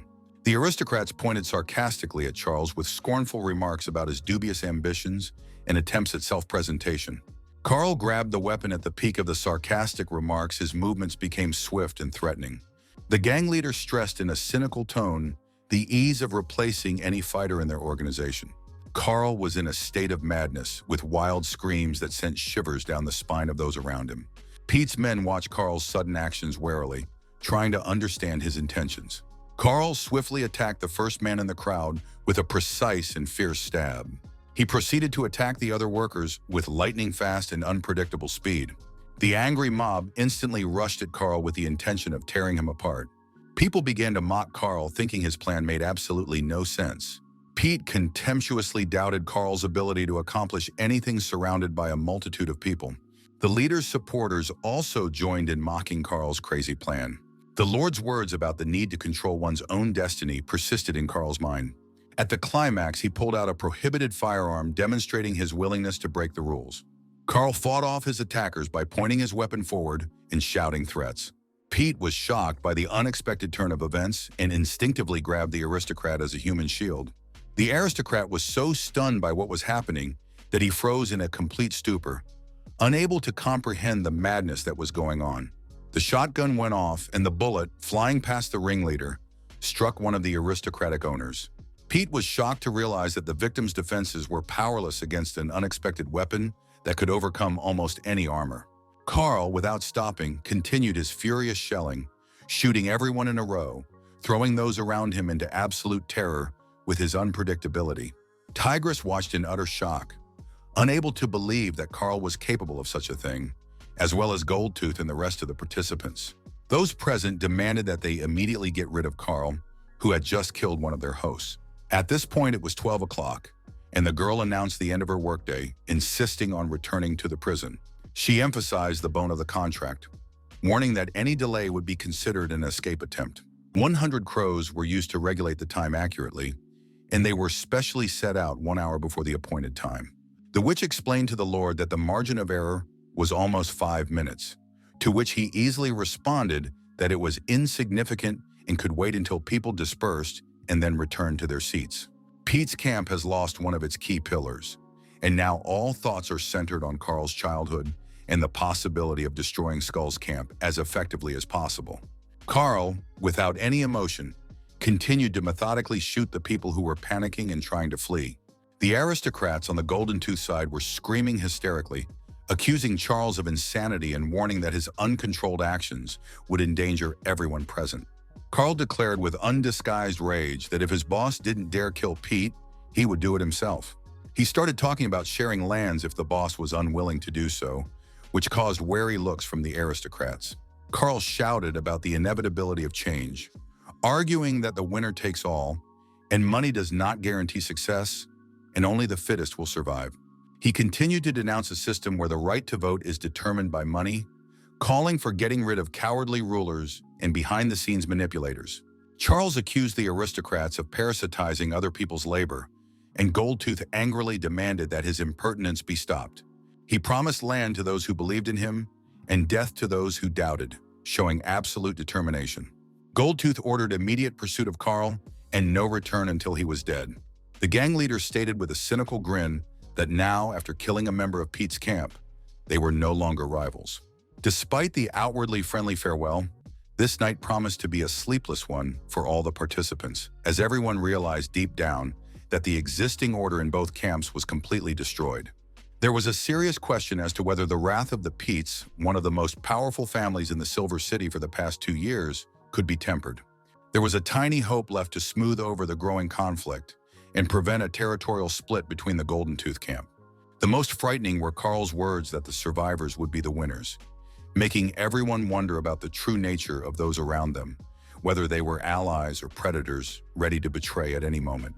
There was no time for reflection because the speed of change exceeded all expectations. In one night, the Golden Tooth lost half of the composition and in a panic demanded explanations about the disappearance of people. Goldtooth's former cronies found Carl that night and pooled their capital, making him the new leader. Instead of their own warehouses, they recruited thugs into the Skull Gang, setting a specific price for joining. Their only demand was to achieve their goal without shedding blood and to destroy those who do arbitrary things. In less than 3 days, Carl's forces formed up in the north of the city with a new passport and new ambitions. Although the territory had previously belonged to Pete, he deliberately stayed out of the conflict, seemingly ceding it to Carl on purpose to confront Goldtooth. Massacres, looting, and kidnappings began in the Golden Tooth camp, drastically reducing the number of members and causing panic among the population. At Rosa Prison, there was a huge line of people wanting to hire prisoners, and only one at a time was allowed in. The sum of 10,000 gold pieces was sounded in the Lord's office, to which the interlocutor declared that he would not find such a strong prisoner, even for such money. The baker frankly admitted that he wants no part of gang warfare, emphasizing the complete lawlessness in the Silver City, where criminal gangs conduct night raids and rob homes. When asked by the Lord about the inaction of the police, sentries, and imperial troops, the baker replied that the mounted police were themselves involved in the bandit squabbles and were not going to intervene. He sarcastically noted that the troops were only interested in tax revenues, and at the slightest delay, they were ready to shoot the debtor. The Lord proposed a solution: send prisoners into the city to protect small traders who do not want to participate in the conflict, providing them with security. In the prison canteen, one could hear talk of the many employers who had come to hire prisoners and received labor contracts. Kaiser reported that Karl had signed a contract for 30,000 gold and created a gang of strongmen, becoming its full-fledged boss. Clayman screamed hysterically about her contract with the gang, perplexed as to the nature of the Purple Passion. Mummy shared information about the murder of real estate developer Kato, after which the party's securities went to Simon. She talked about the renaming of the party to Purple Passion, where all members wear exclusively purple clothing and men are required to wear shorts. At these words, the girl's heartbeat increased, and she began to talk about the shorts with particular excitement. Mumia explained that the party had previously been in the real estate business and attracted clients by recruiting a large number of good-looking 17 and 18-year-old young men. Austin's two friends suddenly appeared and raised their hands, drawing everyone's attention and demanding silence. Oleg solemnly announced that Princess Austin was instructing the prisoners to hang invitations outside the prison. She specified that 1 gold would be paid for 100 invitations and encouraged even relatives to be involved in hanging, promising a reward for their help. To herself, the fawn thought with a chuckle that the Lord looked a little crazy for unexpectedly helping the prisoners. The succubus wryly asked if the Lord had really helped the princess of the Beastmen by shouting and waving the announcement she had received. The prisoner commented on the situation with irony, calling what was happening a funny manhunt. One of the prisoners asked Alan if there was a contract, to which she replied that there was none yet, whereupon she was reminded of the Lord's promise. The prisoner sarcastically remarked that men get scarcer with age, and the Lord now looked just an old man. One of the visitors approached the Lord with the firm intention of hiring a really strong prisoner for protection. The Lord looked at the man carefully and instantly recognized him, recalling past circumstances. It was the father of a little girl from the Great Procession, whose family had been brutally beaten during past events. The husband quietly and sadly told her that his wife had died, and when he tried to help her, he was severely beaten, not believing that a man like the Lord could remember him. The man explained that he wanted to hire a strong inmate to protect his daughter until she came of age, but he had absolutely no money after the robbery. The prison representative coldly pointed out that they don't do charity and they don't give loans, to which the Lord advised to come back tomorrow. The man began to worry, realizing he wouldn't be able to make it tomorrow. He offered to use the accident insurance, promising to hand over the money tonight. When remarked on his condition, the man bitterly admitted that he was seriously injured and had little time left. Suddenly, a security guard entered the dining room and announced that Nazira was calling Alan to take the order.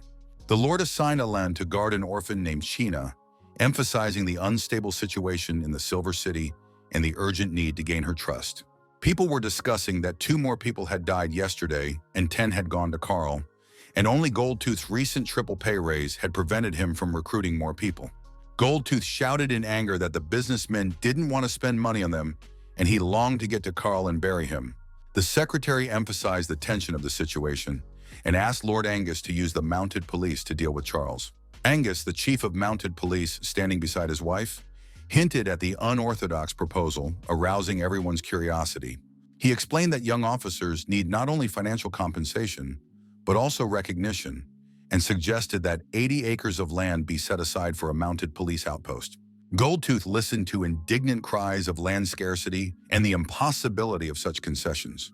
He inquired of the guard chief Kalane as to the possibility of their action, to which he received the reply that Supervisor Rolls had gone over to Karl's side.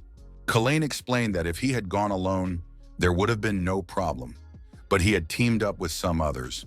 The three conspirators have raised money and formed their own group of sentinels, a situation so heated that even Kalain himself may be dismissed.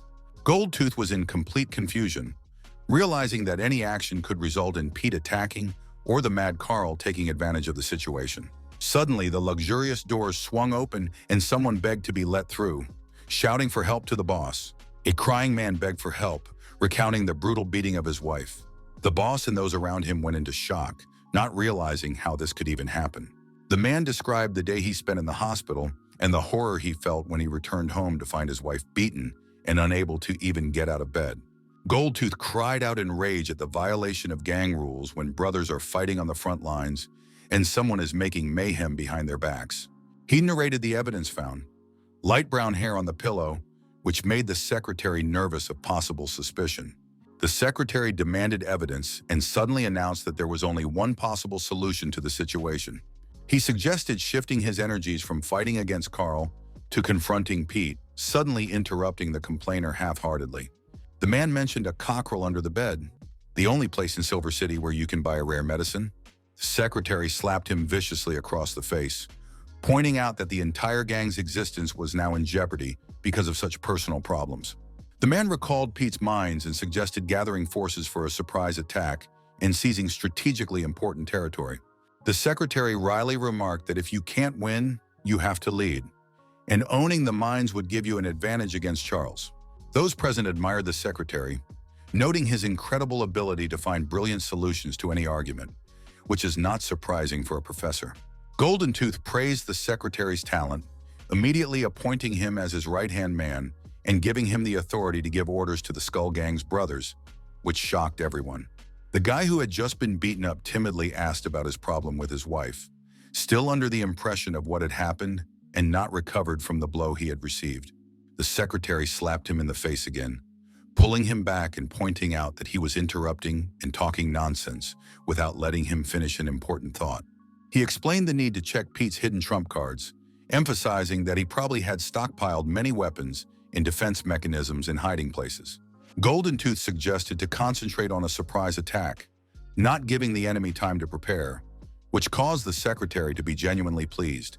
Succubus Phil was walking with a wooden bucket filled with some suspicious, murky liquid that gave off a strange, foreboding feeling.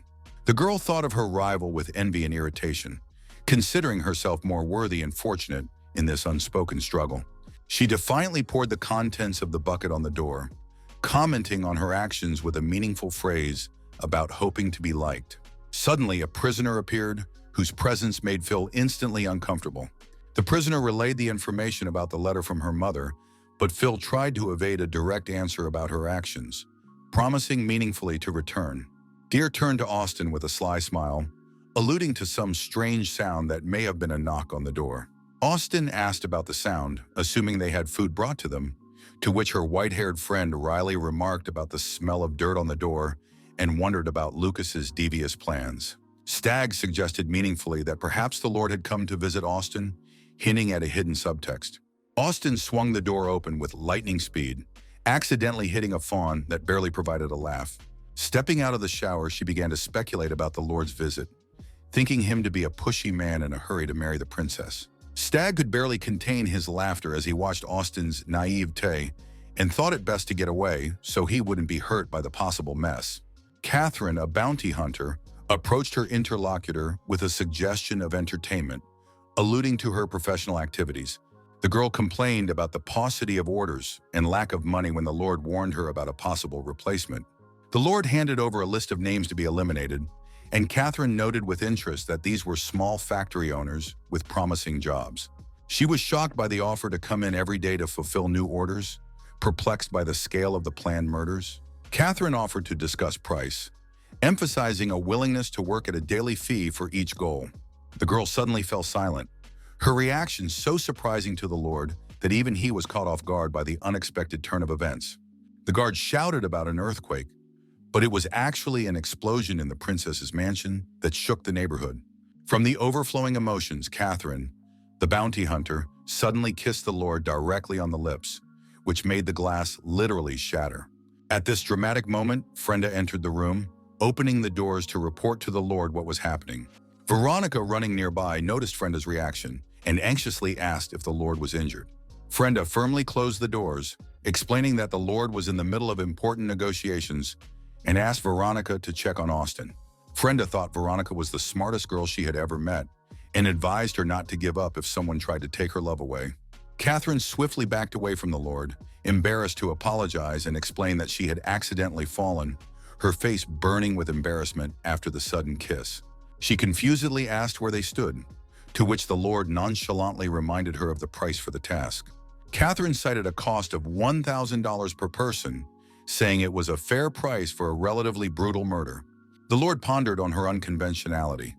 The woman did not hesitate to kill wealthy people, which made her placement in Rose's prison extremely strange. He kept thinking about her, watching her walk away, trying to unravel the mystery of her identity. Catherine also analyzed the Lord, noting his strange calmness. He had not blushed or changed in his face after the kiss, which she compared to that of a dead man. As she closed the doors, she pondered the possibility of not only making money, but also doing some in-depth research on the area. She made ambitious plans. If the Lord overthrew the power of the Silver City, it would open up huge business opportunities and dramatically increase her importance. The Lord was pleased. The plan was progressing well, the camps were in chaos, and the death of one of Pete's cronies only hastened the fall of the city. He realized that hiring prisoners was about controlling people's destinies, and only he would decide who would be allowed to do so. Charles blindly trusted the Lord and was ready to kill anyone who provoked him, constantly pouring oil on the fire and preventing peace agreements. The Lord pondered the anxiety of the four great cheeses before the coming events, realizing the need to scout the boundaries of what was allowed and find trusted allies. He recalled Frenda's words about the superiority of her husband's knowledge and strength, realizing the difficulty of the impending acquaintance with the recommended man. A deer was tied to a tree, and she mockingly laughed at Princess Austen being soaked in slop, promising to mock the moment until she came of age.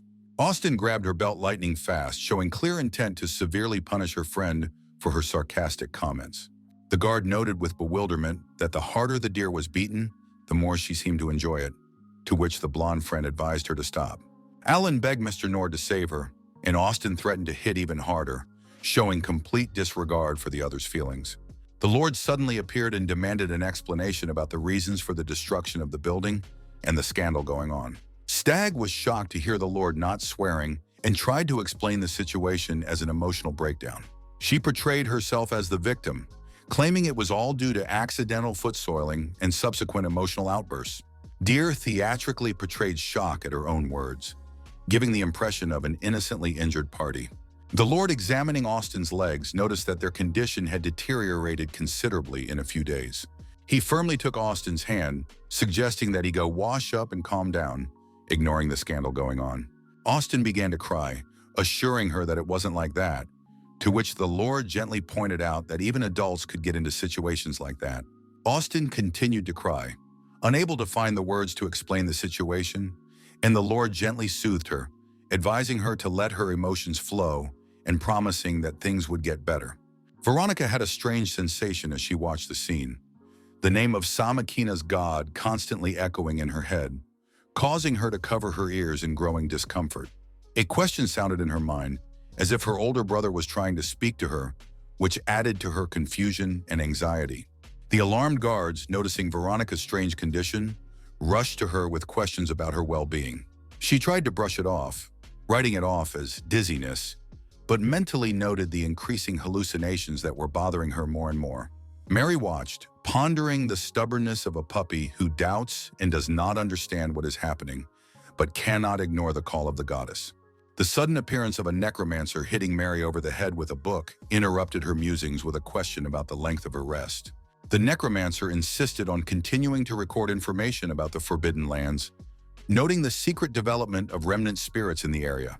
The older witch pondered Mary's notes on the development of the Forbidden Lands, where even in isolation, a new civilization was being created based on the fusion of flesh, blood, technology, and divine power. This new civilization was called the Forged Civilization of the Mother of Abundance, which was alarming to those in the know. The inmate noticed Phil's distress after reading the letter and inquired as to the cause of her distress.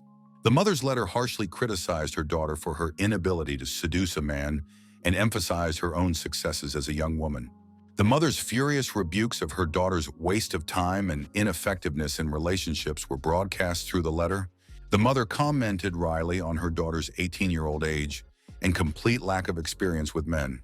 The prisoner tried to support Phil by reminding her of the opportunity to improve her relationship with the Lord during her imprisonment. Phil arrogantly claimed the ease of her going to jail through bribing the judge. Mandy the Fox was surprised to hear a confession of deliberate imprisonment. The interlocutor offered to help with short-term control of the Lord using the current situation. Phil rejected the offer, remembering how impulsiveness had ruined her friendship with her mother, who now sent 2 imperial bishops after her. She emphasized the power of the bishops to either persuade or force her back, noting that she has about a month before they arrive. The girl said dreamily that she would regret nothing if she could get a lord as a husband, sighing about the vicissitudes of life. At Pete's mansion, Antique Dick expressed surprise at the invitation to a camp that never admitted outsiders, suspecting an attempt to shift trouble. Boss Pete made a friendly mention of an antique business with intimidating vintage weapons, hinting at a place among the Silver City's elite. Dick recognized the power of his weapons, but expressed concern about the 1,000 men of the Golden Tooth ready to take over the mines. The boss reassured him with a smile, explaining the existence of 2 mines and the possibility of sacrificing one, knowing that the people of Golden Tooth would have nothing to eat. The subordinate suggested preparing large-caliber machine guns from the Dragon Ridge Empire, and the boss ordered the Golden Tooth men to be locked in the mine, deciding to punish them for wasting resources. Golden Tooth furiously shouted orders after receiving confirmation of the readiness of 1,000 men and ammunition, scheduling a gathering at the springs for the evening capture of the mine. He would assign roles. The Tigress would lead the attack. The new prisoner nicknamed Mummy would stay with him to ensure his safety. 500 men were ordered to go north to contain Carl, and the secretary, as his right-hand man, was charged with managing the Skull Gang in the boss's absence. The secretary accepted the commission with a smile, and the brethren were urged to protect their property and wives during their absence. The wives bade their husbands a warm farewell, and Harvey's secretary ambiguously promised to take care of each, causing anxious forebodings. The antiquarian was impressed with the new large-caliber machine guns from the Dragon Ridge Empire, noting their performance, 300 rounds of ammunition in the ammo pack, and a rate of fire of 600 rounds per minute. Pete mockingly remarked that he feared only the smallness of the enemy, regretting that the Supreme Court had prevented the longer fattening of Golden Tooth's pig. When asked about his opponent's strength, Pete laughed, explaining that he was intentionally inflating Goldtooth's status before the others. The boss began a story about the catfish effect, mentioning the delicate sea sardines that often die after being caught. He emphasized the difference in taste between dead and live sardines, leading to an important observation.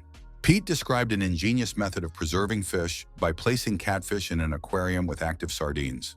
He compared the gang leader to an ignorant upstart who doesn't understand social mechanisms and the need for protection fees. Pete, with a smile, revealed the true purpose of the march as an attempt to intimidate northern residents refusing insurance. Dick noted the brilliant management of the mines had enabled the Silver City to accumulate considerable wealth in a short period. Interviewees discussed the annual payments to the gang that make them vulnerable, but emphasized the difficulty of eliminating competitors. Pete revealed the cunning of the opponents, their ability to show submission and wait for the opportune moment to attack. He suggested the only effective way to destroy competitors through the destruction of their property with minimal funds. Pete detailed a prepared trap in the mine that would prevent the prisoners from getting out. In the Simon Foundation building, the men in their new uniforms felt awkward, noticing the strange looks from the other gangs. Former members of the Thai gang expressed longing for the past, finding the new uniforms demeaning. Simon appeared, calling everyone to meet the new leader of the team. Aiden introduced Kleeman, a spellbreaker with 2 long scythes, as the new leader of the group. The guys expressed approval of Simon's choice, noting the attractiveness of the new leader despite the scar. Kleiman, too, was impressed by the sight of her new uniformed subordinates. At the sight of their physical fitness, her nose even bled with excitement. Everyone was surprised at the contrast between the girl's appearance and her rough, commanding voice. Simon reflected ironically on the insignificance of the money against Kleiman's reputation of being known for her violent actions in the Magic Tower. A tragedy has occurred in the Mage's Tower caused by uncontrollable emotions after brutal psychological experiments on students. The situation escalated when violent methods of influencing students reached a critical point. Simon hoped the girl could change the character of the shy students in purple uniforms. The SSR residence was striking in its splendor, a white building with elegant statues and luxurious carriages. The treasurer was surprised at the Lord's sudden appearance in an unforeseen place. The warden explained the purpose of the visit as filing an application with the court, but was refused due to the absence of a representative. The treasurer offered to escort the Lord to the papers, fearing the imminent departure of important persons. The Lord inquired as to the reasons for the mass exodus from the city and received a hint of serious investigations. In the carriage, the treasurer broke the shocking news that the younger prince had died during a naval operation. The Lord was shocked to recall a recent letter from the dead prince. The treasurer spoke of the emperor's grave condition and the need to find an heir. He attributed the political crisis to the struggle of powerful lords for power. The Lord was surprised at the frankness of the treasurer, who despite his glasses was able to analyze the situation. The treasurer confirmed with a smile his understanding of the complexity of the ongoing political processes. The treasurer added thoughtfully that he would be willing to sacrifice even his eyesight if it would ensure a prosperous life for his family until his death. At the same time, Golden Tooth was inspiring his men with shouts of the riches of the mine, promising that even one piece of ore could provide a happy future for their families. The crowd, led by the tigress, rushed toward the mine, encouraged by promises of riches and a better life. As they approached the mine, the tigress and her men were alarmed to notice the suspicious absence of guards and workers, which was contrary to the usual state of affairs. Suddenly, a deafening sound ripped the air, causing everyone to instinctively cover their ears and eyes in an attempt to protect themselves from the unbearable rumble. Hardly had they recovered from the first shock when they were hit by a barrage of machine gun fire, turning the offensive into a bloodbath. Tigress, assessing the situation, shouted orders to immediately take cover in the mine, trying to save as many people as possible.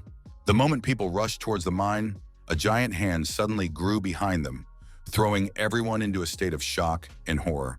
A huge hand materialized right behind Golden Tooth's back, creating a sense of unreality to what was happening. The tigress froze in shock, never having encountered such a display of supernatural power before. As she watched the massive limb approaching, she realized the impossibility of dodging the impact of such a huge impact area. A giant hand descended on people with incredible force, sweeping away workers like dust, many falling before they even realized what was happening. A huge hand grabbed the squad leader and dragged him into its palm, causing panic among the men who began screaming for escape, forgetting their goals. During their hasty retreat, one of the fleeing party noticed a brightly shining stone underfoot, which attracted everyone's attention. He began shouting about the precious ore the monster had pulled out of the ground. Noting the incredible amount of valuable stones scattered around, Golden Tooth, realizing the danger, ordered to retreat and protect him. To his horror, another giant hand appeared right behind him. The mummy, true to orders, attempted to attack the giant limb by climbing on top of it in an attempt to run an errand. His hand instantly clenched, crushing the mummy inside his palm. The blood oozing between his fingers left no hope of survival. The mummy's body crumbled into ashes, leaving all the workers in a state of deep shock at what they saw. Suddenly, there was a huge cloud of carnivorous gnats that pounced on Pete's workers, leaving them no chance to defend themselves. In seconds, the gnats nibbled people to the bone, leaving behind only bare skulls. The Princess of Evil Doom, Yamandra, realized the strangeness of what was happening underground, noting the targeting of attacks specifically on the prisoners. In prison, sisters Haley and Jenny also heard strange noises foreshadowing impending events. The sisters discussed the source of the loud noises, suggesting a connection to the devastating disasters, but one recalled the teacher's words that the creature should be in prison, not in the mines. The sudden shaking of the ground beneath their feet made the girls wary, sensing the enormity of the changes taking place in the depths. They listened to the strange echo coming from underground, deciding to check the source of the unusual sounds, anticipating something serious. One of the sisters abruptly grabbed the other's arm in a protective gesture, but her action had an entirely different purpose than it might at first appear. The space filled with red smoke, and Jenny transformed into a sword in her sister's hands, demonstrating their unique ability to transform. Hema, armed with her sword sister, made a powerful leap and delivered a crushing blow on the ground, trying to unlock the mystery of the underground sounds. From the powerful impact, the ground shuddered and partially collapsed, exposing the hidden space beneath the surface. The sisters discovered an extensive network of tunnels running through the entire Silver City, which explained the strange sounds and vibrations.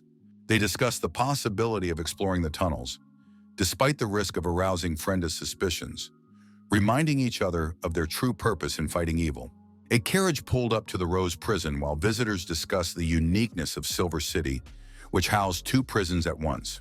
Fernand Serternovnik introduced himself as the warden of the men's prison, expressing regret that their first meeting with a colleague would be their last. The warden of the men's prison explained his imminent departure to the Dragon Ridge Empire, where he could finally afford to buy property on the Sacred Mountain. The treasurer enthusiastically congratulated his colleague on the acquisition of the prestigious property, noting the excess of demand over supply and the deservedness of such wealth. The mention of the Sacred Mountain brought back vague memories of the Lord's own dwelling in the same upscale neighborhood. A conversation with Austin about his lands and loneliness surfaced in the Lord's mind, now taking on new meaning in the context of the Sacred Mountain. He remembered the moment of receiving the deed to the land on the Sacred Mountain, when he was told of the incommensurability of this reward with his merits. In the memoirs, it was clearly stated that all the funds of the Supreme Court would be used to build a prison for the criminals he caught, leaving only money for funeral expenses. The warden of the men's prison was surprised at the Lord's ignorance of the Sacred Mountain, despite his position in the empire, but attributed it to frequent travel for work. The treasurer explained with a smile that the Sacred Mountain was an earthly paradise, accessible only to members of noble families. He emphasized that the opportunity to live on the Sacred Mountain is the limit of dreams of any person, where you can forget about money and enjoy life, passing on the housing by inheritance. The proprietor of the men's prison interrupted the detailed narrative, going on to the matter of the land contract and mentioning a small favor. The Lord inquired as to the nature of the task, and the man embarrassedly confessed to the existence of a child out of wedlock who was uncomfortable being led to the Sacred Mountain. He asked to take care of a child in his prison so that he could earn his own living, while in the next room that child was being bowed to by Isabel. Isabel's unexpected appearance and her addressing the child as the Highness of the Third Prince revealed the young visitor's true identity. The Third Prince of the Dragon Ridge Empire, Phoenix reminded him of the complexity of the situation, asking him to address him by his alias. The father introduced his son as Philip, asking the Lord to take care of him, to which he agreed to help with all matters of running the prison. The Third Prince excitedly shook the Lord's hand, acknowledging his admiration and mentioning the many books he had read, written by his idol. When the Lord inquired about the titles of the books, Philip began listing strange stories of memory-lost judges and persecution. Philip asked to go to Rose's prison immediately, but the Lord suggested postponing the visit until morning, citing the late hour.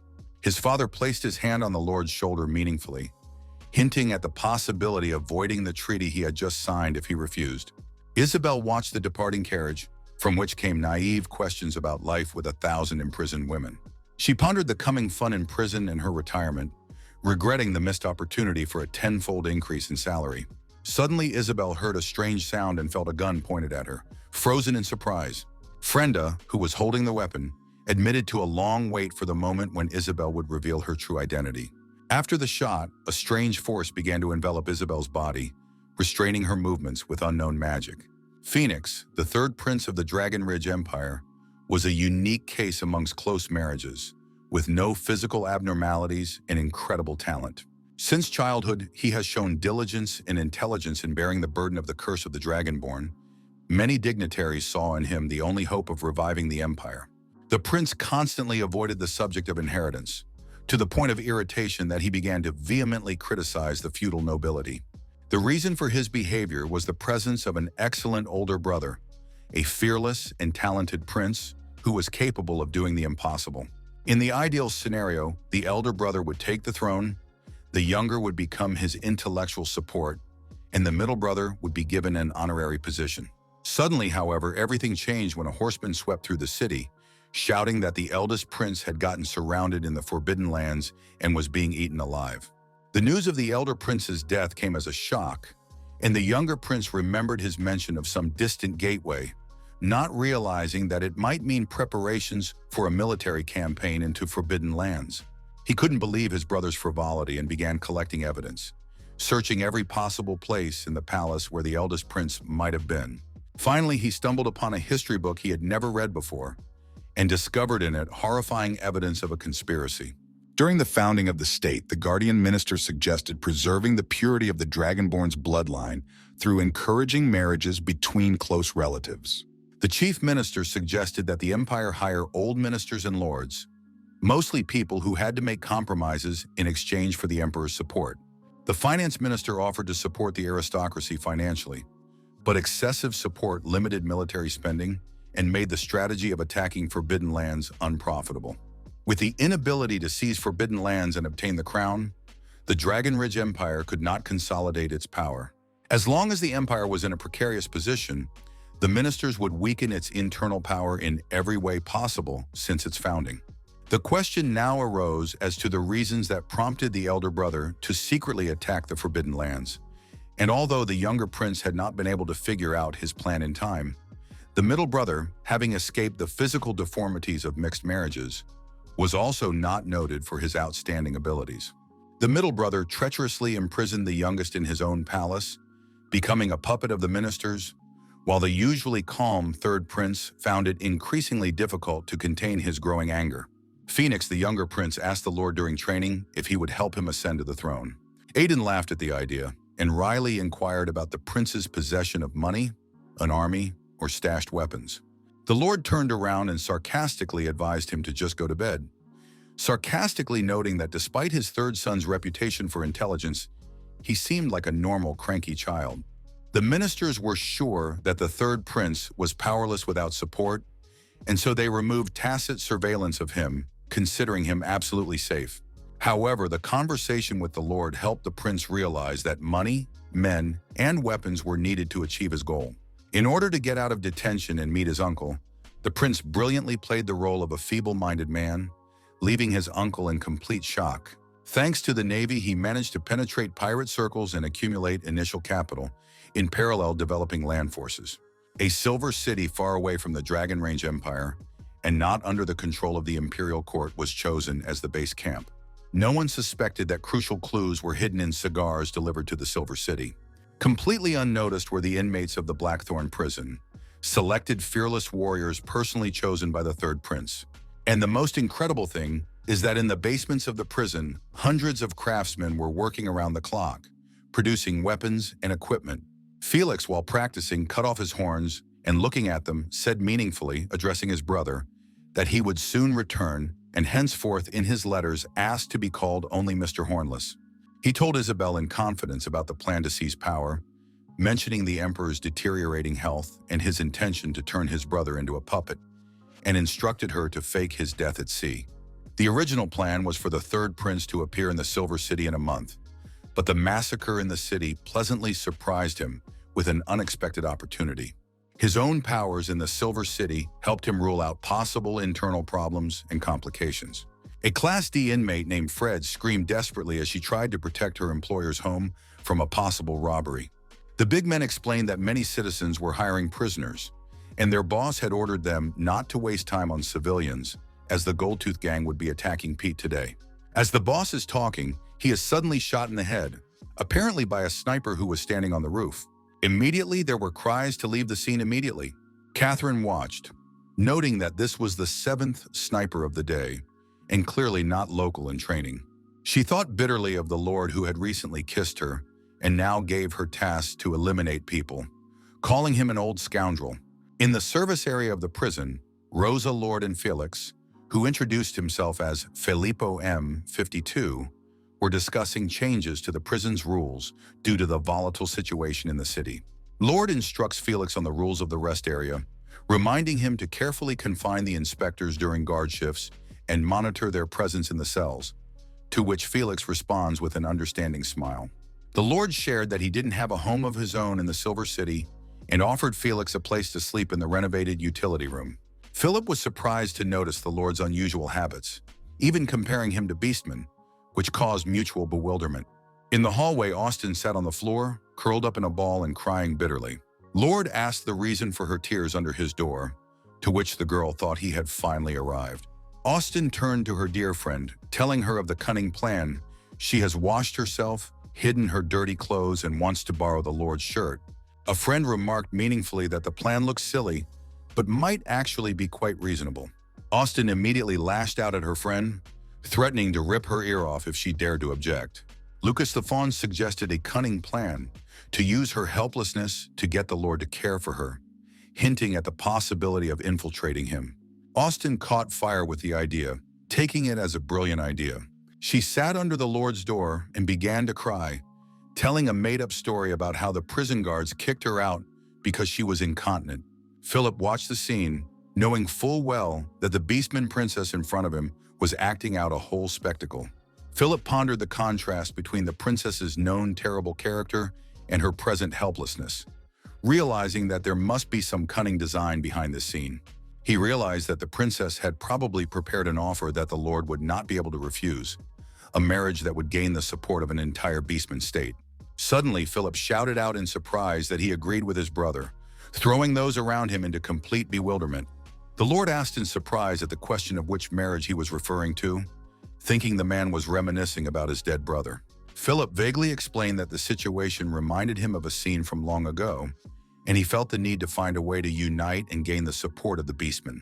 Austen noticed that Philip's aura was completely inhuman, and it was as if he had wounds on his head that gave off a faint odor of blood. She was perplexed as to the nature of this strange creature, and its true purpose for coming to the Lord, having never encountered such a thing before. The Lord had arranged for Philip to sleep in his room and Austen in the master bedroom. When asked where the Lord himself would sleep, the latter replied that he usually worked in the evenings in his office or the prison archives and did not need sleep. Philip kindly offered to let the Lord spend the night with the beauty, promising to keep silent. Austen thought a night with someone would improve her condition, and noted that despite Philip's strangeness, he seemed intelligent and had a fine character. Philip smiled and remarked meaningfully that there was already someone living in the master bedroom, causing Austen to be shocked and puzzled as to the meaning of his words. He reassured Austen by explaining that there were a few quiet girls living in the bedroom, and she could stay there temporarily until her own house was rebuilt, which made Austen think of the Lord's strange secrets. Philip emotionally criticized the administration of the territory. Inappropriate for the person of the Supreme Court to be treated in such a manner, thinking to himself that no other women could be more important than the princess of the Beastmen. The Lord explained that the main bedrooms are for prisoners who are able to look after themselves. As they entered the master bedroom, they saw Evans, Mary's daughter. Other children were also lying there, and the girl asked the Lord in surprise at his presence. Lord introduced Evans as a temporary resident who needs to make friends with Austen, to which the latter condescended to the little girl.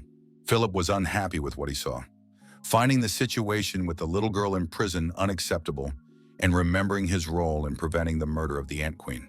The children on the bed seemed to have been abandoned, paralyzed, and comatose during the riot. Philip smilingly inquired about the girl's origins, hinting at the possibility of an illegitimate daughter, to which the Lord replied with an emphatic denial.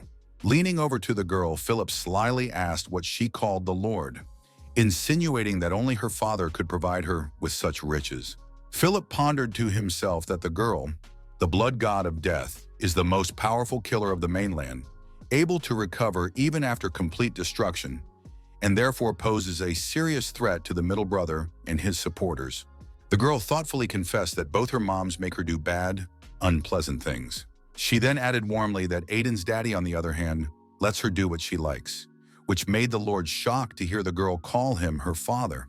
The Lord jokingly began to smother Philip, saying that he seemed to have messed up and had come here to study, not to spread rumors. Austen asked the girl interestedly about the reason for her close attention to the plan on the table.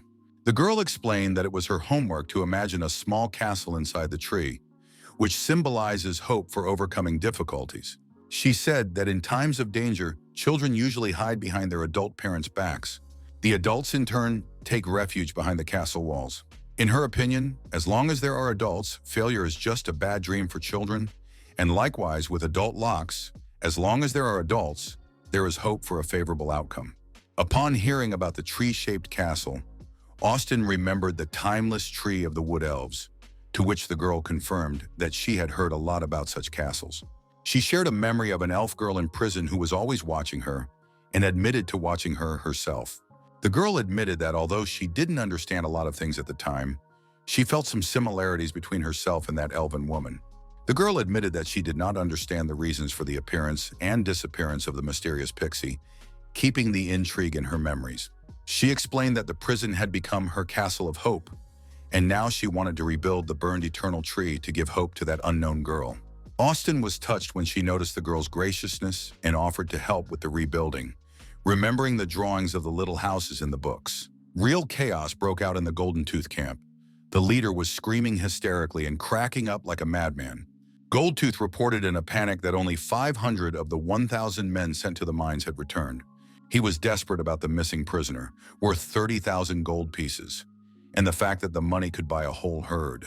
The gang leader shouted for 30,000 cows, 20,000 sheep, and 5,000 guns, cursing the secretary's idea to seize the mine. The subordinate explained that their brothers had asked to take care of their wives, and Harvey, after collecting them, had suddenly disappeared. Goldtooth demanded that Harvey be found immediately, to which one of the girls countered that it wasn't his fault and maybe Pete had a backup plan. The boss assured that they hadn't lost everything during the retreat and had collected a lot of ore, which was now in the courtyard. Mark, who was inspecting the ore, excitedly reported that it was a high-quality ore worth at least 10,000 gold. With burning eyes, he added that the price of the raw material could double after processing, and their find was incredible. A frightened subordinate rushed over to them, shouting that Carl had finally lost his mind and was doing the unimaginable. He said that while they were attacking the mines, Charles had brought his men in and was killing everyone without interest in riches, and begged that his student son be spared. Upon hearing that student, Carl, according to a subordinate, finally lost his mind. The man fell to his knees in front of Goldtooth, begging for mercy, telling him that about 20 of the gang were dead and he barely escaped through the back door. Mark offered to patch things up with Carl, recognizing him as a madman, and to continue the attack on the mine to make up for the losses incurred. Goldtooth vehemently declared that Carl wasn't even worthy of a conversation to him, calling him a lousy dog who thinks he's something more. The gang leader promised to show Carl why such dogs no longer had the right to sit at the same table. Carl, smoking a cigarette, came to the same man and offered to take all the money from his bedroom. He began to extinguish his cigarette on the body of the surrendered man in a display of utter contempt and cruelty, then swung a knife, promising to help end his life if the man didn't want to see him again. Charles announced that they would stop there today and wipe out 20 more families tomorrow, completely wiping out the Goldtooth gang, and ordered more wagons to be prepared for the removal of the jewels. Suddenly, as he opened the doors, Carl saw something strange and completely unexpected. In front of him stood a huge number of skeletons with burning eyes, armed and ready to attack. The necromancer, brother of the Golden Tooth, wryly remarked that the mere mortal owed his help and only became a powerful man thanks to the dead. Carl screamed in wild panic that necromancers were swarming everywhere and very near, threatening his gang with imminent retribution. The skeletons with burning red eyes and weapons in their hands swiftly rushed to attack, sowing terror and panic. Carl slammed the door shut with lightning speed, trying to escape the impending threat and keep himself and his subordinates alive. He reassured the men, saying he was prepared for such a development and asked Kaiser to protect them from imminent danger. The subordinate assured that Kaiser was capable of handling multiple enemies, especially in windy conditions. Kaiser noticed an old man on the roof floating in the air and wondered if he was the source of the dire threat. She pondered the fragility of his body and her incredible physical strength, wondering about the limit of his abilities. The necromancer warned Kaiser that it was best not to be ceremonious with him and kill him immediately, or it would be impossible to get out alive. The necromancer continued his sorcery, and one by one, the skeletons began to crawl out, filling the space. The girl laughed, saying that in the windy weather, she had better give up at once, as even the doctors would not save her opponent. Pulling her cloak down, she shouted to the wind, calling upon it for help in the coming battle. Kaiser took a fighting stance, confident that she could easily and quickly deal with the skeletons. Using the power of the wind, Kaiser swiftly jumped towards the skeletons and launched an attack at an incredible height, sweeping away the opponents.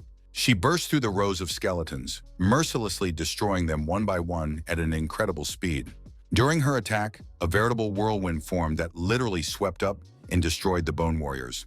Moving with the help of the vortex, it quickly glided above the ground as if dancing in a destructive rush. Crashing down on the army of skeletons, Kaiser caused the necromancer, who didn't realize what kind of monster he was dealing with, to scream wildly. The necromancer watched as she destroyed the skeletons with an ease like crumpling a piece of paper in the wind. Her movements were so effortless that it seemed impossible to even touch this deadly creature. As she continued to fight, the girl was in complete control of the situation, feeling no fear of the skeletons. She shouted defiantly at the necromancer, demanding she show real skill and prepare for the final knockout. Clenching her fist, Kaiser promised a crushing blow that would completely destroy her opponent. She began to quickly prepare her fist, aiming as accurately as possible at the necromancer's vulnerable spot.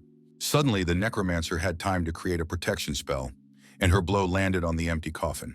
The girl screamed in rage, accusing the necromancer of cowardice and using dirty defense techniques. She demanded that he come out immediately and not hide, threatening imminent reprisal. Suddenly, a knife appeared in the air, aimed straight at the girl's face, but she masterfully dodged it. The skeletons began throwing weapons at Kaiser, who continued to scream furiously at the necromancer, demanding a fair fight. Asina suddenly rose from the bed, opening her eyes abruptly, breaking the silence of the room with her rapid awakening. The older witch noted with irony her manner of sleeping like the dead and waking up with strange sounds, wondering the reason for such an abrupt awakening. The necromancer explained that she had not slept at all, but had been working in the realm of the dead, but had been forced to return due to the appearance of another necromancer in the city. When asked by the witch about her plans, Asina stated emphatically her intention to get rid of the necromancer, who, as the soul shard analysis showed, had turned her into a zombie. The older witch was surprised at the compassion shown for another soul, to which the necromancer explained it was professional ethics and the importance of souls to their craft. She spoke of necromancers' contracts with skeletons for battles, emphasizing the complexity and responsibility of their work. Necromancers give away a portion of their consciousness as a reward for a specified path, sharing experiences and emotions, a privilege only available to the gods. With righteous anger, she denounced the splitting of souls, completely destroying their bearers, vowing to finish off whoever dared interfere with her work. The other necromancer, lying in the coffin, noted Asina's departure with relief, thanking the coffin for saving his life a second time. He remembered his former human life and his accidental exposure to the Empire's battlefield with pirates, where he had escaped from the undead in a random coffin. There was nothing in the empty tomb but the coffin itself, and he later learned that the receptacle belonged to the vampire progenitor. Rumor has it that he almost reached the power of the gods of death, but he made a mistake and became a vampire, starting their lineage, and most importantly, due to infection by the breath of the dead in the coffin, the necromancer is stuck between life and death. The necromancer explained that his heart continued to beat, but his consciousness passed into the realm of the dead, beginning his life as a necromancer. Asina announced the end of this necromancer's life by teleporting, and the older witch ironically asked about her desire to be the living dead again. In the realm of the dead, the goddess struck a powerful blow at the portal that opened, creating a wave of destructive energy. A strange snake appeared from the portal, and Asina didn't hesitate to reach out to grab it, ignoring the possible danger. The older witch inquired about the method of assassination, to which Asina replied about her intention to attack the coffin on the roof of the city, materializing a long spear. The girl declared her determination to kill her opponent, regardless of his abilities or status, even if he turned out to be a god. She threw the spear with incredible speed, its tip glowing with a bright yellow light, cutting through the air. The old necromancer pondered its invulnerability while in the coffin, finding it impossible for an ordinary person to destroy a divine treasure. Once out of the coffin, he arrogantly mocked the Supreme Court, confident in his invulnerability due to the protection of the coffin. Before his eyes, the coffin shattered into tiny shards from the impact of the spear, shattering his confidence in his own integrity. He froze in shock, unable to understand how his impregnable hideout could have been destroyed in a split second. A powerful force began to tear his body, ripping his clothes into small shreds, showing the true power of the attack. In desperation, he cursed the golden-toothed brother, calling him a freak and blaming him for bringing this monster upon him. The force of the impact was so great that the necromancer collapsed to the ground, unable to resist the airwave. Asina stared at her hand in amazement, perplexed as to how the necromancer was able to survive such a powerful attack. The astute witch burst into laughter, noting that the true power of the spear lay not in its outward splendor, but in its deadly ability to seriously wound or kill any vermin. The older witch mockingly recalled the rebellion when a similar spear had failed to harm young Evans, calling the weapon a mere toothpick, causing the necromancer's fierce anger. In the semi-darkness of the room, the man struggled to open his eyes as he heard a conversation about payback for a part-time job where the payment was skulls and corpses left in the necromancer's arms. The two strangers, upon discovering the pale body of the necromancer, assumed that the man in front of them was a poisoned lover who had fallen from the roof in a hurry before he could even get dressed. In response to the necromancer's question about their identities, the strangers recoiled in horror, realizing they were dealing with yet another living dead. In the thickening dusk, the necromancer sat outside, absent-mindedly observing his surroundings, immersed in his thoughts. Memories of the prisoner sent shivers through the necromancer's soul, for even his favorite coffin could not withstand the blow of that frightening woman. Philip, gripped by morning laziness, stretched and yawned as if trying to shake off the remnants of sleep. The young visitor from the prison inquired of the guards as to the whereabouts of the Lord, to which he received the answer that he was away on business in the slums. The guard informed the curious Philip of the interrogation of the spy Isabella, caught the day before, which was being handled by Frenda, the interim warden. Anxiety gripped Philip at the thought of catching his agent, the Blue Hawk Isabella, whose confession could reveal his true identity.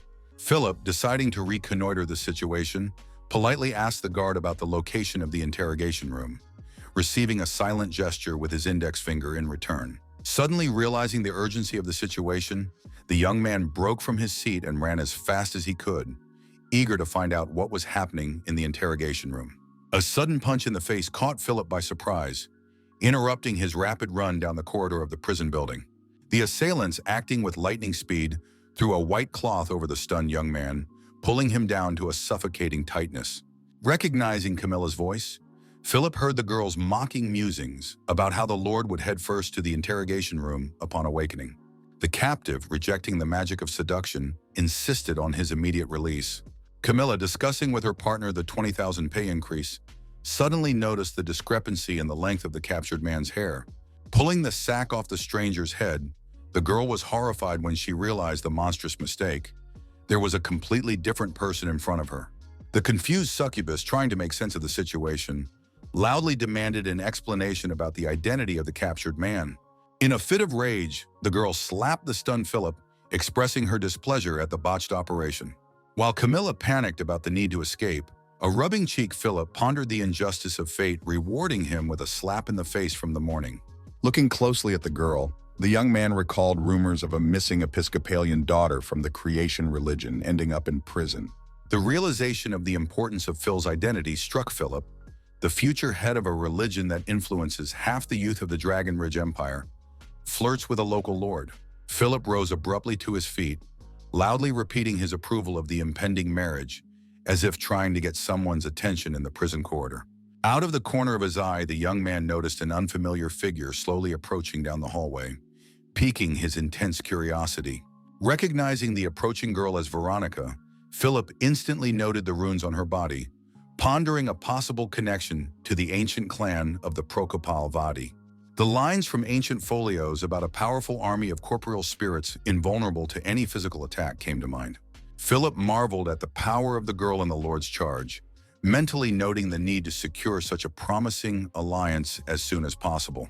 At the sight of Veronica, the young man shouted his agreement again, causing the perplexed girl to turn around with obvious incomprehension in her eyes.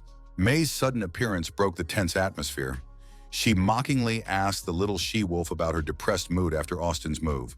Mary, leaning over to the bewildered girl, mentioned with a sly smile the interesting findings about the Lord's upcoming wedding scattered throughout the city. A wry laugh accompanied Mary's words that Veronica was definitely not going to be a bride, adding a barb about inaction and lack of progress. The angered Veronica slapped the smug ant queen with a lightning-fast movement. Philip, intervening in the conflict, pulled Mary away and addressed Veronica about her recent hallucinations, mentioning his knowledge of the art of prophecy. Carefully observing the girl's uncertain gait, the young man advised her to visit the family cemetery, where the deceased relatives had prepared an important message.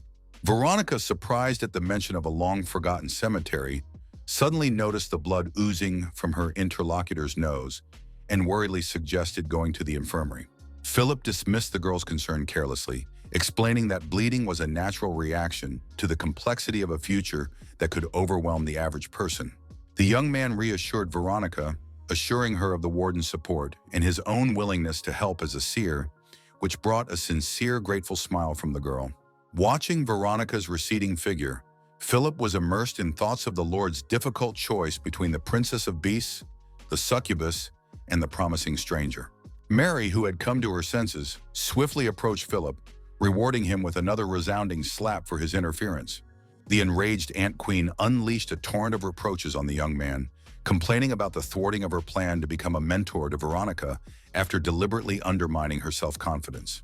The verbal altercation between the prisoner and the self-appointed lord was escalating, with Mary boasting of her imperial protection, challenging her interlocutor.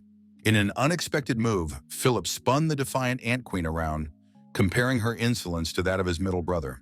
Inwardly boiling with indignation, the young man reflected on the inordinate insolence of Mary, whose existence in prison depended solely on his letter of defense. Frenda's sudden appearance interrupted the conflict, and she sternly reminded the Ant Queen of the prohibition against being in this part of the prison. Philip, turning to the deputy warden, inquired about the results of the interrogation of the captured spy, having learned of her recent escape. Brenda, sitting in the interrogation room, bitterly lamented her inability to foresee the attack on her colleague that had allowed the spy to slip away. The astute Frenda asked Philip directly about the true purpose of the imperial family member's visit to the prison. With a sly smile, the young man told the story of the 4th District Chief who left the Dragon Ridge Empire because of state secrets he overheard by chance. The stranger, recognizing her affiliation with the imperial house, hastened to assure Frenda that she had no evil intentions regarding the prison, either present or future. A sudden flash of magical energy marked Isabel's appearance, materializing right behind the confused Frenda's back. The fugitive admitted her indiscretion during the capture with slight annoyance, but emphasized the urgency of the cases, wondering in passing about the fate of the other county supervisors, Jenny and Haley.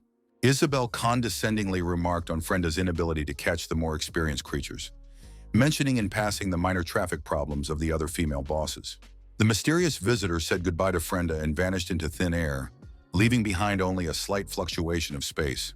At the same time, in another part of the building, the Lord was engaged in conversation with Mr. Arnaud, mentioning his wife Frenda's recommendation of the man's competency. The Lord's interlocutor offered to test his ability with a specific question, noting the particular standards for measuring competence in their field.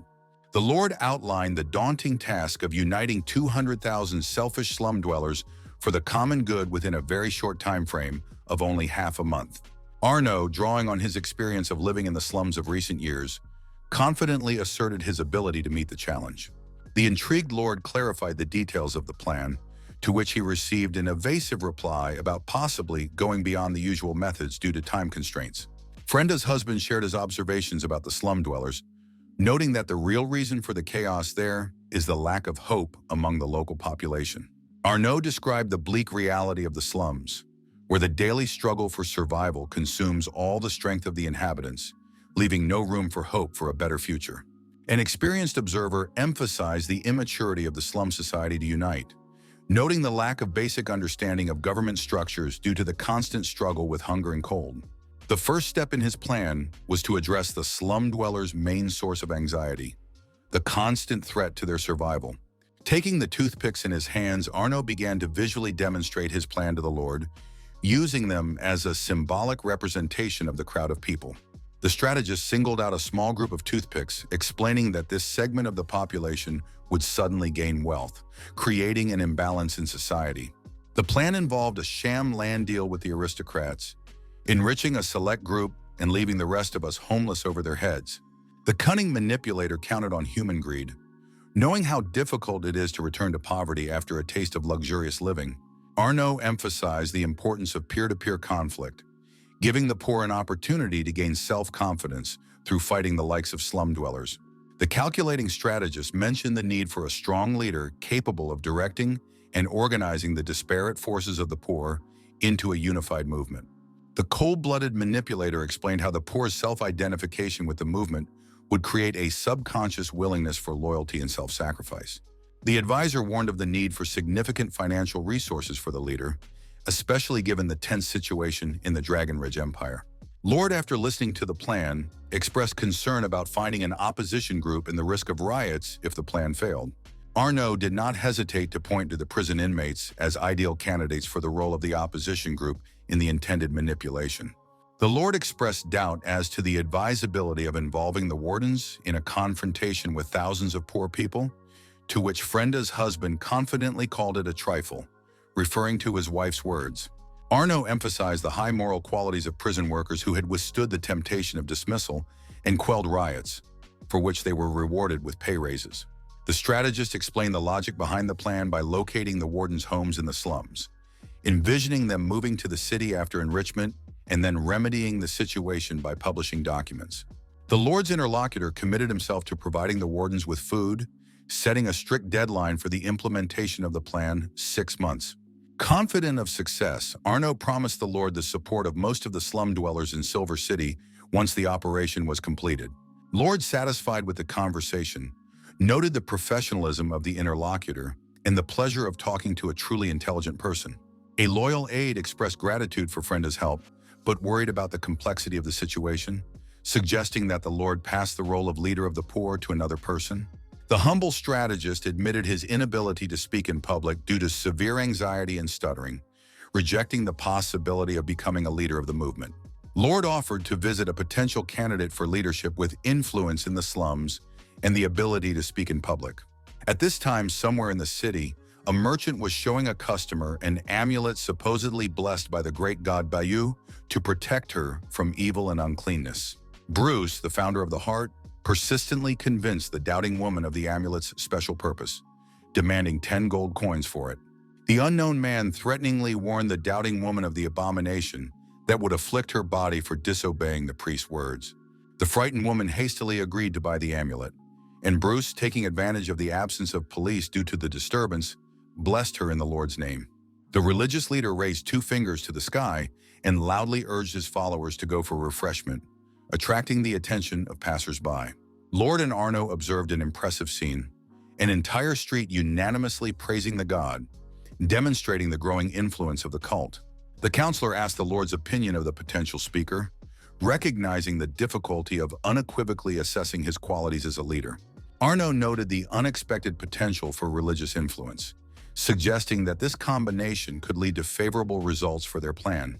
Noticing the dignitaries, Bruce expressed genuine surprise and joy at seeing the Lord after a long separation. The ruler, approaching the religious leader, noted the growing number of his followers and offered his help in developing the movement. The sudden appearance of an agitated subordinate interrupted Simon's conversation, demanding his boss's immediate attention. Irritated, Simon reluctantly inquired as to the reason for such a disturbing intrusion by his subordinate. The alarmed worker demonstrated the numerous injuries sustained from a violent inmate hired by Simon himself. The victim described the variety of the girl's magic attacks, from ice spells to lightning, demonstrating the seriousness of the situation.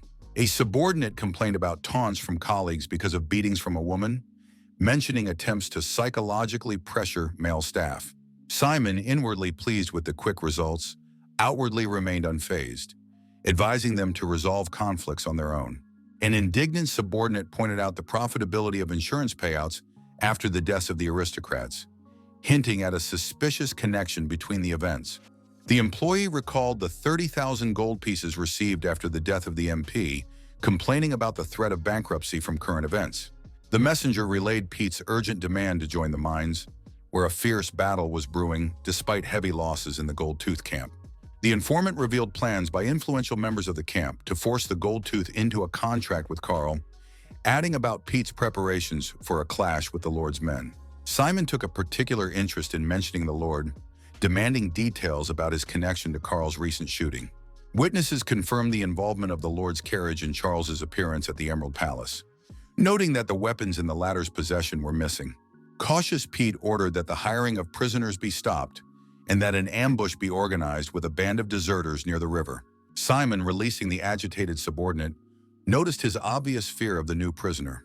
The hired girl was perplexed by the gang's panic at her appearance, questioning the attractiveness of her looks. Mandy, contemplating her plan, was glad for a male employer, intending to open a second front line in the city. The cunning seductress planned to use her charms to manipulate her employer, intending to substitute announcements of Lord and Austin's wedding for an alliance with Phil. Simon noted Mendy's reputation as a source of trouble for the Empire meaningfully, looking at the girl studyingly. A shrewd employer hinted at a special role for the girl beyond mere security, despite the availability of stronger candidates. Mendy mentally cheered, seeing Simon's words as a good opportunity to seduce and gain power over his subordinates. The ambitious schemer planned to use her influence over Simon to spread rumors of Lord and Phil's wedding, undermining his reputation. The impatient girl interrupted his musings with a question about a mysterious case beyond the normal duties of a bodyguard. Simon, maintaining an intriguing smile, reached for his locker, promising to share an important matter that required her advice. Unexpectedly, Mendy's employer retrieved 2 dresses, asking her to assess their attractiveness to the opposite sex. Simon clarified the selection criteria, emphasizing the need for a dress capable of catching men's eyes, citing the girl's experience. Mendy's initial suspicion of Simon's twisted tendencies was replaced by a realization of his buffoonish nature, remembering their first meeting. The wily seductress placed her hand on Simon's heart, urging him to trust his inner voice. Using her charms, the girl began to weave a magical web of words about subconscious desires, trying to bewitch the mind of the interlocutor. The purple smoke of magic began to envelop Simon's mind, who, succumbing to the spell, admitted that no one had ever before understood his desire for aesthetic perfection. An unexpected bout of nausea ruined the magical moment, and Simon, unable to contain himself, stained the face of the bewildered girl, who was dangerously close to her devious plan. The indignant man reproached his interlocutor for neglecting basic hygiene, wondering if access to shower facilities was so limited in the prison. Shocked, Mendy was plunged into an abyss of doubt, thinking about the possible loss of her attractiveness, because before men not only did not avoid her, but also succumbed to her charms. The consequences of the failed seduction left a deep psychological trauma in the soul of Mendy, her confidence in her own irresistibility shaken, and the plan to create a second front suffered a crushing fiasco. The ambitious schemer has turned into Simon's faceless makeup artist, losing the former sparkle in her eyes and abandoning her hopes of manipulation through feminine charms. Goldtooth, meeting Harvey's right hand, inquired with feigned concern about the possible inconvenience caused during his recent visit to the baths. The wily Harvey assured his boss there was no problem, emphasizing the sanctity of duty to protect the wives of brothers desperately fighting for the gang's interests. Harvey's inner monologue revealed the true picture, cowardly hiding under a bed in the bathing room from an angry Goldtooth after a failed attack on the mine. Harvey's musings on his boss's strange behavior were interrupted by a memory of his morning conversation with the girls about his injured necromancer brother, whose existence came as a surprise. The observant aide noted a striking change in Goldtooth's demeanor, from a good-natured smile to an insistence on assisting with a dangerous plan in prison. Goldtooth's unexpected offer of help with the marriage took Harvey by surprise, especially when the boss pointed to a woman in a white uniform standing in front of him. With ill-concealed disdain, Goldtooth spoke of Frenda, ranked second in the prison hierarchy and living in the slums with her loser husband, clearly hinting at a possible change. Goldtooth mentally chuckled at the naivety of the secretary who had infiltrated the gang. Information about him had been gathered long before he was hired, revealing the true motives behind the appearance. Harvey, known as a sexy stud, combined the talents of a history professor and a master partisan, using the latter to seduce women. An impressive list of 500 pregnant students in 3 years of teaching led to Harvey being blacklisted and forced to flee the Dragon Ridge Empire. Goldtooth held back his anger over the presence of his protector in the bathhouse, but anticipated the Lord's reprisal of Harvey when he tried to seduce Frenda. Harvey, grinning, pictured the picture of a shattered family idol, a clever husband, a sensual wife, crying children, and a cold house ready to receive the flames of his passion. The experienced seducer used his energy, channeling it into Frenda, creating an invisible but tangible bond between them for future manipulation. Harvey's professional eye noted the oddity that despite Frenda's married status, 90% of her aura radiated the energy of a free woman. Reflecting on the Goldtooth, Harvey contemptuously compared noble men who give women happiness to conniving manipulators who ruin the lives of innocent girls. The Lord listened carefully to the proposal to organize a tripartite meeting to reach a temporary truce between the warring factions. The secretary explained the need for a reliable mediator to negotiate with Charles, hinting at the Lord's special role in the coming reconciliation. Harvey skillfully pressed the pain points, mentioning the approaching Supreme Court and the growing number of victims of internal conflicts in the Silver City. Lord, analyzing the situation, expressed doubt about the willingness of the other parties to negotiate, given their privileged position in the current conflict. The secretary skillfully steered the conversation in the right direction, convincing the Lord of the need for his involvement to restore order in the Silver City by getting prior consent. Carefully revealing the cards, the conspirators mentioned the many bombs hidden by the younger brother of the Golden Tooth under the city, hinting at their strategic importance. The plan involved fixing Pete and Carl's location during the negotiations, giving the Lord a chance to escape before the underground bombs were activated. The Lord inquired about the extent of the mining, to which he received an ominous reply about enough explosives to send both opponents into the next world.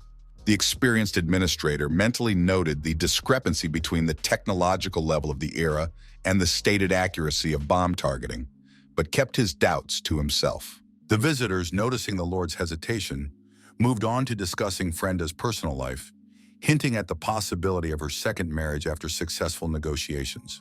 Goldtooth introduced his secretary as a professor at Dragon Ridge University, emphasizing his superiority over Frenda's now paralyzed husband. The Lord stiffly reminded the visitors of the existence of prison rules, emphasizing his indifference to urban conflicts as long as the prison was inviolate. A stern warning about the consequences of any interference in the lives of the wardens or their families sounded like an unequivocal threat, regardless of the status of the perpetrators. The secretary hurriedly retreated from the office, meeting Frenda and Philip in the hallway, muttering apologies for the Goldtooth's inappropriate jokes. Philip's unexpected gesture of pulling out Frenda's hair was due to concern for her appearance. Allegedly, he noticed a gray hair and decided to remove it. Frenda reacted calmly to Philip's strange behavior, citing the need to relay a report to the Lord and politely asking to come back later. Philip's inner monologue revealed his true motives. The extracted warden's hair will become an instrument of revenge against the Empire, despite the Lord's possible displeasure. Philip's determination to intervene in the intrigues of the Silver City began with the manipulation of the Skull Gang, promising a major change in the balance of power. Philip mentally calculated the time, half a month before the Supreme Court arrived, and a month and a half before the decisive contest with his brother, which required careful preparation. The strategist understood the need to work with the Silver City's deep rear beforehand, where the Lord's actions could only hinder the plan. Noticing the Golden Tooth and his secretary leaving, Philip hurriedly called out to them, intending to strike up an important conversation. Introducing himself as a distinguished guest of the prison, Philip explained his presence by his concern for the partnership, causing the Gold Tooth to be perplexed. The secretary shared his problems. The threat of death from his boss and a closed path to another empire turned his existence into a constant survival. The cunning manipulator pondered the possibility of fleeing to the Beastman Empire, where their wayward princess was located, requiring special treatment. Little Gelly's unexpected appearance with the fallen everlasting tree had irritated the Golden Tooth, rudely reprimanding the crying girl. Austin, imbued with sympathy for the little girl, surrounded herself with frightening energy in response to the Gold Tooth's rudeness. Noticing the special tattoo on the girl's body, the secretary experienced a real shock, realizing the danger of the situation. Austin recalled the night's labor in caring for the plant, threatening to prevent the offenders from getting out of jail without a decent explanation. The enraged Gold Tooth began to threaten retaliation, but the secretary, realizing the danger of the conflict, tried to lead the boss away from the sin. Austin, throwing off her good girl mask, threatened to test the strength of her abuser's bones, showing her true nature. Philip intervened in the brewing conflict, urging the parties to resolve problems in a civilized manner, according to the laws of the prison. The bellicose Austin ridiculed naive faith in human laws, calling them a rich man's play on words, and proclaimed the supremacy of the law of the fist. Philip, in an attempt to defuse the situation, offered to assess the real damage of the potty incident, calling for common decency. Philip acted out the dramatic scene, recounting the symbolic significance of the broken pot to the Wood Elves, whose home was destroyed by fire, depriving them of their last spiritual support. Continuing his manipulative speech, The young man described the despair in the little elf's eyes, but Gala interrupted him abruptly, clarifying that she wasn't thinking about death yet. A distraught Austin agreed with Philip's argument that revenge on the child was inappropriate, accepting the idea of equal punishment through the destruction of the abuser's home. The warlike girl appreciated the reasonableness of the proposed retribution, resolving to hunt down the dwelling of the Golden Tooth to effect a just destruction.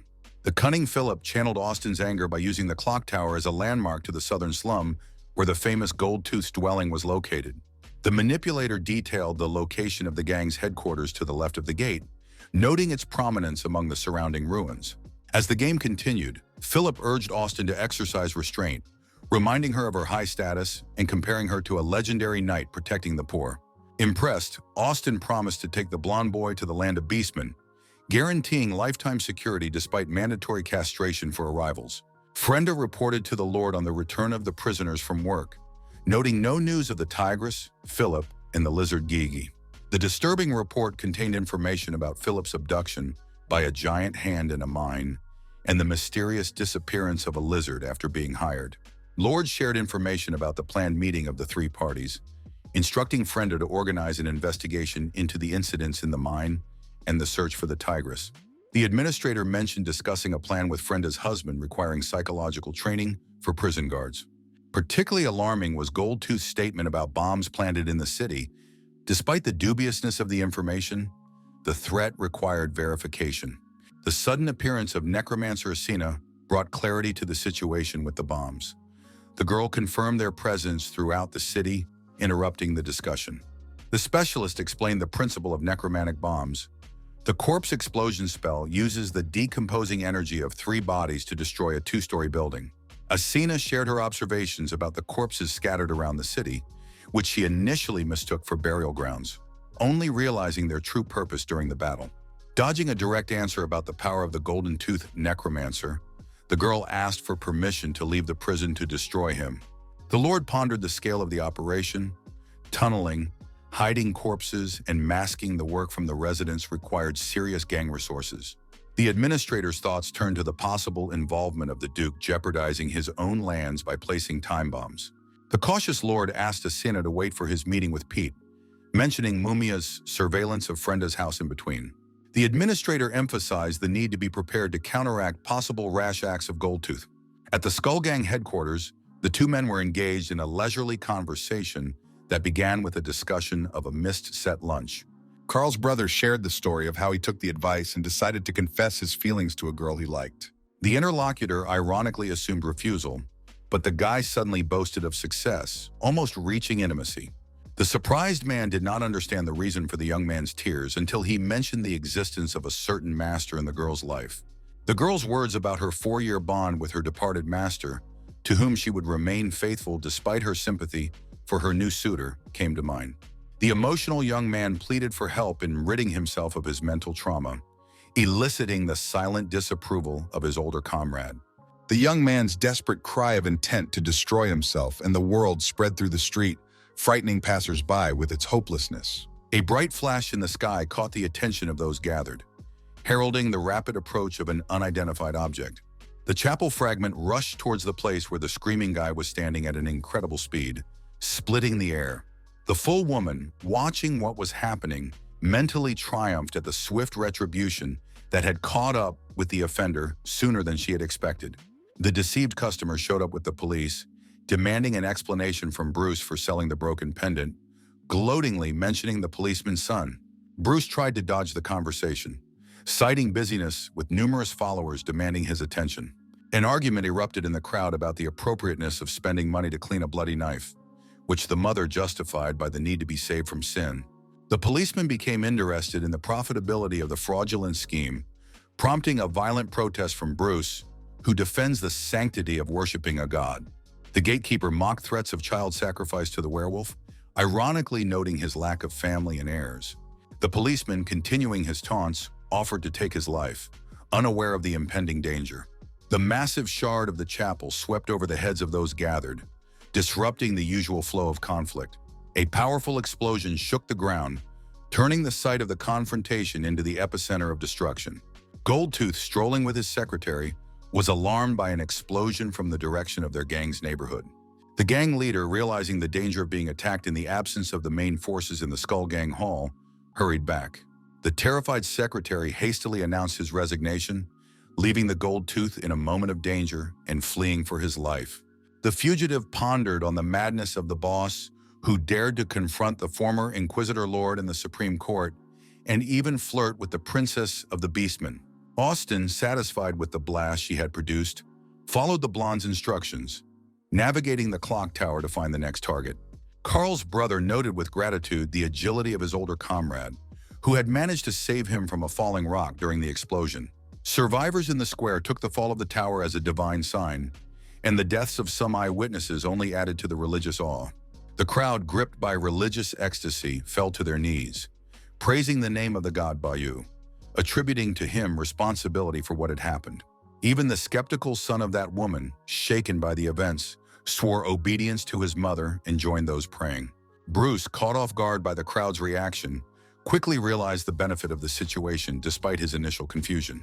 Senior bitterly recalled the construction of the destroyed banquet hall, where gang sponsors and Skull Gang brothers died.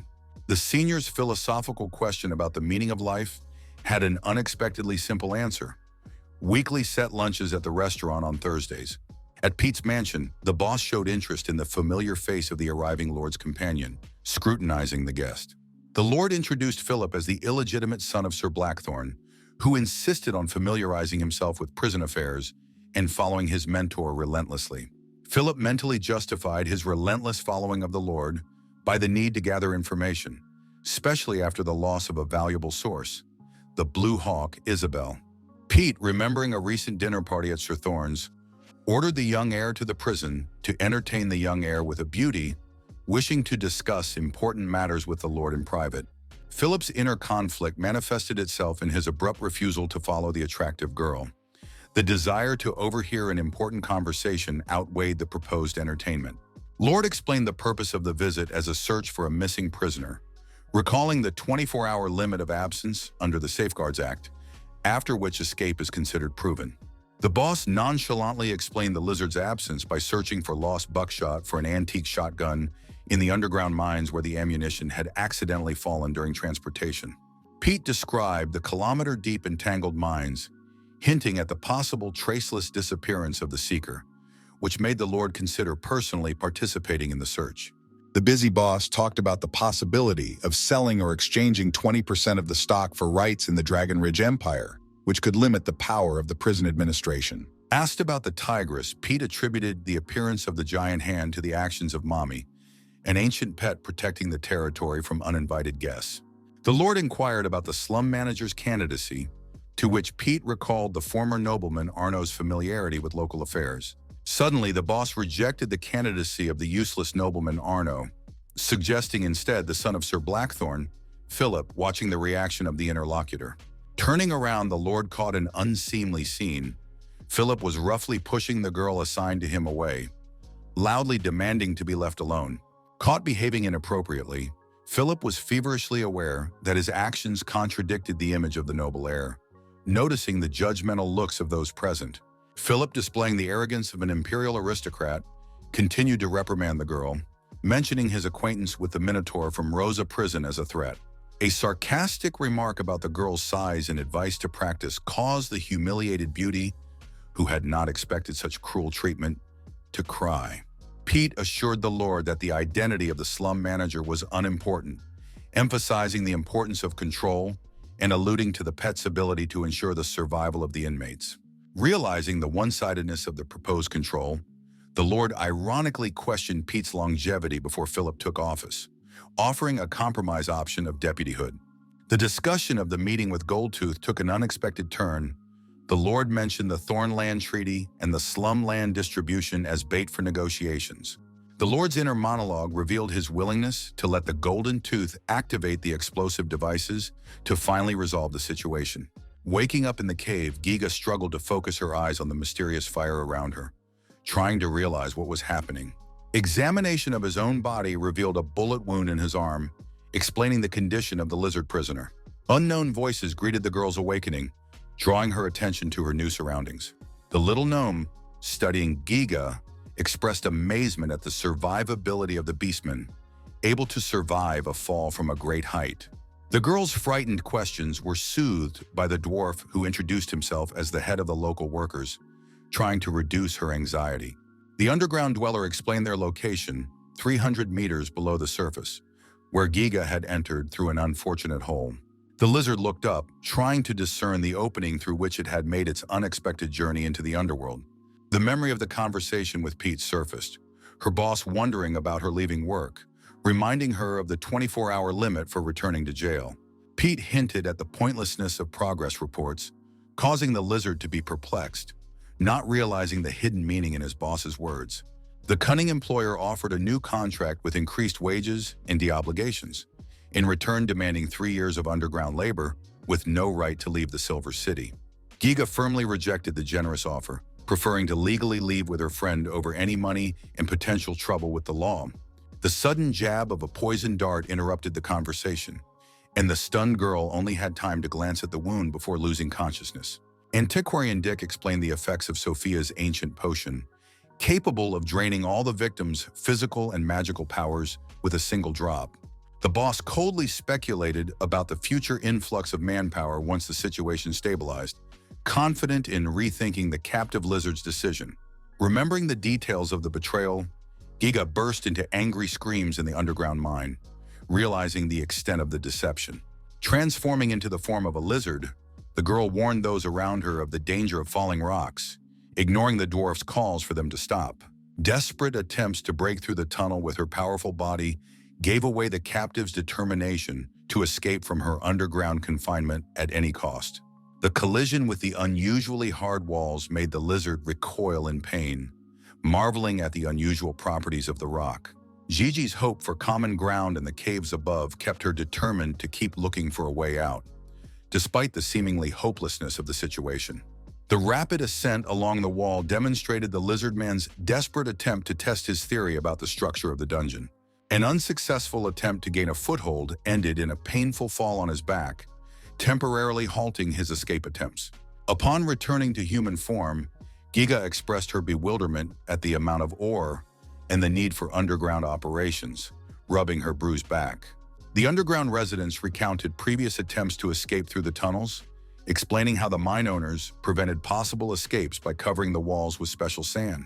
The only way out, a narrow, smooth opening at the top, insurmountable without help from above, left the prisoners only hope for the mercy of the jailers. The observant Giga spotted a deep hole, seeing it as a potential path to freedom despite the obvious dangers. The locals were terrified and warned the girl against jumping, mentioning monsters that could handle even her lizard form.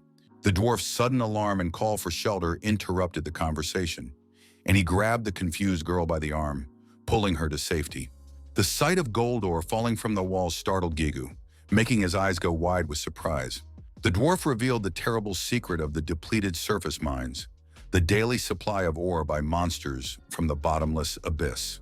The arrangement of the work was simple, collecting material at the bottom and climbing ropes to the top, a job for which the children sacrificed their lives. Workers were in a hurry to start collecting ore, remembering the 3-day famine for the previous delay when food was not brought down because of an unfulfilled plan. The story of a 40-year-old dwarf trapped in a mine as a 10-year-old boy revealed the brutal truth about the gold rush in the Silver City. His small stature sealed his fate. The overseer sent the boy to a deep mine for high pay, condemning him to a lifetime of confinement. Years of working in the dark had changed the prisoner's appearance. Their deteriorating eyesight and constant traveling over uneven ground had distorted their appearance. The elderly miner explained the temporary nature of the fire, intended only for beginners, to which Giga responded with understanding, mentioning her life in the caves. A sudden shout warned Cole against approaching the pit, but the man, fearing another famine, continued to insist on collecting ore quickly.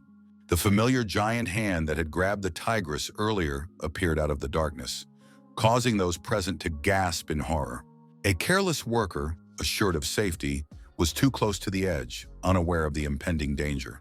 The dwarf, shouting the approach of the monster who had come for food, dragged the curious girl away from the dangerous place. The old-timer told of the lands of the Naf tribe of giants, singling out the fattest of the tribe, who was larger than his kin. The giant that appeared was impressively crowned, with a crown of red stone ore, carelessly bringing the tiny man to his mouth. Desperate cries for help came from the cage where the terrified tigress languished, watching the scene. The captive watched in horror at the actions of the monsters cooking and using salt, dreading starvation surrounded by giants. The maid brought news of the destruction of the Golden Tooth Tavern by an explosion, suggesting that Mr. Angus would not be returning.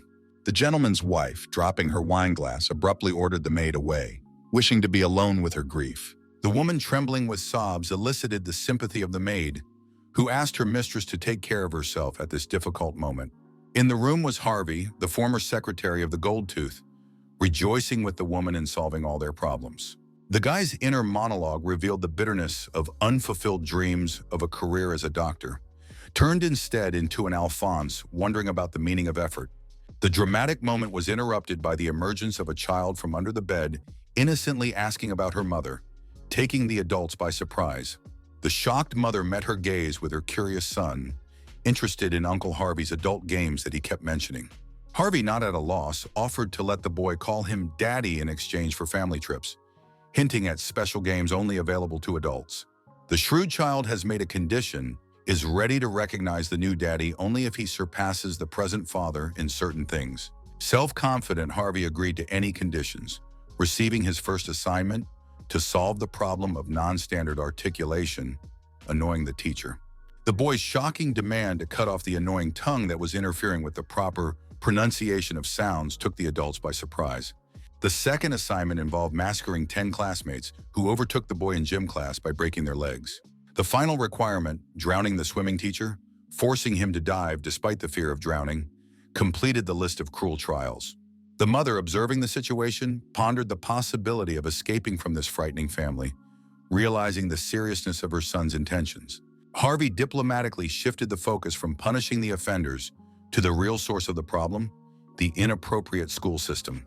The professor offered an alternative solution, homeschooling under his supervision, sparing the boy from having to attend school. The enthusiastic child, delighted at the prospect of being rid of school, immediately recognized Harvey as his new father. Harvey parried his mother's thanks for her help with advice to stay behind closed doors, avoiding outside trouble. The dramatic moment was interrupted by the sudden appearance of a stranger who opened the door to the room without warning. The furious head of the household stormed into the room, demanding an explanation from Harvey about his presence near his wife and inappropriate touching. Harvey's amazement at the appearance of the man thought to be dead was reflected on his pale face.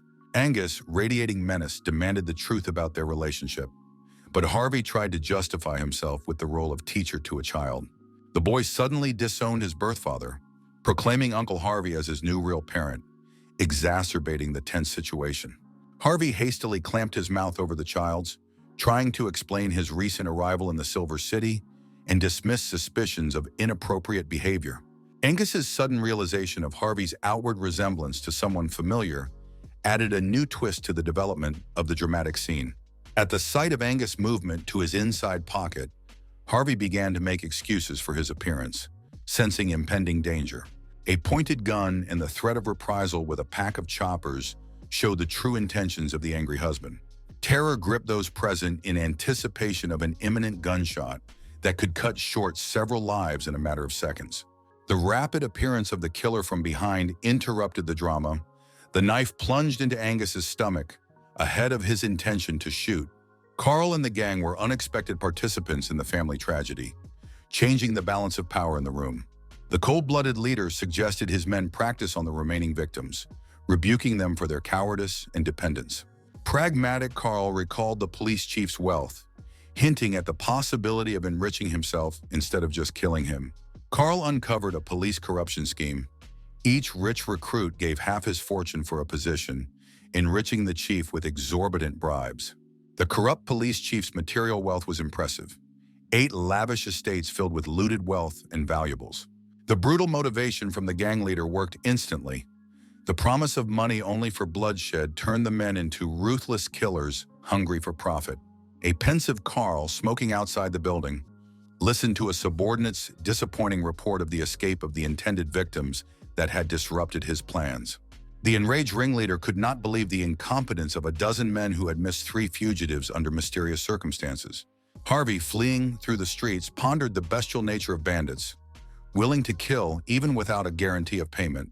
The fugitive was tormented with questions about the strange behavior of the Skull Gang and the search for a safe haven, praying to the heavens for a sign from above. An unexpected encounter with a stranger on the street was followed by a hasty apology from Harvey, who was oblivious to everything around him out of fear. In Simon's office, the inmates were discussing the boss's chances of success with the new outfit, assessing its potential appeal. An experienced Mandy shared her doubts about the success of the disguise, recalling the failure of Succubus Phil and Simon's unchanging masculinity. Harvey froze before the beautiful vision of the girl, unaware of the insidious deception of sight in the creature's true nature. A painted slime, Mandy's creation, awakened hope in the jaded secretary for an end to a difficult period of life. Harvey's inner monologue revealed a previous disdain for the idea of protecting an only woman, considering life too short to hesitate. In a bitter irony of fate, the meeting of the perfect soulmate was accompanied by the smell of other men's male hormones, emphasizing her availability to others. The tragic realization of a kindred spirit in a similarly misguided aristocrat pursuing similar life goals was shattered by the reality of her lifestyle. The pursuers of Carl's gang caught up with the fugitive, their triumphant shouts cutting through the silence of the night. Found, no time to escape. Harvey's instinctive decision saved them both, grabbing Simon's arm and pulling him away from the pursuing mob of killers. Harvey's romantic thoughts painted a picture of a passionate night and an easy parting in the morning, without tears or longing, as if in a beautiful novel.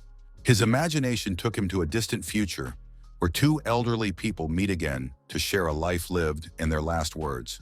In his fantasies, he saw himself as an old man, telling of traveling the world after a breakup and meeting different women.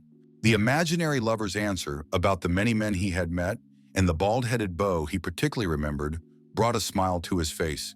Their invented dialogue sparkled with humor. The joke about the inviolability of hair for the sake of preserving romance seemed especially touching. In this perfect picture of the future, they held hands and asked each other the eternal question of memory and recollection. The old lady in his fantasy promised to treasure every moment of their meeting until her last breath, despite the approaching end. The dying Harvey philosophized about the inevitability of illness and death, comparing it to the inevitability of war and destruction. He found solace in the fragments of memories preserved by his soul, proving his existence in the world, especially in moments of youthful fear. The longing for the impossibility of leaving a material trace in the world, not a fragment or a pen, filled his soul with a pinching sadness. The only legacy seen was the multicolored colors of human souls met on life's journey. In the face of the engulfing abyss, he turned to his creator with the assurance of the indelibility of his existence in time. Tears rolled down Harvey's cheeks as he realized the irony of fate, the meeting of his soulmate at the most inopportune moment. Harvey's plea to fate sounded desperate. He asked for just one night with a beautiful stranger, willing to accept any conditions for the chance to talk. With a snap of his fingers, Simon summoned his subordinates, ordering them to protect the boss and not get into direct conflict with Carl's men. Harvey, realizing salvation in Simon's territory, enthusiastically shared the joy of his first good fortune in the Silver City after meeting a beautiful stranger. 30-year-old Simon's inner monologue contrasted with the romantic outpourings, and he longed for a more down-to-earth development in a dark alley. Mandy watched the scene through the window, marveling at Simon's unexpected success in attracting the attention of the opposite sex. Mandy's caution about jumping to conclusions was evident in curbing the enthusiasm of her colleagues. Holding hands did not necessarily mean a romantic liaison. Suddenly, something caught Mandy's attention, making her eyes widen in amazement at the unexpected sight. The appearance of the two followers of Phil the Succubus mother caused an unsettling premonition of things to come. The prisoner's dialogue revealed the identities of the lewdly dressed female visitors. Episki came to return Phil to the Empire. The Episks discussed the timing of their mission. A month from his father for Phil's return seemed enough time for a thorough reconnaissance. Simon's men tried to stop the strangers, reminding them of the prohibition of outsiders on the boss's property. A show of force followed immediately, the Episka's long tongue lashing out at the defiant guard, showing the seriousness of his intentions. Terror gripped the second guard at the sight of his comrade being massacred, his scream echoing throughout the area. The imprisoned girl doll rushed to save her comrades, but Mandy stopped her, warning her of the deadly danger and the need to remain calm in a critical situation. The prisoner could not accept the persecution of her comrades, and Mandy sympathetically explained the difficulty of the situation and the impossibility of immediate action against her pursuers. The prisoner realized the utter helplessness of facing strong enemies, realizing that any resistance would instantly lead to annihilation. The Supreme Court could change the balance of power in the Silver City, where followers of different religions were preparing for an imminent clash. The Skull Gang was completely destroyed, reduced to rubble that testified to the scale of the disaster that had unfolded. Goldtooth communicated with his brother underground, telling of the humane monarch's strange ring and the mysterious fall of the chapel to the gang. The ring's owner planned to use the new magical power to blow up corpses, while his gamer brother advised immediate escape from the Empire. Golden Tooth pondered the power of the ring that would make him invincible even after destroying the tower and eliminating all opponents. The character offered to watch people move the living and the dead through tunnels into forbidden lands without taking active action. There was devastation everywhere, and traces of evil spirits in the Forbidden Zone spoke eloquently of the events that had taken place.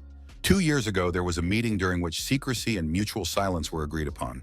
Sandra of Silver City hinted at shared secrets and the possibility of using other people's secrets for personal gain. The character described the caged goods collected from all over the country, where many suffered or died during transportation.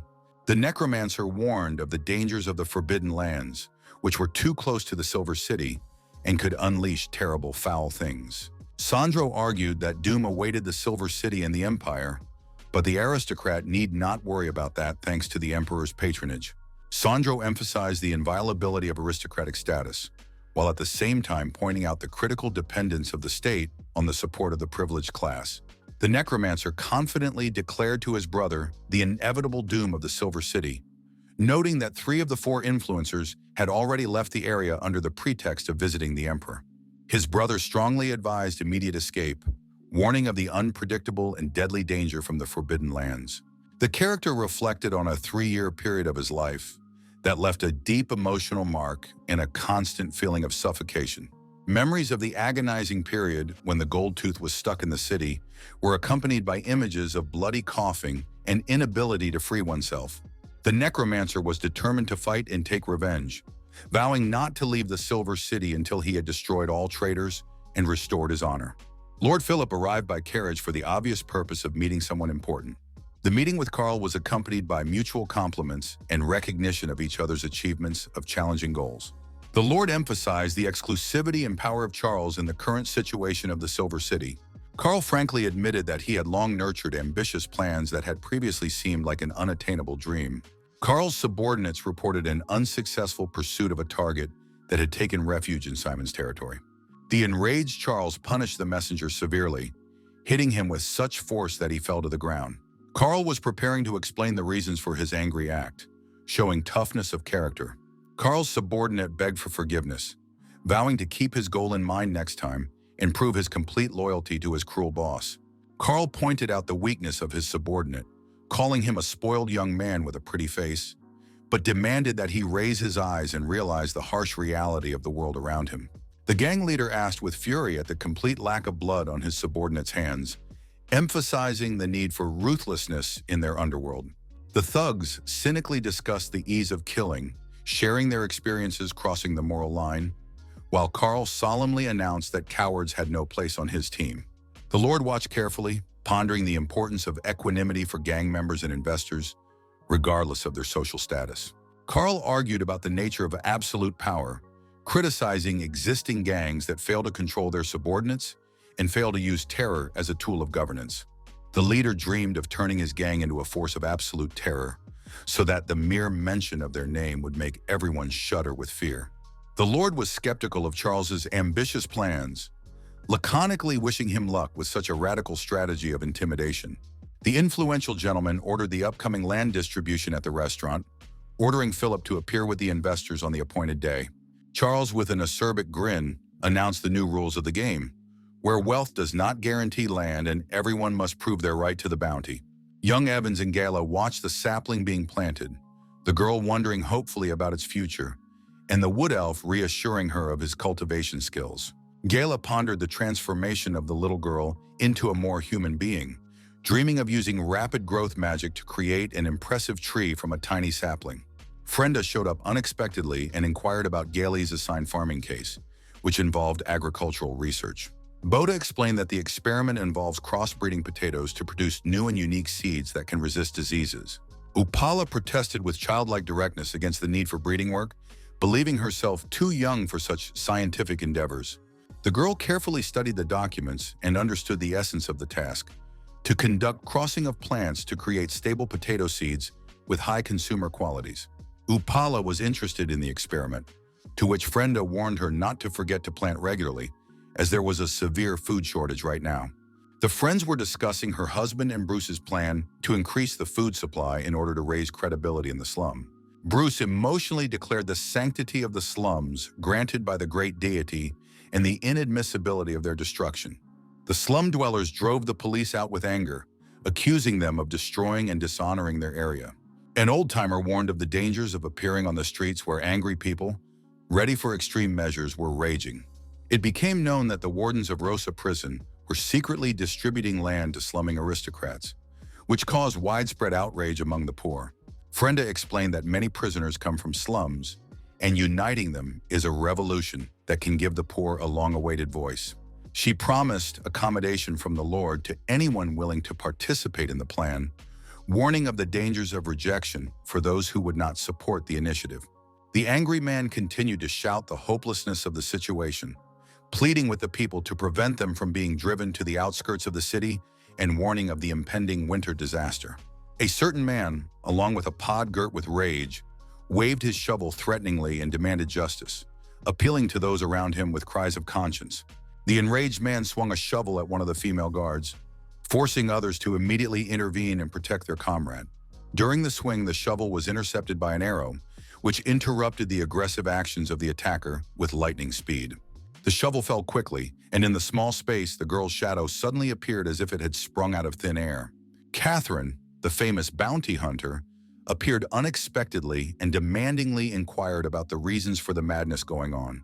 Catherine asked with anger and bewilderment about the reasons for the conflict between the participants of the scandal, trying to understand the source of the sudden aggression. The pirate girl insisted on Catherine's non-interference, accusing the wardens of betraying the slum's interests and secretly selling the lands. The pirate emphasized the danger of the situation, warning that without resistance from the locals, they could be forced out of their homes entirely. Catherine was in shock as she interrogated the guards about the truth of the slum land sale, trying to make sense of the circumstances. The bounty hunter called for calm, noting that the Lord was unlikely to need more money and suggesting a misunderstanding of the situation. The rooftop pirate reported a police presence of 300 men, and Catherine promised to look into it, not wanting to lose her professional reputation. Brusock turned to his men, invoking the great god's words about the unluckiness of the day and suggesting that they back off from the confrontation. Passing by carriages brought rumors of sudden changes in the lives of the townspeople. Someone every morning wakes up without property and someone instantly rich. Dick Anwar offered a tempting deal of 1,000 gold pieces, promising a daily fee for snitching and information about Laura's actions. Little Leo begged with genuine desperation to be allowed to refuse the dubious offer, not wanting to participate in an unfair deal. The antique dealer exhorted the boy, enticing him with the wealth and opportunities that would be opened up by such money. A tempting picture of a warm house, new clothes, and limitless possibilities was painting before Leo's eyes, tempting his young and naive heart. Anwar lured the boy with the prospect of buying a fast horse, superior to the policeman, which would allow easy escape from pursuit at any moment. The antiquary was defiantly going over the coins, convincing Leo of the reality of the wealth that could become his property at the slightest agreement. The elderly merchant hinted meaningfully at the possibility of a life-changing opportunity, offering the boy a choice between constant suffering and sudden prosperity. Leo slowly and carefully stepped out of the carriage, as if weighing all the possible consequences of his decisions in inner temptation. Pete, noticing the boy, immediately recognized him as a scion of the Lord and wondered in astonishment at the real reason for his appearance. Adequan responded professionally, emphasizing the importance of full situational awareness as the only way to ensure personal safety. Pete hinted at the need to change his appearance and find a replacement, sensing an important land distribution meeting approaching. Antifa warned of potential danger from the Lord, advising careful planning and sending a vetted man. Pete spoke of his aristocratic ancestry, tied to an earl's title in the Silver Province after the collapse of the empire. The interlocutor reassured him that his fears about Lord Rose were in vain, as the latter had taken no interest in the external affairs of the prison for 5 years. The character explained the complex political game involved in appointing a deputy for the slums and ensuring the stability of the prison system. Pete compared what was happening to bargaining in a market, where every offer can dramatically change the balance of power. A prisoner suddenly appeared on behalf of the bosses and demandingly inquired about what was going on, disrupting the existing atmosphere of negotiation. The guy attributed the employee's dismissal to her inability to cope with the Son of Thorns, demonstrating the rigidity of corporate rules. The boss hinted threateningly at the inevitable reprisal, emphasizing that an attempt to escape would result in death for both participants in the incident.